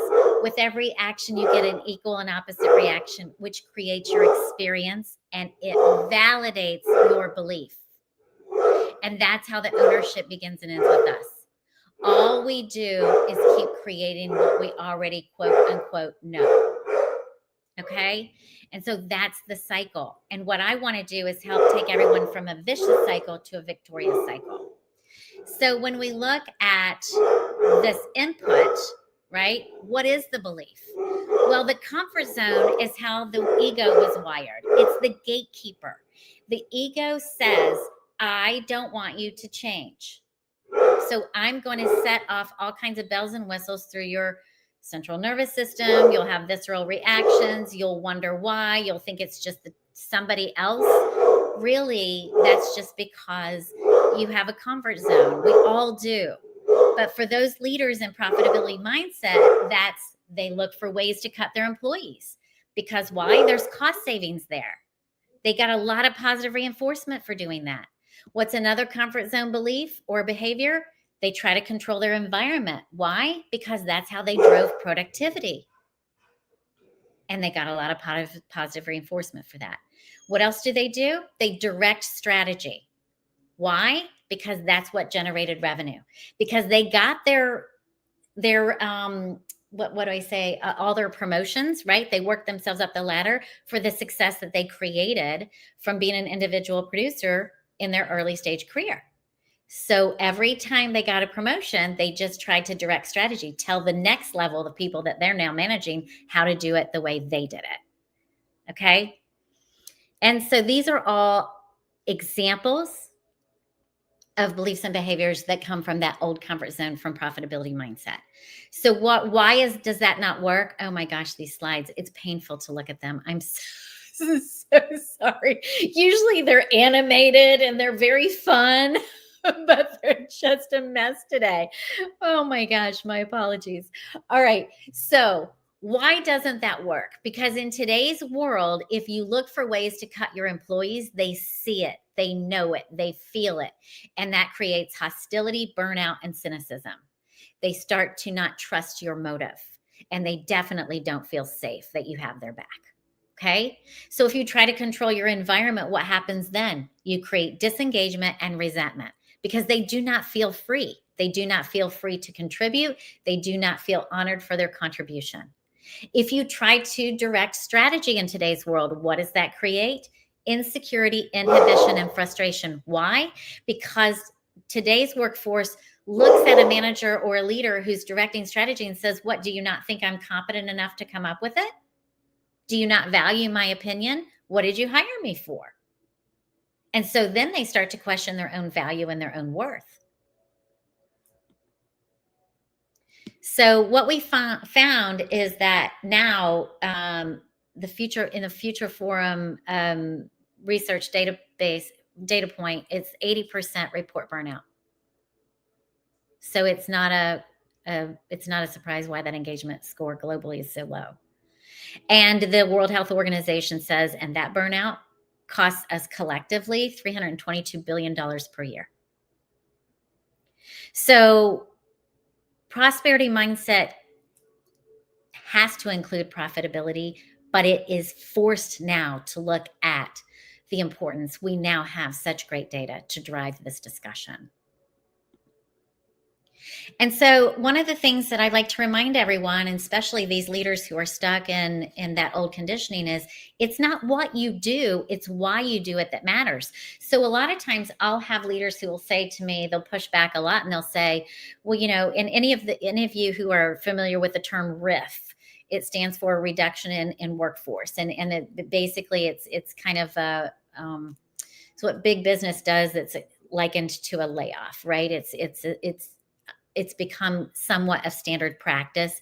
It became a very popular method to profitability in the 80s under, you know, when Jack Welch became iconic corporate leader and came up with ideas like cut the fat, which was code for get rid of your employees because they're your biggest cost on your budget, your line item. And so these are kind of carryover mindsets and behaviors from back then. So what do I say to a company that is literally going to go under if they don't do a layoff or cut their staff? It's not what you do. If you have to do that to sustain your business, you have to do that. It's why you do it that matters. If you're just doing it as standard practice, you're going to tank your engagement, and whoever you have left isn't going to bring much to your table because they're going to be so resentful and so angry and so burned out. If you do it and they understand that it is to sustain the business, that it is a very important next move so that everyone can continue the good work of that business, that makes a huge difference. Then you get the buy-in from your team when you have to make those big decisions. So we're not just changing behavior in terms of what you do. We're changing mindset in terms of why you're doing it. So when we look at that first pillar, self-awareness, these are some reflective questions that I just encourage people to think about. What are my intentions really? Am I on autopilot? Am I just doing what I was trained to do? Am I just doing what I have a knee-jerk reaction to do? Or am I really thinking about my intentions? How am I being perceived? Am I thinking about, am I so caught up in what I have to do as a leader that I'm not stopping and recognizing how my body language is being perceived, my tone is being perceived? 93% of a message is is related in those ways? Am I really stopping to think about that and what an effect that is having on my team? What are my sabotaging beliefs? What are the things that are driving those behaviors that may or may not be actually in alignment with what I'm trying to create? And so one of the things, we hear about a lot is the old saying, perception is reality. And so does anyone, I don't know if we can engage the group again. If anyone wants to talk about what that actually means, we hear it a lot, but what does it actually mean? Perception is reality. Open mic time.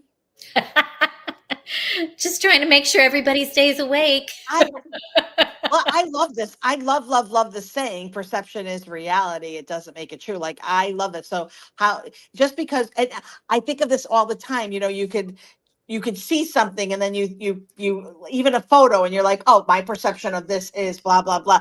My dad used to love to watch me in the gallery and he would say, that person just walked in. Why didn't you hand them a flyer? And I was like, Dad, your perception, I know it's you, it's reality, but like they came in, they said, don't you dare hand me something. You don't see that. I see it. So just because it doesn't make it true. Like that's the biggest one, because that's when I really was like, wait a second, your perception is not my reality. But someone else share too, because this is like my favorite saying in the world.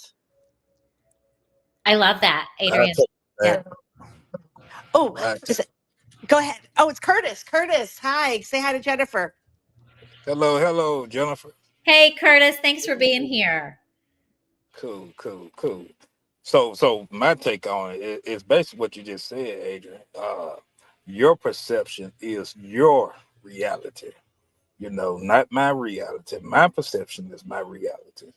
So, and there's a lot of things, a lot of principles that goes into what shaped my perspective. But my perspective is my perspective. Mine's alone.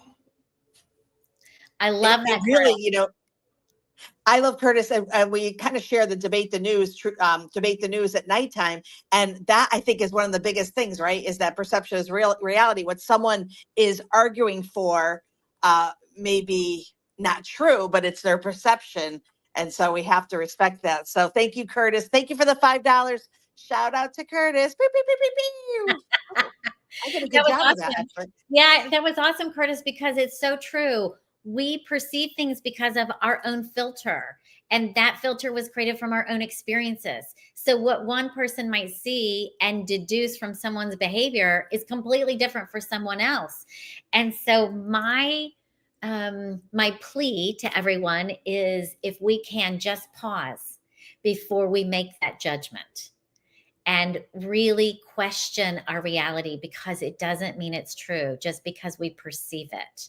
It doesn't mean it's true. And that goes both ways. It's how the employee perceives the leader and how the leader perceives the employee. And so it's a big one that I see when I go into the workplace, where the communication breaks down, where the trust is broken down, where conflict abounds. That's usually when I get brought in.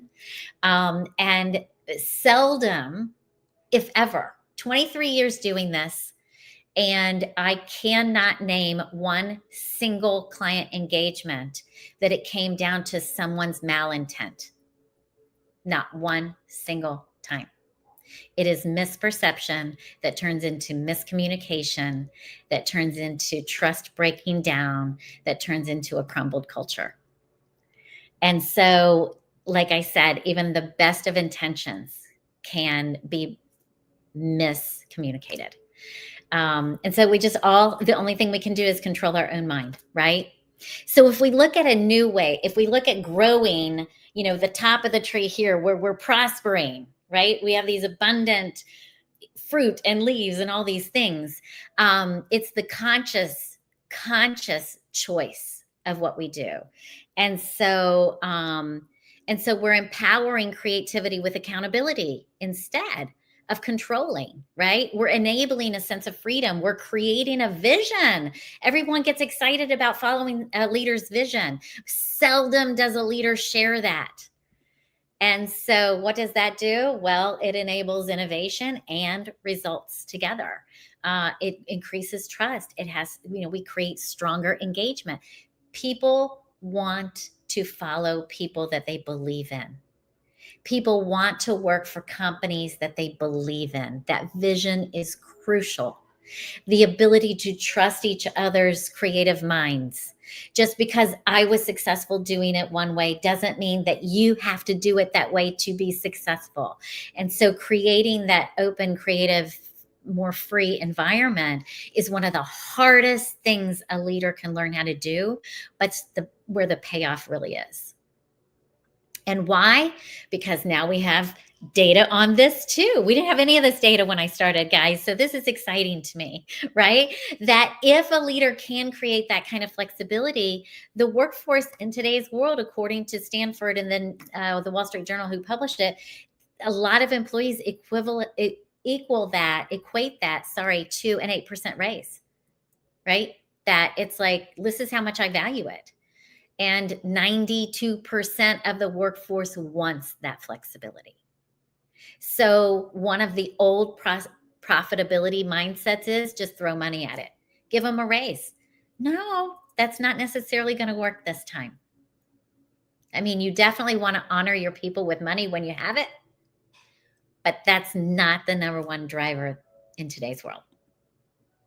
So then we go to self-knowledge, right? Once we have that self-awareness, then how do we get to that next level? If our brain needs more information before we're ready to change our ways, so to speak, then it's time to really go into a deeper dive of looking at our own emotional intelligence. There's lots of different assessments and things you can take out there now. Or relational intelligence. A lot of people haven't heard about this before, but it's like EQ is that level of understanding your own emotions and feelings, and RQ is really how well are you applying it in your relationships. And so really doing a deeper dive, because in today's workforce, your EQ and your RQ will determine your IQ's fate. So that's another thing to think about in today's world. What happened in the days of profitability mindset? The person with the highest IQ just moved up the ranks because intelligence, intellect, all of those things were rewarded big time. It didn't matter if you had leadership skill. You were the smartest guy in the room. So boom, boom, boom, boom, boom, up you went, right? Not the case in today's world. Most of my clients with those, crumbling cultures have very high IQ, but they've got to work on their EQ. Now, the beautiful thing is, even though IQ's fixed, EQ's not. You can develop it all day, every day with mindful practice. And so that's going to determine whether or not people value your IQ today. Today's world, nobody really cares if you're the smartest guy in the room. What they care about is, do you care about them? So we have to balance. We've got to find that balance. So think about it. Let's think about it this way. EQ helps you feel and get in connection with your feelings and really understand yourself better and what your feelings mean, and not to misrepresent them just because you're reacting to your feelings. Because remember, we're trying to control and retrain our brain. We're not reacting to our feelings. So our EQ helps us feel, but to understand what we're feeling. And to Curtis's point, right? If you're looking, you've got all these things that are driving your perception. They may or may not be true because there's lots of filters that have created that perception. So questioning those before you react to your feelings. Just because someone's giving you a visceral reaction doesn't mean they're evil, doesn't mean they're bad, doesn't mean they're out to get you. It could be that they're acting out of their own wounds and self-sabotaging, right? So EQ helps us understand all that landscape inside of us. The RQ helps us connect more meaningfully with each other. And True Power, which is the brand that I rolled out with the book, it helps us embody all of that, right? What is the exercise of true power? Well, with old profitability mindset came the abuse of power that was misconstrued as power. True power is when we bring all this into balance and we honor profitability, people, and the planet. And then we exercise that through our own behaviors. So what did Deloitte report? That 65% want a pay cut for strong purpose. I would not say they want the pay cut. I would say that they're willing, right? Willing to take less money if they feel like the company they're working for has strong purpose and believes in their sense of purpose. And that Gallup did come out and say engagement does equal 23% more profit. So if those leaders are out there who are still in profitability mindset, the data points that I'm selecting are really to help incentivize that transformation into prosperity mindset. And then the last pillar, operational clarity. Do I fully understand our operations? Are we inadvertently set up to fail? Are we accidentally causing internal competition, right? So if we're not really looking, I have another tool I'm not sharing here today, but it's called the Prosperity Propeller. And it basically is look at your blades and make sure your organizational development and your business development are in alignment. Make sure your leadership development and your staff development are in alignment. Everyone's being onboarded and trained in the same way. You're able to fulfill the same amount of orders that you're incentivizing your sales team to bring in, and then you can take off, right? It's a propeller. It's that balance. And so operational clarity is really key in this.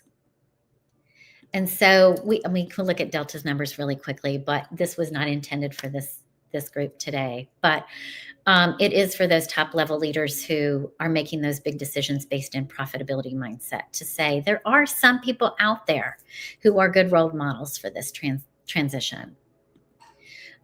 So I'm just kind of play on words today. Believing is seen. Why do I say that? Because when we look at that belief cycle, it's the input you choose. If we stay with the old mindset of seeing as believing, I'll do that when I see them. I want to see how they respond first before I change my ways. I'm not going to change my mind until I see that guy change. That's seeing as believing. And that's old mindset. That's self-sabotaging. So the new input in that belief cycle to get into that victorious cycle is that you're going to intentionally believe something or commit to a new way,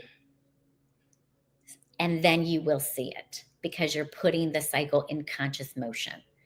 And hopefully that makes sense. The truth will set you free. I say that because it's like, let's get the perceptions out of the way and let's take the time to have meaningful engagement with one another, learn how to connect so that we can get to the truth and not just be so reactive to our perceptions. Adrienne. I'm a baby. I love holding my hand. Oh my God, you guys. So Jonathan and Debbie for Debate the News, I always say true crime, Debate the News on Chatter, believing is seeing and the truth will set you free. Maybe I'll have to copy that and put that in the chat. That's so interesting to me. I'm like, the tie-in is so real.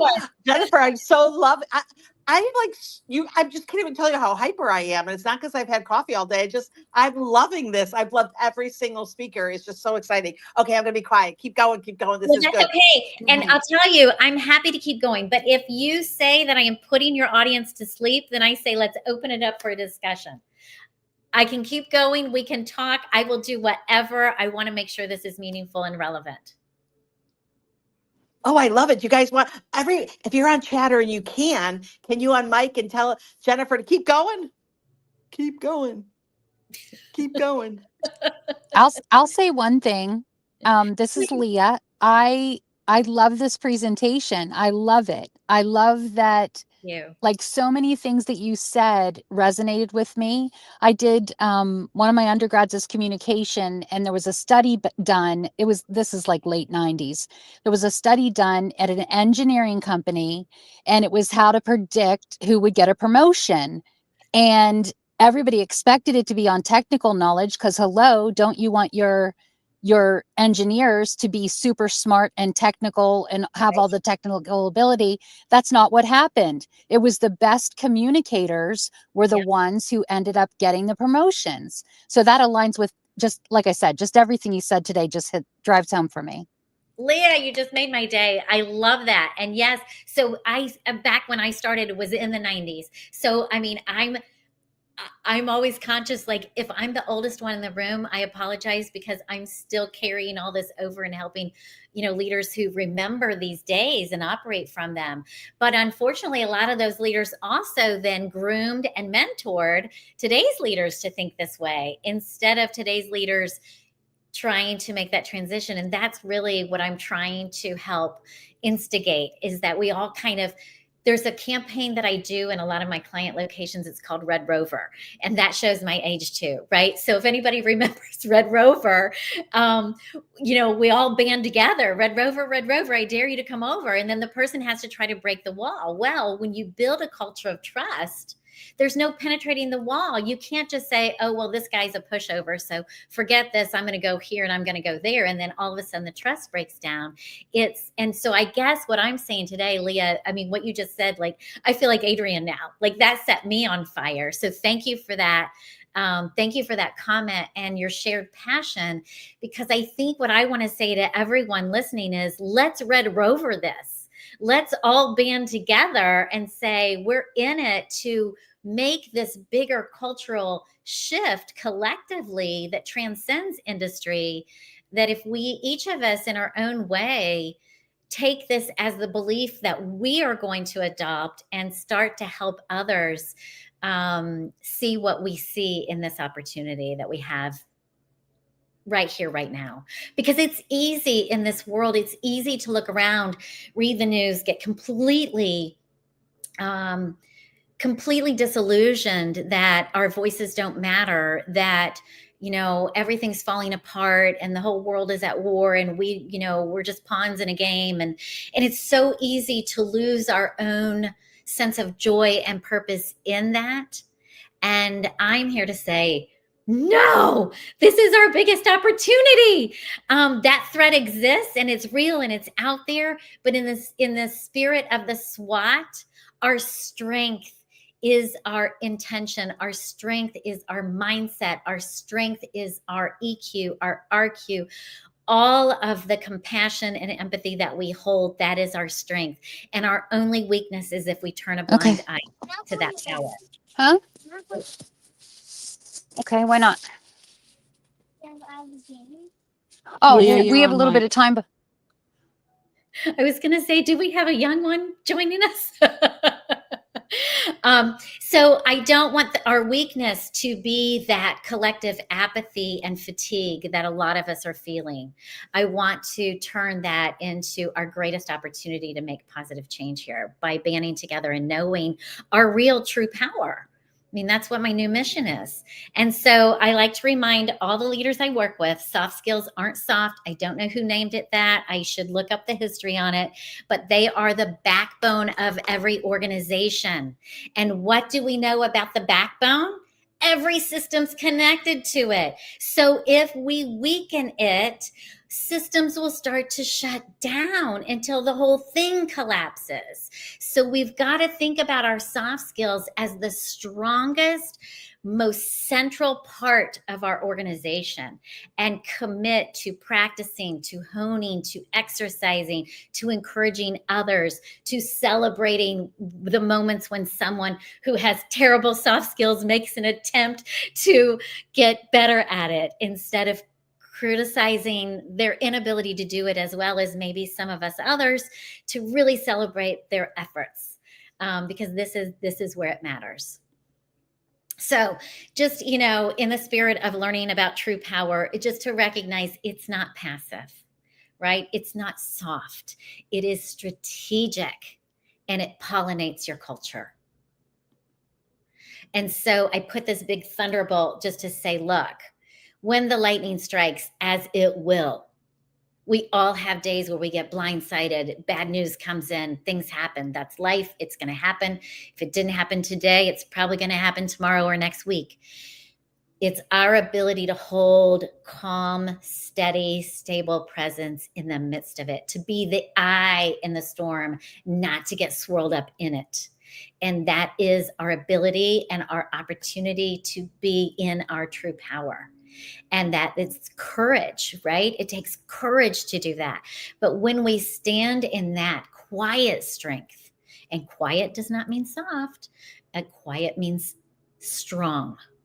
And that's where we will gain clarity, and when we'll set up cultures of trust where people feel safe to tell us how they really feel. You will gain so much clarity by that kind of input and data that they provide. And you will get incredible engagement and loyalty and retention, because the amount of respect that you generate from this kind of strength and this kind of presence is it's like it'll just blow your mind. It'll blow your mind. It'll defy all of the engagement data out there. And so where do we begin? It's the internal shift for each of us, no matter how good you are and how like-minded you are, to keep a check on your own mind to help others come along with you, right? It's easy to get frustrated, especially when we've got that collective mass fatigue right now, right? It's easy to get discouraged and to write people off and just say, I'm so over it. I can't do this another day. And so I just encourage us all to say, okay, take a day to take a breather, take a break, step back, let go, regenerate, rejuvenate, but then get back in there. Get back in there and be the spark that you can be for the culture, the environment, and the world ultimately that you want to create. So I do have some examples here of how to go through this if you want me to keep going, Adrian. Otherwise, again, I'm cognizant. I don't want to put anybody to sleep. I don't know if anyone. Anyone have any questions or thoughts? Okay, good. No, I'm kidding you. No, I love hearing all you guys, but I do want to hear this too, because the sabotaging is so real. I mean, if you could hear my head at nighttime, I'm like, what are you thinking doing this event, you crazy woman? And then I get nervous that like, oh my God, I pull it out. Yeah, I go down that path a lot. So yes, please keep going. Yes. And Adrian, just by saying that, that sometimes it takes a lot of energy to pull the reins back on your brain, not let it go down the rabbit hole of fear and exhaustion, right? So a lot of times it is a matter of just getting rest so that you can get back in your own driver's seat, and not let all those voices take hold. Those voices, by the way, are coming from that ego who wants to keep you in your comfort zone.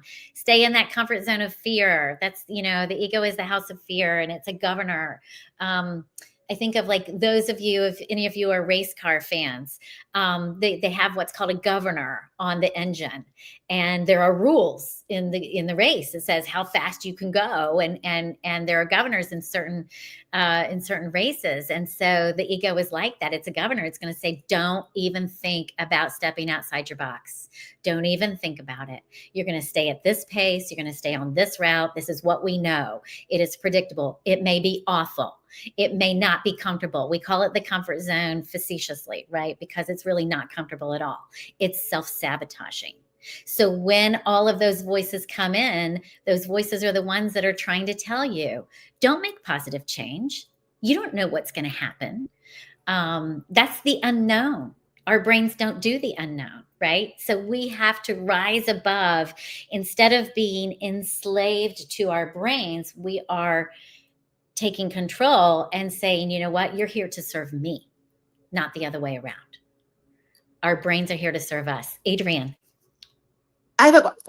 Excuse me, I have a question. Can you feel, I was told when I feel fear, I should talk gratitude, and it does seem to help me. But the question really is, can you feel fear and gratitude at the same time? Or was that just told to me and it was a good way for me to kind of like compartmentalize? I don't know, put them in compartments. Well, so I look at all of this as energy. Okay, now I'm getting ready to go do a kind of a left turn and a deep dive, Adrian, but I really want to give you my full and transparent answer to that. I created the methodology, which I'm not even sharing here, the prosperity formula. I'm just giving you kind of the background pieces of it. But there is a step in it called no fear. So I want you to think about, in order to get out of your comfort zone, and that in my formula is called the familiar box. I give you a PIN code, right? It's like going to the ATM. You punch in a PIN code and you get your treasures, right? So PIN stands for perspective, intent, and no fear. And the no fear is exactly what you're saying, except what it stands for is I will let no fear get in the way. I will let no fear get in the way. What does that mean? It means that in order to truly move beyond your fear, you have to take courageous action. When we just try to overshadow our fear or set it aside and replace it with something else, we're actually taking a risk that we're giving it more power because we're not looking at it straight in the eye. So I am a big fan of pull that sucker to the forefront of your mind. Don't let it just speak to you and haunt you at night and keep you awake with all of its many voices. Don't let it. Like, sit with it. Get yourself a cup of tea. Sit down. Get your journal. Write it down. Talk to it. Look in the mirror. You have neural pathways through your optic nerve, but also on a metaphysical level, what do they say about your eyes? It's the gateway to the soul, right? So look yourself dead in the mirror and say, we're about to reprogram here, sister, because we're not going to do this today. And you know, in a more meaningful moment when you have time, get your journal out and literally start to journal. What am I so afraid of? And what you'll find is there's a memory that you're attached to more than your present situation. That it's the trappings of the mind, not an actual reality. But if you don't talk to your fear and move through it consciously, you're just setting it aside to have more power on another day. So is gratitude important? Yes, it's a big tool in your toolkit because it's going to raise your vibration. It's going to get you to think, you know, fear is low vibration, right? That's like we look at, and I say vibration because think about it. When you feel depressed, you feel heavy. It's like, it's a dull energy. It's heavy. You want to be elevated. You want to be up here where gratitude and joy exists. That's where you have the most impact. That's what you're trying to elevate in your greater culture, right? So gratitude absolutely has a powerful play in this, but it's not about one replacing the other. It's about you taking the reins of your mind and really listening to yourself, understanding where it's coming from so that you can redirect it courageously. Take that action courageously. I see you, fear, but guess what? I'm moving through you to get to the other side. Does that help? Or does it just sound like a bunch of It words? really did. No, it was great. It was great. We have 2 minutes left. Okay. And then Jonathan will close out the segment, and I'll bring Beth up so you can say hello to Beth. I think you both met before, but yeah, no, keep going. Take the 2 minutes because it's so good. Okay, so I'm just going to run through these 3 steps very quickly and as we wrap up. And these are just examples to kind of give you a guide so that you can go and think about your own sabotaging beliefs. But one of them as a leader would be their loyalty is dead, meaning like the workforce, their loyalty is dead while mine is killing me. Right? That's a sabotaging belief. That means that you're overworking and now you're blaming your workforce. And yeah, if you do that, their loyalty is going to be dead. So we bring our sabotaging beliefs to life. Self-knowledge, using your EQ and your RQ to make the internal shift. An example of that is look at it another way and say, it's not my job to fix anyone. It's my job to create conditions for trust. And that brings it back to me again, my ownership, my accountability to practicing what I preach and exercising all of these tools that I know to do from my EQ, not my IQ. The soft skills, right? Going back to the soft skills. And then finally, the example that I use here for operational clarity, seizing opportunities to create conditions for trust can look like this. An example, I just realized that we don't even have anything in place to encourage creativity or input. There's no mechanism in our workplace to do that. So that's an aha moment. So that's an opportunity to take a courageous action and create one.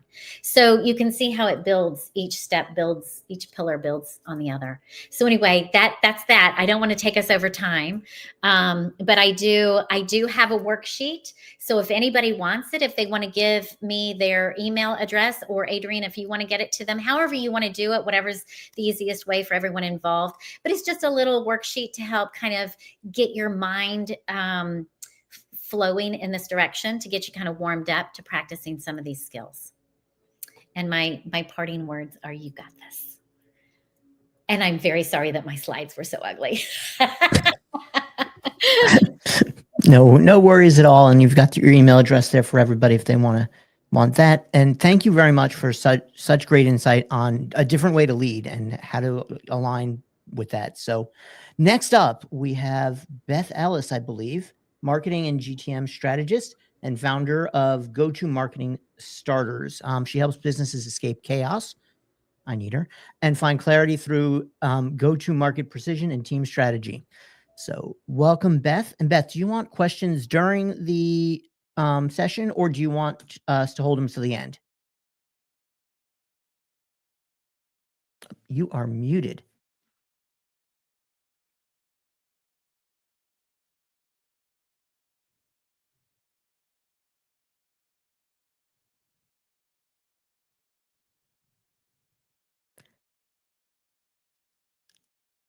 Yep, at the bottom. Beth's mic is not, I don't look like Beth's mic is actually hooked up yet.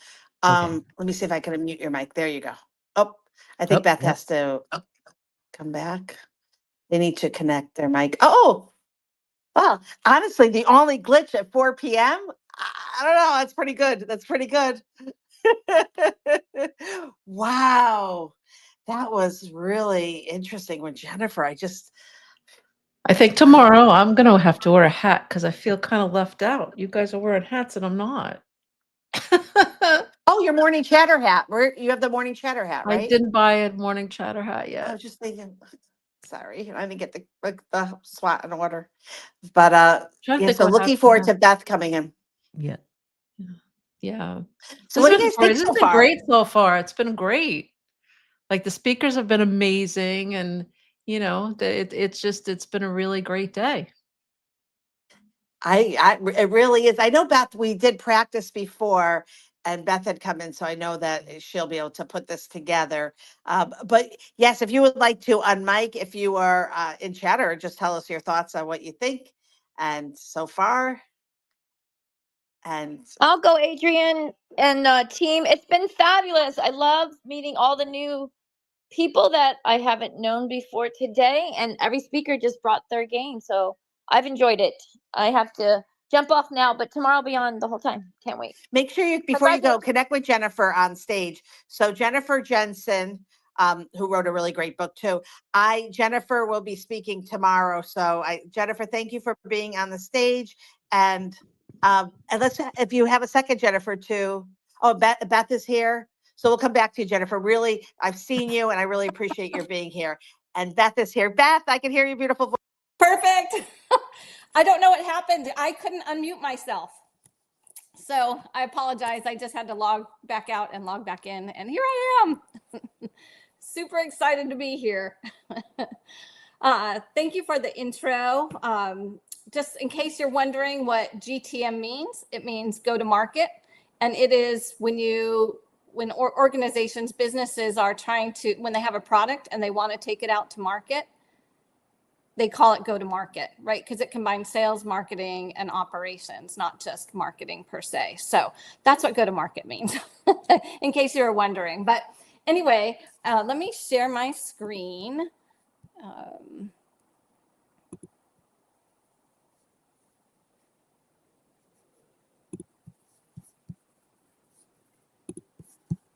And Beth, just so you know, we have Debbie here, the executive director. Sheila is the sponsor, Pod to Book. Jonathan Howard is the honorary host.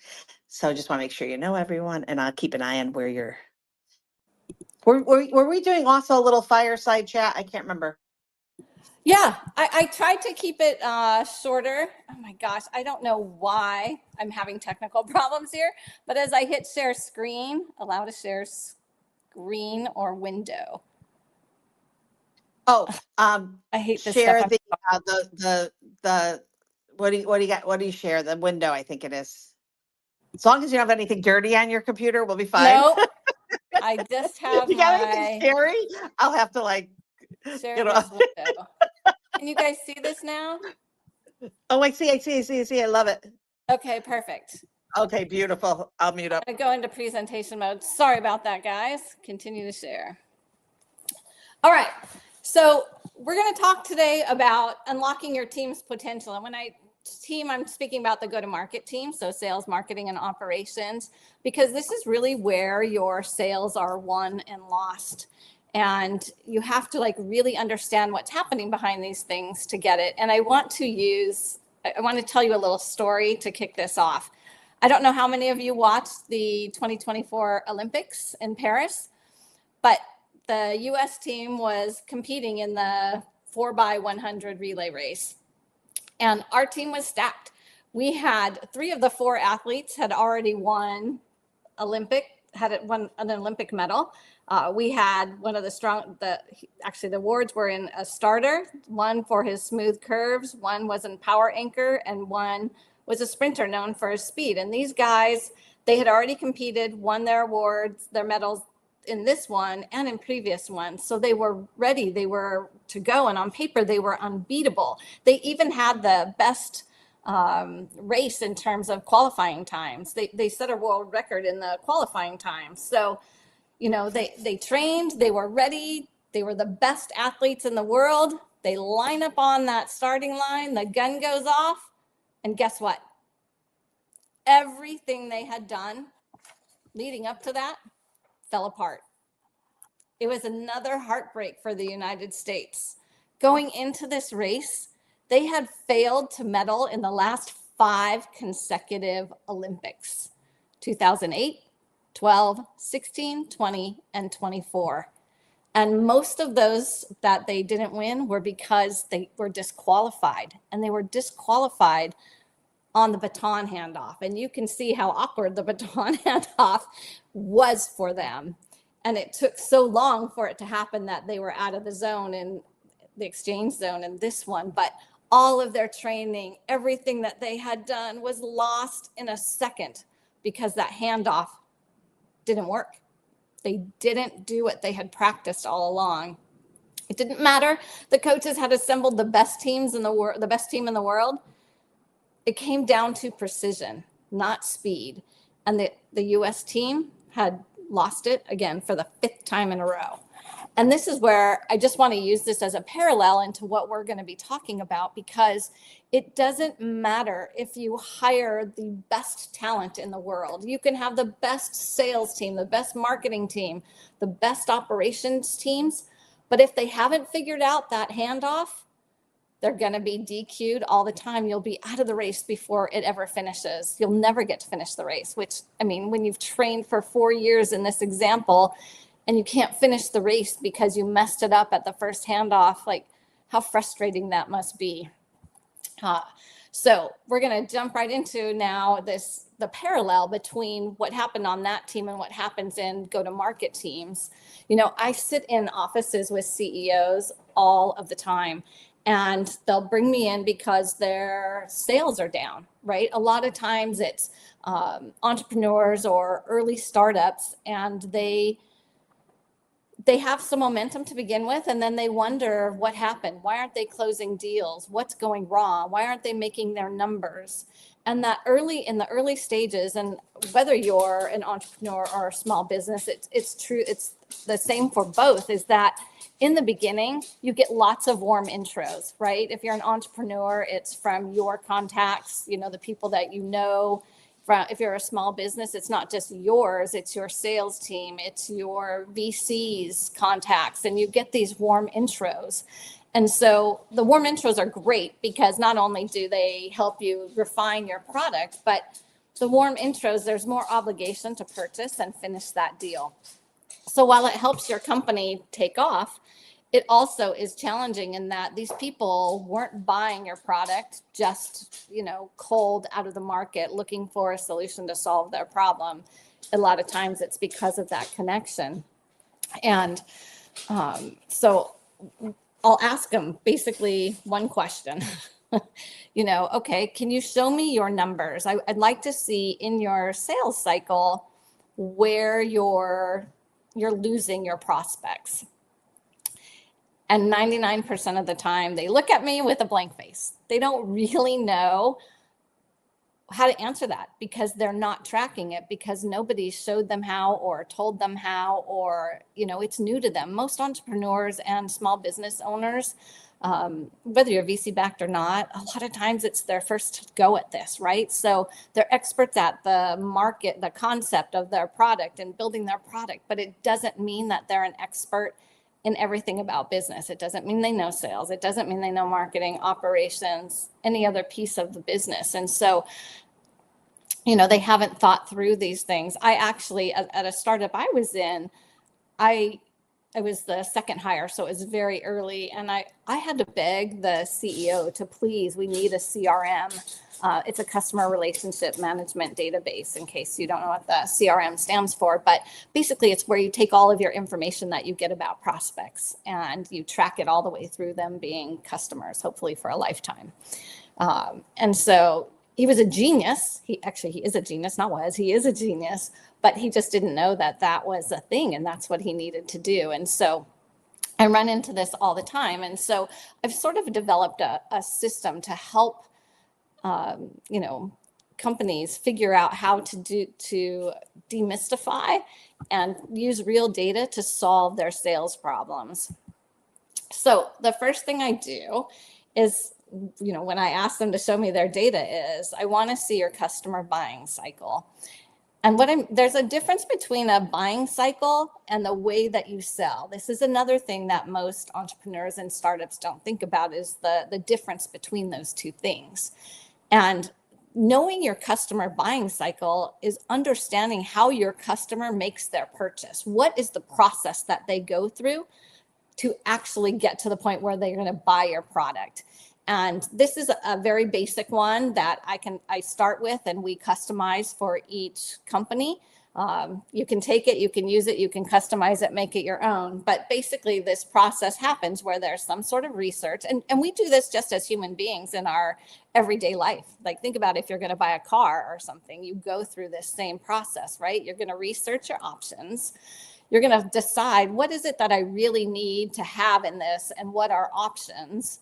Now you want to identify your options in terms of how many people sell this product and narrow it down to a small number, usually 2 or 3, right? That you'll compare against each other. Then you'll evaluate those. Then you'll make your decision. You'll make your purchase, and then you'll use whatever it was. And that's really just a very basic idea of what a customer buying cycle is. And now I'm going to share with you what a selling cycle looks like. And it's a little bit of a tweak, but it requires very different actions from the people inside the company. So when you're looking at your selling journey and you're trying to align it to how your buyers buy, you know, as a company, we're trying to attract prospects or customers. You know, we want to have some sort of engagement with them. That's usually a first meeting. We want to qualify them. Is my solution going to meet their needs? We demo it for them or give them some proof that it's going to solve their problems. Then we go to the pricing proposal, procurement, and onboarding. And why this matters is because the content that you're going to create for each of these is different, right? So when you're building out your research, it's customer focused. When you're trying to attract and you're doing your sales enablement, basically, you're building a whole set of toolkits for your sales team to be able to attract that content while they're doing the research with the content that marketing has already put in the market. So we want to look at these in 2 different ways, but they totally have to align on the steps. And so when I ask, you know, after we set up these systems and I ask a CEO, let me see your journey. We look at these in stages. You can see the numbers at the top, right? So, you know, stage 1, 2, 3, 4, 5, 6, 7. And I can then, once we put all the data in, I can go back in and say, hey, you know what? Did you notice that you're losing 60% of your prospects at stage 3? Somewhere in the identifying, qualifying phase, we're losing them. And when you know with that precision, now you could go back in and say, all right, let's figure out what's wrong with our content. Or do we not have enough content? Do we not have the right content? But you'll know exactly where you're losing your sales and how to fix it. It's no more sitting in a room talking to someone like me saying, I don't know why my I have all of these leads. I don't know why I can't close any of them. I don't know where my deals are falling through. And on the other side, I was speaking at a AWS conference a few weeks ago, and I was talking to a CEO, and he said, I don't necessarily, I want to know where I'm losing people in my cycle, but I also want to know where it's working, like where I'm getting the highest conversion from stage, because that means I'm doing it right and I can do more of those things. So, whether you're looking, either way that you look at it, it's going to give you information that's invaluable to you to setting it up. And then the last thing I do in this phase with CEOs is establish some exit criteria. So if you have 3 sales reps, and let's say that in stage 3, the qualifying, they're filling out the customer relationship management database and saying, okay, I got my prospects to stage 3. And then they have to put in there why they're no longer talking to those customers. If they give 3 random reasons, it doesn't help us as a company or an entrepreneur figure out why did we lose them. So we want to create some standard exit criteria to move to the next stage, whether you're moving for a good reason that they're moving on in the buying process, or whether they're dropping off, because we want everybody moving on for the same reasons, again, so that we can figure out what's working and what's not working. And when you do that, now you can set up tools in your CRM or your HubSpot or Marketo or whatever marketing automation tool that you use. And I have an example of a tech stack later on, but all of this I actually have in a playbook. And if you want to, it's a pretty comprehensive guide. It's like 30 pages of just everything that you need to know about go-to-market. If you want to email or hit me up after this, I'm happy to share it with you.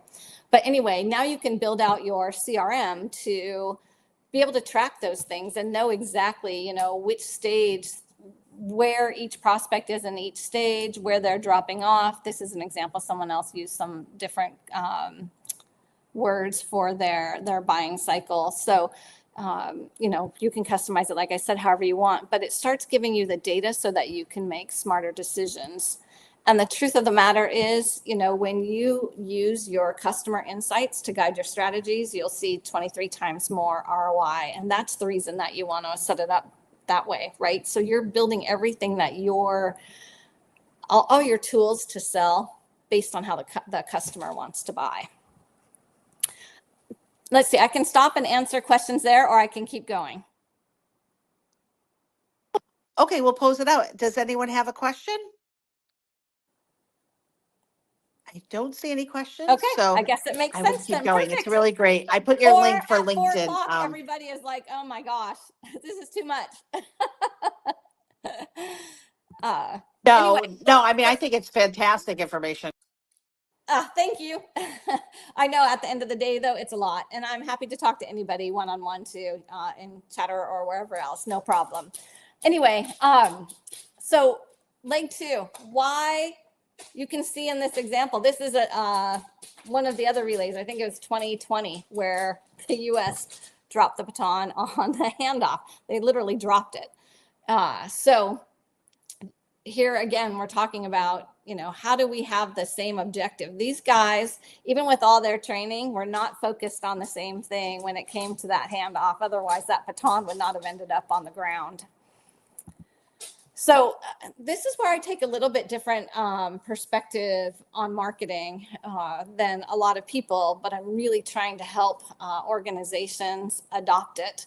So the traditional funnel right now, and I'm sure you guys have seen this, you've lived it, there's always this challenge between sales and marketing and finger pointing. Sales will be like, what do you want me to do with these leads? They're horrible. We're never going to we can't convert any of them. You have to give us better leads. And marketing chirps back and says, we gave you great leads. You guys aren't doing your job. If you knew how to sell, then you would have been able to convert these. We scored them. They hit the number. They qualified. I don't know why you can't do anything with them. And this age-old problem, and it is age-old, still goes on in many organizations today, And it's one of the places where the baton drops, right? If you're not on the same page. And so what I'm trying to encourage marketing leaders to do to make sure that we have this precision is actually not focus on leads, but focus on meetings, and have meetings be where it's not where the exchange takes place, right? That handoff. So typically right now, you'll have marketing qualified leads. And as soon as they hit that score, then they pass that on to the sales team. And those are called sales qualified leads. And then sales has to, usually a sales development rep or a business development rep will make cold calls or follow up on LinkedIn or emails and try to get a meeting set. And what I'm trying to encourage organizations to do is use the marketing qualified leads just as a measure for the health of your marketing activities, to make sure that you have enough names going into the top of that funnel, but not to have that be the metric. Because here is the reality of this. If I'm a marketing leader, and I was still am for many, many years, I can control marketing qualified leads, and I control how many leads are in our system, right? And if my goal annual or quarterly is based on leads alone, I can control that and I can manipulate it in a way, right? Let's say I'm 400 names off the lead count that I need in the system. I can buy a list. That solves my quota, my goal problem. I now have enough names in there. But did it help the company? Not at all. It's just names I dropped in the system. And that's not the point, right? The point is we want to have leads that go from just new names and prospects in our database to closed won, go through all the way through the sales cycle. And to do that, you have to have qualified prospects. So I'm trying to get away from the leads being the goal, but the leads being an indicator of the health, and have meetings be the goal. And what I mean by that is for the organizations that I help and that I've run, I set meetings as the target for marketing. And it's scary. It is really scary because I can't control all of that. I can control the names, but when I partner with the SDR and the sales team to get the meetings booked, I have to rely on them to actually make the call and get the meeting booked. But guess what? That makes us work together better. They come back and say that messaging didn't work. We didn't get the last meetings with the last 5 people that we talked to, or those were definitely not the right people. We should be talking to X, Y, or Z, not A, B, C. And so we work with them almost daily to make sure that we're targeting that and we're hitting that goal. And so I have a formula. This is in the playbook that I mentioned, that if you know the average sale price of your product, and your target, your ARR goal, right? Whatever your revenue goal is, you can work backwards to figure out how many sales you need, how many opportunities you need, and how many meetings you need to actually make sure that you hit your revenue goal. And I've proven it over the years. It works. And I can give you a number of meetings to target every quarter. So let's say our meetings for the quarter is 50 in order to hit our revenue goal. Now we're all working to hit that 50. Partner group, sales, marketing, to hit that 50 number. And we're all targeted on the same thing. Again, marketing doesn't have full control of that anymore, but now we're all doing what's best for the company. What is meetings? Meetings is a first step in the actual pipeline. And what I really am trying to encourage marketing organizations to do is not be part of the expense side of the house where marketing has traditionally sat. Because what happens when money gets tight or there's layoffs? They start looking at the operational side and the overhead.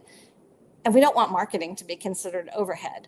We want them to be part of the revenue generating side of the house. And by moving to meetings as our goal, we are now part of that revenue stream, because we're actually the first step in actually creating that revenue, not just throwing leads over the fence, hoping that someone catches it. So if we can get those meetings set, then I know that basically if I'm doing my job right in terms of the names and the people that I'm moving forward, typically of those meetings, I can expect 50% of those to turn into an opportunity. And then if you have a really good sales team, you can expect 3 or 4 of those 5 to convert. If your sales team isn't as strong, you can count on 2 to 3 of those. And if you're doing it yourself, you probably have, you're probably in that higher bucket of conversion. And I also want to say, if you're doing it yourself, if you're a small business owner, don't try to lump marketing and sales in the same bucket in your activities, right? Your marketing activities need to stay your marketing activities, and your sales needs to stay your sales activities, because it's a matter of trust, right? If everything that you put out with from a marketing perspective to build your brand, to build your trust, is a sales piece, you're going to lose your audience, and they're not going to trust what you say when you make claims about your product and that sort of thing, because they'll think it's a sales tactic. So be really distinct in your activities. Marketing is marketing, sales is sales. And I'm not sure if that's in the playbook, but I have another shorter document that talks about that too, if you're interested in that. When you're a solopreneur or a small entrepreneur, you can increase your sales actually by separating those two out. And then the piece that people don't normally consider in their go-to-market is the operations, but this is the piece that's so critical. It's where that handoff takes place of the baton. And clearly, it's not a simple thing, right? You can ask yourself, like, why in the world, like, how hard is it to hand off that baton? Why does the US keep screwing it up every time they're, in an Olympic race? Well, there's a lot that goes into it. And you think about these incredibly fast runners, and they've practiced at certain speeds, and what happens if the first runner gets a burst of, and by the way, what happens is they usually put a tape on the ground on the track, and when their runner hits that piece of tape, that's when the person in front who's going to be receiving the baton takes off. And they do this based on all of their training and their numbers, right? So what happens if that first runner is running faster than he's ever run before? Then the receiver is actually not at the right place for the handoff. And that's happened many times with the US team. And so it's really all about the precision activities, and they yell a word so that person knows when to or raise their hand and back. And so they're there for the baton to catch it. And there's all these little details that have to happen for that handoff to happen smoothly. And that is what operations does. I know many people look at their ops people and they're like, oh, they're going to order supplies for us, or they're going to give us the data that we need to report to the board, or, they're the logistics people, that sort of thing. But if you really bring your operations leader into your conversations with sales and marketing, then they'll build the systems, and they'll with the precision, and they'll train with that precision, so the handoffs go more smoothly. A lot of times, I've seen this actually. I was just working with a company, and they went to an event and they got a leads list. And I said, okay, well, let's take a look at those leads in your system. So they went to pull it up, and guess what? The leads weren't in the system. And I said, that was 2 weeks ago. Why aren't your leads in your system? Well, I thought so-and-so was doing it. Well, I thought, it was done however many days ago.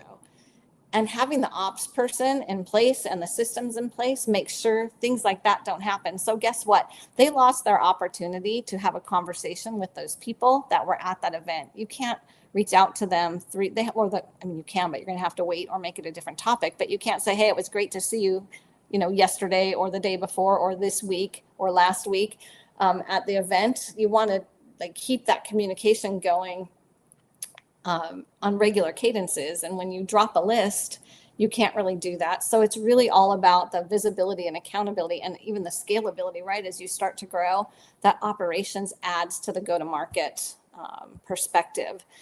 And if you can get these teams aligned, you'll see much higher conversion rates.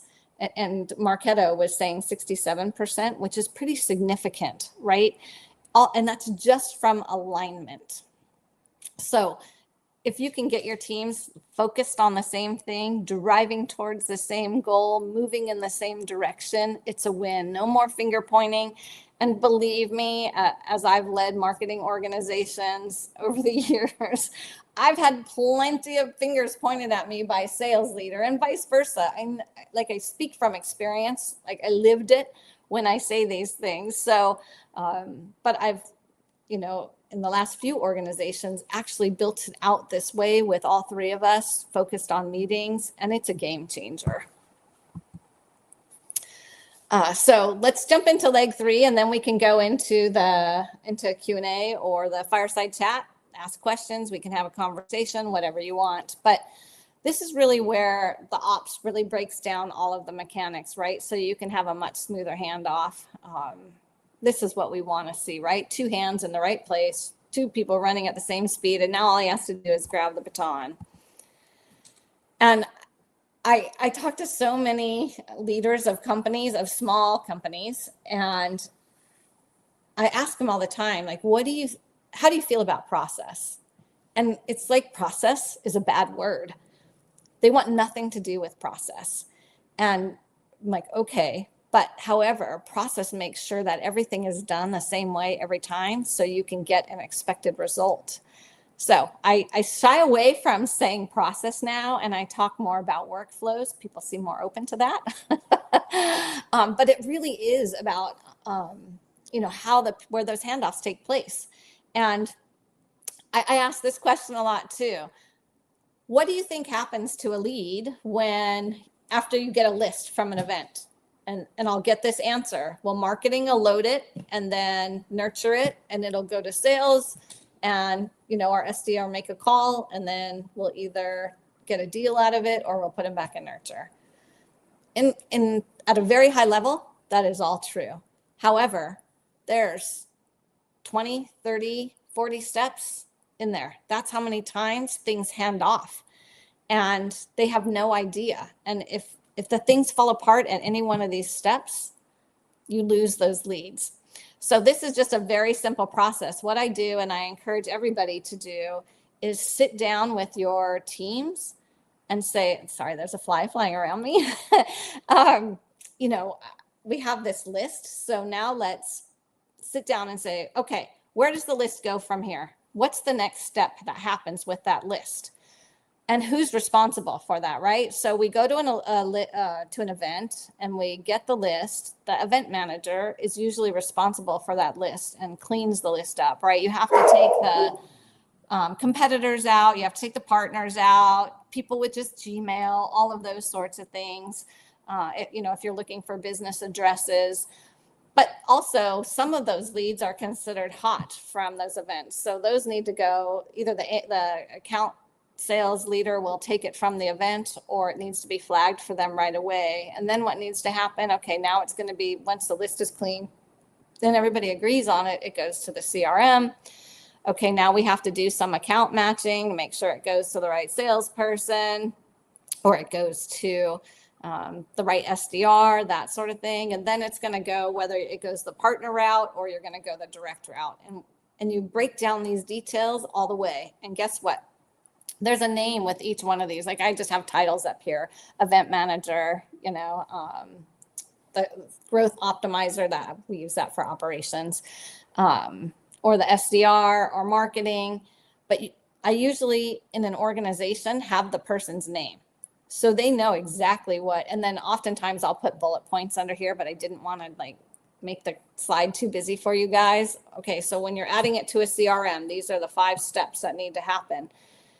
And by the way, not only does it help all the people working on this now, but as soon as you hire a new person, they're going to need to understand this. And also, you're probably going to have to take a look at this again and say, did any of the steps change or responsibilities change every time you bring on a new person?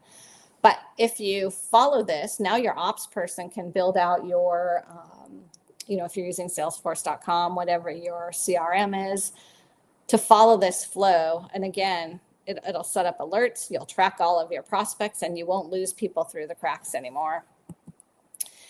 And then the other thing that ops will do is figure out what is the right tech stack. And this is generally at a very basic level. It seems like a lot. Some of these you can get from more than one, or, like the marketing and sales, like you could use HubSpot, for example, and that will give you your CRM and your marketing automation tool all in one. So you can condense these in some ways, but these are basically the capabilities that you should have in an organization to make sure that you're taking care of the customer from the first contact all the way through customer success.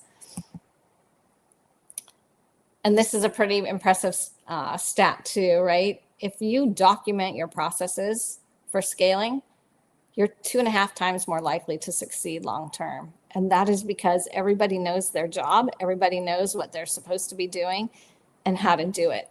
And when that baton gets passed, it's passed properly, and so you don't get DQ'd.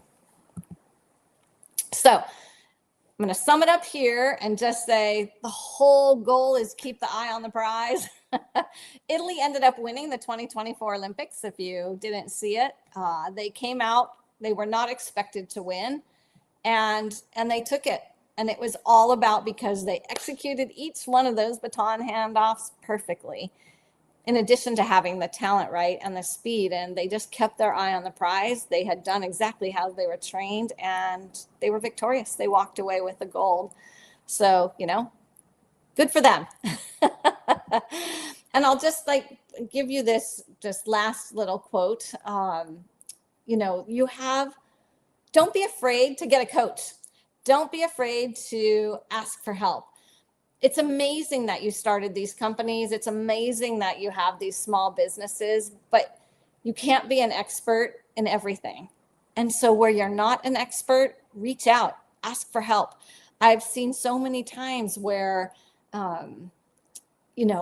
mistakes made that didn't need to be made. And by the way, I see the exact same mistakes being made by small businesses all over.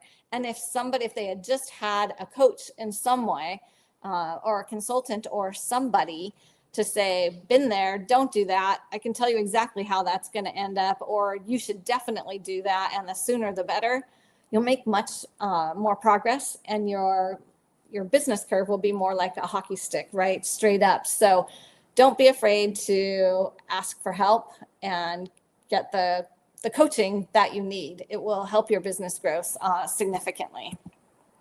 And that's it. Thank you. Actually, that was fantastic. We had a lot of automation, but to really see something going to right, like how you had it back to back was really cool. And also the whole baton analogy is really perfect for this. Thank you. I never think about it when watching, but like how important that is and how in business having that match. So I love this. So first we'll ask if anyone has any questions for Beth. So Beth, what you do seems so process driven. How, when did you get started with loving, because you said something like, I love this. When did you get started with loving the fact of bringing businesses to market? Where did you see that this was missing and the importance of it? So in leading marketing organizations myself, I really got tired of the finger pointing, because all it does is waste time. It's not solving any problems. And so I started to dig into the problem. And this is where I say talent in itself isn't enough, right? It's not enough to have your marketing team doing great things in marketing and your sales team doing great things in sales and your ops team doing great things in ops. Somebody's got to say, wait a second, and look at the whole big picture. And that's when I took a step back and said, because I knew we were doing what was right in marketing and everybody else was doing was right. And they were doing their jobs, but we weren't getting the results that we expected. And, just trying to problem solve and figure out and trial and error, how do we fix this, right? Because at the end of the day, we all want to be successful. We want our companies to be successful. Nobody goes to work every day and hopes to lose, right? We want to win. And so I don't know, it forced me to step back and look at how those connections, how we were losing things in the connections and then the process. And, I think, gosh, it's probably been like 4 or 5 years now. I was with a startup, and I was the second hire. I mentioned that at the beginning, and we ended up selling, at a market high for our space in 4 years. It was a bit of a unicorn, but it was really because everybody was looking at those processes, right? How do we work with you? How do you work with us? Not just doing our own thing. And I realized how that actually just totally threw our success on this crazy rise, and decided I wanted to help other companies feel that same thing, right? Like, why make the same mistakes? Why do the same things that don't work? There's enough space in the world for all of us to be successful and our companies to be successful. And so my whole goal after that was, how can I help more companies achieve that success? And it's like, there's nothing that I shared that is rocket science, but it's really just breaking down where things are breaking and figuring out how to solve them. And so that was really it for me. It was really just, how do I help more people not have the same growing pains and see success faster? That's so interesting. Debbie and Jonathan, please cut in if you have anything you want to share, ask, question. I find it fascinating that the marketing and the selling are sometimes thought of as the same thing. I can understand that back in the day, like, our sales are the marketing department. And I was like, okay, that kind of just seems like off. But nowadays I feel like there's enough information out there that you would know as a company to separate it. But I'm not sure if that's a fact either. So where did you let's talk a little bit about that part of it, the selling and the marketing. Oh, sorry. I think in most small businesses that are like venture backed, you'll see marketing and sales separated. As a matter of fact, I've been asking leaders, I actually put this out on LinkedIn too, to say, I'm seeing, okay, let me rewind a little bit more. Typically, small businesses hire their sales leader first. But recently, I've been seeing a new trend in hiring their marketing leader first. And so I asked this at that AWS conference that I was speaking at, and I've put a survey out on LinkedIn to say, are you seeing the same thing? And here's what people are seeing: marketing come first, which is really a new concept. But it's because this is what I heard at that event was the CEO saying, I'm already outselling. I don't need another seller right now. What I need is a marketing person to help me get the right positioning, the right messaging, build the right brand. I need to have that along with me selling in order to achieve the revenue that I want to achieve. Once we have that machine built, then I can add another sales leader too, when we're ready. And I believe that's the right model, because you can hire another sales leader before you hire marketing, but now you have 2 people selling, but who's building out all of those other pieces for you? You don't have that marketing piece. You have sellers trying to, figure out what the right positioning should be and building the content and messaging, and that's not their strong suit. So, I think we're starting to see that happen more. Where I think you see, so in a small business, where I see them being combined is in business to consumer, what we call B2C. It's the solopreneur who creates a service or a product. And by the way, I think that social media and like Instagram and the buying days of everybody just hitting purchase on on Instagram or TikTok or inside your game apps, where it sort of got started. There was a little bit of marketing, but they could hit a button and buy right there. And it seemed like a shortcut, which worked a long time, but the trend is now people are buying less and less inside those apps. And there's a trust problem there. That's what they believe is the problem and why we're having less purchases through those apps.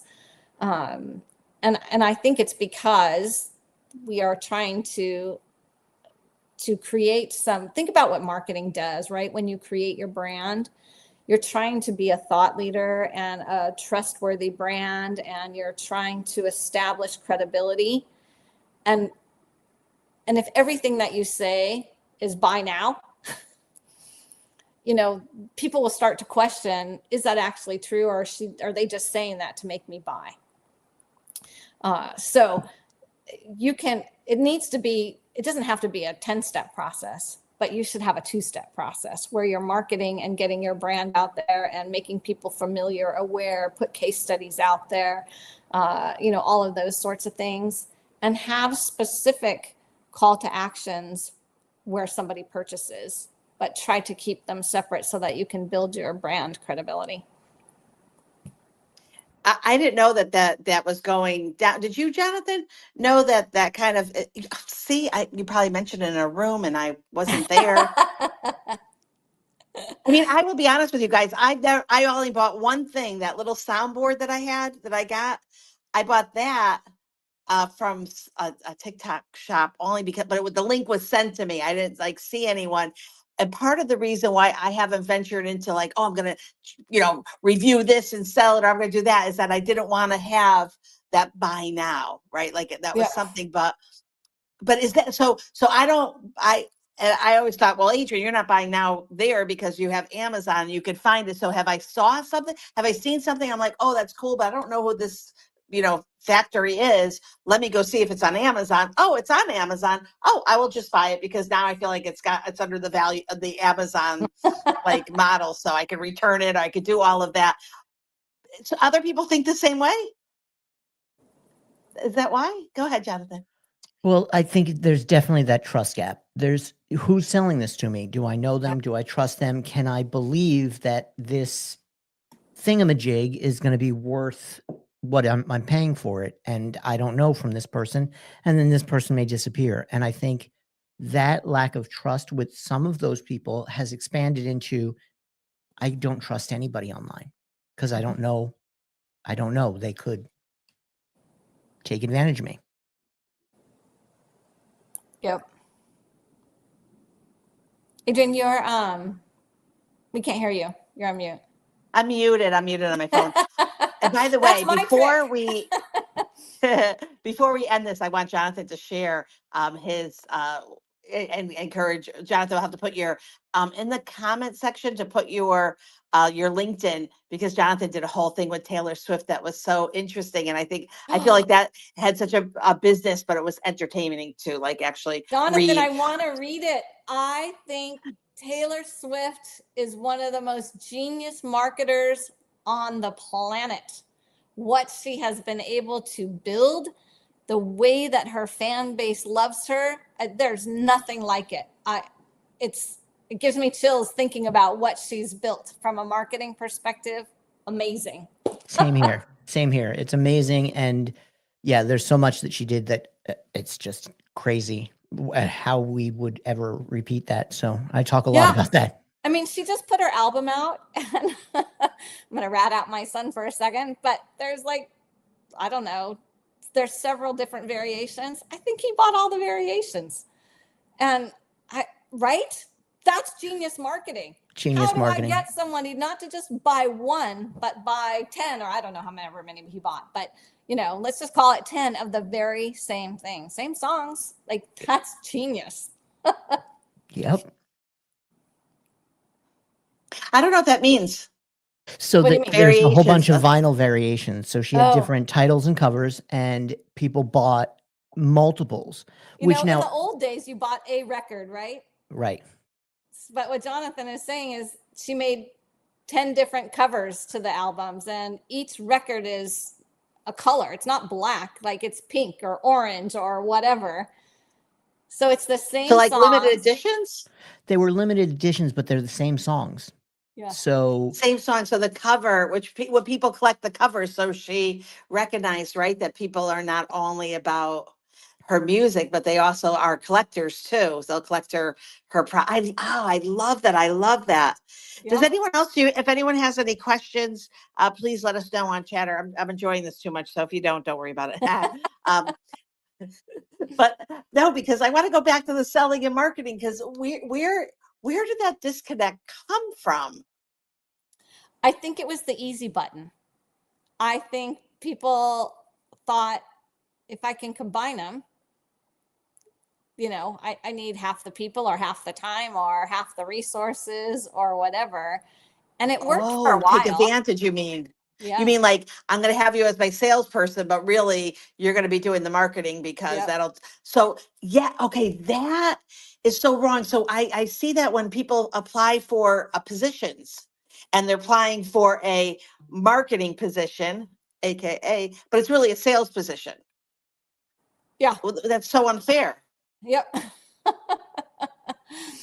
We could do a whole nother chatter on hiring practices right now.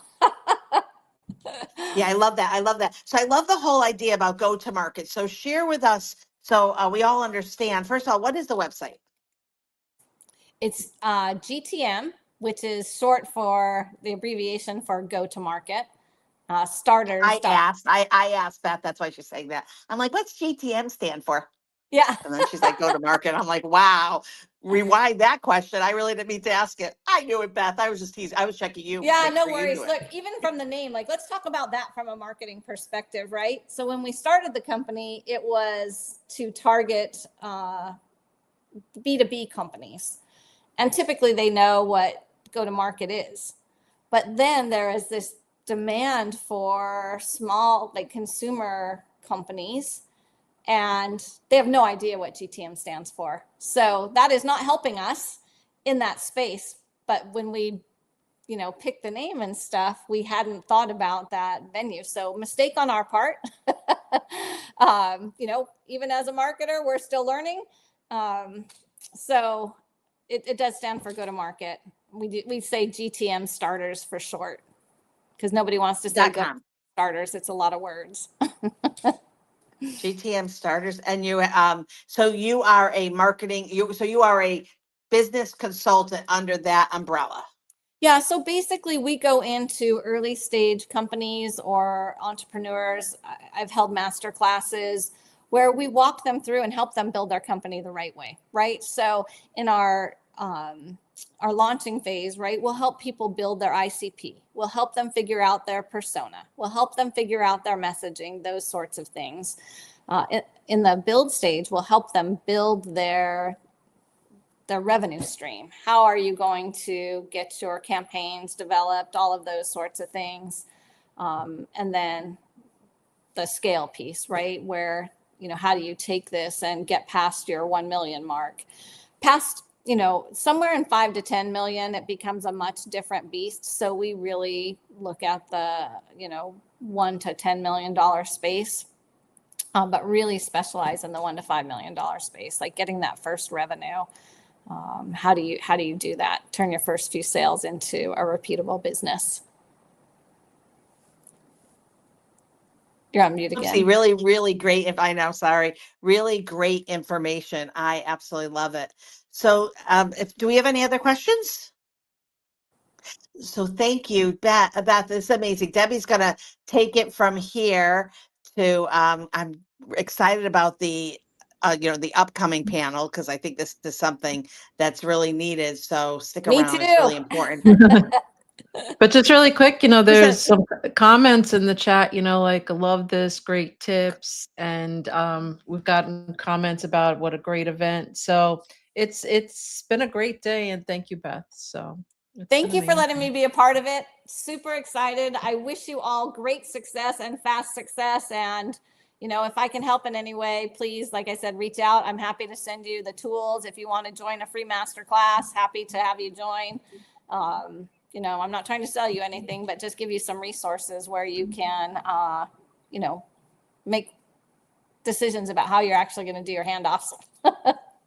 We're on Chatter. We love that. One last question. Was it you that came in the room and then you had Hillary? Did you meet Hillary on stage? Was it you? No, okay. No, I couldn't remember if it was, I but don't you think it did was come into the Hillary. room. What was the last name? Okay. No, it's okay. Okay. I can't remember who it was, but it was lovely when people connect. So come back on Chatter, or don't. Yeah, I know I you haven't will. left yet, but join us on Chatter. Debbie's going to share a little bit about her morning program, which I love. So Debbie, take it away. I'm going off mic. Thanks, everyone. Thank you, Beth. Yes, so yeah, you should come join us. I don't know what coast you're on or whatever, but I run a morning show. It's called The Morning Chatter, and it goes from 6 a.m. to 10 a.m. Eastern Standard Time, Monday through Friday, and we have a I'm on the variety of West speakers. Coast, so I can catch the end.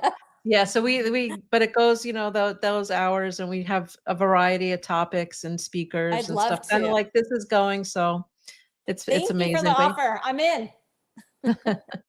But yes, Chatter is amazing, and everybody should be on Chatter. So if you're not on Chatter, you need to get on Chatter. Just saying. So it's been really good. I agree. All right. So Deb, you tell me, and I could Heather's so excited. She's 24 hours early. Oh, way to go, I Heather. love that. Heather, I love that. I love that. That's awesome. All right. We may need all the seats, Heather. So I am going to move you because we do have a panel coming up, but I love that you're here. So if you want to just click out, Heather, and we'll see you tomorrow. Very excited. So that's great. And then we have Beth, I'm going to tuck you away now. Yeah, So perfect. thank you. I'm anxious to hear the panel as well. So I can't wait to hear your presentation and the chapter. I'm really excited about that. Okay, let me remove you. It feels so bad. I'm tucking you away. Okay, Deb.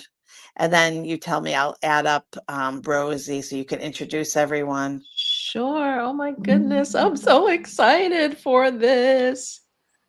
And there's Annalie and Rosie and Deborah and Rebecca. Oh my goodness, this is so exciting. I am, yay. So thank you again to Beth. That was absolutely amazing. And we are going to wrap today up. Oh, you know what? Annalie's wearing a hat. I feel like where's my hat today? I don't usually wear hats, so I feel like I need one though. So anyway, so I just want to say that today has been amazing. And we are going to wrap today up with Annalie Rue, who is, she leads the accessibility panel here on Chatter. And we're going to have a discussion. We're all going to have a discussion about how we can be inclusive and how accessibility can really spark innovation and leadership. It can be really a lot of beneficial things that we're going to talk about.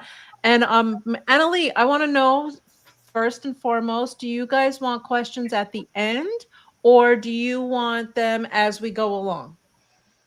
I think let's save them to the end. Okay. Because then the whole panel can answer together. I love it. I love it. So I'm going to turn it over to you, Annalie, and the panel of Rebecca, Rosie, and Deborah. And I'm so excited for this. I think we lost Deborah. Yeah. Well, we did, and I'm looking for her. So we've got a little bit of time for you guys to find her. Awesome. Drag her in kicking and screaming. I don't know what you're going to do, but yeah, let's get Debs up here. Can you guys hear me? Oh, perfect. I have no audio. Amazing, Rosie. You look so beautiful. And Rebecca, you look so beautiful too. And of course, Annalie, you know how much I love you.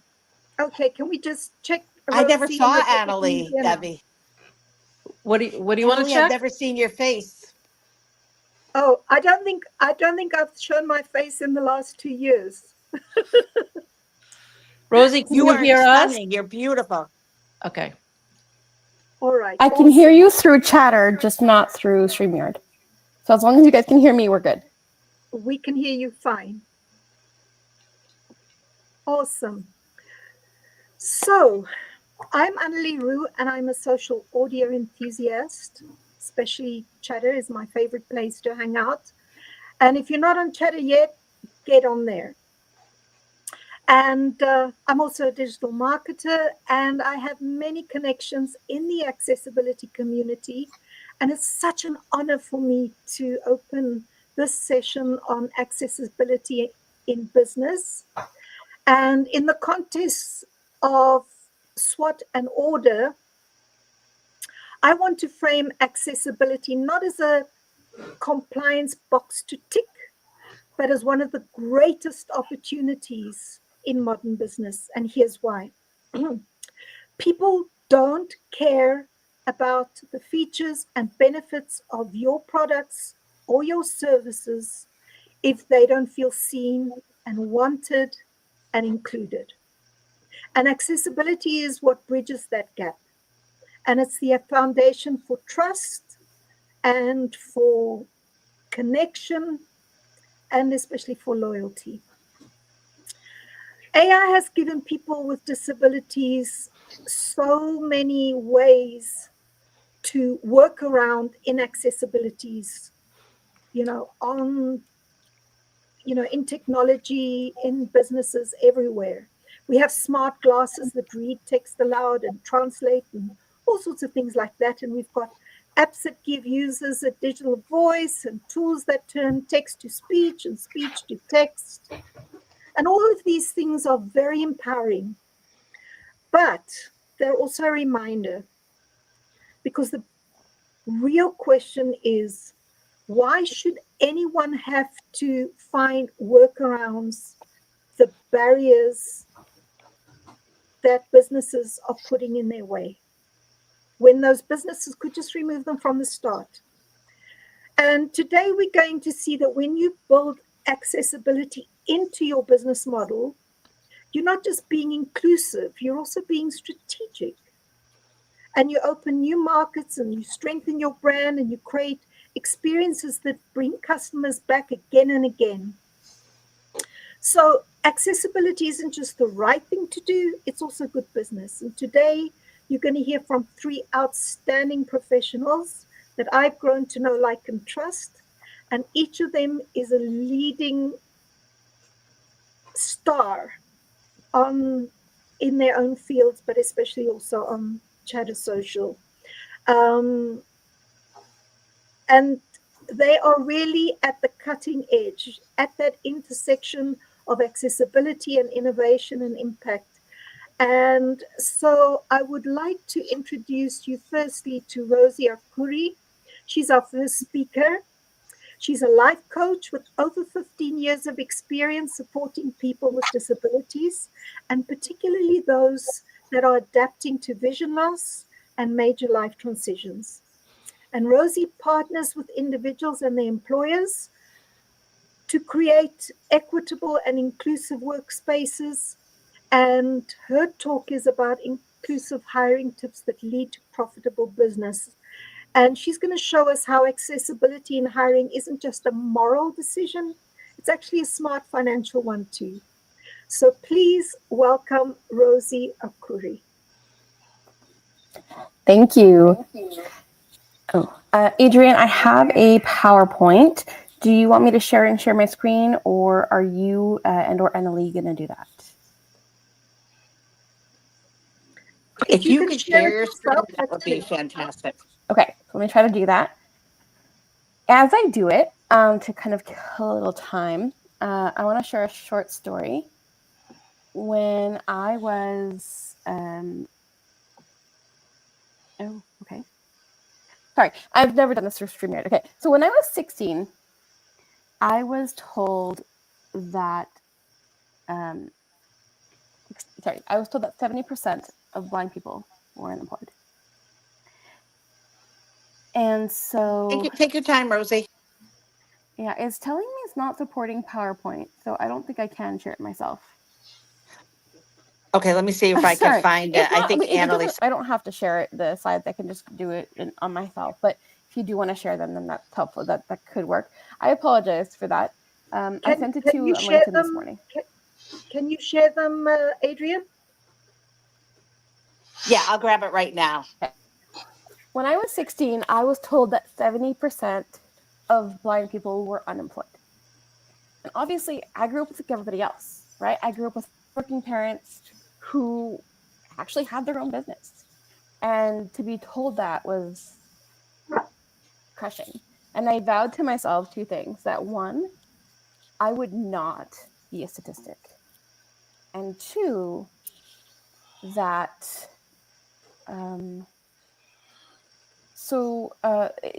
Adrian, it would be in your LinkedIn under my name for the slides. They have a bread background, and there might also be in that file. I'm not sure. It's also on this. If you scroll down, you'll see there's a link to the PowerPoint slides. So Thank you. I got it, Rosie. Perfect. Apologize. So yes, I vowed two things. One, I would not be a statistic. And two, I was given my visual impairment to help others. So when I share my story today, or more actually this part of the presentation, I do it because so often when we think of disability, we think of something to do, somebody to care for. And there is that, of course, but we are also 1 in 4 Americans, right?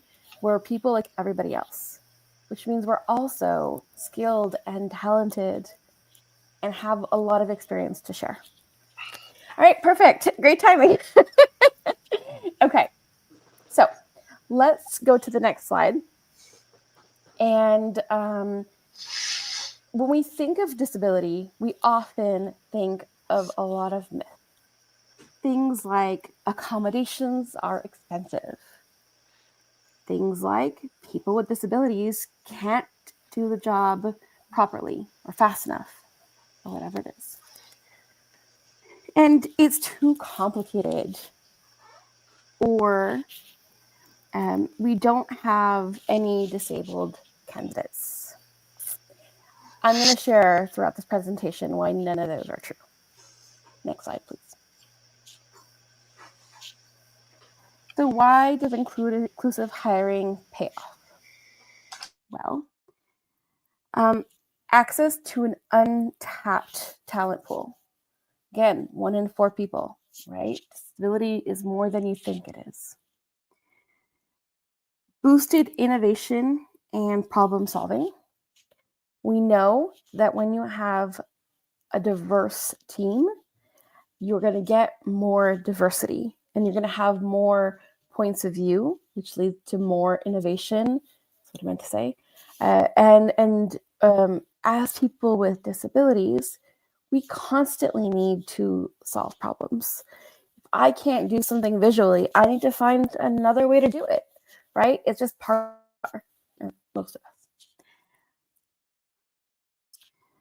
Also, improved retention and morale. It's really sad to say, but once we have a job, a lot of us tend to stick with it. Finding a job as a person with a disability is really, really, really, really difficult. So generally, statistically, we stay longer in jobs than most people do. Strengthen brand and customer loyalty. So 1 in 4, I keep repeating that, which means that a lot of people know people with disabilities and respect companies that are inclusive. I didn't put a number in here because that number seemed to not be ultra concrete. It seemed to shift. But I read that companies who do hire diverse teams that include people with disabilities are in general 28% more lucrative, earn more than the alternative. Next slide.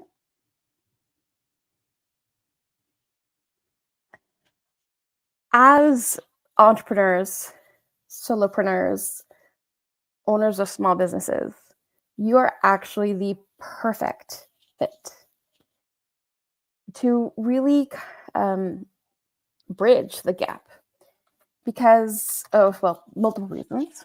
Firstly, again, creative problem solving. You're used to doing things when you're not ready. You're used to doing things on the cusp and being innovators. And oftentimes, that's all that's really needed for, to make this work, to have an accommodation or to figure out a slight problem that might be due to a disability. Flexible hours. In many cases, you're looking for somebody to do a task, or you're looking for somebody to be available when you're available, which is great, for example, for somebody who may have chronic pain and may not be available in the morning for 9 to 5, but tends to be a night owl and tends to be available most of the day, for instance. Often, you're looking for part-time. And again, this is amazing for people who maybe don't want to or can't work full-time hours. For example, there's so many examples for every point, but this is often the case for people who have difficulty with, again, chronic conditions. And you build relationships. How many Jonathan Howard networking at rooms have we been in, or ZZ, right? We focus on relationships. We focus on making things work, on being welcoming, on being accepting, and that's really what we need. Less accommodations, because if people are working from their homes, if you're asking them to do a task, then generally they have what they need, and it doesn't have to be something that you need to buy. Although the large majority of accommodations cost less than $500 and may actually be free. In my case, I'm legally blind. I'm working on my computer, my work laptop at the moment, which is on a stand in back of my 24-inch monitor, and I'm using the magnifier that comes with Windows. So, next slide, please. Oops, hold on for 1 second. I got all excited and then I wanted to see whatever. Here we go. Perfect. Sorry. Thank you. So now I'm going to bring you through that process, and I'm looking at the time. Okay. Through job postings and all the way to having a successful match. Now that we know that it can. And Adrian, if you're trying to get my attention or anybody, please let me know. Because I can't hear, I'm doing this through the app, but it means I'm hearing echoes all the time. So just bear with me if ever that you're trying to get my attention. Okay, so job posting. Here are some really helpful tips. One is use plain language. Make it clear what you want. You might know all the company lingo. They might not, even if they know the industry. Focus on essential duties. So, for example, again, as a legally blind person who is actually in the social work field, every time I saw the word driver's license, I had to decide whether to apply or not, whether it was worth my time and my effort. So, do you need a driver's license, or do you need somebody who can go to different locations around your city? Those can be different things. Do you need somebody to, for example, stand most of the day? Or do you need somebody, again, to be able to navigate your facility? So saying to stand all day, somebody in a wheelchair who might not have the same level of confidence will probably skip that job posting. So being clear about what you need and not giving it labels can be very helpful. Having a statement where you welcome people with disabilities, or in general, equal access employer, can be very inviting and very helpful. And to promote inclusive recruitment. So where are you putting this job posting? Is it Indeed, somewhere that's pretty accessible? Is it on your website, which may or may not be? For instance, one of the cities that we work with during my day job, the website is hard but doable, except you have to create a account, and to create the account, there's a little CAPTCHA, which is not accessible. So suddenly all of those jobs are no longer accessible. So being aware of that. Next slide.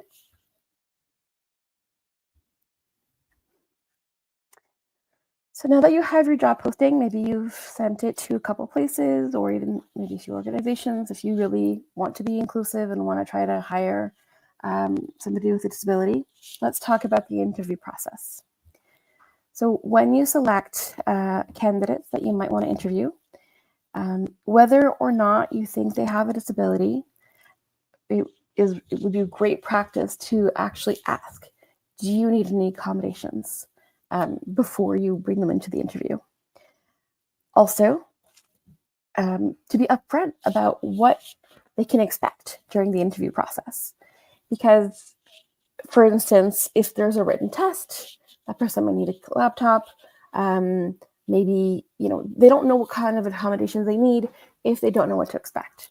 And actually, a new trend that I've noticed from several employers is they're starting to share some of their interview questions in advance so that they're able to assess the knowledge of the person as opposed to their ability to improv, right? You don't want ability to improv, you want knowledge generally.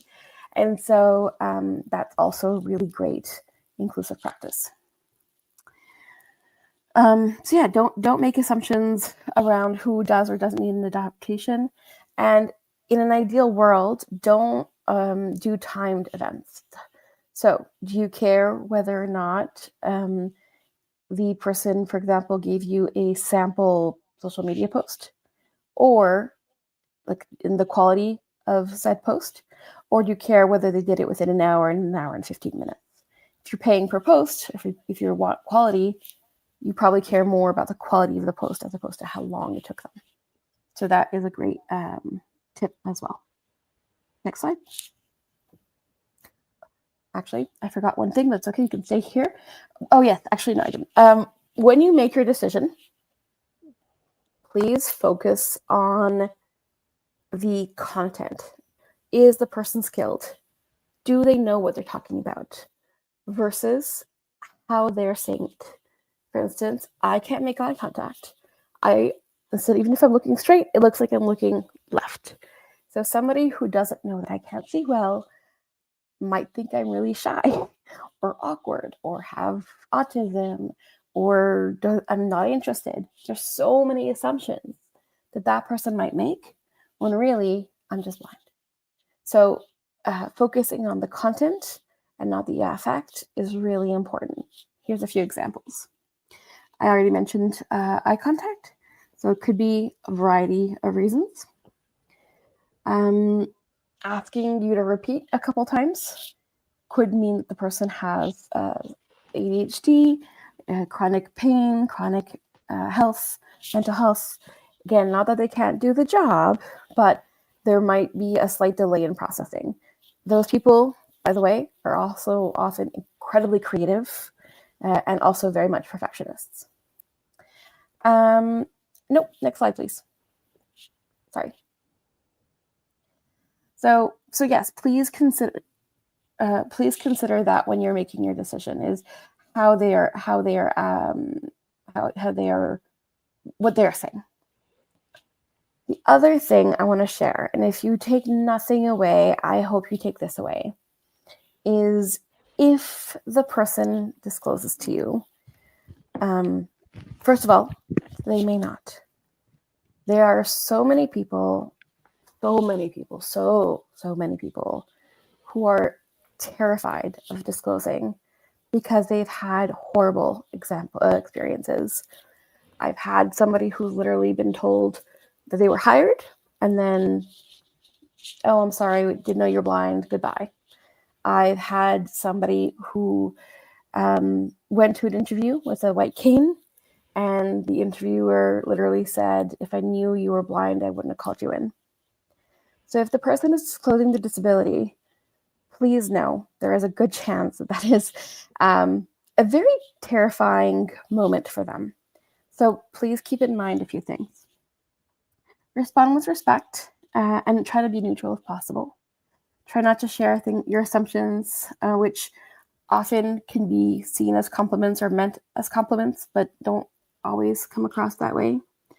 Ask about accommodations, not necessarily about diagnoses. At the end of the day, it doesn't matter what the diagnosis is. All you need to know is, will this impact my job? How will it impact and what the person needs to be able to do the job properly? Focus on whether this is a good fit, again, rather than your assumptions about the disability. And yeah, try to normalize accessibility and normalize that there's a process of accessibility in the company. So yeah, next slide. So now that we've got to that point, and we've talked about, that maybe you've made a selection. Few tips coming up is being clear about what that job looks like. What do you want them to work on? What's the priority list? Ideally, having that in writing, if at all possible. If you can, again, that flexibility around scheduling. And all of these are nice to haves and are ideals. I understand that this may not all be possible in one job, but keep them in mind if possible. You might want to consider modified duties. For example, if you hate phone calls and the person loves phone calls, sometimes that's a really easy swap that makes everybody just more productive. And ask if they need assistive technology, which, again, if they're working for themselves, they probably already have. Otherwise, nowadays, it's like $100 a year. It's really simple to get things sorted out in general, depending on the task. Next slide. So what's the next step? I've given you a bit of an overview about why this is important, as well as kind of what to keep in mind.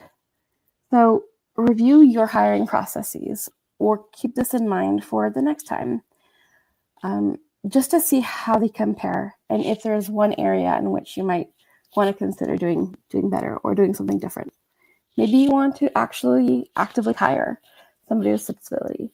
There's a lot of organizations out there that work on that and have people who are able and willing and qualified to work. So consider looking into your area. Commit to inclusive action and understand that we don't expect perfection. Honestly, a lot of the times it's just that can-do attitude, that openness, and then turning that into a concrete, step forward. And embrace inclusivity. Again, we don't expect perfection. We just want to be part of this journey and help your company out. Next slide. That's basically at the end here. So I hope you have kind of a takeaway here. And again, you may or may not know whether that person in front of you has a disability. So if you focus on that inclusive aspect, in general, everybody benefits. Thank you so much for your time.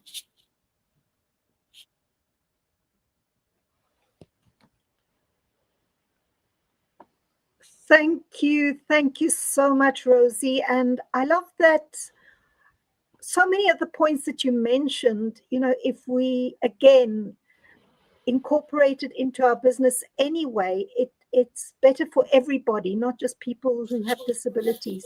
So many of us, so many of us have hidden disabilities, so many of us have other challenges, and all those points you made really could apply to anyone in your business and just create a more pleasant working environment.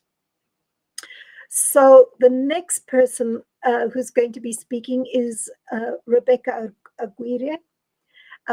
Rebecca is a very special friend of mine. I've known her for almost 5 years now, and we've actually met up in person twice here in Ecuador, in the capital city of Quito. Rebecca is a mentor. She is a thought leader. And Rebecca has really taught me so much about myself. I'm a little neurospicy. I live with ADHD. And Rebecca has a wonderful support group for us. And she's going to talk today about the curbside effect. I don't want to give too much away, but it's really about, again, how when we make life better for people with disabilities, we make life better for everyone. So I don't want to spoil it, so without any further ado, I'm going to hand it over to Rebecca.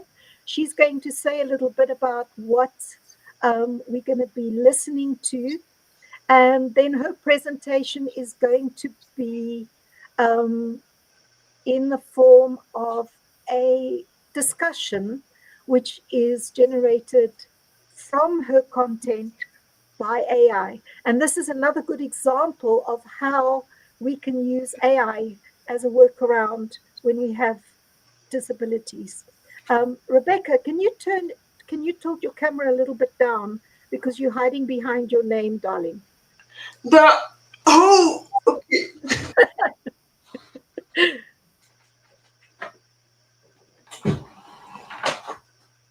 How's that? Yeah, that's better. Or maybe just scoot a little backwards so we can see your face. Okay. There? Can you hear me? Okay. Yes, and you look great. Yes. Okay, thanks. Okay, so I'm gonna be talking about AI and the curb cut effect and what it means to basically everyone.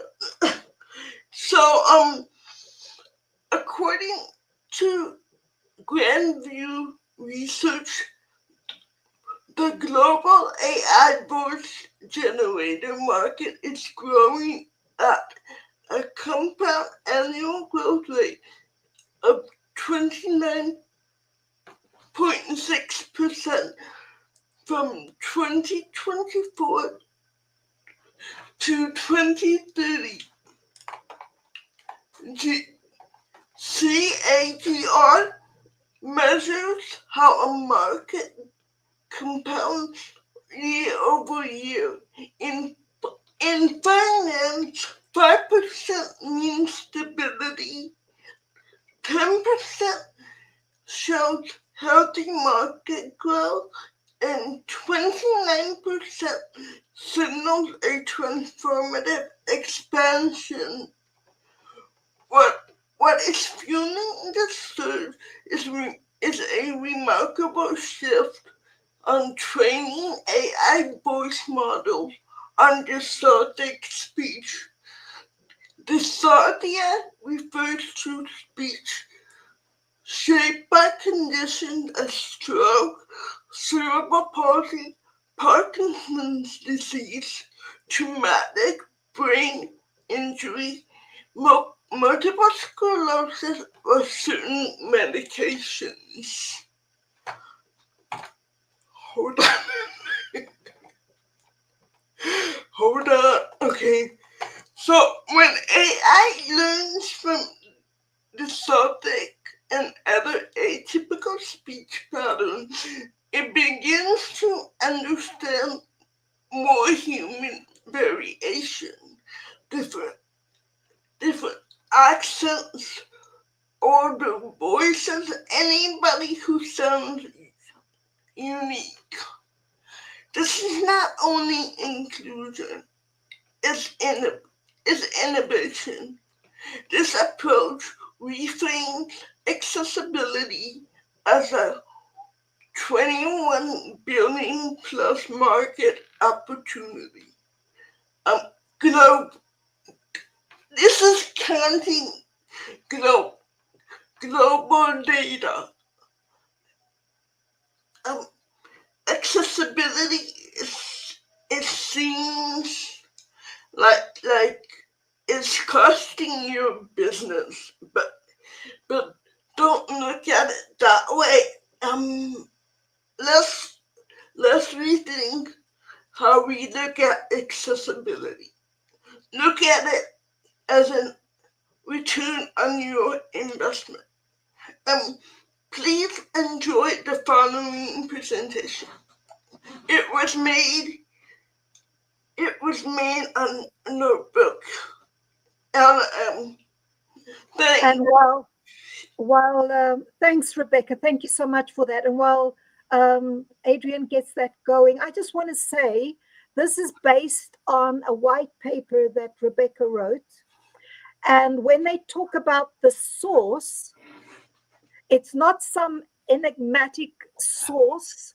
The source is Rebecca.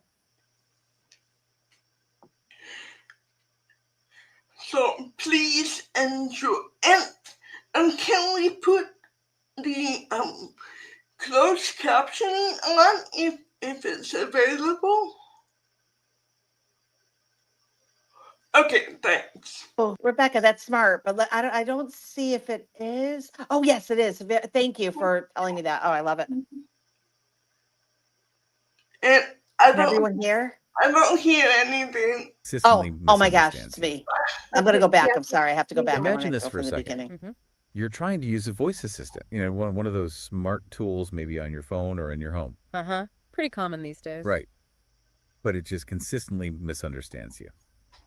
Or it cuts you off mid-sentence. Yeah, that happens sometimes. It's annoying. Or maybe worse, it just ignores what you're saying completely. Pretty frustrating, yeah. Definitely. Okay, now imagine that isn't just a rare glitch, but that's your everyday experience. Every single time you try to interact with tech that's supposed to help you. Wow, okay. That puts it in perspective. Well, today we're doing a deep dive into exactly that. It's an often overlooked, but really critical issue in AI, the accessibility gap in voice technologies. And it's important to stress, this isn't just some minor technical bug we're talking about. No, exactly. The source we're looking at frames it as a fundamental design flaw. And it has these profound implications, personally, for potentially millions of users, and economically too. We're digging into insights from a really powerful new perspective piece. It's titled The Inclusive AI Revolution, a $1 trillion opportunity. Yeah, and it includes this very compelling personal story from a USC graduate who has cerebral palsy. Right, and their experience really shines a light on the daily frustrations involved. It really does. But also, crucially, it points towards this massive, untapped market potential that lies in building AI that's genuinely inclusive.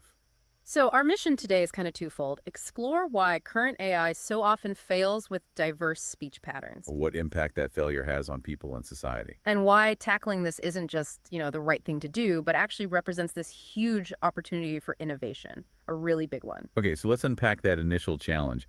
The source points to this kind of subtle but critical failure point in a lot of current AI. We're all getting pretty used to interacting with AI voice systems, right? It's talking to ChatGPT, using smart speakers, even in our cars. They're everywhere, designed to make life easier. Supposedly easier, yeah. But the source reveals that these very tools, the ones meant for convenience, are actually maybe inadvertently creating significant new barriers for a whole segment of the population. That's quite the counterintuitive outcome, isn't it? What does that tell us about how this AI is being developed in the first place? Well, what's really fascinating, or maybe concerning, is that the problem seems to stem from the very foundation of how these models learn. How so? The source says they are, and I'm quoting here, predominantly trained on fast, fluent speech. Ah, okay. And presumably from quite specific groups of people. Exactly. From narrow demographic samples is the phrase used. So this isn't just like an accident in data collection. Apparently not.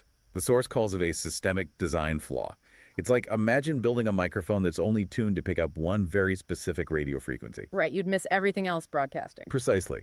And that's kind of what's happening here. It systematically excludes individuals with what are termed non-standard speech patterns. And non-standard here means more than just accents, I assume. Oh, absolutely. It's a really broad spectrum. We're talking about speech impediments, speech affected by neurological conditions like Parkinson's, even just age-related voice changes that happen to many of us. Got it.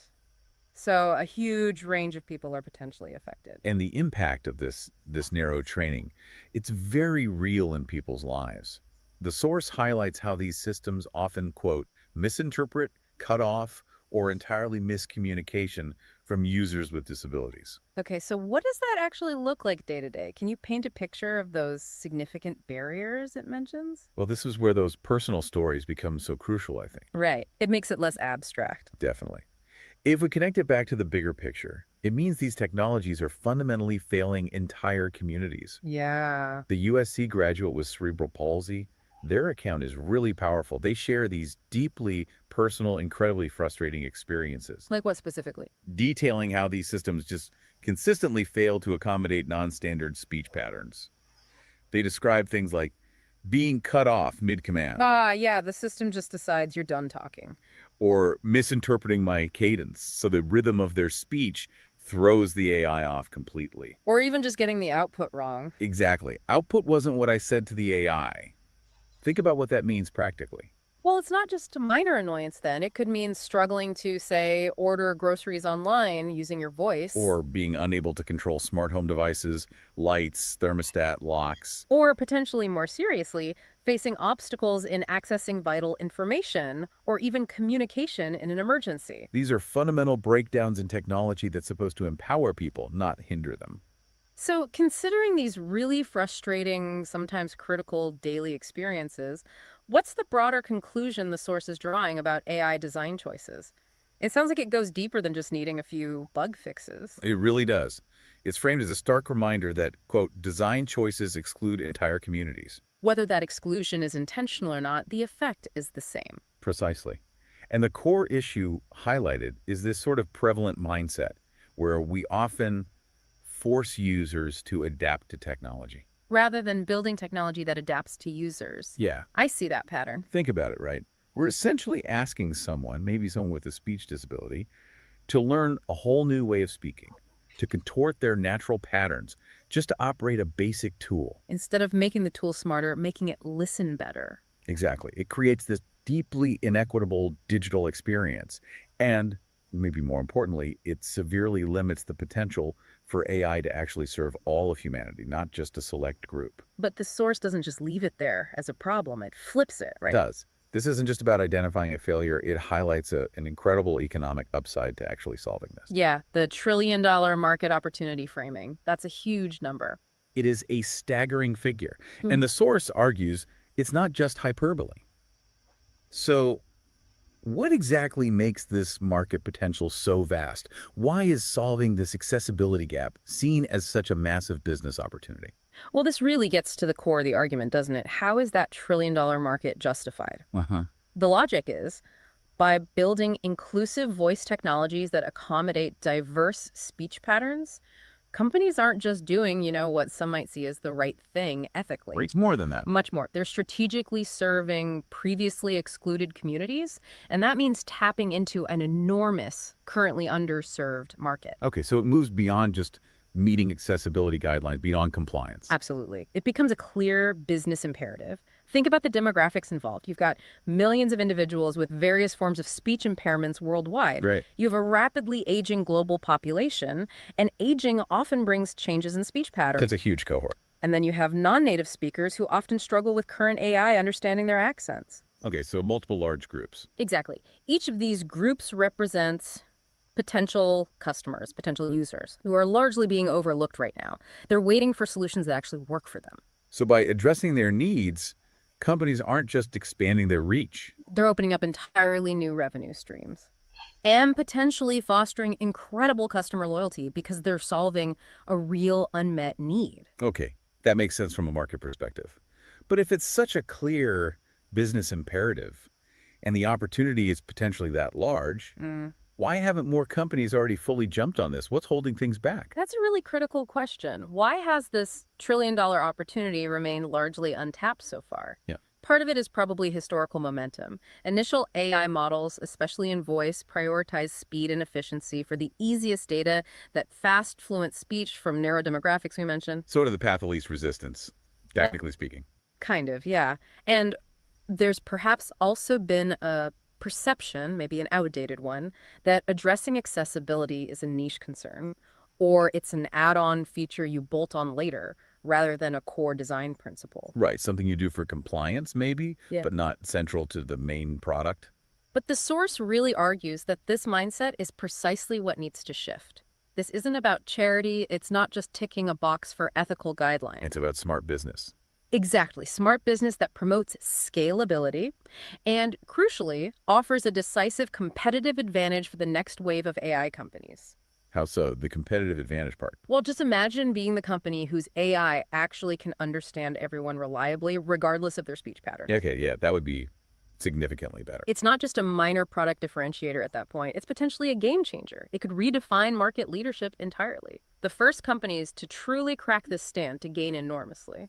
So the solution framework that the source puts forward, it calls for a, quote, fundamental shift in AI design. Instead of trying to fix users, like asking them to change how they speak, the focus needs to be squarely on building technology that listens better, technology that serves users on their terms. Right. But what does that fundamental shift actually look like in practice? For the AI developers, for the tech companies, what needs to change day to day? Well, it really means changing the foundational approach. Yeah. How we build these systems right from the very beginning. So not just tweaking existing models. Probably not enough, no. Yeah. Instead of collecting data primarily from that narrow group and then maybe trying to apply some patches later to accommodate diverse users. You need to start differently. Exactly. It means intentionally seeking out and incorporating diverse speech data right from the outset, making that a priority. Which requires more effort in data gathering, presumably. It does, and it requires a serious commitment to testing the AI with a truly broad spectrum of users, including those with various speech patterns, and then critically actively iterating based on their feedback. So it shifts the whole paradigm, moving away from just accommodating users as an afterthought. Towards building better tech, where inclusivity isn't just a feature, it's baked into the core architecture. Design in from the very first line of code, ideally. Absolutely. The path forward really requires these intentional design choices that prioritize inclusion from the ground up. Not just retrofitting accessibility later on. Exactly, not treating it as an afterthought. And what's really remarkable about this approach, and the source highlights this well, is that it isn't just about benefiting people with disabilities. So that's incredibly important. Right, there's a broader effect. Yes, it's about creating more robust, adaptable systems overall. Systems that ultimately benefit everyone. Ah, this sounds like the curb cut effect idea. Precisely. That phenomenon often referred to as the curb cut effect. Can you expand on that a bit? How does that analogy play out in the world of AI? Yeah, the curb cut effect is such a great analogy for this. You think about physical curb cuts on sidewalks. Lowered sections at corners. They were initially designed, mandated really, to help wheelchair users navigate sidewalks more easily. A specific accessibility need. Okay. But who else uses them constantly? Oh, well, parents pushing strollers? Delivery people with handcarts? Travelers pulling wheeled luggage? Kids on scooters or bikes? Like lists. Right. You know, pretty much everyone finds them useful at some point. Right. So the design intended for one group made things better for a much wider population. Exactly. The entire urban landscape became more accessible and more convenient for many, many people because of a design focused on inclusion. Okay, so how does that translate to AI? Well, the argument is that designing voice AI specifically for diverse speech patterns will have a similar broadening effect. An AI that's trained rigorously to understand someone with, say, cerebral palsy or dysarthria Is likely going to be much better at understanding other variations too. That's the idea. It's far more likely to understand someone with a strong regional accent or someone speaking quickly in a noisy environment, maybe a child whose speech patterns are still developing. Because it's learned to handle a wider range of inputs, more complex signals. Precisely.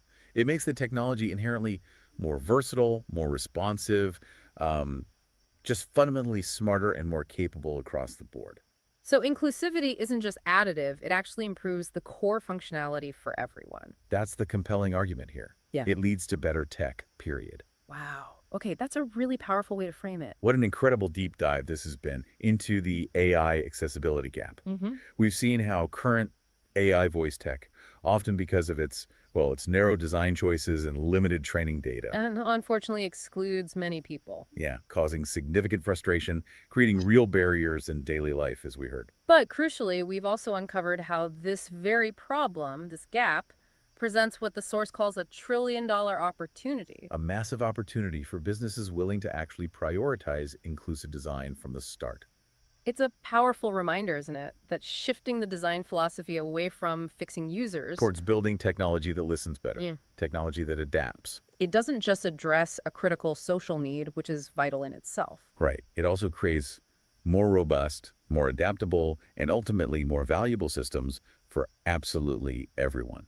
And if we just zoom out for a second, connect this to the bigger picture, it really challenges us to rethink how we approach tech development entirely, doesn't it? It feels like it. This isn't just about voice AI. No, it feels like a universal design principle, Wow. something that extends to all sorts of tech, pushing us towards innovation that genuinely serves the whole world, not just parts of it. So, thinking about that broader implication, what stands out most to you from this?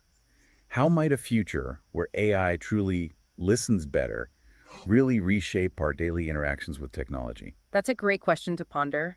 And maybe what other unseen design flaws, like this one in voice AI, might be out there just waiting for similar inclusive revolutions, waiting for us to commit to designing for everyone right from the beginning. Thank you. That was great. Thank you. I hope you enjoyed it. What I do want to say is the the the the the $1 trillion opportunity is the entire market of people with disability with spending power, including advocates, caregivers, parents. So that's the $1 trillion opportunity that I'm talking about. But specifically in the AI voice generator market is a $21 billion opportunity. So I'm very excited about what I'm uncovering, and I would like to invite you to follow me on LinkedIn. That's where I put out my content. So, and you, if you would like to collaborate, I'm only a DM away. Thank you. Thank you so much, Rebecca. And yes, we do have a resource for you. It's so exciting. These ladies have put some beautiful resources together. It's all in a PDF. If you're in Chatter, you can probably get it from the links up at the top. If not, are we able to share links on the other sites? We can, okay. Or otherwise, if you missed out, I'm sure if you contact Adrian, she can help you with a link later. Maybe we can put it up on the Swot and Order site and LinkedIn as well. But really some prime resources that help you to make your business, even just your life, more accessible. So we have our final speaker. Our last speaker is Deborah Vick. She's also become a dear friend, but she is a absolute warrior. Deborah is somebody who likes to stack things. She stacks functions. She stacks a lot of capabilities and skills, but she also stacks rare diseases and hidden disabilities. So she's really a good stacker, and we're really fortunate to have her here today. And I don't know, Deborah, have you been able to sort out your slides? If not, I do have them here. I will see okay. if I'll be able to share them. All right. So while Deborah sees if she can share them, let me just tell you more about Deborah. She's the founder of a nonprofit called Victorious, and she empowers people of all abilities through perseverance, positivity, and most of all, and that's what I live so much for, play. Deborah knows how to bring the fun into any situation. She's an award-winning disability and patient advocate. She's an educator and consultant, and she believes that if it isn't accessible, it's not going to be sustainable.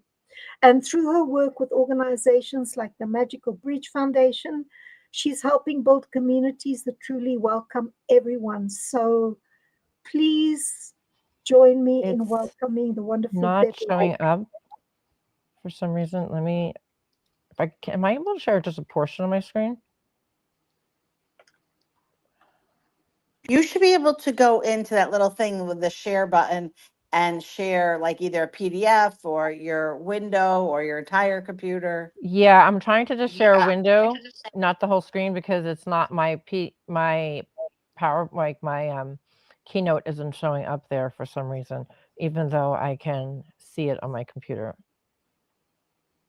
Oh, try each way, right? Like, I mean, Deb, you're really smarter than I am when it comes to tech. So I'm trying to tell you, and that's like kind of making me laugh. You're No, amazing. and it's weird. Like we practiced this, so just give me a second, everybody. You got it. You got it. Well, Rebecca, maybe that was while amazing. Deborah sorts that out, if anybody's got any questions in the meantime for any of our panelists, Rosie or Rebecca. This is so important, Annalie. I don't have. Oh, sorry. Go ahead, Deb. No, it's okay. No, I finish your thought because I was. Go ahead.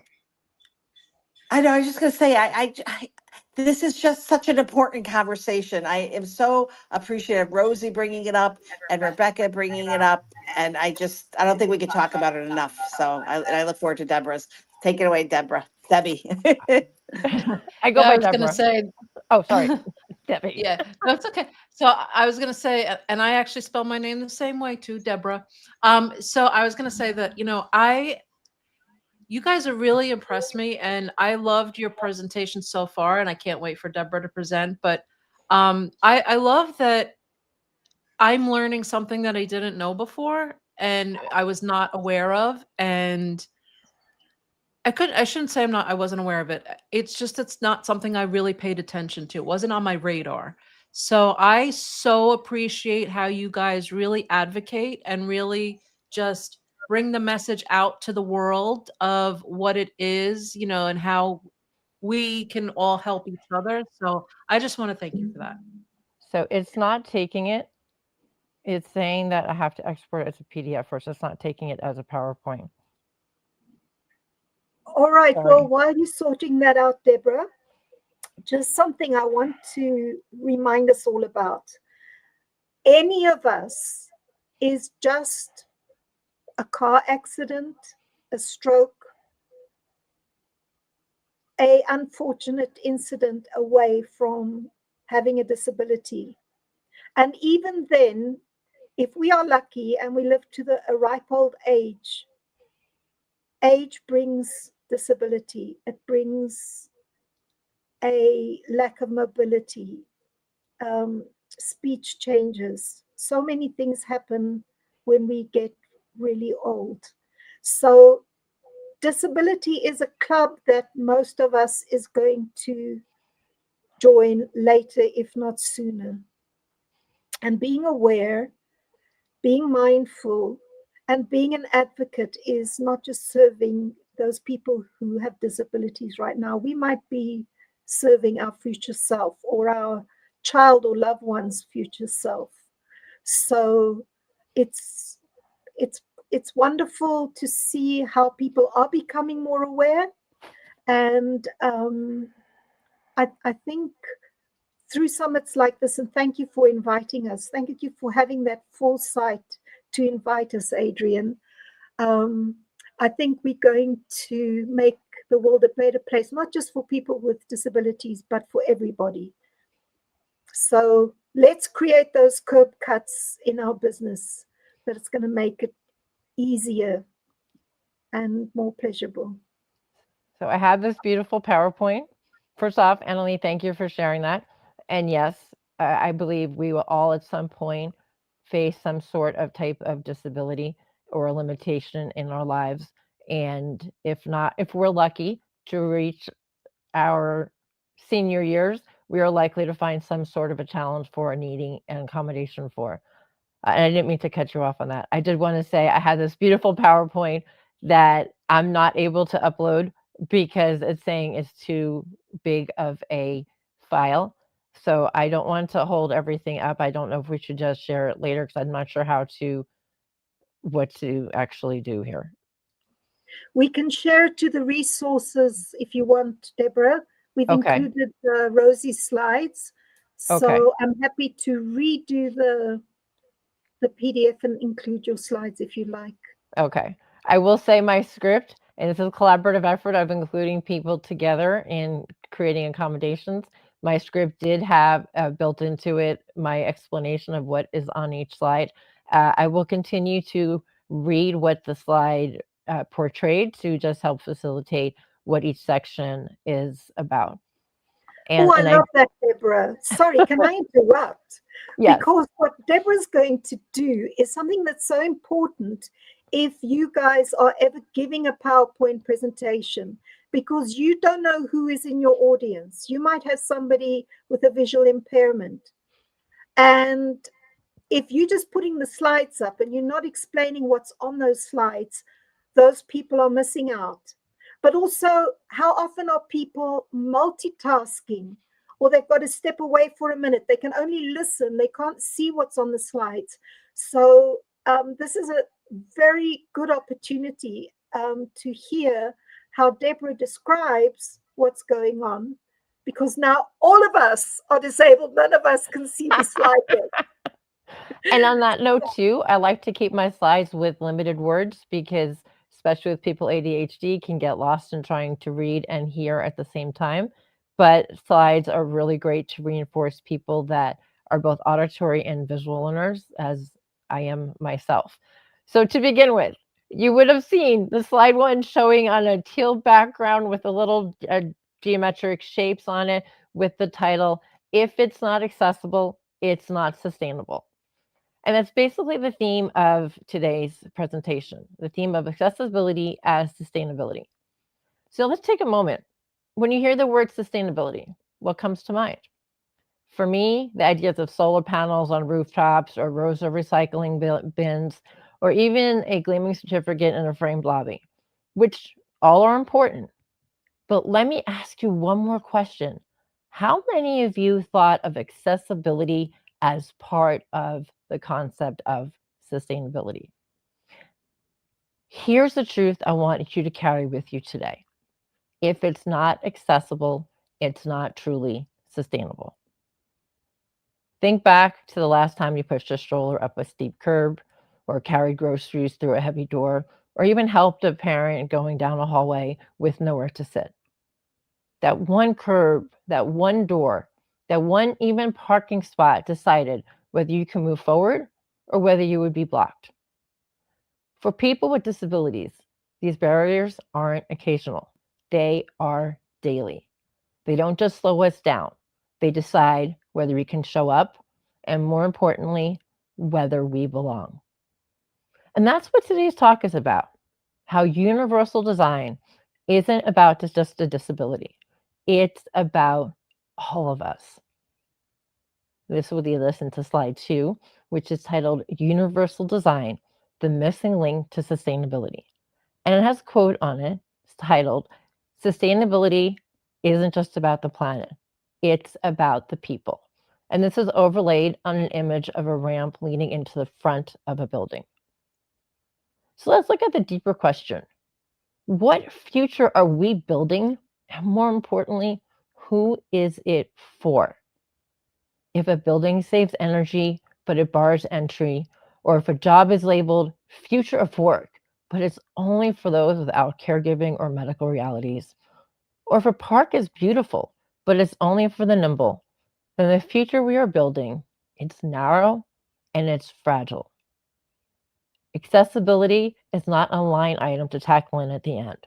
It is the blueprint at the beginning. Systems do not sustain themselves. People sustain systems, and people must be able to enter, use, and benefit from what we build. Let's move on to slide 3. This shows the 4 pillars: buildings, employment, community, representation of fashion, and everyday life. So this is our map for today, our 4 pillars where access is in the hinge: buildings, employment, community, and even with fashion and everyday life. And as we move through each, I invite you to test your own spaces and decisions, not with blame, but with open curiosity and courage, because sustainability that excludes isn't sustainability at all. On slide 4 now. This title of the slide is Buildings and Signals of Belonging, with a quote, "Front door test, if access feels like an afterthought, the welcome does too." And this was also overlaid of a ramp integrated into the entrance of the building. So let's begin with buildings. The quiet greeter that decides who gets in. Imagine a brand new green civic center, solar panels on the roof, rain garden out front, reclaimed wood glowing in the lobby. It's a showcase of sustainability. That is, until you reach the main entrance. Right in front of that proud staircase, you would think there might be an elevator or a ramp, but there's not. And you're sent around the back, past the dumpsters, through a service door, or told to ring a bell and wait. Without a word being spoken, that detour sends a message. The welcome isn't for you. And this is where sustainability collapses, when it forgets people along the way. Now picture a different choice, maybe a gently curving ramp alongside the steps, integrated side by side, weaving through native plants that cool air and filter stormwater. One beautiful shared approach. No detours, no apologies. Everyone is entering through the same front door. And the universal design goes further. Lighting that reduces glares for migraines, acoustics soften echo so that hearing aids work, high contrast signage with braille, and lever handles usable with one hand, as well as non-slip floors that manages weather, even quiet rooms to step out and return, especially important for our auditory sensitive friends. These design choices don't just slow a building down, they speed belonging up. They make it accessible for so many more people. So here's a quick front door test. Trace the route from curb to seat, seat to restroom, or seat to stage. If that path can't be traveled with dignity, the design is sending a message. And it's our job to rewrite that message. Next slide is a little personal. It shows a snowy high school hallway with wet floors, and it evokes a hazard of inaccessible design. I share this because my first experience with inaccessible design was as a high school student on Long Island, where winter met snow, slush, and wet tiles. I was on crutches then. Every hallway was like a hazard. My arms were not just burning from trying to carry my weight on the crutches or my shoulders aching, but every step was a gamble. Would I make it or would I fall? For the most part, I was relegated to taking my classes whenever it snowed or rained in the classroom library. For me, one slip just didn't mean pain. It meant missing classes, missing connections. It meant being cut off from education and by something as ordinary as flooring and drainage. So the weather wasn't extraordinary. The design was unprepared. That's why I mentioned flooring designed for the weather in its community. See, those winters taught me early. Accessibility isn't theoretical. It's safety, it's agency, and it's participation itself. So when I talk about ramps, routes, and signage, I'm not talking about abstract features. I'm talking about whether somebody can learn, walk, work, and more importantly, belong. The next slide I have is titled Compliance Does Not Equal Access. And it has an image of a push button for a door access, has a high contrast signage, exit sign with braille, and it also has a campus ramp near buildings. So let's go back a few decades, I'd say, when I arrived at SUNY Albany at the age of 18, just after ADA passed. I carried those basic lessons from high school with me. Much to my surprise, as a freshman in a wheelchair, the president of the university asked me to draft a 10-point accessibility plan. Yes, as a freshman, I was asked this. To build that plan, I rolled around campus. I imagined other ways of navigating. What if I couldn't see? What if I couldn't hear? What if I couldn't grip? Where would I get stuck? Doors without power buttons, locked step free routes, or landmarks that disappeared in the winter just because of how fragile the access could be. My 10-point plan included things like power buttons on the inside and out of doors, permanent, always access routes to classrooms, braille signage, and high contrast signs across campus. And the president adapted every single one of my recommendations, which was definitely a huge surprise to see how willingly those accommodations were accepted, but more importantly, how widespread they were used by people with and without disabilities. My next slide is titled Compliance Opens the Door. With the quote, universal designs opens the experience, and is overlaid over a student union. My advocacy didn't stop with that 10-point plan. Soon came the rebuilding of the student union, and I would join the director for walkthroughs for the construction. We tested counters, threshold, restrooms, meeting rooms, not just for code, but most importantly for dignity and ease. Code might have the basic needs, but that does not mean dignity. So we would ask, could someone actually reach this latch with one hand? Is the signage truly readable from a wheelchair? Can a person with sensory sensitivity step in and out and return without missing decisions? Is there a direct and dignified route for people with mobility challenges, or a person with a cane, or a parent with a stroller in the rain? We checked acoustics for echoes and lightning for glare. We checked circulation so that no one had to fight through a bottleneck. And this is where I learned the line that I still carry today. Compliance opens the door. Universal design opens the experience. The ADA, and then this applies to people in the United States, is a civil rights floor. It's a basic and it says, don't exclude. But universal design takes it further and it says, how can we do so beautifully? It's the difference between opening a door and truly rolling out a welcome. When we budget for beauty, but not for dignity, we've misunderstood sustainability. Dignity is what keeps people coming back again and again. And yet, decades later, these challenges still persist. Last year, I taught an adaptive yoga program at a national conference for people with myasthenia gravis at a relatively new hotel, and 2 participants had to leave early, not because of the poses and not because I scared them away, but simply because the acoustics were so poor, their hearing aids couldn't pick up the words. There wasn't captioning available. And so what became an event for people became a locked door for others. This is something we need to change to truly make sure the spaces that we have and that we build are for people of all abilities. Now I know, and this is my next slide, is talking a little bit about employment, and I know Rosie covered a great deal of this, so I'm going to just reiterate a few things. And the first thing I'm going to share is the globally, 1 of 3 people with disabilities are employed versus people without. And so this slide showed a graphic of 3 wheelchairs, 1 in a different color to represent that contrast.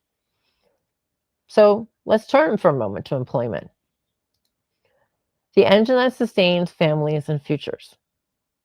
Here's the reality. Employment rates for people with disabilities are significantly lower than for people without disabilities. And this is worldwide. Now, the gap is even wider in the United States and even wider for women with disabilities. And this isn't a motivation problem. It is truly a design problem. We post desk jobs that require 30 pounds, being able to lift 30 pounds, or require a driver's license for remote work. We demand strict schedules for roles that could be flexibles. We build benefit cliffs so steep that 1 flare-up or 1 month of caregiving can knock someone out of the workplace entirely. So flexibility is something that we need. It isn't a perk, it's a sustainability strategy. It sustains caregivers, parents, and people living with chronic illnesses, disabilities, and teams by preserving institutional memory and reducing costly turnover. If an opportunity is blocked, sustainability is then broken. Our next slide has icons representing inclusive work practices such as remote practices, flexible hours, job carving, and part-time benefits. So you might be wondering, since I've talked about universal design, what does it look like in the workplace? Well, some things that can happen would be part-time career paths with prorated benefits. So help doesn't require quitting. Remote-friendly roles without penalties, or hybrid meetings that actually do include live captionings, recordings, and clear agendas, and documented decisions. Job carving could be something that matches strengths to responsibilities instead of shrinking people into a rigid template. Onboarding that allows paced learning and sensory-friendly options, and performance that is measured on outcomes, not on hours on camera or in the office. Even a one-line job posting, flexible schedules, and part-time pathways is considered. If another format would help, tell us how we can set you up for success. Changes who applies, and more importantly, who stays. Some people might wonder, will flexibility lower performance? I've seen the opposite. When teams shift from hours online to outcomes delivered, productivity climbs. When parents and people with chronic illnesses can shape schedules that fit their lives, we can keep talent that we truly can't afford to lose. So flexibility, it's not a favor. It is a force multiplier. My next slide shows the quote, real people, real impact, overlaid an image of a diverse workforce office symbolizing inclusion. So I just want to make a few more concrete brief portraits of this example. One could be an analysis to deliver superb work in 2 or 4 focus hour windows, but loses healthcare when she drops below a threshold. With prorated benefits, she can stay and she can thrive. There might be an engineer who needs periodic infusion days and a quiet room after returning. When a team can normalize medical time and provide sensory calm space, he returns faster and contributes longer. So these aren't favors, they're productivity upgrades. They keep skill in the workforce, shorten time to ramp, grow resilience, the true heart of sustainability. And we continue exploring the workforce. We continued exploring the workforce earlier today with Rosie, and I know she has some follow-ups that will be very helpful in this space. So for now, let's take a little bit walk and look at how we can include expansion beyond the workplace and into our communities. So this slide is actually a little bit harder to describe.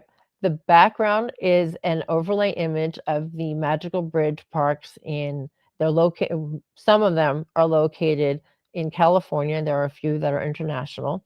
And then on top of that image are 4 more close-up images of adaptive inclusive structures for various types of abilities built in mind with cognitive, physical, invisible, and visible disabilities.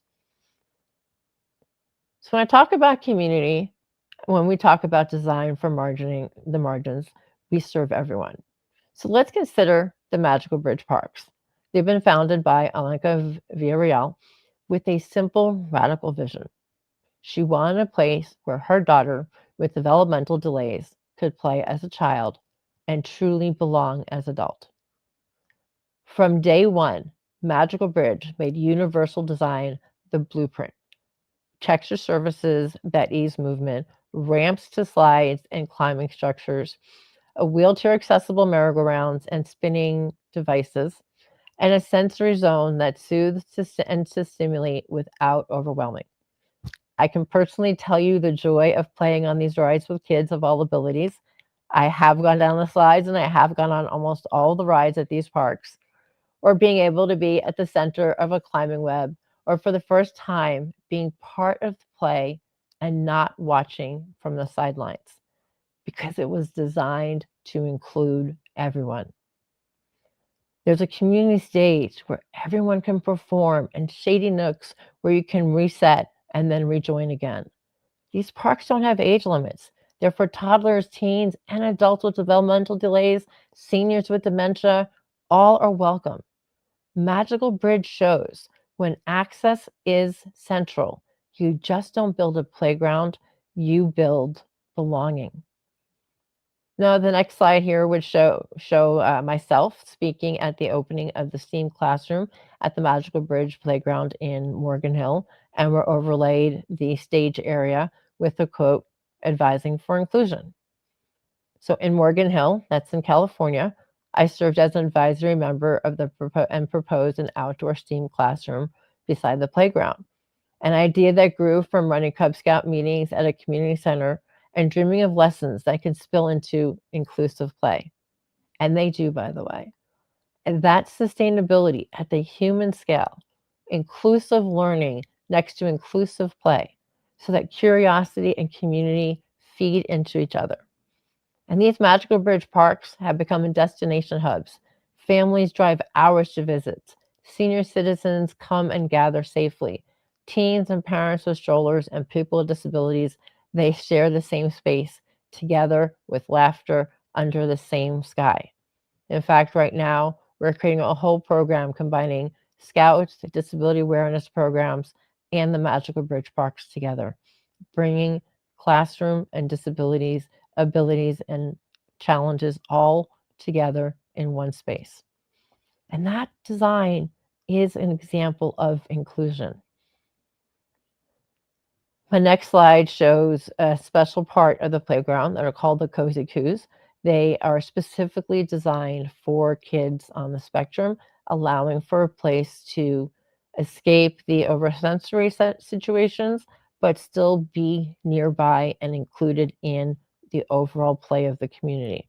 And this is overlaid an outdoor classroom at the Magical Bridge with the quote, "Classrooms without walls." So Magical Bridge grew more into parks, more than parks. They're community centers, they're classrooms without walls. Schools bring entire classes to learn about the adaptive play. Children engage with peers with disabilities, and the entire community learns inclusion by living it. These parks have earned county awards, expanded internationally to New Zealand and Spain, and are used as everyday teaching tools. Magical Bridge is so successful because community partners, schools, and disability advocates shape the programs together. Let me repeat that. They're so successful because community partners, schools, and disability advocates shape the program together. And I'm highlighting this particular statement because this isn't just applicable to Magical Bridge. This is applicable to businesses and communities across the board. When we bring in the voice of the people that we want to include, we include and create better inclusive spaces with that universal design.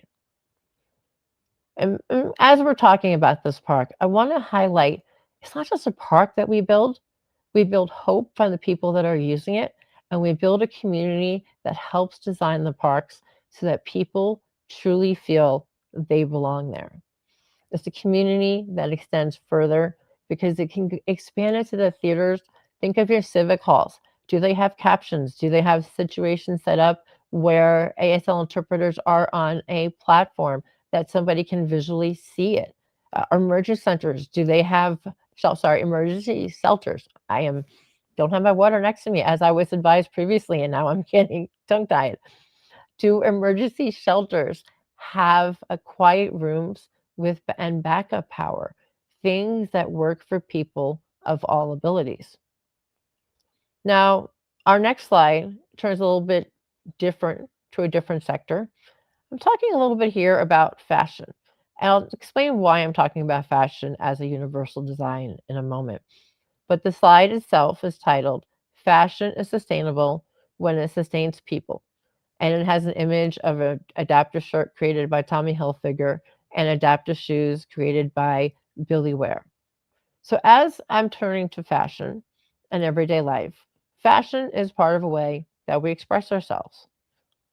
For decades, adaptive wear looked very medical, shapeless, outdated, something you might see on a beloved great grandmother, but maybe not something on a 30, 40, or in my case, a 50-year-old woman who still wants dignity and, yes, smile, I might add. So, as we're talking about fashion, this year I noticed something change. During New York Fashion Week, they featured a model, Natalie Trevone, who is a blind designer and model, as well as an advocate, as well as several other groundbreaking designers. A woman in London, and another gentleman I wanted to point out, Mason Ewing, who's from France and designs across the continents. They create inclusive content and inclusive wear.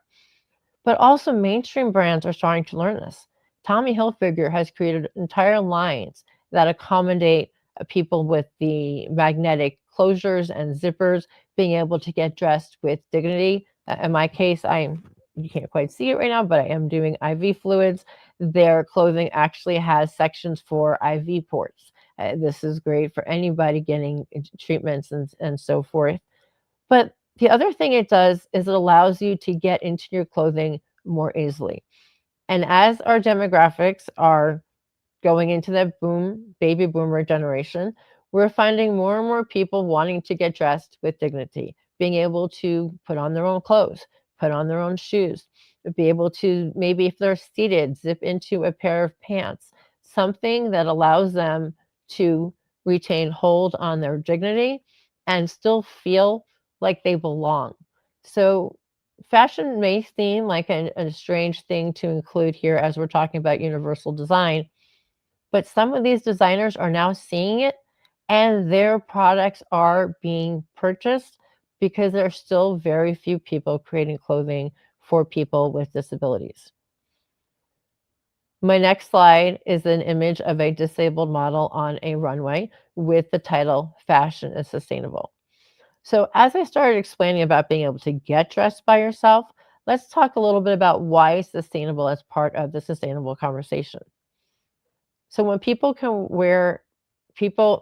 more people can actually wear a garment, returns will drop and product life extends. Fewer shipments, less waste, and more value. But also when closures are easier to operate, clothing lasts longer, less stress points, and I can tell you how many things I have torn trying to get over my braces. So I can validate that 100% of stress points on clothing can cause you to have to buy new clothing. But it also, by having alt text on the images and full descriptions of measurements for while seated, it reduces the churn of the buy and return and discard level. So by fully extending this conversation, not just in showcasing the clothing, but in how the clothing fits people with different types of disabilities, you can actually decrease wear and tear and waste while enhancing dignity and accessibility. Our next slide is titled When Access Scales, Sustainability Scales, and it's overlaid over an artistic global map. I'm trying to describe how that map looks like, almost like an ancient map of across the seas. It's kind of looking for an artistic look on that one. And I was really in this point going on to explain the international examples of inclusion designs have gone global. It's not just in some of the more common places that you might think of it as maybe the United States or Europe. It's across the globe. So we're finding it from transit systems and housing programs, and we're widening the lens to global examples, such as Singapore's transit system that integrates tactile paving or audible and visual signals, level boarding, and intuitive wayfinding. As Sweden's housing policies encourage universal designs for aging in place, with lever handles, step-free entries, and lifts in multi-story buildings. Japan's stations have tactile maps and multi-language signage and platform safety doors. Canada's Rick Hansen Foundation actually certifies buildings for access and energy. It uses universal design as their test. The EU directives harmonize access across services, but cities from Barcelona to Melbourne, they're redesigning intersections for safer crossing with audible cues and those curb extensions. If entire transit systems and national building codes can normalize access, we can within our projects and our own programs. So I invite you to start small, but to start now. Move one door to the front, add one line to the budget, pilot one flexible role, publish one accessible product page. But the moment you begin, you will notice something. Inclusion truly scales. And when access is a national policy, sustainability scales. In this slide, it shows the 4 icons again, representing the front door test, the flexible work test, the dignity audit, and the accessibility budget line. So you might ask, where do we start? Well, I've got 4 quick tools for you to try this week. Try the front door test, walking the path from the curb to the seat to the restroom. If you win CVIP that way, don't send anyone. Fix it from the front. The flexibility work test. Pick one role. Could it be done in 4 6-hour shifts instead of 5 8s? Could 2 people job share? Maybe pilot it for 90 days. Measure retention, performance, and overall satisfaction. My favorite is the dignity audit. Invite people who navigate differently. Wheelchair users, blind, low vision, deaf or hard of hearing, neurodivergent people, people with chronic illnesses, caregivers. Invite them to try your space or product. Ask where there's friction and where there is dignity, and then budget to act. The access budget line. Add a small line to your budget specifically to increase access to every capital project and product roadmap. What gets budgeted truly gets built. So as we enhance access, the seeds of sustainability take root and flourish. And my concluding slide, my final quote is the future we build together. And it's overlaid over an image of people with visible and invisible disabilities, their silhouettes walking toward a door with a sunny path on the other side. And here, in conclusion, I just want to say that sustainability isn't only technical, it is moral. It's the futures where joy, connection, and dignity endure because we built them that way. So as we close, remember the lines that tie this together.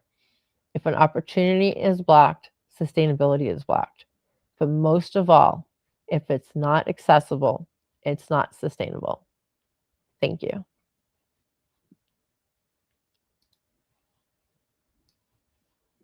Wow. Thank you so much, Deborah. We're gonna head for our Q&A session in a minute, but I just want to thank Rosie and Rebecca and Deborah for sharing their experience and their wisdom and their insight,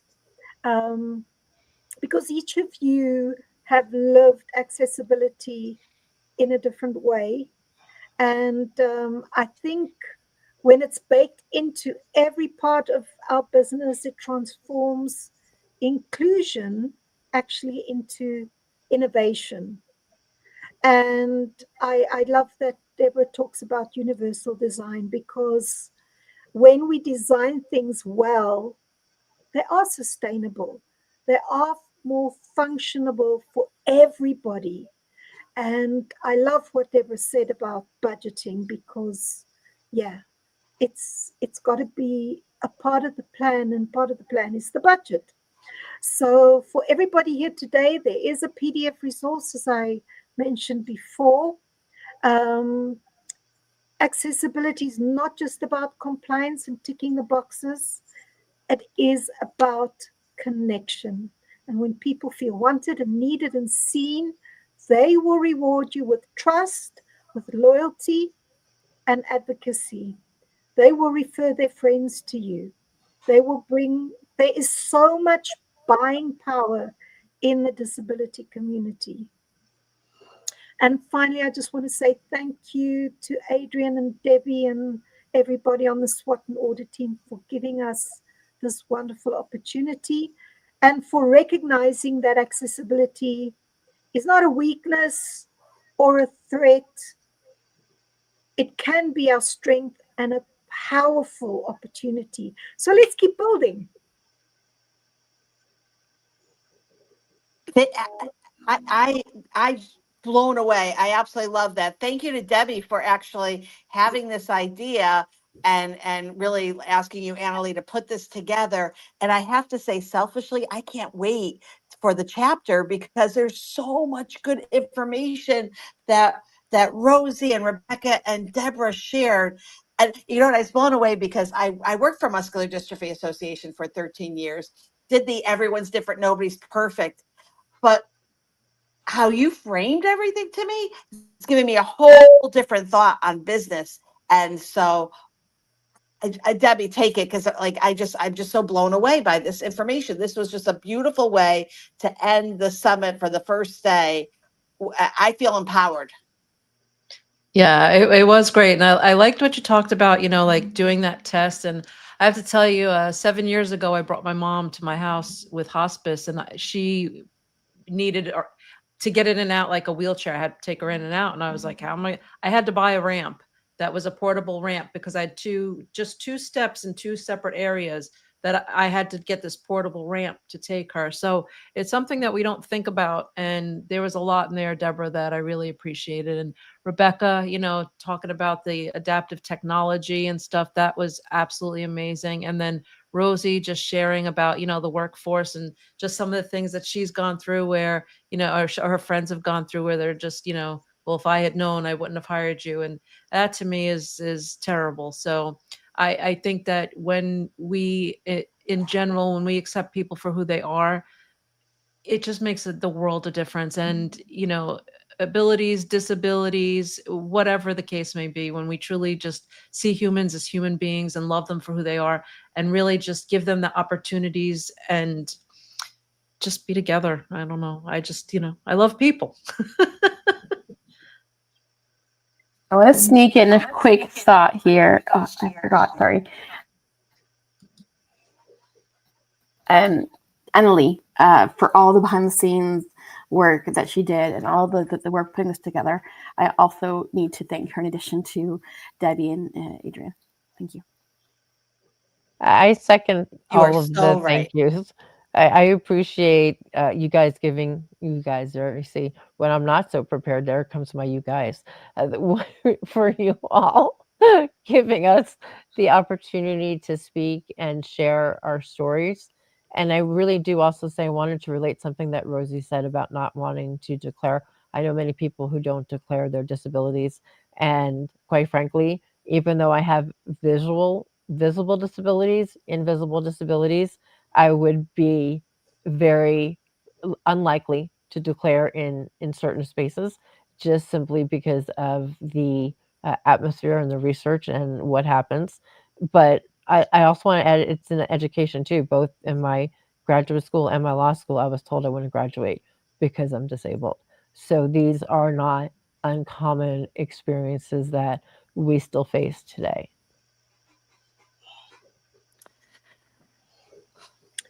This was really beautiful. Yeah, something that I love listening to these to what Deborah was describing about the Magic Bridge parks, because even at my age, I'm 62. I would love to be going down the slides with my grandchildren. Part of us never grows up. Part of us always stays a child, but we get excluded from enjoying parks with our children and our grandchildren because, and you'll even see signs, nobody over this age or nobody under this age. So it becomes very exclusive and we get relegated to pushing that swing, instead of being on this swing. And I remember seeing a picture of Deborah on a swing in her wheelchair.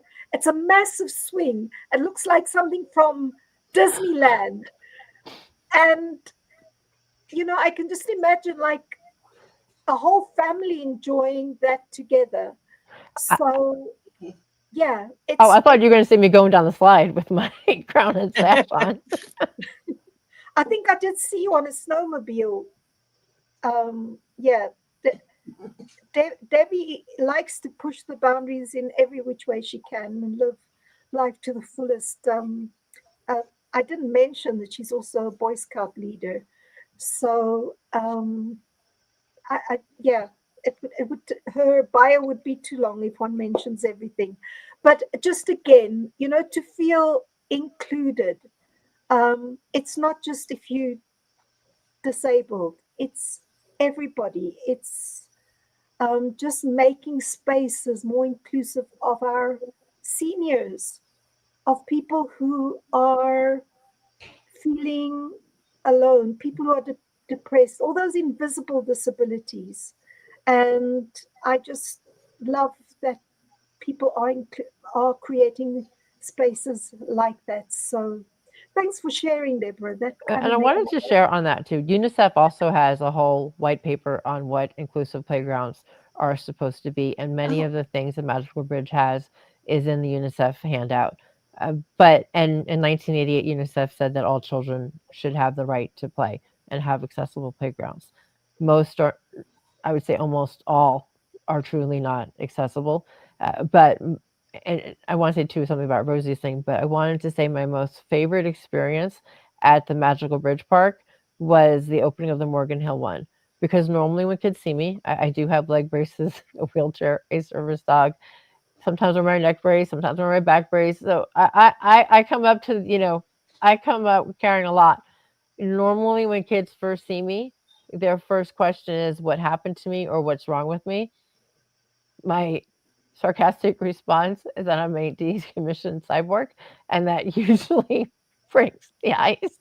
At least the parents start laughing and they don't feel mortified that their child asked me that. But the opening of the Magical Bridge Park, I played from the opening to close all day. No one asked me what was wrong. All they asked was if I wanted to play and whether my service dog wanted to play. That were the only questions the entire day that was asked. And it really brought out of what an inclusive space means, and also the value of the language of love in terms of play. So I really wanted to share that. But I also want to highlight something that Rebecca was bringing out. I use voice dictation. I've used it since 93 when I wanted to not be friends with my computer anymore because it was such a challenge. And Rebecca has much more struggles using it than I do because of the voice responsiveness.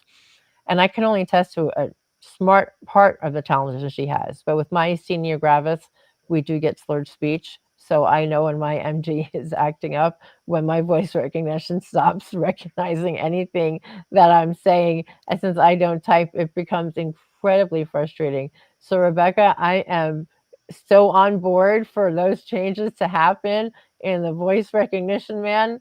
It will be a beautiful day. So thank you for bringing that to the forefront. This was Rebecca, so I love having you here. Deborah, amazing. Rosie, Annalie for putting this all together. Incredible. And for letting us get a glimpse of your beauty. And I'm older than you. So I'm 63. We are both have the energy. I don't think Annalie sleeps, to be honest with you, which makes me realize, yeah, when we get this old, we don't need to sleep anymore. I'm 41. Can I get your energy? Rose, you got your own. I love it. I love it. You guys are amazing. I just don't know what to say, but I really, really appreciate it. And I want to just, Deb, do you have the list? Did you want to close us out and mention the speakers for tomorrow? Are you good? My computer died. If you give me 1 second, because mine died too. Well, I know. Okay, let me get it on my phone really quick. Good. I want you to do it. I cannot wait for this to be in the book. You'll all look at it and read it and make sure it transferred exactly how you want it, but I think it will. And I just, this was so smart, Okay, Debbie. so This tomorrow we have, hold on, I'm getting there. G.A. Pimpleton, who is going to talk about, oh my goodness, he's going to talk about something. I remember I can't remember what his topic was now. Rebuilding, I believe. Okay.